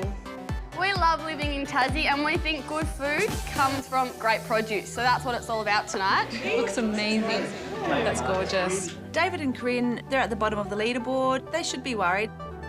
I mean, if they can nail this, these girls, they're going straight to the top. We'll be out with your drink shortly. Thank you. Thank you. In all sincerity, I'm thinking it's a little bit boring. You know, it's brown paper. Very simple. Cheers, guys. Cheers. Cheers. Ooh, raspberries. So what about this smiling assassin? I don't know. I have no idea who the smiling assassin might be. Everyone's smiling. I don't know who's an assassin inside. It could be the smiling assassin. Maybe that's why I'm getting a bit nervous. I said that smiles is too nice. It's not me. They sound like they're having fun in there. We're back in the kitchen. Only last element for the entree is to put the brioche in the oven. Yeah, hopefully don't forget about them. Yeah. The brioche has to be in the oven for about 15 to 20 minutes. I feel sick thinking about the judges coming. Manu is our idol. I just really want him to like it. Knowing that Peter and Manu are going to be on our doorstep any second is so distracting. Don't act nervous, Thalia. Don't act nervous. You get to get a kiss. We're in Tasmania and I'm really hoping that the girls get to use some beautiful local Tasmanian produce. We all know that Tasmania has some of the best produce in Australia.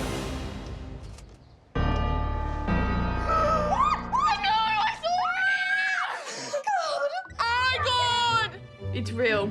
They're here. Welcome to Tassie! Hello. Come on in! It's so surreal seeing them there. Hello. Let me get a kiss from each of them. A French kiss. A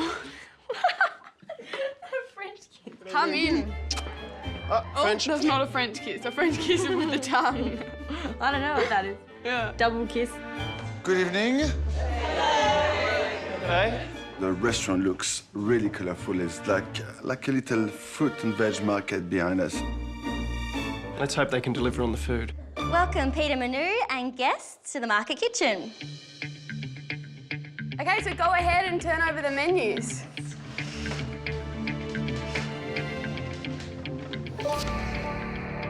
For entree tonight, we're having my grandma's brandy pate. With brioche and chutney. And for main, we've got, surprise, surprise, fish and chips. But it might not be exactly what you're expecting. Interesting. And then for dessert, we've got a bomb Alaska. Bomb Alaska, having that for years. Really delicious. Well, we're going to get back to the kitchen, so hopefully it won't be too long. Let's go. See you soon. These girls. I'm really impressed with the menu right now. It's quite interesting that they're young, but they're actually attempting a lot of old classics. I'm shocked and stunned. This isn't a competition menu. This is pretty boring stuff. I think there's a lot more technique in our menu than what is on the girls' menu. How hard is it to make fish and chips? This is our first course in this competition. Oh my God. It's a huge deal. It's huge. Entree is the only thing on our mind at the moment. We start getting the wooden boards out to plate up, but we've got to keep an eye on that brioche. They're done! They're great. Yep. The pate setting in the fridge. Right, let's try it. With a brioche and chutney? Yep. We decided to take one out and make sure it's set. I can honestly say I don't think I've ever been so nervous in my life. Well, it's set beautifully. It's set really well. We made the pate a bit thicker than I normally would. I think it was the right decision. I'm happy with how that's set. Like, you go Yeah, into it's it and you amazing. like it. Like, Good consistency. I love brioche. Not a huge fan of pate, but I'll try anything. I don't really like liver taste, and I don't really like pate taste as well. I don't like pate. What is that? I don't like the idea of offal. Chicken livers. It's a pretty risky dish to put up. Not a lot of people like it. Could be an awful idea. That's terrible. let's try it by itself first. Try the pate. It's not salty enough, is it? It's not seasoned. Thinking that it doesn't have enough salt. We're really worried because there's nothing we can do about that. The pate's set, it's done, we have to serve it. Okay, let's try the chutney. By itself or on? By itself. Saltier? To be honest, it's a little bit gingery for my taste. It's still not tasting right and I'm not happy with those flavours. Ladies, Hey! how you going? Good, we're just trying our dish. We're worried about salt in the pate, but... Tell me about it. It's your grandma's? Yeah, my great-grandma wrote in a recipe book, who gave it to my grandma, who gave the book to me, and yeah, So just that's learned it that 4 way. generations. One thing we did a bit differently tonight, because it had to set so quickly, we did make it a little bit more... thicker, chunkier, a bit more rustic. So you've changed your great-grandma's recipe? Not the ingredients, yeah. Yeah, no, we just... And I'm really happy. You've changed No! I'm a little bit scared about it because if it's grandma's, you should leave it like that. If it's not perfect, I'll be very disappointed too. I'm gonna leave you to it. Make sure that everything that you put on a plate is gonna be perfect. Good luck. Thank you. Bit of salt would have been perfect. I'll fall apart if Manu hates our food. He's the one person that we just really want to impress. I got you something. I think Harry is a big flirt. Go on, take it. He flirts with everyone. It's not like just like Male, it's female. everyone. Here they are. No. I think even at some stage she might have been flirting with me, unless I was reading it wrong. Who knows? Redo. Maybe he has a thing for older women. That's what you want, right? Harry is like one of those kids who tries to do 100 miles an hour between 2 stoplights, Queensies. and he thinks, look how cool I am. What a buffhead. Just trying to be a nice guy. All right, let's pick up our pace and start plating up the entree. Let's start with the brioche. These two are quite good. That one's stupid. That one's good. That one's better than that one. Yeah. Bianca's being very specific about the details of this presentation. More or less? I think that's a little bit more. A little bit more? Yeah. Yeah, there is quite a lot of bread. It is important to get the chutney right. I You want quite a bit. It'd be worse to put too little. What do you think of that? That's overflowing. So I think that's good. If we think there's an issue, we probably make it a bigger deal than it actually is, just because we want everything to be perfect. Do you think that looks good or like that or like that? You do it. I don't know. Maybe on the edge, like that. Yeah, like that. Oh, Or further yeah, apart. that. Yep, that. I don't know. I don't know. That. Yep, that. No. Yep, it's good, Bianca. This is my grandma's dish and I just really want to do her proud. It looks great. All right, we haven't got it out yet. Let's do it.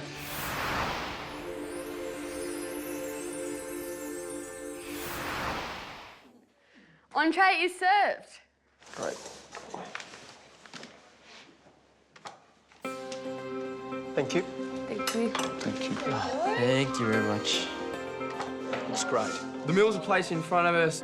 Thanks so much. I'm thinking sharp, elegant, beautiful, and then look at my entree. It looks all right as well. Elegant and perfect, like the girls. Thank you, darling. I'm looking at it and thinking, you know, pickled onion, there's a ploughman's lunch.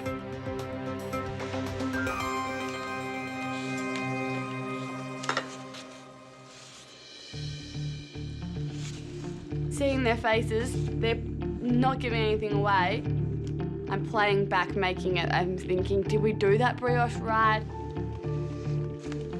Was it the right idea to add the extra chicken liver to that pate?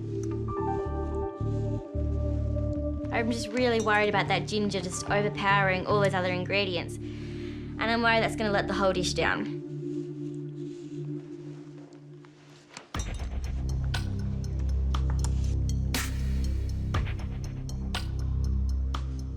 Thalia and Bianca for entree, you serve Grandma's brandy pate with homemade brioche and chutney. You told me in the kitchen earlier on that you've changed the recipe. We didn't really change it very much. We just blitzed it more than I usually would, just so it would set in time. You think it was a good thing to do? Yeah, we were happy. 100% happy With the consistency? with everything. 98% happy. We were really happy with what we put down. Yeah.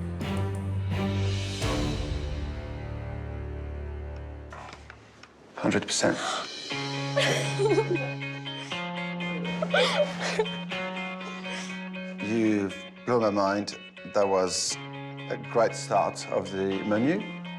The flavor, the consistency, liver medium rare, the way it should be, and the brioche, it was so good that it wasn't enough of it.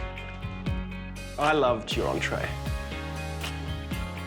Pate was just yum, very, very Moorish. Like Manu, it's gone. But what I loved the most was the chutney. That ginger just really worked because it gave it that sharpness and that hit. You don't know what happened in the kitchen. Sorry to interrupt. The whole night, I was in such a rush when I made the chutney. I put way too much ginger in, and I was trying to balance the flavours the whole night. I think if your grandma was here right now, I would give her a kiss on both cheeks, and I think she'd be very proud of you girls. Thank you so much. Thank you. Bon appétit.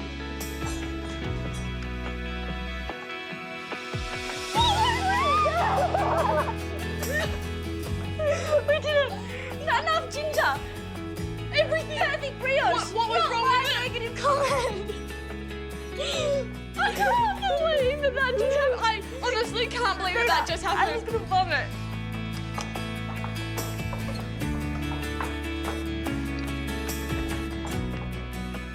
Wow. The best pate I've ever tasted. Oh, it's beautiful. It's like a magical match made in heaven. Yeah. This stuff is amazing.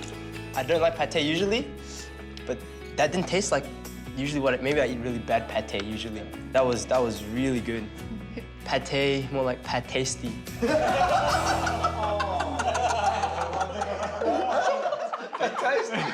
So I'm getting the potatoes done now as quickly as I can. You're going to cut the salmon to even shapes and just double check there's no bones. For Maine, we're cooking fish and chips with a twist.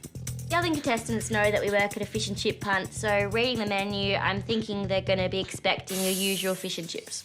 Something greasy, something deep fried. Instead, we're cooking salmon in paper parcels with chilli and rosemary potato stack and grilled asparagus. Yep, so this is the size I'm going to go with. Let me see. We love cooking it in the paper because it really makes it nice and moist and keeps the flavours there. This is going to take a long time. You don't have to do a bow, Bianca, just or not. Yep.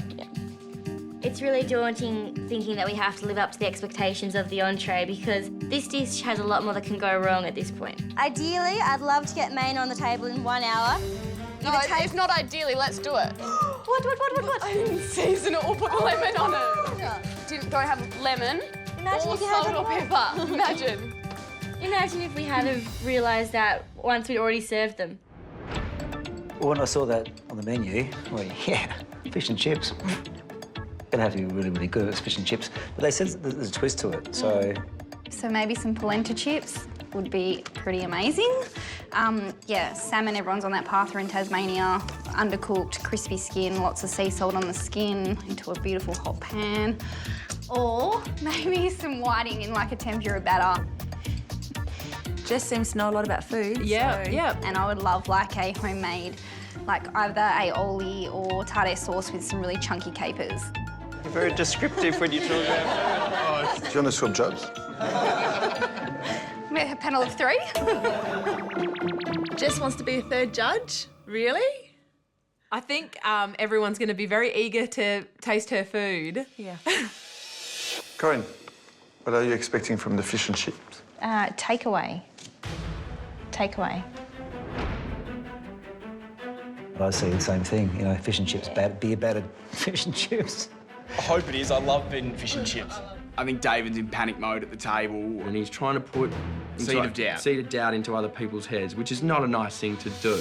Seriously, it doesn't sound like a competition dish. I don't think before you even get served something, you should be trying to bring them down. It's the wrong thing to do. Yeah.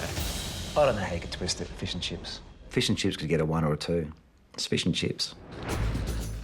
I'm getting stressed. Don't worry, I'm gonna come help you. This is definitely taking longer than I expected. It is time-consuming and frustrating. How long have they been waiting already? I feel like... We're running a bit behind, but we'll be right. So we want to cook the potatoes before we put the salmon in, right? They're not boiling yet. We've never cooked this many potatoes at the one time, so they're taking a lot longer to boil than they would do normally. Shivers, time is going so quickly. I know. Come on, potatoes, boil. Should I put the lids on? Yep. Why didn't we do more of this in prep? And we should have been chopping those potatoes, getting them on the boil, and getting that salmon wrapped. Okay, I reckon these potatoes are ready to go in. Do you want more? Yeah. Awesome. Cool. And they finally come to the boil. We strain them, put them on the oven dish. Cool. Spread them out into a thin layer. Rosemary, chili flakes, salt, olive oil, into the oven. Finally.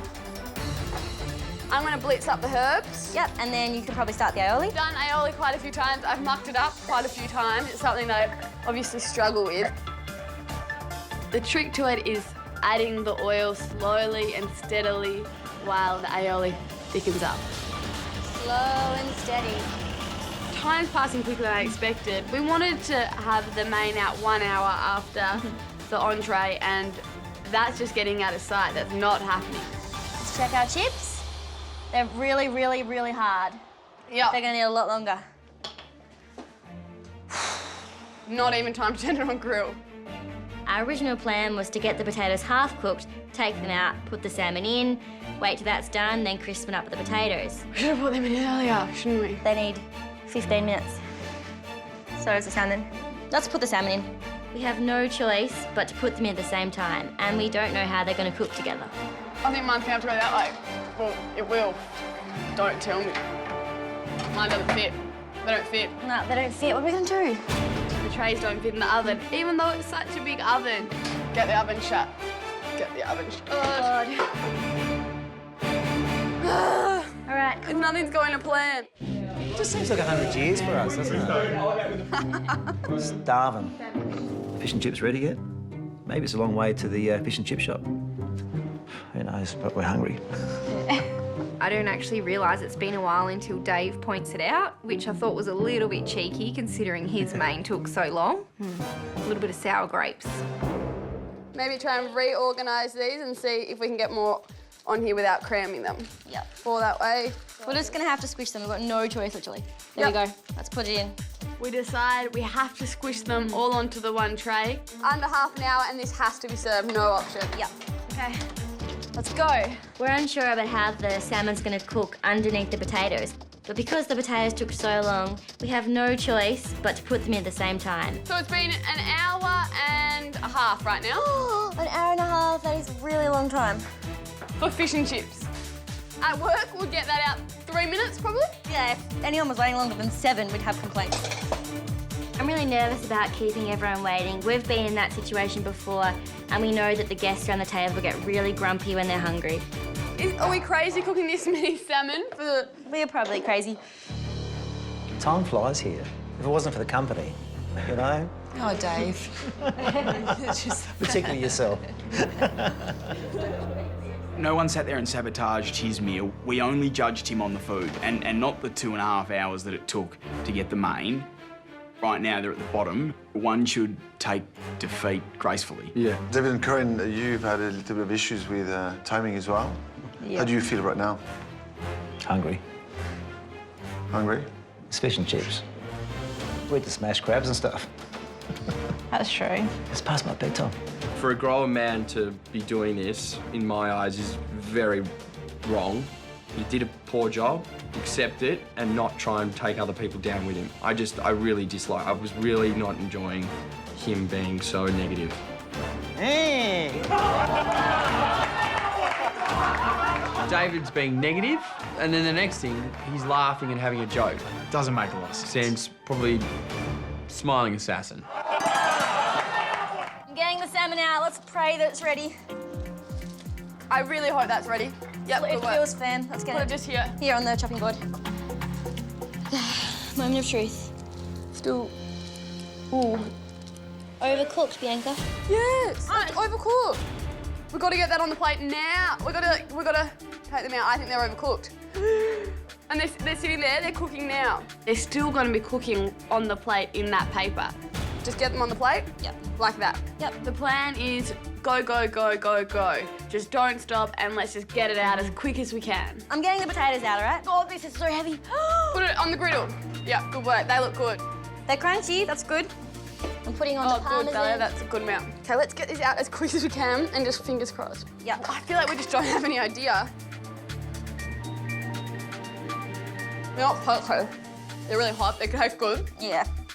Sorry, that was so rude. The plan for the main is to place the parcel open with a dollop of aioli, potatoes in a presentation ring with 2 asparagus. It's pumping to the end. Feeling really nervous the salmon's going to be overcooked.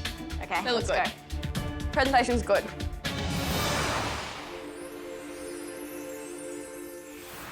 Main is served. I'm pleased with our dish, but I'm thinking it's not as good as our entree, and I'm just really worried that it's not going to live up to the expectations. Thank you. Thank you. Thank you. Looks lovely. You know, you got a waft of, it smelled beautiful. It looked. What waft did you get? I got a nice lemony waft. Lemony waft. Okay, just checking. Thank you. I can tell it's salmon in the bag, and all I'm hoping is please do not be overcooked, because I just think of the steam that can be caught in that bag. And I think, wow, that's going to be hard to get that salmon the same on everyone's plate. Thank you. Thank you. Enjoy. Looked down at the dish and I thought, what? What? Salmon and potato salad. This doesn't take 2 hours to make. I wasn't optimistic before. I think it's very hard to get a lower score than us. But I'm becoming more optimistic.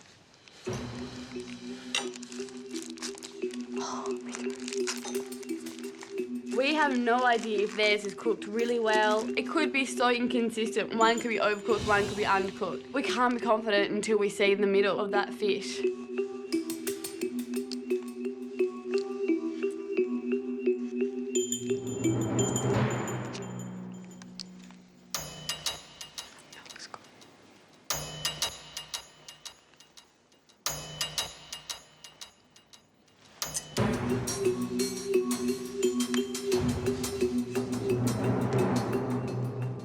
Girls, you have to organise yourselves better. To wait for a dish like that is that simple, there's no excuses. I was expecting to look at your plate and just go, wow. But I went, In saying that, my fish was cooked beautifully. Great. Salmon, you've got such a thin line. If it's undercooked for a dish like this, it's not that enjoyable, but if it's overcooked, it's a disaster. That was perfect. I love the lemon, I love the little bit of herb on there. It was well seasoned. That little parcel was really nice. The technique that you use, what we call papillote in French, it encases whatever flavors that you could be adding in there. You need to add more to it. A few vegetables, a bit more dressing, maybe a bit of butter or olive oil, something to make a sauce out of it.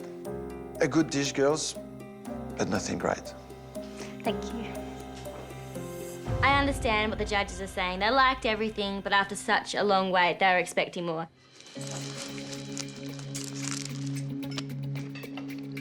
I open it up and it smells great. It's good to get a present from the girls. So I enjoyed that. Love the potatoes. Even though they're not chips, they're cooked to perfection. They're yummy. And I eat them all. Mine's cooked really well. Kind of even is close to melting in my mouth. before I even put it in my mouth, I can tell by breaking it away with the fork that it's overcooked. It's white, like a whitish pink all the way through. It's not that red anymore, it's not flaky. I put it in my mouth and the texture, it goes floury in my teeth. Can't eat it overcooked. I'd rather just not eat it at all. I'm devastated.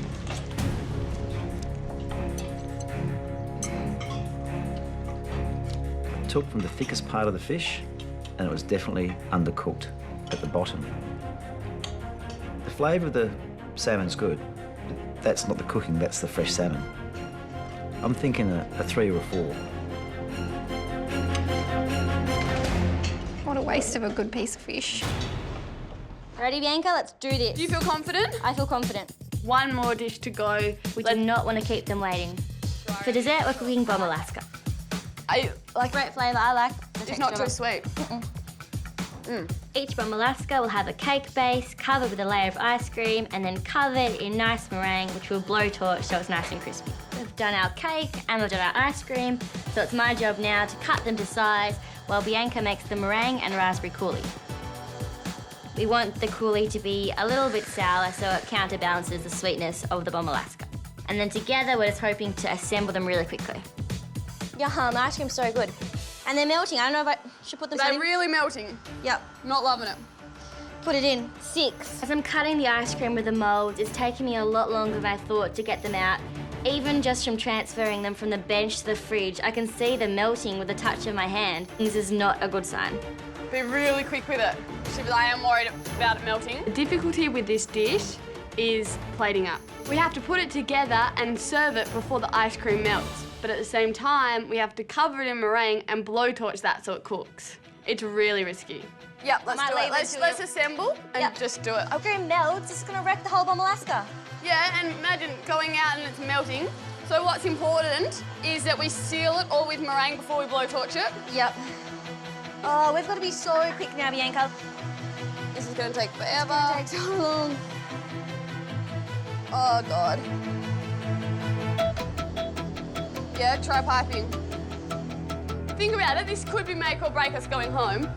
It's taking too long, the ice cream's starting to melt. We don't know if we should put the meringue on all of them, put them back in the fridge, or blowtorch as we go. Total panic at the moment. All our plans just went out the window and we're honestly just slapping meringue onto these cakes. It feels like kindergarten doing finger painting. I'm not good at putting this on. I think you're gonna have to do it. Honestly. Look, you do it. Okay, you're not believing in yourself and you're losing it. The more we handle them, the more the ice cream melts. We are so stressed at this point. We just want to get them out as quick as we can, and we don't want that ice cream to just be custard on the plate. They're just melting. This has never melted so much. Mine's completely just gone. I don't know what to do. Bomb Alaska, you know, it's almost like a comfort food for me. It was 70s. Fond memories of Bomb Alaska. I think everybody made it at every dinner party with a bit of brandy, a bit of flame on the top, and I remember meringue and warmth, and Mum was cooking. I think because a lot of people haven't tried this dessert, a lot of people will be looking to David, whether it's a genuine, authentic Bomb Alaska. But flamboyant. Which could be tricky. Sneaky, sneaky. It's got a flame. There has to be a flame there for me to appreciate it. You can't expect to have fire coming out of your bomb Alaska, and hearing him say that he wants fire, there's paper on the table, so definitely not a good idea. One blowtorched. There's another one down. Yes, they look funny, but... Okay, good. They just look... This is so messy. We haven't even tasted it in its entirety. It looks a complete mess. I'm just really, really worried at this point that it's gonna look so terrible. It's starting to melt. Let's just go, go, go. Total panic. I have meringue all over my hands, all over the blowtorch, cakes on the ground, the plates are filthy.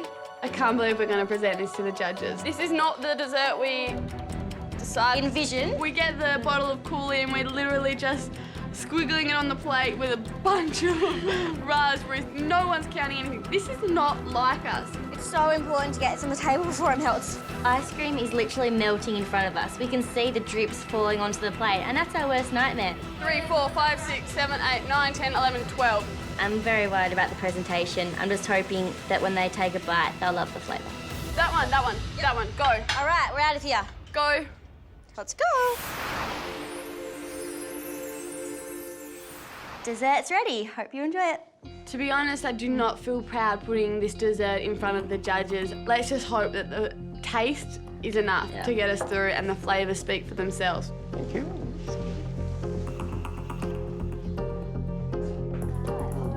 Thank you. I think the presentation could have been a bit better. Thank you very much. At this point, the only thing that can save us from being last is that dessert to be a failure. This bomb Alaska really has to bomb. Where's the flame? There's no flame.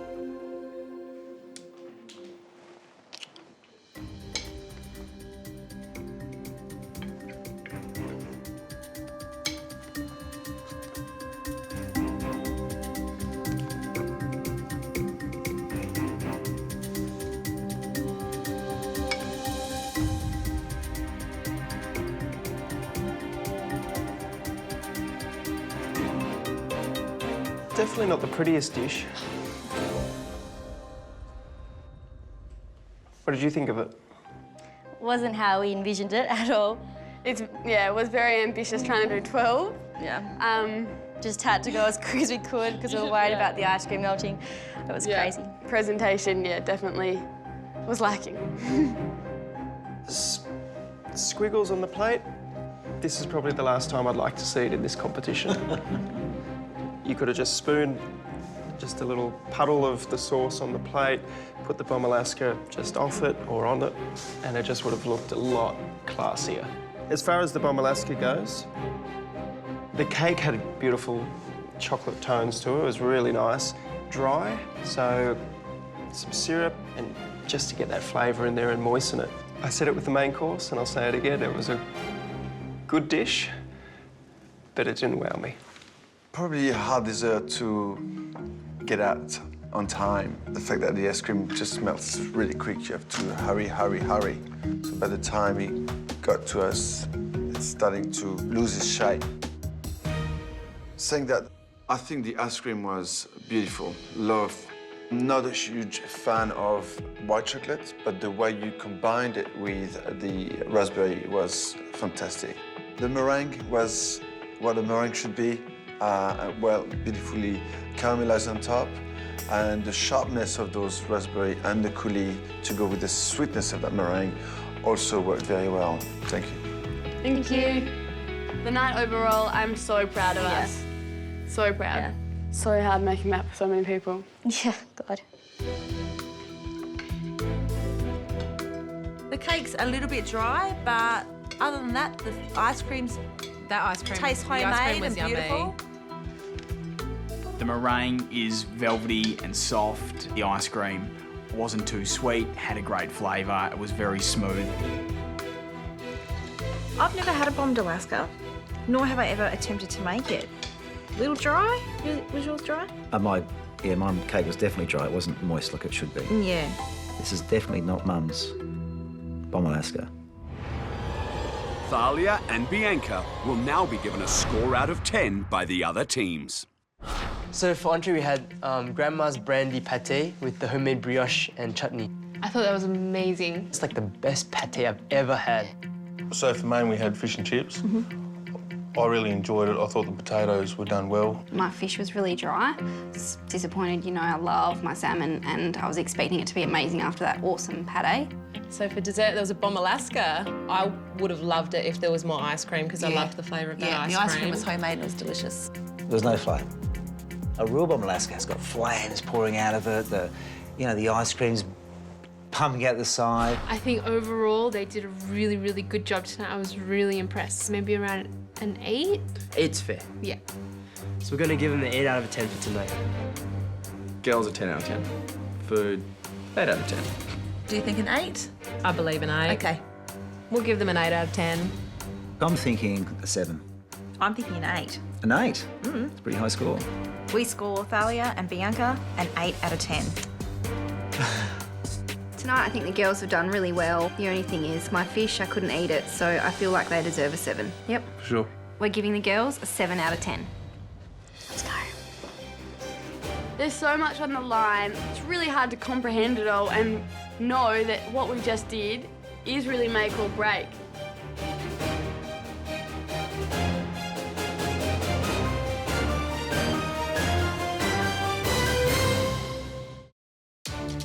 Besties, Thalia and Bianca brought Tassie to the table and youth to the kitchen. They impressed everyone with a superb entree. 100%. Damn it! But doubts were raised over the main. It doesn't sound like a competition dish.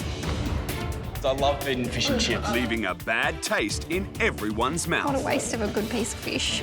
Thalia, this is so messy. Dessert was delivered in a mad rush. There's no flame. But despite appearances, it was a sweet finish to the night. Has the youngest team of the group done enough to take the lead? Thalia and Bianca, we'd just like to say thank you for a terrific evening, beautiful hospitality here in Tasmania. The guest teams have given you a combined total score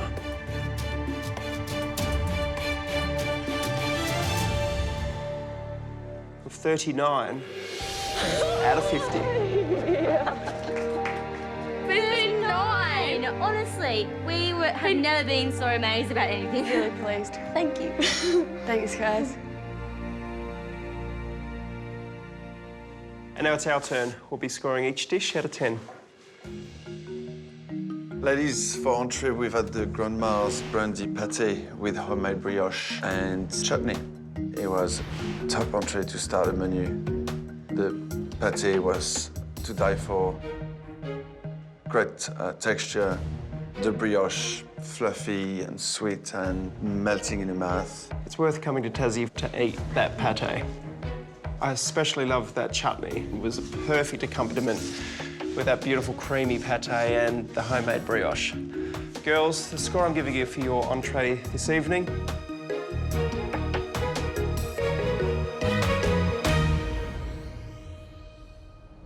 is a 10.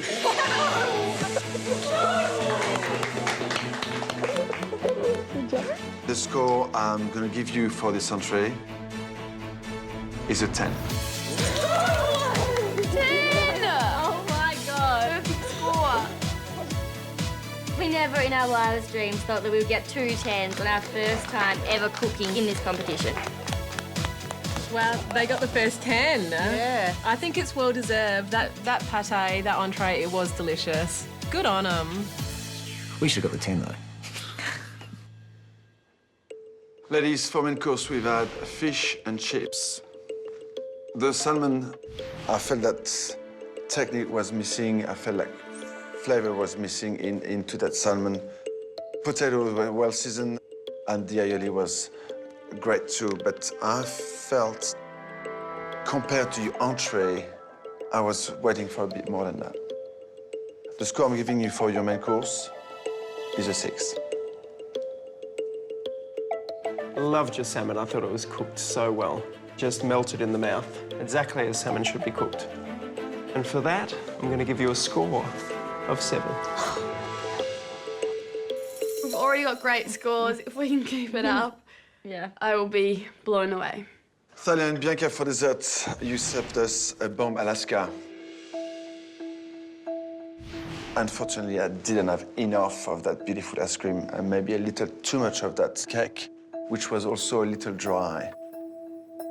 The score I'm giving you for your dessert is a 6. What I loved about your menu tonight was that everything was made from scratch. With the dessert, you made your own ice cream, your own cake base, your meringue, plus the coulis. The ratios were a little bit out, but it was well balanced. The score I'm giving you for your dessert is a 7. So, ladies, that gives you a combined total score of 85.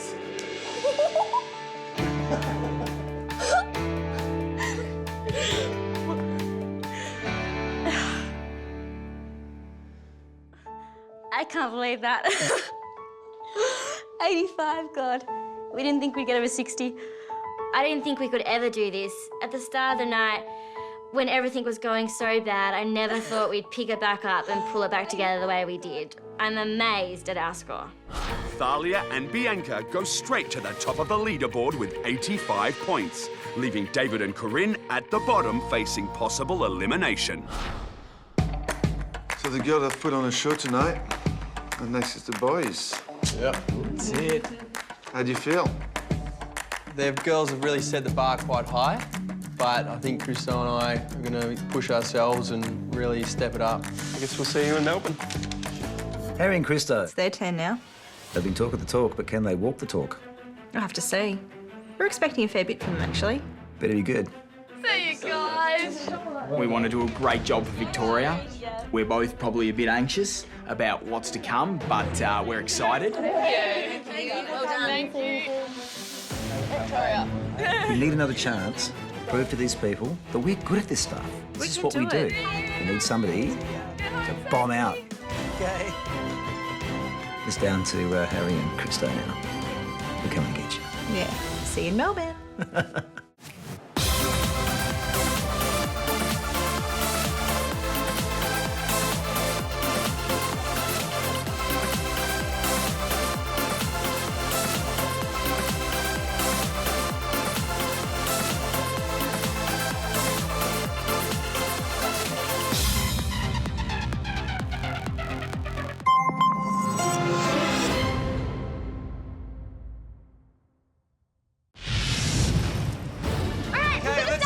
Previously on My Kitchen Rules. So just go. 5 teams have weaved their magic.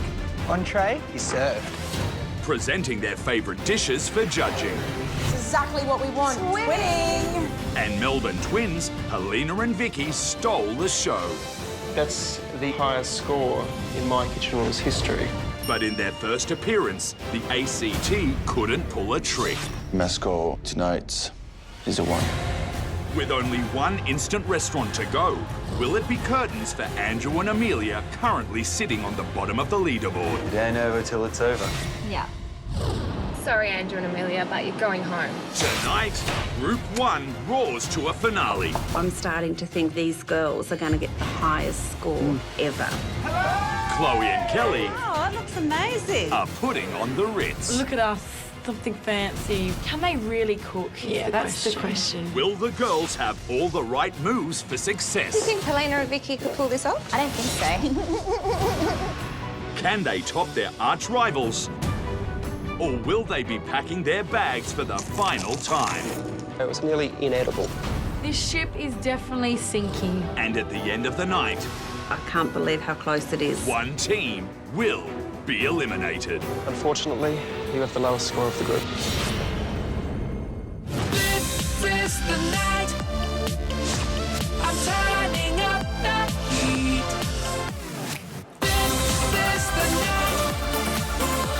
I'm standing on my feet. This is the night.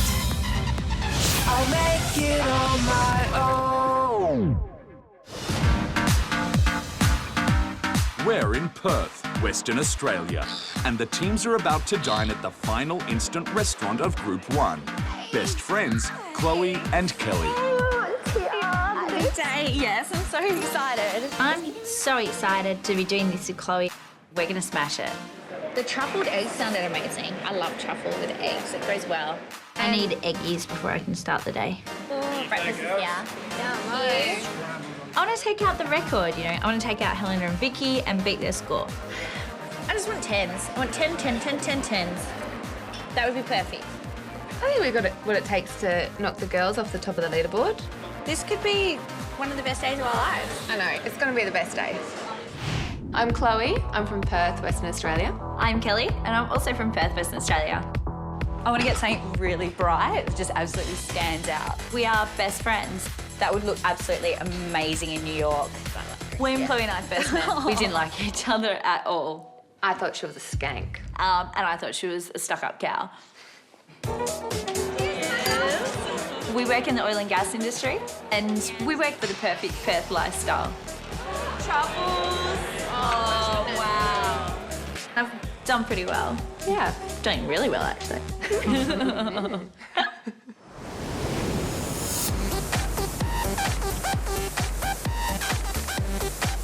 What sets us apart is we're hot. Caviar as well, if we want to do something with that. We're all about entertaining. We like to put on a show for our friends. We love the finer things in life. Your truffle oils, your triple cream bries. Nothing but the best for us. I've been to over 42 countries and loads of Michelin-star restaurants. We can take that and put that on a plate and... Put it on a plate? I'm straight. We've got 6 hours till our guests arrive and we've got so much to do. We're coming at this with a lot of confidence. We know we have what it takes to do really, really well. We need to be hurrying. I know we've had breakfast now, but now it's time to get serious. Our first stop for shopping is a gourmet deli. We need cheese for our entree first. This is one of our favourite delis and they've got the freshest West Australian produce. Like the cheeses in there are just incredible. Premium team, premium ingredients. Here we go, Margaret River. Do you want brie or camembert? Brie, please. We're serving a full cheese platter to cheese experts. Yeah. I don't feel the pressure. For entree, we're making trio of cheese. It's the last instant restaurant of this round, so the girls have got a lot of pressure. A trio of cheese for entree. The biggest challenge when you're doing a trio of anything is you need to make sure that each of those elements is perfect.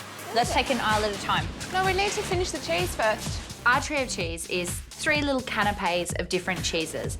There are a lot of elements on that plate.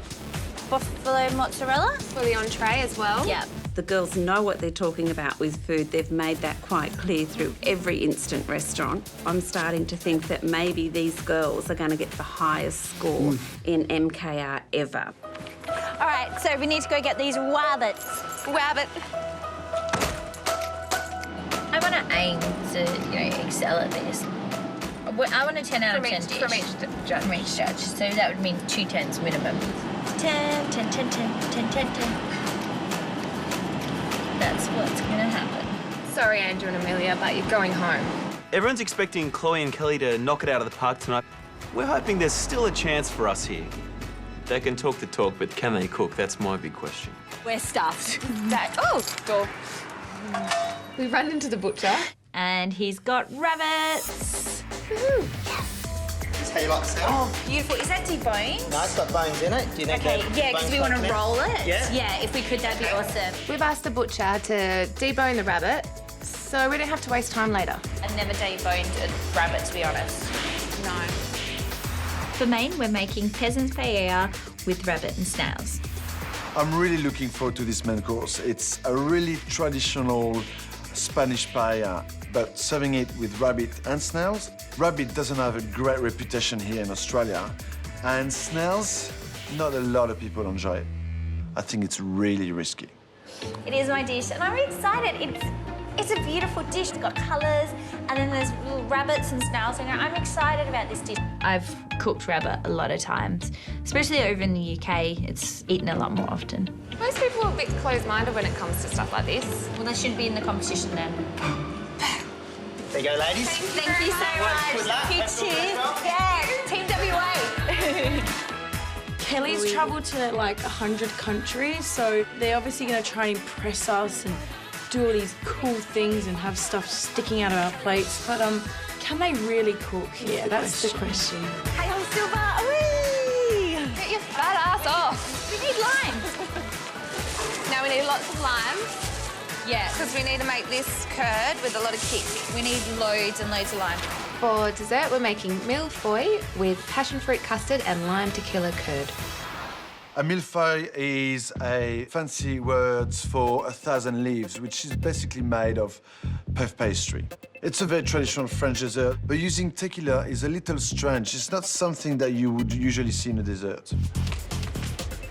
The dessert is quite technical. They've got to make their own pastry, their own custard, and their curd. This is going to take a lot of time. Now, all we really need is puff pastry for dessert. Puff pastry, and I would love to make my own, but we don't have enough time, so we're going to buy it. Any other pastry we could knock out in our time that we had? Definitely any other pastry. Puff pastry, you can't risk that. So I'm making the call, we're buying it. Store-bought it is. Plain flour, we don't want self-raising. All right, we're done. These girls have been smashing the others in terms of critiques. I think it's a level of arrogance. I'm expecting those girls to back up what they've been talking about.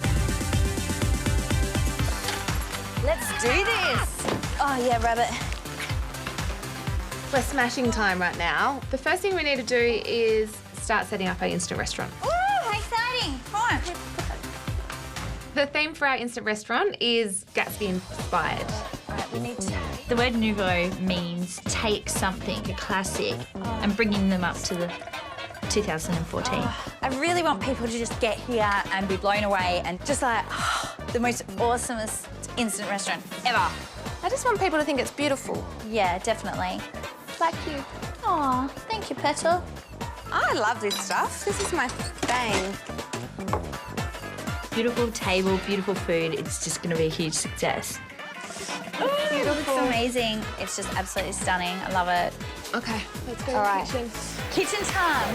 Oh my God. 3 hours till everyone gets here. Right. I can't believe we finally got our aprons. It's so exciting. I'm so excited. This would have to be one of the biggest days of our lives. Like, seriously, this is epic. Let's absolutely rock this. Let's do it. All right, cool. First, I need to get the stock on for our paella. Oh, watch where you roll on that thing. It's all right, I'm an expert. Little bunnies die. Let's get some sugar in here for some caramelization. I'm going to use the stock as the basis for our paella so that rice can absorb all that flavour that I've got into the stock. This rabbit stock is amazing. All right, this is ready. The flavours are awesome and it's going to blow the judges' minds. Time to get this on. So I'm starting with the lime and tequila curd for dessert. Kelly calls me the dessert queen. Yeah, I like to cook desserts.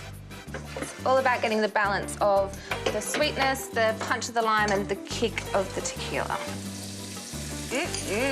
Nummy, nummy. I don't want to put too much tequila into the curd. I don't want to take away all that beautiful lime flavour. Just quietly, I think more tequila. Woo!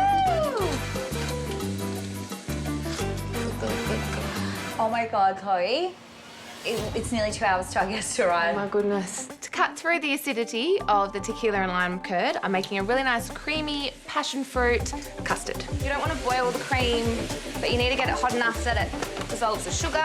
Chloe has made it clear to us that she is the dessert queen and she knows it all. So tonight I'm a little intimidated by their, how their dessert will come out. So let's hope Manu loves it. Let's hope, hey? Yeah. Yummy. All smooth sailing on dessert. I'm gonna make sure these ricotta fritters don't have too much liquid in them. Our tray of cheese is 3 little canapes of different cheeses, and it's complicated. First thing I'm gonna do is get onto the mixture for the ricotta fritters. So we've got to make sure it's got lots of flavour. I'm adding Parmesan cheese, salt, pepper, and just a little bit of flour. You don't want to taste loads of flour. You want to keep the flour as minimum as possible. But in saying that, we need flour in there to help bind it so that we can actually cook it and it stays as a piece. I cook these for my friend's 3-year-old all the time. She absolutely loves them. So hopefully, the rest of the table like it. There's a few 3-year-olds there. I think our technical ability is higher than a lot of the teams. So Chloe, are you good with those lemons? Yeah. Our entree has a lot of elements to it. It's like 3 entrees in one. I love your lemons. They're looking really good. Love my lemons. Yeah. One of the trio of cheeses is a baked lemon ring mozzarella. They can look beautiful when they're stuffed. 1 hour and 6 minutes till the guests arrive. This is getting real. Okay, I'm gonna go on to stuffing these rabbits. For the paella. I've got my saddles. A rabbit saddle is essentially the back of the rabbit. If you're going to ride it, that's where you'd sit. Oh no, this has still got some bones in it. Oh, shit. Serious? Are they difficult to get out? They're not easy to get out, put it that way. They're not edible bones. I don't have time for this, seriously. Oh my goodness. We've got so much to do before our guests arrive, Kel. Seriously, these rabbits are driving me insane. Getting these bones out is taking forever. Oh my gosh, Chloe, Oh, more broken bones. I don't want to do it anymore. I know, and I want to do my hair and makeup all pretty, but I don't think we're going to have time. We need to hurry up. 30 minutes, Kel. Oh my God, okay, all right. Right. I'm starting to freak out. These rabbits are now boneless. Right. We've got so much still left to do. We need to smash it. We still have 3 salsas to make. The rock melon for the brie. Ugh, anchovies. A tomato and anchovy for the baked lemon mozzarella. Look at that beautiful buffalo mozzarella. Oh, this is stunning. And a tomato and olive for the ricotta fritter. I need a little lemon. Got so many components on this entree. I know. They better freaking like it. They better. It better be 10s. 10s for amazing effort. Salsa's done. Where the hell has this time gone? We need to go get changed. This is the last instant restaurant, you know. I know. It's going to be quite a special night, I think. We may not make it, so who knows? Fingers crossed that we're still in the competition. We really want to be in the competition. Wow. Huh. Look at the car. It's got to be 20s. That's amazing. They've gone all out. Chloe and Kelly have been complaining about some of the simple food dished up in the competition, so I'm expecting some quite complex food tonight. Let's hope the girls can pull off this instant restaurant and hope they can actually cook. Oh my gosh. I don't think I've ever got so ready. Oh my God, are you serious? We did take way too long. Oh my God, they're gonna be here. Okay, breathe. Oh my God, I think I'm gonna be sick. Fantastic. Let's roll. Oh my God. Okay, let's go welcome them. This is our big night. This is real. Let's do it.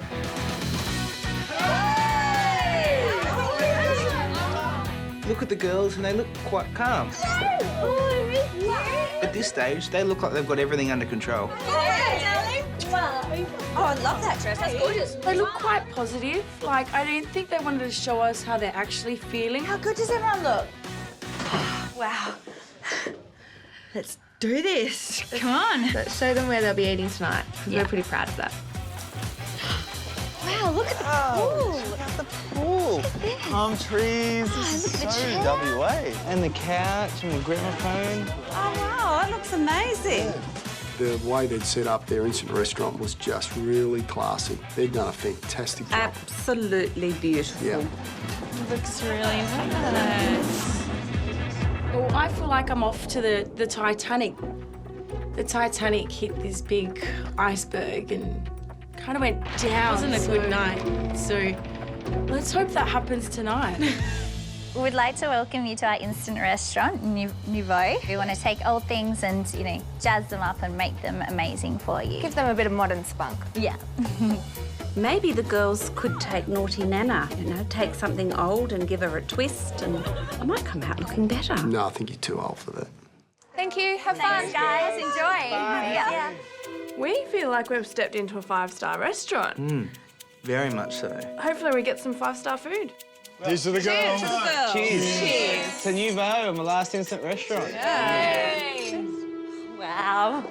How amazing did everybody look? I know. And did you see their faces? I think they were just like blown away by our beautiful table. Hope so. I'm feeling really good. Everyone's blown away by our instant restaurant. Now it's time to blow them away with our entree. I'm gonna season my panko crumbs, ready to coat our brie for the entree in. This trio of cheese is a great entree. It's quite complex. There's so many elements and so many layers of flavours. We really need to crack on. We've taken the best from different countries and sort of put them together. Let's hope it works. Yeah. We know we can cook amazingly, and our aim is to deliver a dish that's more technical than any other in this competition so far. Deb and Rick's entree to me was inedible. It was nasty. How someone can get that so wrong, just with such beautiful ingredients. I know, that's right. Oh, these are a little bit odd-shaped. They need to be flat on the bottom so that it doesn't run out. Yeah. With the lemon mozzarella rings, I'm worried, Chloe, that when we go to pick these up, it's just going to all fall out the bottom. Yeah, no, me too. I'm concerned that when we bake it, it's just going to ooze all the way out of the lemon rings, and it's just going to go everywhere, and we're going to lose the mozzarella. Do you know what? I'd feel so much more comfortable if we're putting it on a little thin of bread. We don't have any bread. We have bread. We've got Italian bread. So we decided to get some crusty Italian loaf, season it with salt, pepper, a bit of olive oil, cook that in the oven. I don't want to put the mozzarella onto fresh bread. I want it to be crisp so it doesn't go soggy. Yeah. It's not white bread out of a plastic bag or anything. It is a nice, fresh Italian loaf. It's not ideal, but at least we know that it'll be right rather than just having a big pile of lemon rings with nothing in them. It's still going to be an amazing dish.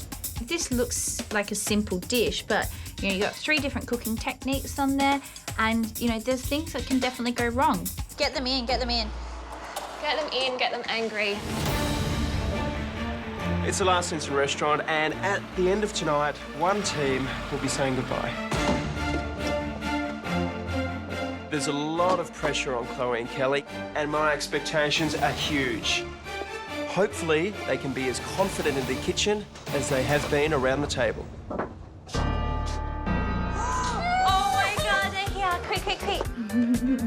I feel like a little school kid. Okay. This is exciting. Big smiles. Yeah, it's amazing. Oh my God. Hello, girls. Nice to see you. Chloe and Kelly opened the door for us, and quite happy to see us. It looks like they don't really have too much of a care in the world. Come through. Oh my God. We're here to leave a mark on this competition. We're going to bring it. Hey, hey, hey. Good evening. Good evening. Good evening, guys. Everyone's dressed up? Yes. Fantastic. The restaurant, it looks beautiful. Everybody's dressed up. I think we're gonna have a good night. Welcome, Mano and Pete, to our instant restaurant. Nouveau. So if you would like to open your menus, they're underneath your napkins there. For entree, we have a trio of cheese. Cheese. Woo! Well, looking across at Jason, I think he's the happiest person around the table. Big eyes. It's like a great white shark, virtually, isn't it? From Maine, we have peasant's paella with rabbit and snails. Look at us, something fancy, rabbits and snails. And for dessert, we're making mille-feuille with passion fruit custard and a lime tequila curd. My heart's kind of sinking. I'm thinking, this is a really ambitious menu. We have a very small chance of actually making it through this round. We're going to get on preparing your entrees, and we'll be back soon. Great. Thank you. The menu sounds very technical tonight, and if Chloe and Kelly can nail all 3 dishes, they could beat us tonight. This is essentially like 3 little beautiful canapes on one plate, do you know what I mean? All right, time to start these fritters. I think, Chloe, seriously, if Vicky and Helena can get a 10 for their flavours in their entree, then we should be able to get a 10 for this dish as well if we have... Because their presentation was shocking and they still got a 10. Yes, it's all about the flavour. We definitely got some flavour going on in here. Woohoo! I want these ricotta fritters to be perfectly round and elegant. I don't want them to be sloppy. Shit. These fritters are a bit high maintenance, I must admit. They're not sticking together. There's not enough flour in them to bind them. I'm making a mess of these fritters. They're just not working. They're going all over the place. Lost the guts out of one. Starting to get really anxious now. Fritters are so freaking messy, man. I've absolutely made a pigsty. If I can't stop these fritters falling apart, it's going to be a duo of cheeses, not a trio. It's getting very daunting, Carl. I'm freaking out a little bit. These fritters are starting to really pee me off. I'm looking at these fritters and they're just going all over the place. So I need to start looking at some options. Really devo, because they taste so amazing. All right, give me that bowl. I look at the ones that Kel's made previously. They're not right. They're not going on the plate. So we've start all over, throw them in the bin, and we decide to make them a lot smaller. There's no room for error with this. If we're going to start again, then they have to be all spot on. We've got nothing left. Flavour-wise, consistency-wise, we're acing it. Oh. The fritters are going well. We're cooking them fairly easy and I think we're back on track. I think I like the smaller shape. Good things come in small fritters. Cheese is a pretty marvellous thing, so I'm really hoping that they can show some technique with what they're going to use that cheese for. If they don't get this cheese right, I may as well leave now, because they're not going to want to see my scores. It'll wreck my whole night for me. One thing I can't handle is people disrespecting cheese. Girl. I guess with a trio of cheese, they can take it anywhere that they want. It could be, you know, a little bit of like 3 little morsels of happiness. You know, we don't know what they're going to be. I'm not sure how it'll come out, but I think it will be fancy Nancy. I'm sure it's going to be spectacular. I don't doubt for a moment the girls are going to mess up or serve something tacky. That's not them. If we were to get knocked off the leaderboard from any other team, we wouldn't care. It's the girls we don't want. Chloe and Kelly, we don't want them to beat us. Oh, look, I hope they don't do well, let's be totally honest. But, yeah, they may pull off this whole menu, and if they do, good on them. Let's just hope they don't beat 95. These look great, Chloe. You've saved the day by going smaller. Need to get this out. We're going to have some hungry guests. Fritters are done, finally, and now we can start plating. It might have actually been too big if we had a huge fritter on there. I love the way these canapes look on the plate. They're delicate and sophisticated. Each one of those cheeses is completely singing right now. You know, it's excitement on a plate. You've got the piece of brie with the prosciutto and the rock melon salsa. We've got our ricotta fritter with the tomato and olive salsa, and then our baked lemon with the tomato salsa and anchovies. Richard Pete menus. All right, it looks beautiful. It looks pretty and the flavours are amazing. That's the main thing. Go.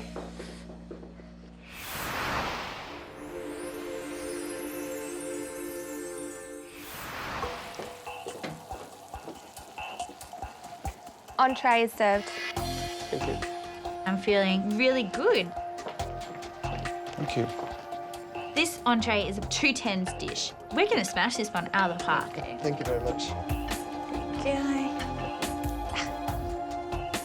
Looking at the dish, presentation looks good. It looks amazing. I can't wait to get stuck into this. Thank you, Chloe. Sorry, I just fell. I'm a little intimidated. They could beat us tonight.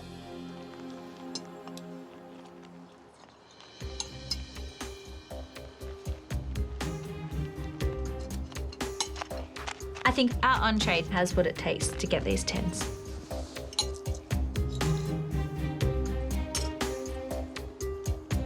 We know it's a lot better than, you know, a few people in the competition.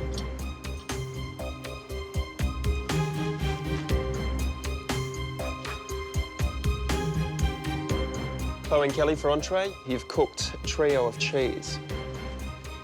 Whenever I look at a tasting plate or a trio of things, I always think, are they good enough to stand on their own if we just had one of them on the plate? None of them tick that box for me. In a word, mediocre. Well, we're not mediocre people. We don't have mediocre personalities. And we don't want to serve mediocre food. The bread that you used, did you make it? No. No, we didn't. No, store-bought bread. It's a bit of white bread under a piece of cheese, girls. Yeah. And very, very hard and very dry. The saving grace of that dish, though, was the mozzarella went really well with the tomato on there, and you had a little bit of anchovy flavour as well. Quite happy right now. I feel like our boat's just... I think we should grab our life jackets right now because they're under your seat. Oh, they're okay. I think the brie was fantastic. I'm a sucker for deep fried cheese in some ways. I know it might be a bad thing, but I don't care, I love it. But mixing it with melon, no way. The ricotta cheese, there wasn't enough of it. Then you put, not a lot of tomato, but more tomato than there was cheese, so it's kind of disappeared. Maybe this isn't going to be a stellar evening. Maybe we have a chance here. I know there was a lot of effort that went into this dish. But it didn't do it for me, I'm sorry. I just hope that this main course can blow me away. Thank you, ladies. Thank you. Well done, we made it. 95. Quite happy right now. Wow. No, not wow. We're not going to beat Helena and Vicky tonight. We lost that chance with the entree, but we can deliver this main and still get some good points. It wasn't Andrew and Amelia bad. We're amazing cooks and we need to show that. We need to just know that this paella is just going to be off the hook. Bomb diggity. Let's get into this and just All right, let's do it. Ass, all right?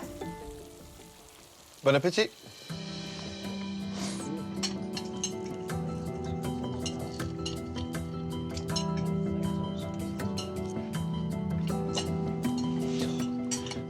Can't cut that. I couldn't even get my knife through the piece of bread. It was so overcooked. The flavours coming from the salsa, not the cheese, which is not what the dish is about. The ricotta cake in the middle, I loved the salsa on top, but I think it overpowered the ricotta cake and the cheese was lost. It was just an okay dish. I thought it was pretty basic for the girls that have talked themselves up. I'm surprised. One more mistake and it's up in the air as to who's going to have the worst score. The entree was decent, but I think flavour was just not quite there for me. I think they've got their, work cut out for them. The paella is going to be a much more technical, much more difficult dish to pull off, so maybe we have a chance. Maybe we have a chance.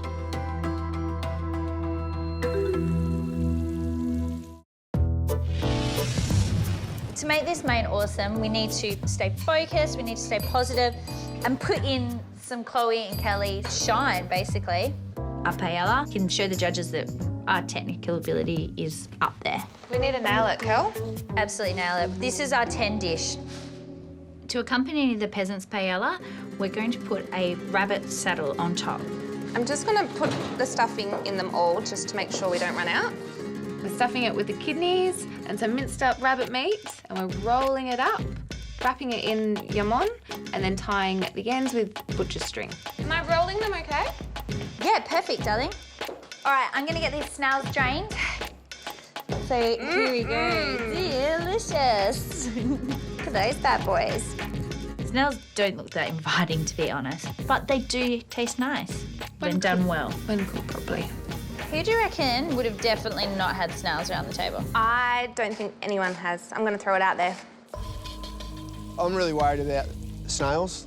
I've never had them.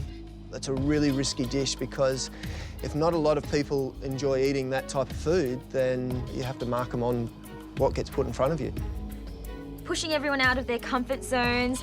The other teams might completely balk at it. I'm a little nervous for these snails. Yeah. I don't know if I'm going to actually eat them. So you won't try them then? You know they're not going to be garden snails, right? We'll see how they look. I'm going to have to definitely block the nose, shove one in and then wash it down with some water. That's my plan. I don't know how it's going to come out, whether they serve them up with still the shells or... I have absolutely no idea about snails. If they come in the shell, don't eat the shell. Rightio, OK. Am I browning the saddles in the paella pan? Yeah, give them a nice browning. One thing you need to be careful with the saddles is overcooking them. There's not a lot of fat content in rabbits, so if they're overcooked, they're dry. I think that's brown enough, Chloe. We don't want them to overcook because you know how tough rabbit can be. We take the saddles, pop them in an oven tray and into the oven for about 8 minutes. All right, let's get this paella cranky. Paella. Paella. Now it's time to start making this thing. I've chucked in my tomatoes, onions and garlic and let those start to cook down until they get all mushy. Then that's going to be the basis of my paella. If we don't do this dish the justice it needs and don't cook it well and don't have the right balance, we're going home. What do we need to make sure we balance? The smokiness, the rabbit, the lemon, the paprika, the rosemary, the garlic, it's all got to work together. So not much then? Yeah, no, easy. This is by far the most technical dish we've seen in this competition. By far. And if we can nail it, then we deserve 100. Yeah. Get lost 10s. I don't think any of the teams around the table would be able to cook this dish. Do you think Helena and Vicky could pull this off? I don't think so. I think the girls can cook, but I just don't think they have the brain capacity to think up a dish like this. With rabbit, we used to have a pet rabbit named Morna, so all I can really think about is her at the moment. So she was so cute. We used to play with her in her big floppy ears, and she was fluffy. And yeah, it's sad that we have to eat Morna's friends. Morna's gonna be talking in your dish, and these snails are gonna be talking in mine. No. Rabbits, they're pests. I love rabbit, so it belongs in the meal. Not sure about snails. I'm worried about the snails because we had a pet snail called Harold.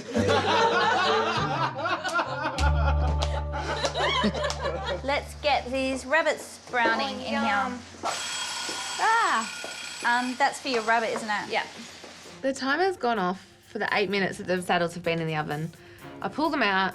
It's the moment of truth. I am freaking. A bit nervous. How is it going to be? Is that good? It's not cooked. They are not cooked. Most of them aren't cooked through, and people cannot have raw rabbit.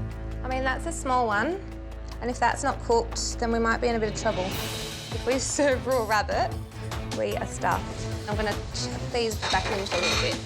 The pressure on getting this rabbit right, it's pretty full on. I think we might get marked down a bit more if we serve raw saddle than...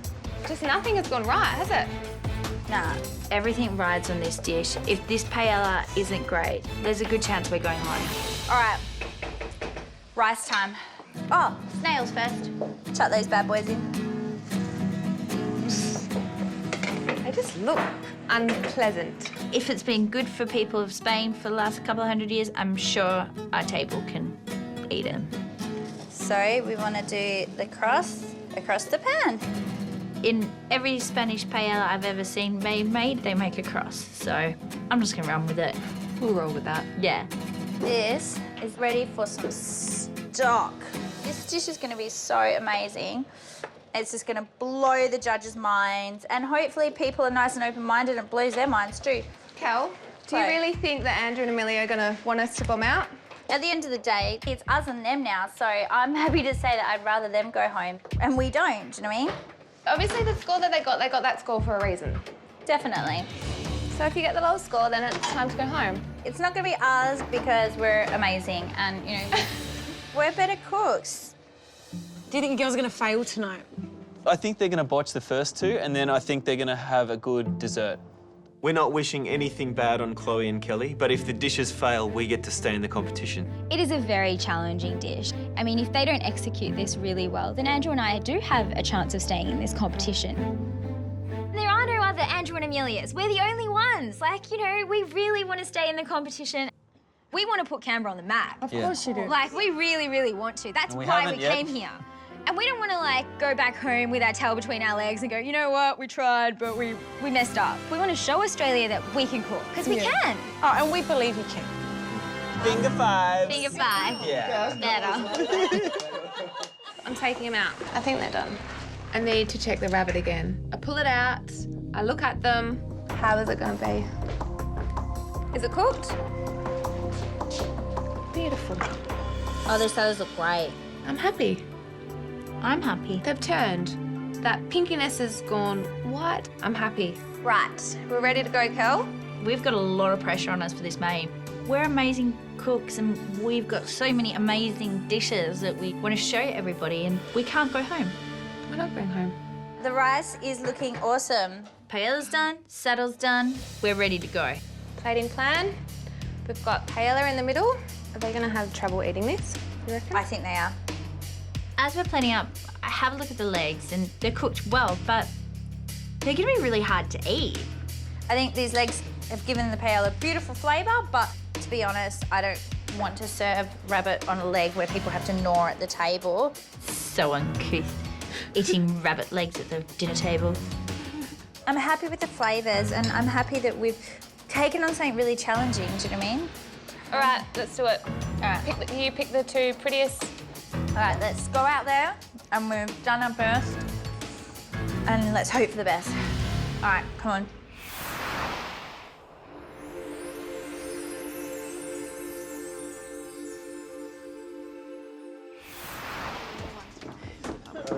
Oh, here we go.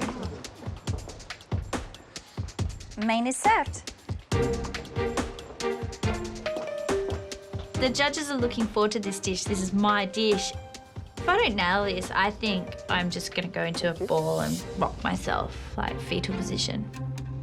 Thank you. I don't think they're confident with this main. I think they're actually really worried because this will determine if they're gonna beat Amelia and Andrew's score.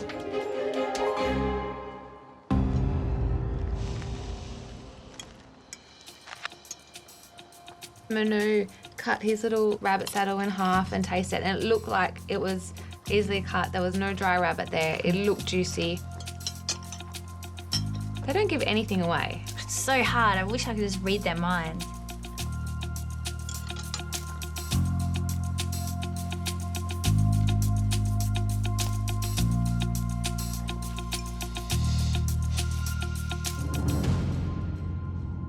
Go and Kelly for a main course, peasant's paella with rabbit and snails. I was dreaming of having a mini paella pan with all the bits and pieces in there. And instead I got plated paella rice with some rabbit on top and some snails. And you know what? I loved it. Love the rabbit medallions on top. Love the saltiness of the hamon on the outside. The snails? Yeah. I'm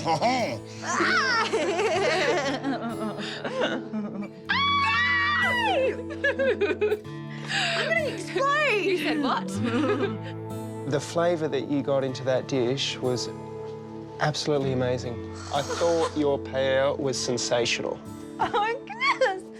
It looked a little bit dry as far as a normal paella goes, but it's basically the only negative I've got of your dish. I just think, wow. Thank you. Thank you. Thank you very much, ladies. Thank you very much. All of a sudden, it's like a fire sparked back in us, and we're like, yeah! We can do this. Pete likes our main. Woo! Feeling pretty unsteady right now. Feeling like our place in the competition is about to be taken away.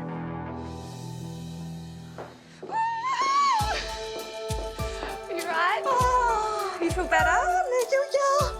Seriously, wow. Very proud of you. Woo! I'm feeling awesome.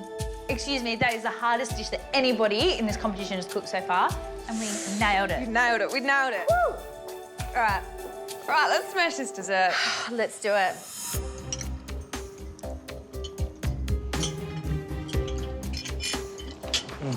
Snails are going really well. It tastes nice. The snails are nice. The snails are amazing. The snails have been cooked absolutely beautifully, and they've taken on the flavour from that paella. So I'm really impressed by the snails. Straight to that snail, mate. Yeah, I'm going back straight into that one. Fork goes in. It goes into the mouth, and I go, There was no taste to it, and I'm actually quite glad I can eat this dish. I'm quite happy. It's really dry. It's pretty much what I'm expecting. The rice is a little undercooked for my liking. The rabbit's really dry. I don't like it. Shocking. I don't know how you're still eating it. I'm hungry. I'm hungry. I'm not going to eat it. It's shocking. Pete and Manu may have liked it, but we're scoring too, and it needs to please our taste buds.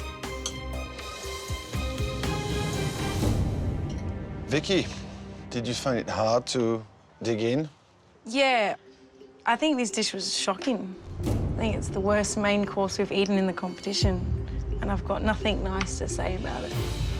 Can you get into details? The rabbit was dry. Snails, there wasn't much flavour there. I guess I did chuck it down with some water. I don't know, it's just a really boring dish. It's not a competition dish, so. Andrew and Amelia may still have a chance to be in this competition, looking at this dish. I've stepped down. I'm sous chef now. So if this dessert fails, it's all on me. This is going to be even more amazing than the paella. There's only 3 elements in the dessert. The curd is made, the custard is made, we only need to get onto the pastry. They all have to be perfect. So I'm starting to freak out a little bit. I cut my puff pastry into squares, brush the top of the pastry with an egg wash, and then into the oven until golden and puffed. Kel, the first ones that went in and puffing up beautifully. Oh, they look like little pillows. I'm pretty confident, Kel. I know the flavours work, and I think everyone will like it. These girls, in particular Chloe, have spoken about desserts with a lot of knowledge, so I'm expecting that it's going to be damn good. Lime to kill a curd, which would be interesting. I'm a big dessert person, and that looks, I think, quite sweet. Are you expecting the girls to make their own pastry? Yeah, I would be expecting the girls to make their own pastry. It's a cooking competition, you got to give it a crack. Once you've got the pastry made, it takes a couple of minutes, every 20 minutes, to take it out of the fridge, roll it out, fold it and put it back in the fridge.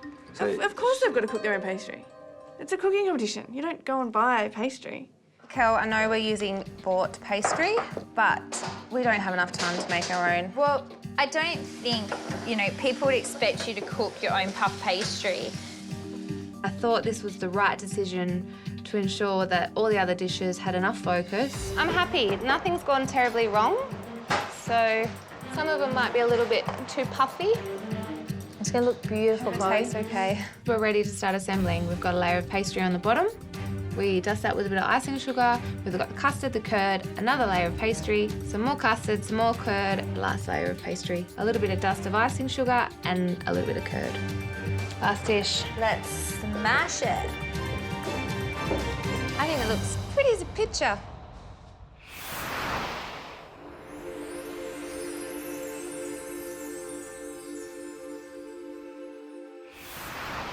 Dessert is served.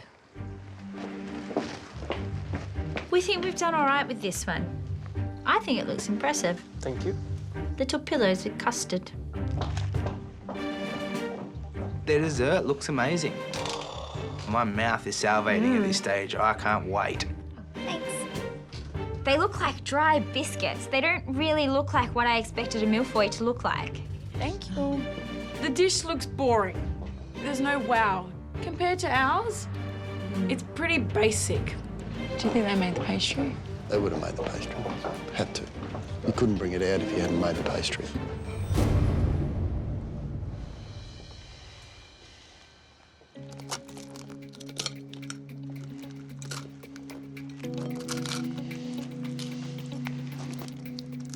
I'm looking at menu and he's got his spoon and he's trying to get through the pastry.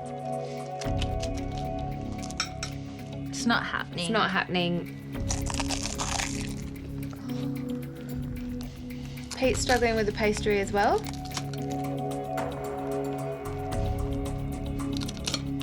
They both are.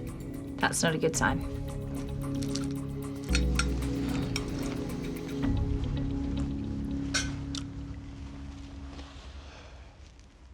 Chloe and Kelly for dessert, a millefeuille of passion fruit custard with lime and tequila curd. The passion fruit custard, yum. The curd, yum. I love half of your dessert, but I don't like the other half of your dessert. Millefeuille is obviously layers of custards and puff pastry. The puff pastry is actually the main ingredient in a millefeuille. This is cardboard, and I don't care what excuse you've got for the puff, it's not good enough for me. It's a cooking competition, girls. If you're capable to make a custard that you made yourself, you've got a curd that you make yourself, you're capable to make your own puff pastry. This is the one time in the competition that you've basically got all the time in the world to show us what you can do. Eating your dessert, the only thing going through my head was, I bet you these girls haven't even eaten their own dessert. 2 layers of the 3 were unenjoyable. I'd go so far as to say it was nearly inedible. Almost inedible? Are you serious? It's bad. That's really bad. Disappointed. Tonight's been here, here, here. Thank you. At the beginning of the night, we felt like we had no chance. But now, you know, Andrew and I could really make it to the next round. This ship is definitely sinking. I can't believe... Oh, no. If I could go back to the start of the day and decide whether to make my own pastry, definitely I would. But I can't. You're right. Meow. Come on, let's hug it out.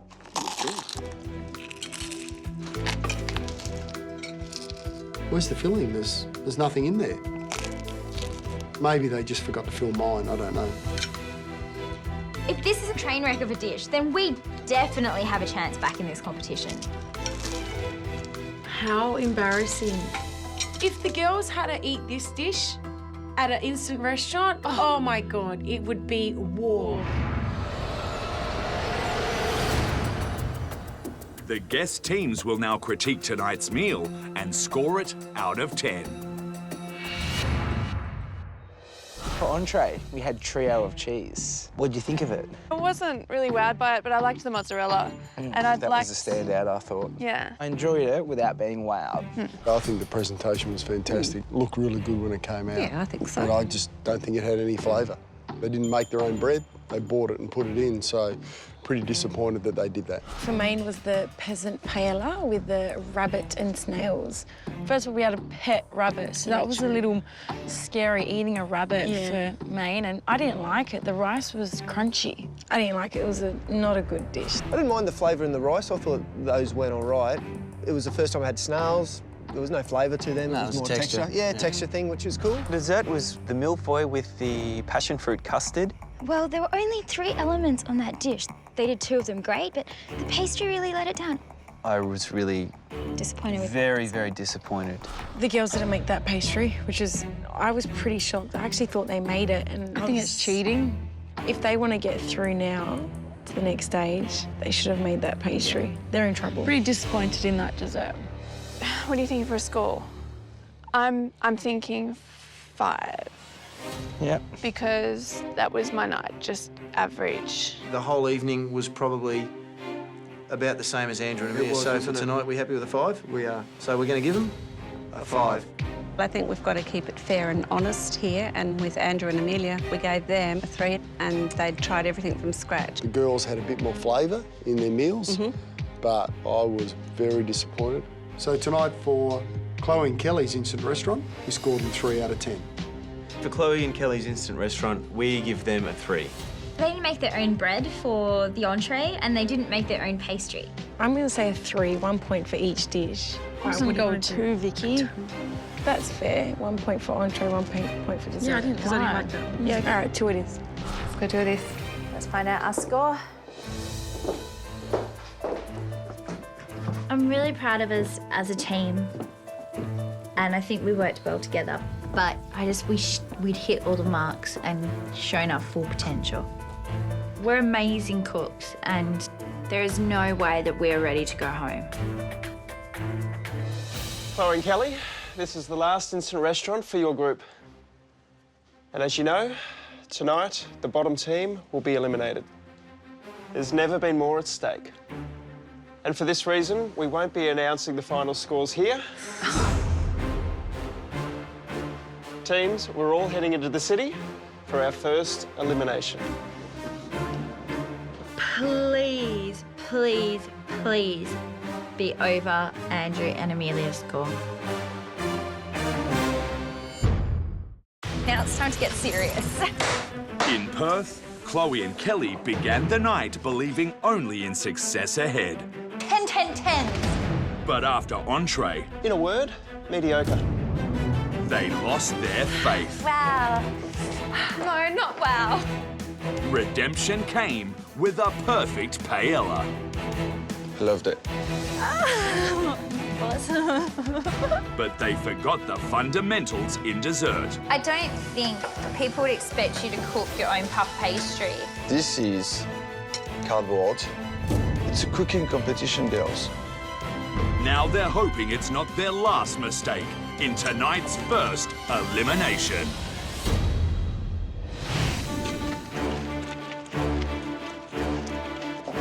We turn up in central Perth and we're here to find out who's going home. The competition is on a knife edge between Chloe and Kelly and Amelia and myself, and it could go either way. I don't think it's going to be tight. I think we're going to go above them. The girls have had their opportunity to shine tonight and they've wasted their chance.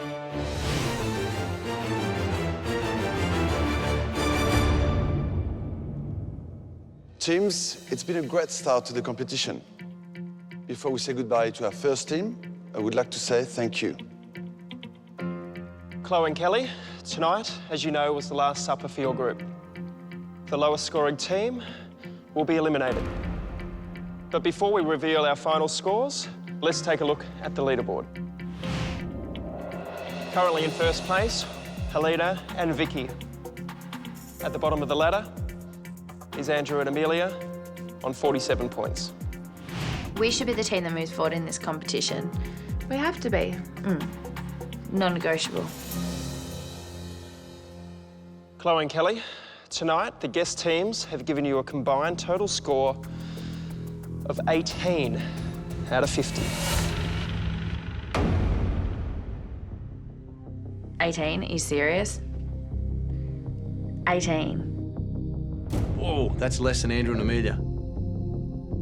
It's looking good for us at the moment. And now, to what we thought of your meal. We'll be scoring each dish out of 10.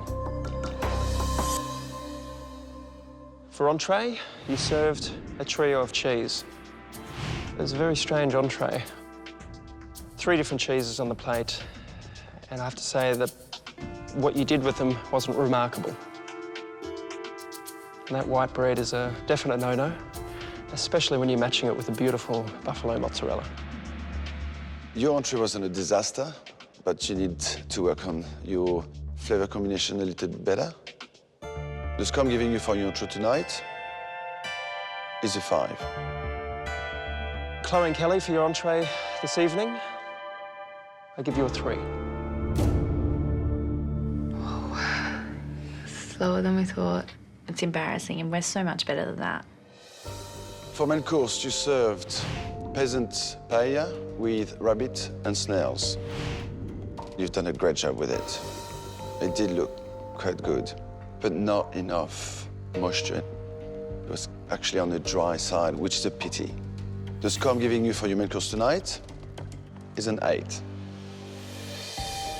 I thought it was sensational. The flavour that you got into that paella was great. The score I'm giving you for your main course this evening is a well-deserved 9. 9, we've got a chance. It's a glimmer of hope. Small chance. Chloe and Kelly, for dessert, you served milfoy with passion fruit custard and tequila lime curd. This is it. We need 5 or more for the dessert to stay in the competition. If only you had used those hours of preparation that you had to create a beautiful puff pastry. This is a cooking competition, and this is where we need to see all your talents and skills. Chloe and Kelly, the score I'm giving you for your dessert this evening is a 2.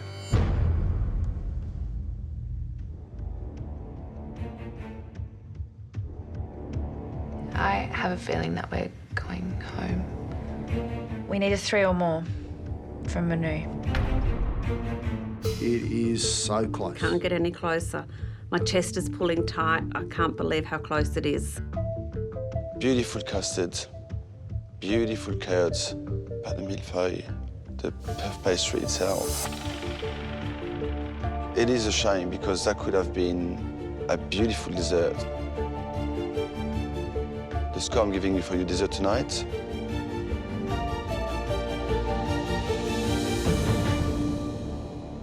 is a 4.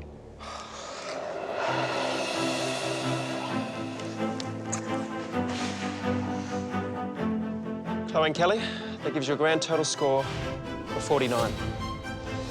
Congratulations. Thank you. You're safe and you live to fight another day. Oh, I'm so relieved. So relieved. We're in here now and we are not going anywhere. We're staying through to the end. Got a second chance and we're going to use it. Andrew and Amelia, unfortunately, you have the lowest score of the group and are therefore eliminated from the competition. How are you feeling, guys? Pretty gutted. We really just wanted that one more chance to prove to people that we could cook. But I guess that's the competition. We've loved having you in the competition. You have brought a great sense of humour. Your craziness, your singing, your dancing. It's going to be a lot quieter around the table. You will be sorely missed. Thanks, guys. See you, big guy. Don't get shaking hands. This is not the end for us. We're definitely going to keep cooking. We're going to become awesome in the kitchen together. Thank you. And we're going to, like, have fantastic times. Absolutely. Andrew and Emilia, it's time for you to leave the competition. Au revoir and good luck. Thank you.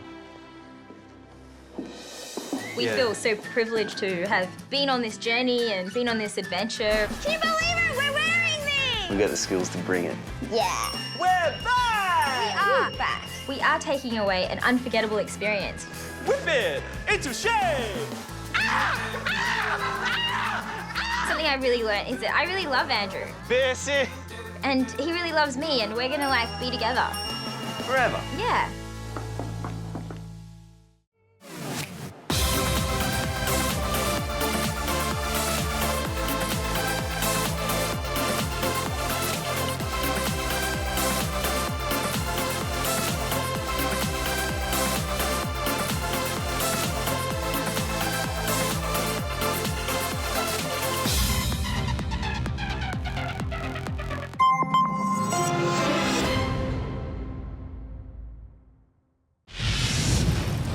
You ready for this? Previously on My Kitchen Rules. I love you. It started with a kiss. Well done, baby. But New South Wales It felt very flat. and Queensland You haven't done enough with it. both failed to share their love with the table. I'm looking forward to seeing the 12-year-olds. What they're going to make is baked beans on toast. Then 1 hour! the youngsters from Tassie took it to another level The score I'm giving you is a 10. 10. and proved age is no barrier. That gives you a combined total of 85. With only 3 teams left to cook, David and Karin are feeling the pressure of last place. We need Harry and Christo to bomb out. We're coming to get you. Tonight, We just lost half a dozen eggs. far out, Harry and Christo are off to a rocky start. I've had a few accidents.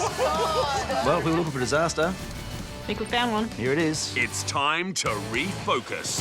I'm so sorry, Christo. If we get ourselves out from where we were, I'll kiss you on the lips. I don't really want you to, but okay. It's simple, but it's delicious. And the mystery of the smiling assassin is solved. There's been a lot of speculation on who this smiling assassin is. This is the night. I'm turning up the heat. This is the night. I'm standing on my feet. This is the night. I'll make it on my own. On Victoria's Mornington Peninsula, best mates Harry and Christo are driving to Christo's mum's house, where they'll hold their instant restaurant tonight. Here we go, Harry. Yes, come on. Get excited. Time to I show. think you should familiarise yourself with the kitchen. Okay. Make sure you know everything is. Where's the oven? We get to the house, everything's where it should be. I just want to run through with Harry and just double check that he knows where everything is. Do we have everything, though? No, we don't have everything. We don't have enough tartines for entree and dessert, so we're gonna have to get some more. We can do one, but not the other at the moment. All right, it's time to go shopping. Let's get going. Come on, hurry up. Hi, I'm Harry. Hi, I'm Christo, and we're best mates from Melbourne, Victoria. We're both very proud of being Melburnians because Melbourne's just a food mecca. Let's get a burger. Harry is a great friend. Nobody can make me laugh more than Harry. Do I have anything on my face? We've grown up together. It's from that time that our love for cooking I would come over and eat all your food. What kind of ice cream is this? You always just make yourself at home, Haj. I enjoy cooking for the girls. And I think girls like guys that can cook. It's delicious. It's really good. We should go on a date. I work in commercial real estate, doing retail leasing. A couple of options to show you along Chapel Street. I'd like to say I'm a bit of an entrepreneur. Hopefully one day I'll be able to start my own restaurant. Over the last 6 months, I've been starting my own business from home, making homemade food. Shortbread, tomato relish, panna forte. Chili oil. Chili oil. I want to grow the business, build it, and make it a success. We will win because we're the most creative. And for Melburnians, what more do you need for a recipe of greatness? Thanks for coming down. Right, so pastry tins, pastry cutters, water jug. To our fellow Victorians, stay focused and do us proud. It's possible to get 95. The boys are really cocky. They really are selling themselves. They tell us how great they are in the kitchen. I'm expecting big things. First off, we need baccarat tins. On our menu, we've got a tart for entree and we've got a tart for dessert. What do you need for entree? For entree, we need tart tins. No, we don't. No, that's for dessert, isn't it? You're right. Is this going to do? Is this the size you want? Well, that's 30 by 3. Yeah, that'll be good. That'll be good. We'll That's get 2 a of those. lot of pastry. Harry is going to be the one that's going to be smashing out our pastry. Why am I carrying everything? Now, would you like me to take those to the counter? No, we'll let Harry do the Harry. Am I just the workhorse? Harry, you do the heavy This is ridiculous. I've got the attitude. Oh, shit. Quick, hurry up, hurry up.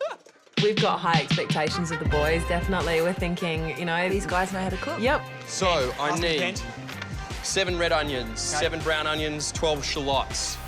For entree, we have caramelised onion tart. You know... I hope everyone likes onions. Okay. But if they don't... Well, most people like... Brown onions? Little kids don't like onions. Yeah. Are you saying Manu's a little kid? No. A caramelized onion tart is something that my mum would cook for me, and I love it. And the pastry needs to be really crumbly and short and buttery. The boys have got 2 tarts on the menu, one for entree and one for dessert, so hopefully their pastry-making skills are top-notch. Desiree potatoes, these are perfect. So, the reason why we're getting these is because Mum told us to, and we get inspiration from our mummies. The stress levels aren't there. They're not evident. We're having fun. Eggs. Oh. Okay, we need eggs. Maybe let's get 3 just to be safe. Yeah, 3 dozen. And get extra large. Yep. Come on. What a mark. Next stop is the prime cuts for the butcher for the veal. You're gonna stack it. Hope it goes up there. That's it. Break all the ingredients. It's typical, Harry. Let's go get this veal. Let's get it. How you going? Morning, boys. How are you? Good. We're after veal. For main, we have prosciutto and smoked mozzarella rolled veal with potato croquette. For this main course, I'm expecting a beautiful pink veal, full of flavour, with a little bit of sauce as well. Thanks, John. Thanks, John. Thanks again, mate. Really. Yeah, we're done. We're done. So we're done. Next stop, back home. So basically, let's put it down to this. If I stuff up for pastries, we're screwed. And you've left me in charge of that. You know what we should have got, which we didn't? What? Pastries? Yeah. Safety pastries. Safety pastries. Brussels sprouts. Pastries, Christo. All right, mate, come on, quick. We've called our instant restaurant The Greenhouse because we want to showcase Victoria's parks and gardens and bring the outdoors inside.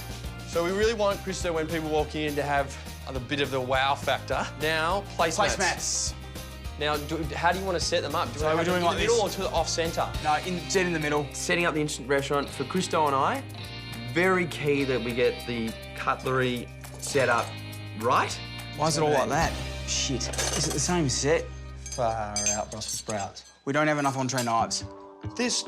They're all the same size. Well, we're just gonna have to deal with it. Get 12, just get 12 entree knives from Mum. Okay. That's all we have to do. Quick remedy, we'll use some of Christo's mum's cutlery that doesn't really go with the theme. However, we've got enough.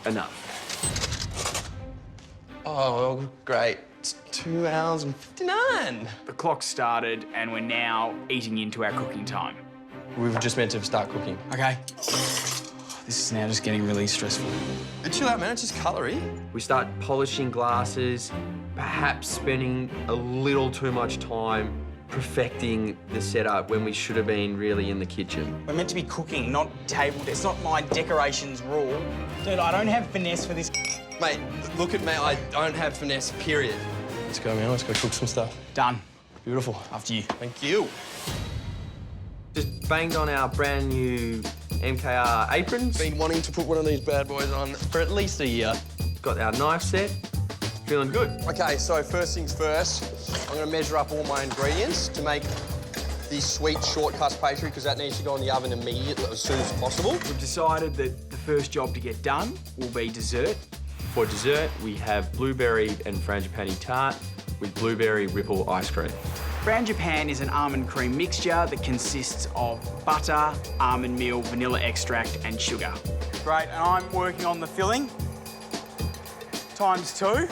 Frangipani and blueberry, great flavour combinations.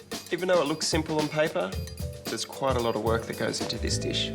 So you're doing it as one big batch? Yeah. What happened? Just relax, dude. We're 5 minutes into actually starting cooking and I'm just not with it. I'm just going to slow down. Just do some breathing. I'm not concentrating. I know what I have to do, but I'm not doing it. I've just realised that I've put white sugar firstly through the flour, which that's not meant to happen. And then I've also, after I've done that, I've gone, oh, okay, it's white sugar, so it's meant to be icing sugar. Just stuffed up the mixture, but it's okay. I can remedy it now. Maybe just ditch it all and start again? What's wrong? Yeah. I'm stressed out because we're behind time. There's just so many factors, and now it's really starting to weigh on me that the importance of getting these things done right.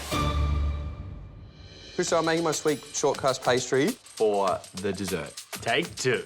The key to make a short crust pastry is getting the ingredients perfect. I've chopped up the butter, I've put the flour and butter in the mix.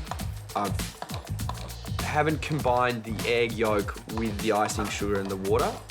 I just put them all in separately, thinking it might speed the process up. I'm adding the mix I made. Uh-oh. SpaghettiOs. However, unfortunately, in doing this, it didn't give a consistency that I needed, and the blender started to knead the dough for me. Issue here. What's wrong? It's meant to look a lot breadcrumby. Obviously, you can't, again, knead short crust pastry too much, and I may have over-kneaded it. You don't want to knead it too much yet. No, I'm trying to get the butter out of it. We just lost half a dozen eggs.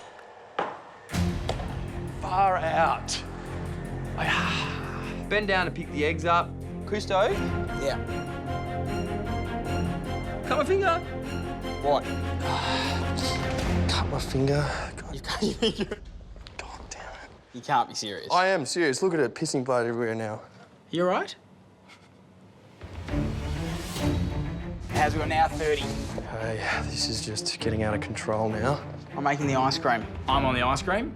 I have to heat up milk and cream and whisk up egg yolks and sugar and then temper the eggs with the milk and cream and then back onto the stove.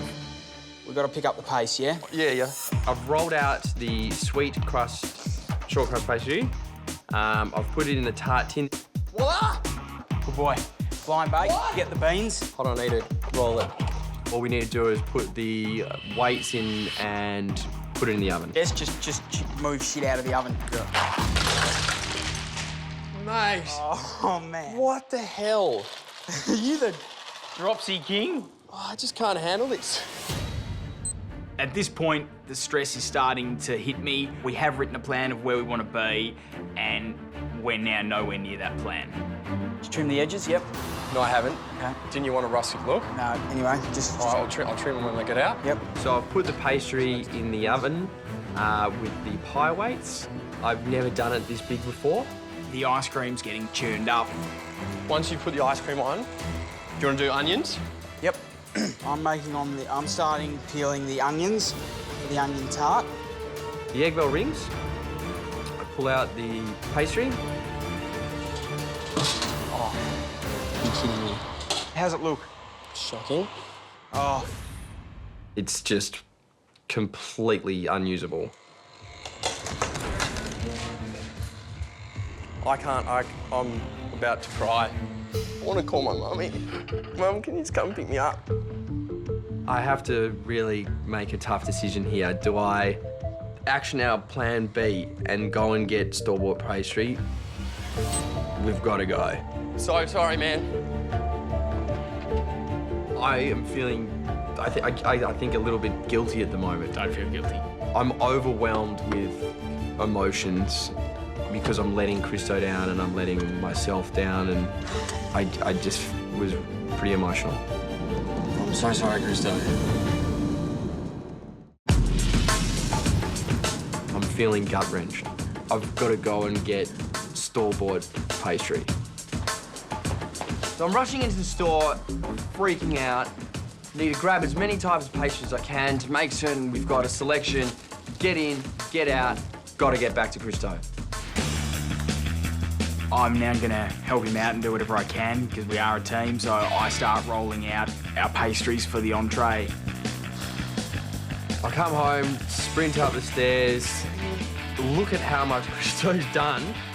Yep, they're all done. You're kidding me? Nah.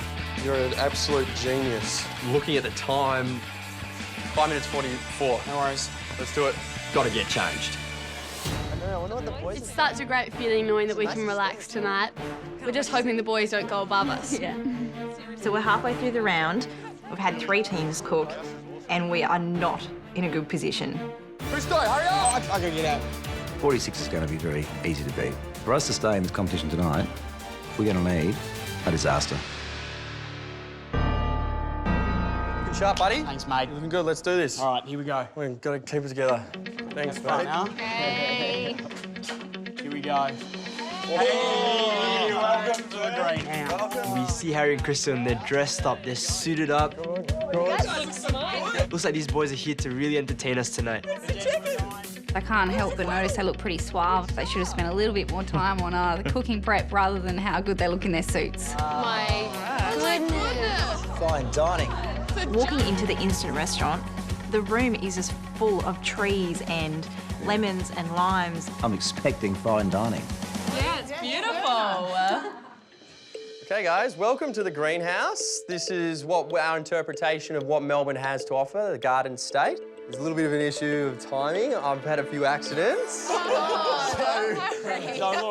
I just wish we could go give the boys a bit of a pep talk. I just want them to calm down and give it the best they've got tonight. We'll be waiting on your hand and foot, but...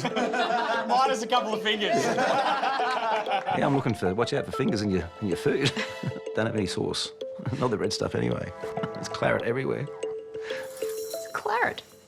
Claret's another word for blood. Oh. Anyway, hope you guys enjoy it. Thank you. Thank you so much. Cheers, guys. Hey, cheers, everyone. Cheers. Cheers. Great to be in Victoria. Okay, what needs to be done? I need to get the savoury short crust pastry for the entree. Oh, what's wrong? We let them sit and they've gone soggy. Just put them in the oven. And put in the oven and cooked at 170 degrees for 7 minutes. Whilst that's going on, the onions need to get into the pan to sweat down and start to caramelise. Christo, I've just put both lots of onions in. Yep. We're not doing amazingly, Haz, but I think the plan is we be honest with them. Mate, honesty's the best policy. How are they? All right, pretty good, man. Good. We've got to do the tomatoes for the entree. I'm getting those tomatoes in a baking tray. So if we can manage to pull this off, we are bloody Houdini. Harry and Christo have been like confident, and they seem to know a lot about food. So I'm expecting great things from these fellas. David and Karin's score of 45 is not that hard to beat. Mate, like we've always said, we only need one good dish. Really. You know, if we can pull off the main and everyone goes, you know what, that's delicious, who knows? Or they go, you know what, the dessert's little, they say the onion tarts, who cares? As long as we can score well on one, we've done all right. All right, I'm going to turn this down. Jackets on. Gentlemen, welcome. Oh, look, you guys. Look, you've been working or something. Harry and Krista opened the door for us, and they seem a little bit stressed, actually. I looked out and see Harry's got blue bandages all over his fingers, so something's going wrong in the kitchen, I'm sure. Hello. Good evening. Judges arrived. We're probably about 20 minutes off serving. Although we're not so far back on the entree, we're very far back on everything else that needs to be done. Welcome, guys, to the greenhouse. Open up the menus, see what you got.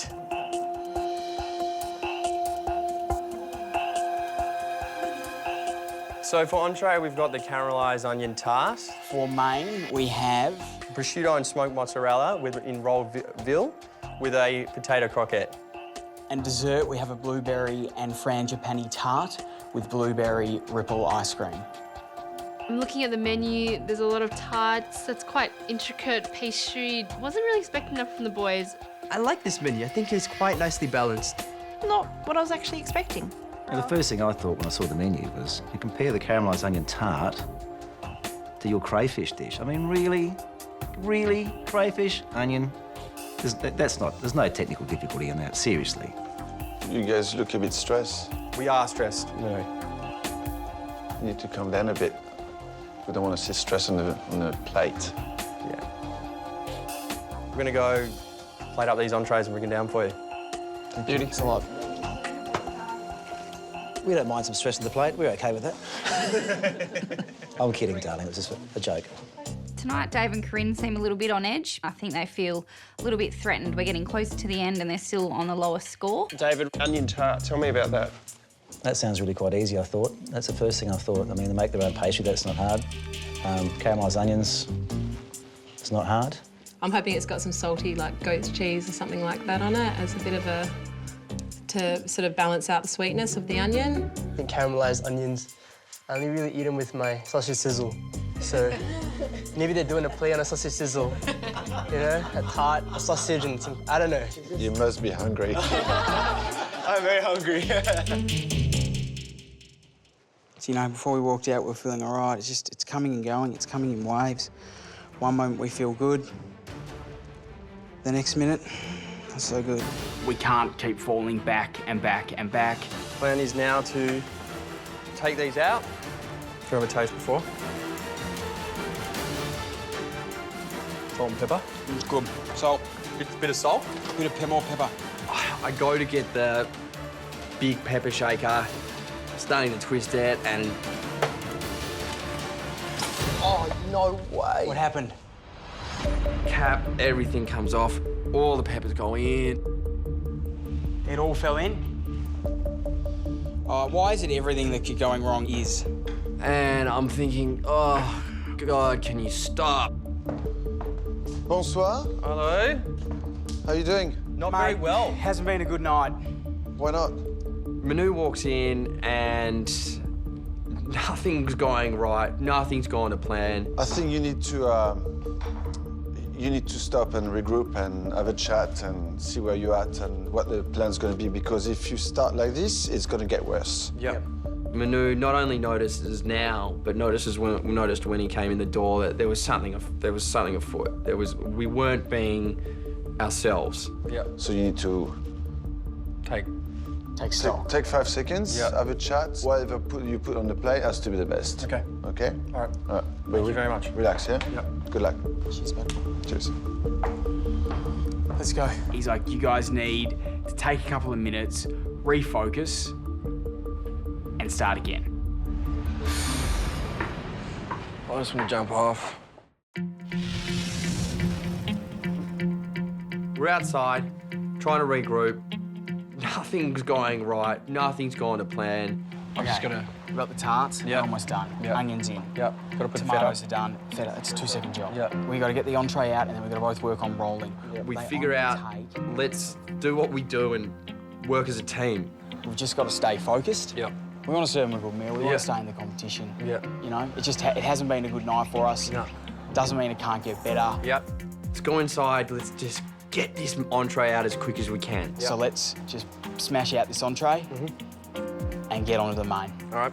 All right? Let's do it. Do we do this together? Do it together. We'll get it done. Yep. I think immediately after the talk, I think it might have helped us calm down a little bit. But it's going to be tough to catch up. How do you want to drip them in? Just get a spoon. And Yeah, just yep. spoon it in. Look, you've got to either man up and push through and just get this done. Just once this first dish is done, maybe there'll be a bit of relief. So push through. Harry, get the plates out. Yep, the plates are out to your left. So we can dress them now. So we've got all the plates out on the bench, seasoned the rocket, and then the same with the roasted tomatoes, 3 on each plate in a triangle fashion. It started off rocky, but at the moment it is looking like I wanted it to look. It's looking nice on the plate. Yeah.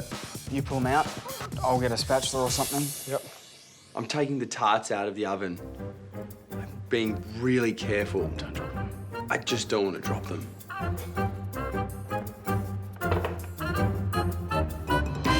What a relief! He's made the tarts to the bench. I've got a little fish slice. I'm coming along, placing the tarts on top because of Harry's cut finger. One's fucked up a bit. I wouldn't try and fiddle with it too much. Yeah, I've already tried. Yeah, okay. I can't say if it actually does taste great. All right. So I'm feeling quite anxious about the dish.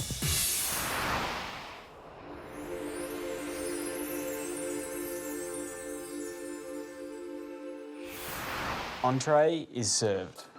Boys look pretty bombed out. I don't know why. Thank you. Thank you. You're welcome. They look really beat up right now. I'm just feeling for these boys right now. I hope they can pull it together. Presentation's quite good on the plate, but straight away looking at the onions, they're quite grey and they're not really caramelised, so I'm instantly disappointed before I even put the food in my mouth. The first thing that came to my mind when the dish was put in front of me was cat food. I don't even want to taste this. It doesn't look nice at all.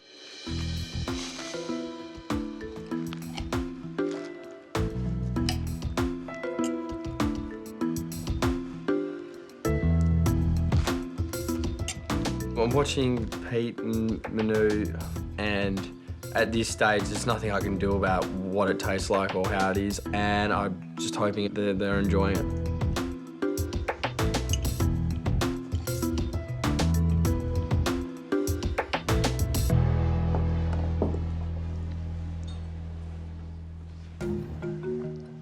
Harry and Christophe, for entree, we've got a caramelized onion tart. How do you feel? Not so good. Why not? Just anything, Murphy's Law, anything that could go wrong went wrong. So you're not happy with your entree? I think it could have been done a lot better. Yeah, I think we could have done a better job of it. Well, it's a very colourful plate, that's for sure. I think all the flavours on there work together. The sweetness of the onions, the tomato bursting in your mouth, the rocket and the dressing, they all go together. But your onions are being cooked too quickly and not caramelized enough. Yeah. And the rocket, I would have actually left the rocket on top of the tart, like a really lightness over the top. I never understand why people put warm thing on the top of fresh leaves. All in all, it's a good start. Thank you. Even though it's quite humble, it has the makings for something that you could just go, you know what? It's simple, but it's delicious. Yeah. And you're this close. For me, it is the onions that let this dish down. They just don't look really appealing on that plate. I'm expecting big things from you boys, and for me, this is the starting point of this evening.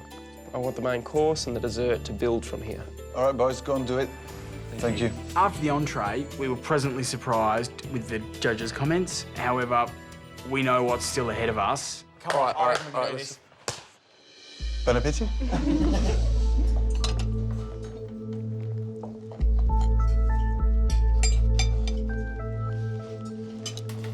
So I cut into the tart and, you know, it's actually quite nice. Even though the onions look a little bit grey, they taste pretty good. I actually like the onion tart. The taste is definitely way better than it looks. I wish I could have eaten this in the dark. It would have probably tasted a lot better.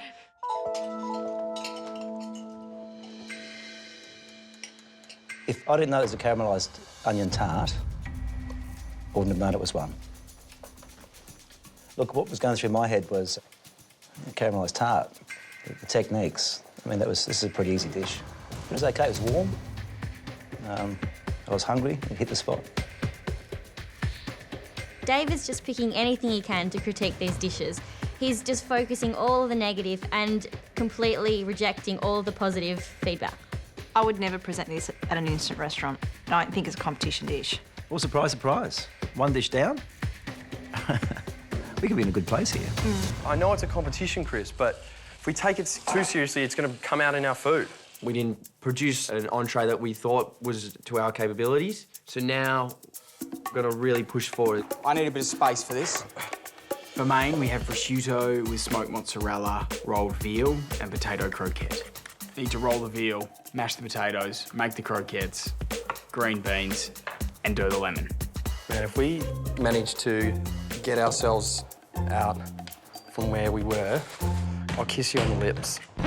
Why did you say you'd kiss me on the lips? I don't know, man. I wasn't even thinking. I don't really want you to, but okay. Rolling all the veal is proving to be very time-consuming. It's taken a lot longer than I hoped it would. Making the croquettes, but because of hygiene, I want to make certain I don't use my busted up hand. I reckon we're like half an hour off. Half an hour? Yeah. Put the veal in, and I'm thinking to myself, they start off sounding good. Just take a deep breath. I'm all right. I just want these to be better than they are. And then I put the next one in and the next one in, and I've realised that I've overcrowded the pan, the heat's dropped out of them, and now they're not sealing, they're stewing. Have you got it on the highest heat, Chris? Yeah, highest heat, of course. How many have you got in there? Yeah, maybe you're right. Maybe I get some out. And I sear them in batches. Well, now we got some heat. It's just cook time now that I'm not going to be sure of. All right. You know, I reckon it's going to be another 20. I reckon we're at least another half an hour away. Really? If I'm being honest, yep. Have you got the oven on? Yeah. So I've seared the veal. I'm getting them into the oven, and then now I'm going over to give Harry a hand with the croquettes. So he was doing the flour and I was doing the egg and breadcrumbs. What's to be done? We've still got to finish off frying these and do the lemons. To dress the veal, we've decided that we both like lemon on our veal if it's a schnitzel, and we've tasted this dish and thought that lemon gave it a nice hit. So we've decided to do a grilled lemon. I'm really excited about the main. I love prosciutto, I love the veal, I love the smoked mozzarella. Actually, it's a type of dish that I'd actually make myself because I want to eat it. I'm starving. It's been a long time. Dave, you didn't want to be that person. I didn't want to say again, it's been a freaking long time, hey? With Dave's comments, it is a little bit pot kettle black because we were waiting for a fair whack at his and it wasn't like we got served fantastic dishes. I've had about 17 wines, man. How's that veal looking, do you reckon? Pretty good, mate. Let's hope so, huh? Just behind? Oof. Jeez, beautiful. That's going to be the... Yeah, it's not overdone. Take them out. Now time to plate up the main. Start plating up. Oh, God. I feel sick to my stomach about how long we've made them wait. Yeah, but what about how good it's going to taste? We're giving them 3 potatoes each? Yep. Unfortunately made a mistake in terms of the croquettes. What's the problem? We're 1 short. No, we're 2 short. 2 on each. Quick. 2 on each. Unfortunately, we were 1 shy to have 3 on each plate, so we had to bring it back down to 2. Chris, we're 2 short on the croquettes. Let's just give them 2 and make the dish. Which way are you doing them? That way or that way? You're doing them that way? Yep. This is going to cost us more time, and the veal's just going to keep resting and getting more and more and more overdone. Okay. They're starving. Let's just take them down. All right.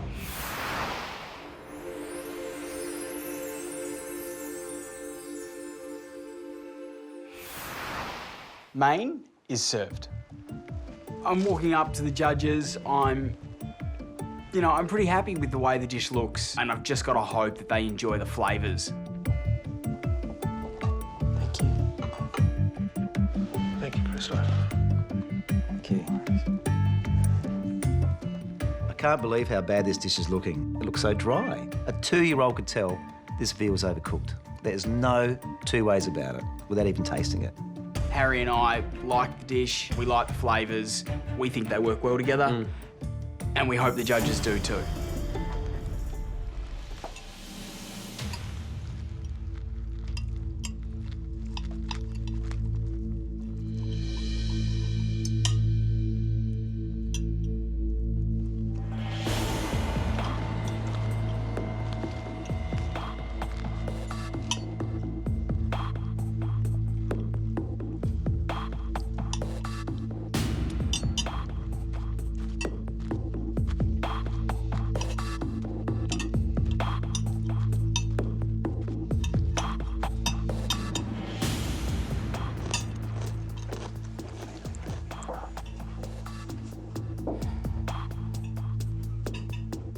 Harry and Christo, you've cooked for main course prosciutto and smoked mozzarella rolled veal with potato croquettes.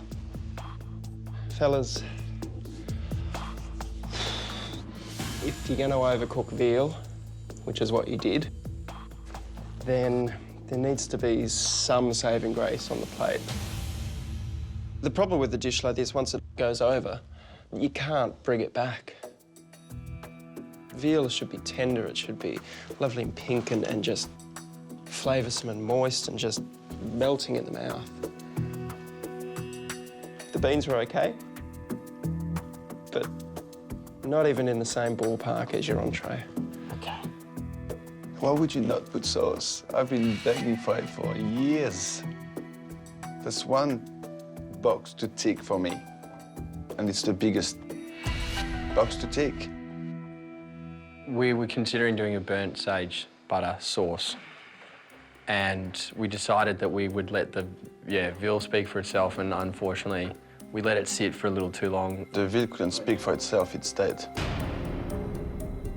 Even that sauce would have bought something, because the lemon, even though it was a novel idea, it didn't do anything except add a little bit of juice. Thank you. Excellent. Nice. I mean, I had put a lot of effort into making the main, and I wanted to do a good job, and then to get that negative feedback, it's just not what we're looking for. Let's get this mess cleaned up, buddy. Yeah. I'm feeling for Christo, because I know he really did want that dish to be perfect, and he worked bloody hard. You know, it was gut-wrenching. It's done now. Yeah.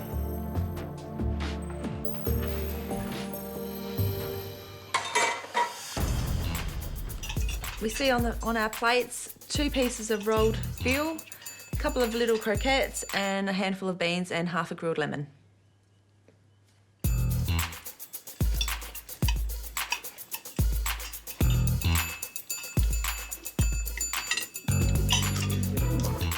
The first thing I try is the beans. Noticing Bianca's doing the same thing is not a good sign. The beans are nice, they're crunchy. Beans are good. That's about it. So dry. That was terrible. That wasn't a nice meal. This could keep us in the competition. It's that bad. Well, if we were looking for disaster, I think we found one. here it is. The greenhouse is fast turning into the house of horrors. We've just got to make this dessert right, mate. It's a dessert to stay in the competition. For dessert, we have blueberry and frangipani tart with blueberry ripple ice cream. I'm gonna put it into scoops now and freeze the individual scoops, and then put the scoops on the plate. All right. But I just want to get a swirl right. Just put some in. You just don't want to. We can always garnish it with blueberries thereafter. This is looking good. We've got the ice cream pretty much finished and the filling done. We need to work on the tart shells. Yep. We just decided we wouldn't serve store-bought pastry in this competition. So we're ditching the backup. Harry's processed the ingredients, turned into breadcrumbs onto the bench. We get it flattened out into a disc. Oh, this looks really good, Haz. Pastry Princess is doing a great job. Pastry Prince. I think you came up with Princess. I didn't. I think it's going to be really good. What you see is what you get. We'll have a tart and we'll have some ice cream and it'll be good. What about the main? Is what you see, what you get? Yeah, no, it wasn't. The main was disappointing, but I just really want to pat them on the back and tell them keep on going. You can get a great score with a great dessert. Yeah. You've got to be careful, yeah?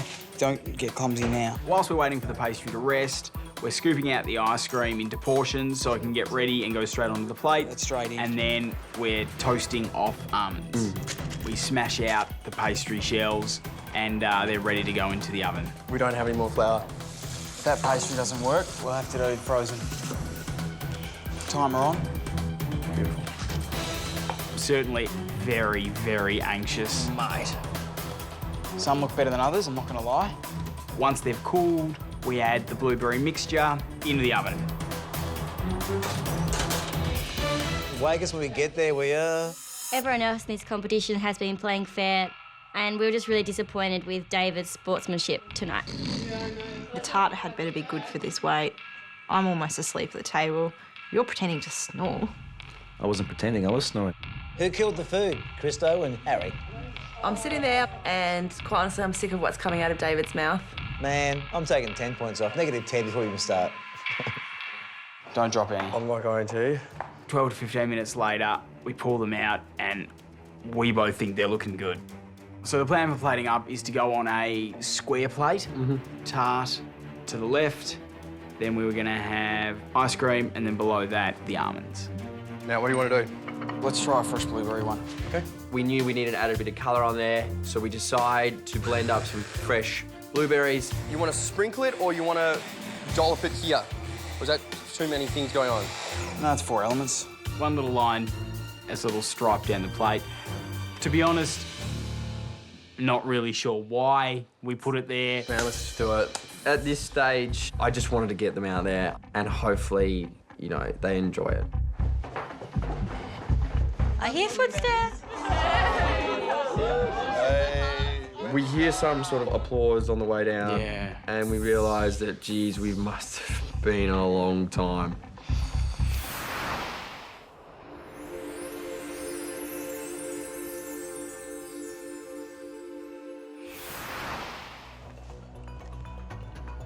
We're taking the dish up to the judges. We're not kidding ourselves. It's been a long time, but we're proud of ourselves because we persevered. The night hasn't gone to plan at all. However, we have put something up. Thank you. Looking at the dessert, I'm quite impressed. Ice cream looks good. Yep, tart looks good.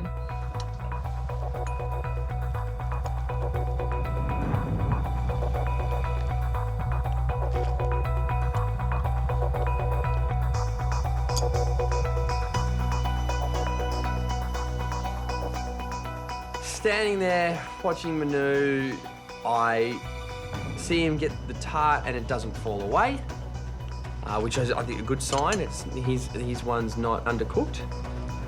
I see him get into the ice cream and then doesn't know what to do with the almonds, and then I see grab the glass of water, and by that stage, any time I think that they need to get a glass of water is not a good sign.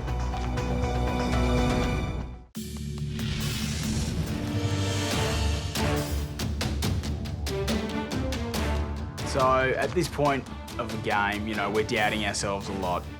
Everything's taken a long time. Nothing's gone to plan tonight. Harry and Christo, for dessert, we've had blueberry and frangipane tarts with blueberry ripple ice cream. You look like you've done a 13-round boxing match. What happened tonight? Just all fell apart from the beginning. Yeah. Just came in there with a game plan and just lost it. And everything you've been telling us, we just went out the window. Well, yeah, you've had a few problems tonight, and it got worse, I suppose.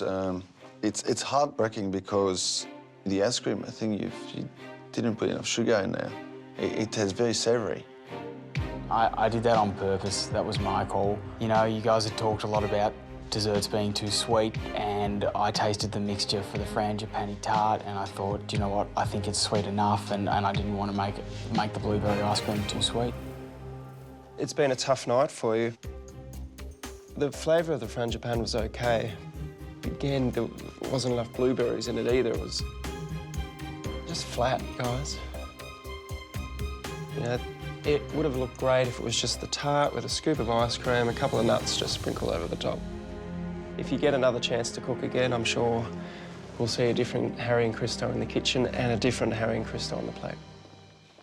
I don't think anyone feels good when they hear something that they've, I guess, put their last bit of heart and soul into. This was our last glimmer of hope, and it's just been taken away from us. Yeah, disappointed overall with that dish. There was just nothing that we gave out there throughout the night that represented what we can actually do. Thank you very much.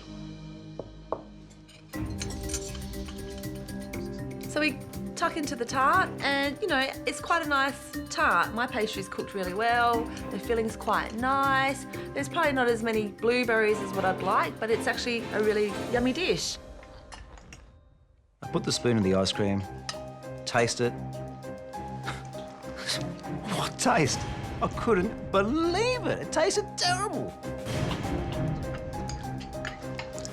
It's like licking the spoon. It's not good. The tart tasted like licking the spoon when Mum was baking, before it was cooked. We've just had 3 bad dishes. We're going through. Breathe easy for a minute. Man, let's enjoy the ride. There's been a lot of speculation on who this smiling assassin is. Is it Brie? Is it Jess? I reckon after all the negative criticism tonight... Sorry, I didn't like it. Got to be David. The smiling assassin is David.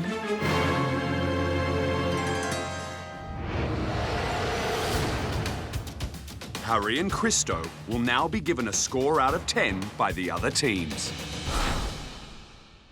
Entree, we had the caramelised onion tart. What do you think? For such a simple dish, they should have been able to smash it, I reckon. I thought the flavour combination was good, but the onions weren't caramelised enough. I could have done with a lot more cheese on it. Yeah. For me, we had the rolled veal. Ooh, veal was so chewy, so dry. I think it would be no-brainer to put a sauce with that one. I thought it was a little bit tasteless. Green beans are okay. A little bit garlicky, to be honest. I'm so hungry still. Yeah, me too. For dessert, we had the blueberry frangipani tart and the blueberry ice cream. The first thing I had was the ice cream, which was a little bit funky tasting, but I actually really liked the tart. Mine was a little bit undercooked, but I actually really liked it.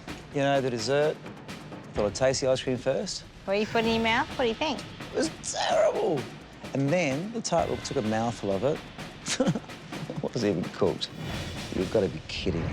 I'm thinking 5 or 6. They did 2 out of 3 dishes, but the main was really bad. 2 out of 3, I'm thinking a 6. Yep, 6. It wasn't really anything special. Yeah, I think overall is pretty average, so maybe, what do you think, like a 4 or 5? I'm going to give them a 5. Yeah, 5.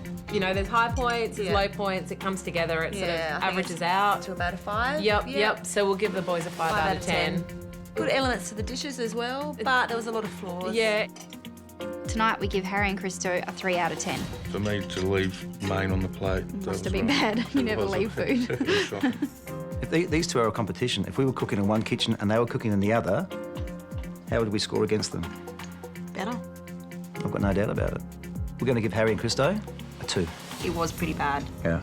We have to score honestly. The veal was inedible. I mean, how can you score that? Come on. I don't think Harry and I are feeling overly confident at this stage. After getting all the feedback, it's not looking amazing for us in the competition. We're thinking bottom. The best thing we could hope for is a score that'll just keep us in.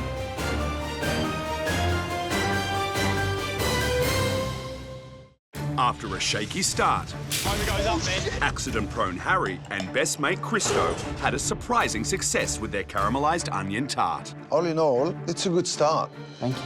But their overcooked veal left the table decidedly underwhelmed. It was a nice meal. Christo did his best to sweeten the guests with his blueberry dessert, only to leave a bitter taste in their mouths. There is something wrong with the ice cream. Just flat, guys. The boys need a score of 47 or more to beat David and Karin, who are at the bottom of the leaderboard. Harry and Christo, thanks for looking after us tonight in Victoria and for your hospitality. Now it's time for the scores. The guest teams have given you a combined total score of 21 out of 50. Okay, we've done a little bit better than we thought we were. This isn't too bad. 21. That's what David and Karin got. It's exactly the same score that we got, 21. But Harry and Christo's food wasn't as good as ours. And now it's our turn. We'll be scoring each dish out of 10. Harry and Christo, for entree, we've had caramelized onion tart. The pastry was buttery and flaky. It was beautiful. All the ingredients, all the flavors on there, everything tasted pretty good. By far the standout dish of the evening for me. The composition was good. Everything on there worked together. It was a good effort, but it wasn't perfect. The score I'm giving you for your entree this evening is a 7. The score I'm giving you for your entree tonight is a 7. Geez, we might be able to do this. We might be able to get through it. My crayfish steak got a 5. I know. I don't think it was better. No, not even close. Harry and Christo for main course. Prosciutto and smoked mozzarella rolled veal with potato croquettes. The veal was overcooked, not just by a little bit, but by a lot. It wasn't enjoyable to eat. Dry, no sauce. The stuffing was non-existent. The prosciutto was lost. The cheese probably poured out before it got to the plate. The score I'm giving you for your main course is a 2.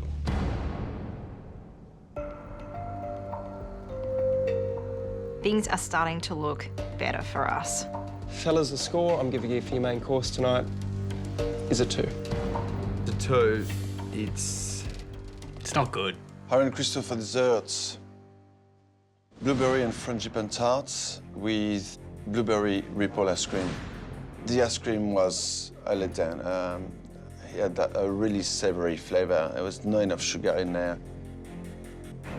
Guys, it was a really disappointing dessert, especially for the fact that we had to wait over 3 hours for it as well. We need a 3 and a 4 to be even with David and Karin. The score I'm giving you for your dessert tonight is a 3. And there's that glimmer of hope, you know? All we need is a 4. I'm so nervous in this moment. I'm clutching to you for dear life. This is a competition, and hopefully if you get the chance to cook again, we'll get to see you shine. Man, I'm on the edge of my seat. Give us a score. Just give us a score. The score I'm giving you for your dessert tonight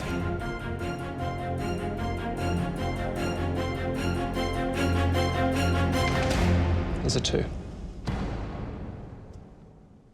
Pete scores us a 2. We didn't get even. We have scored a pretty low score. It's not what we had in mind.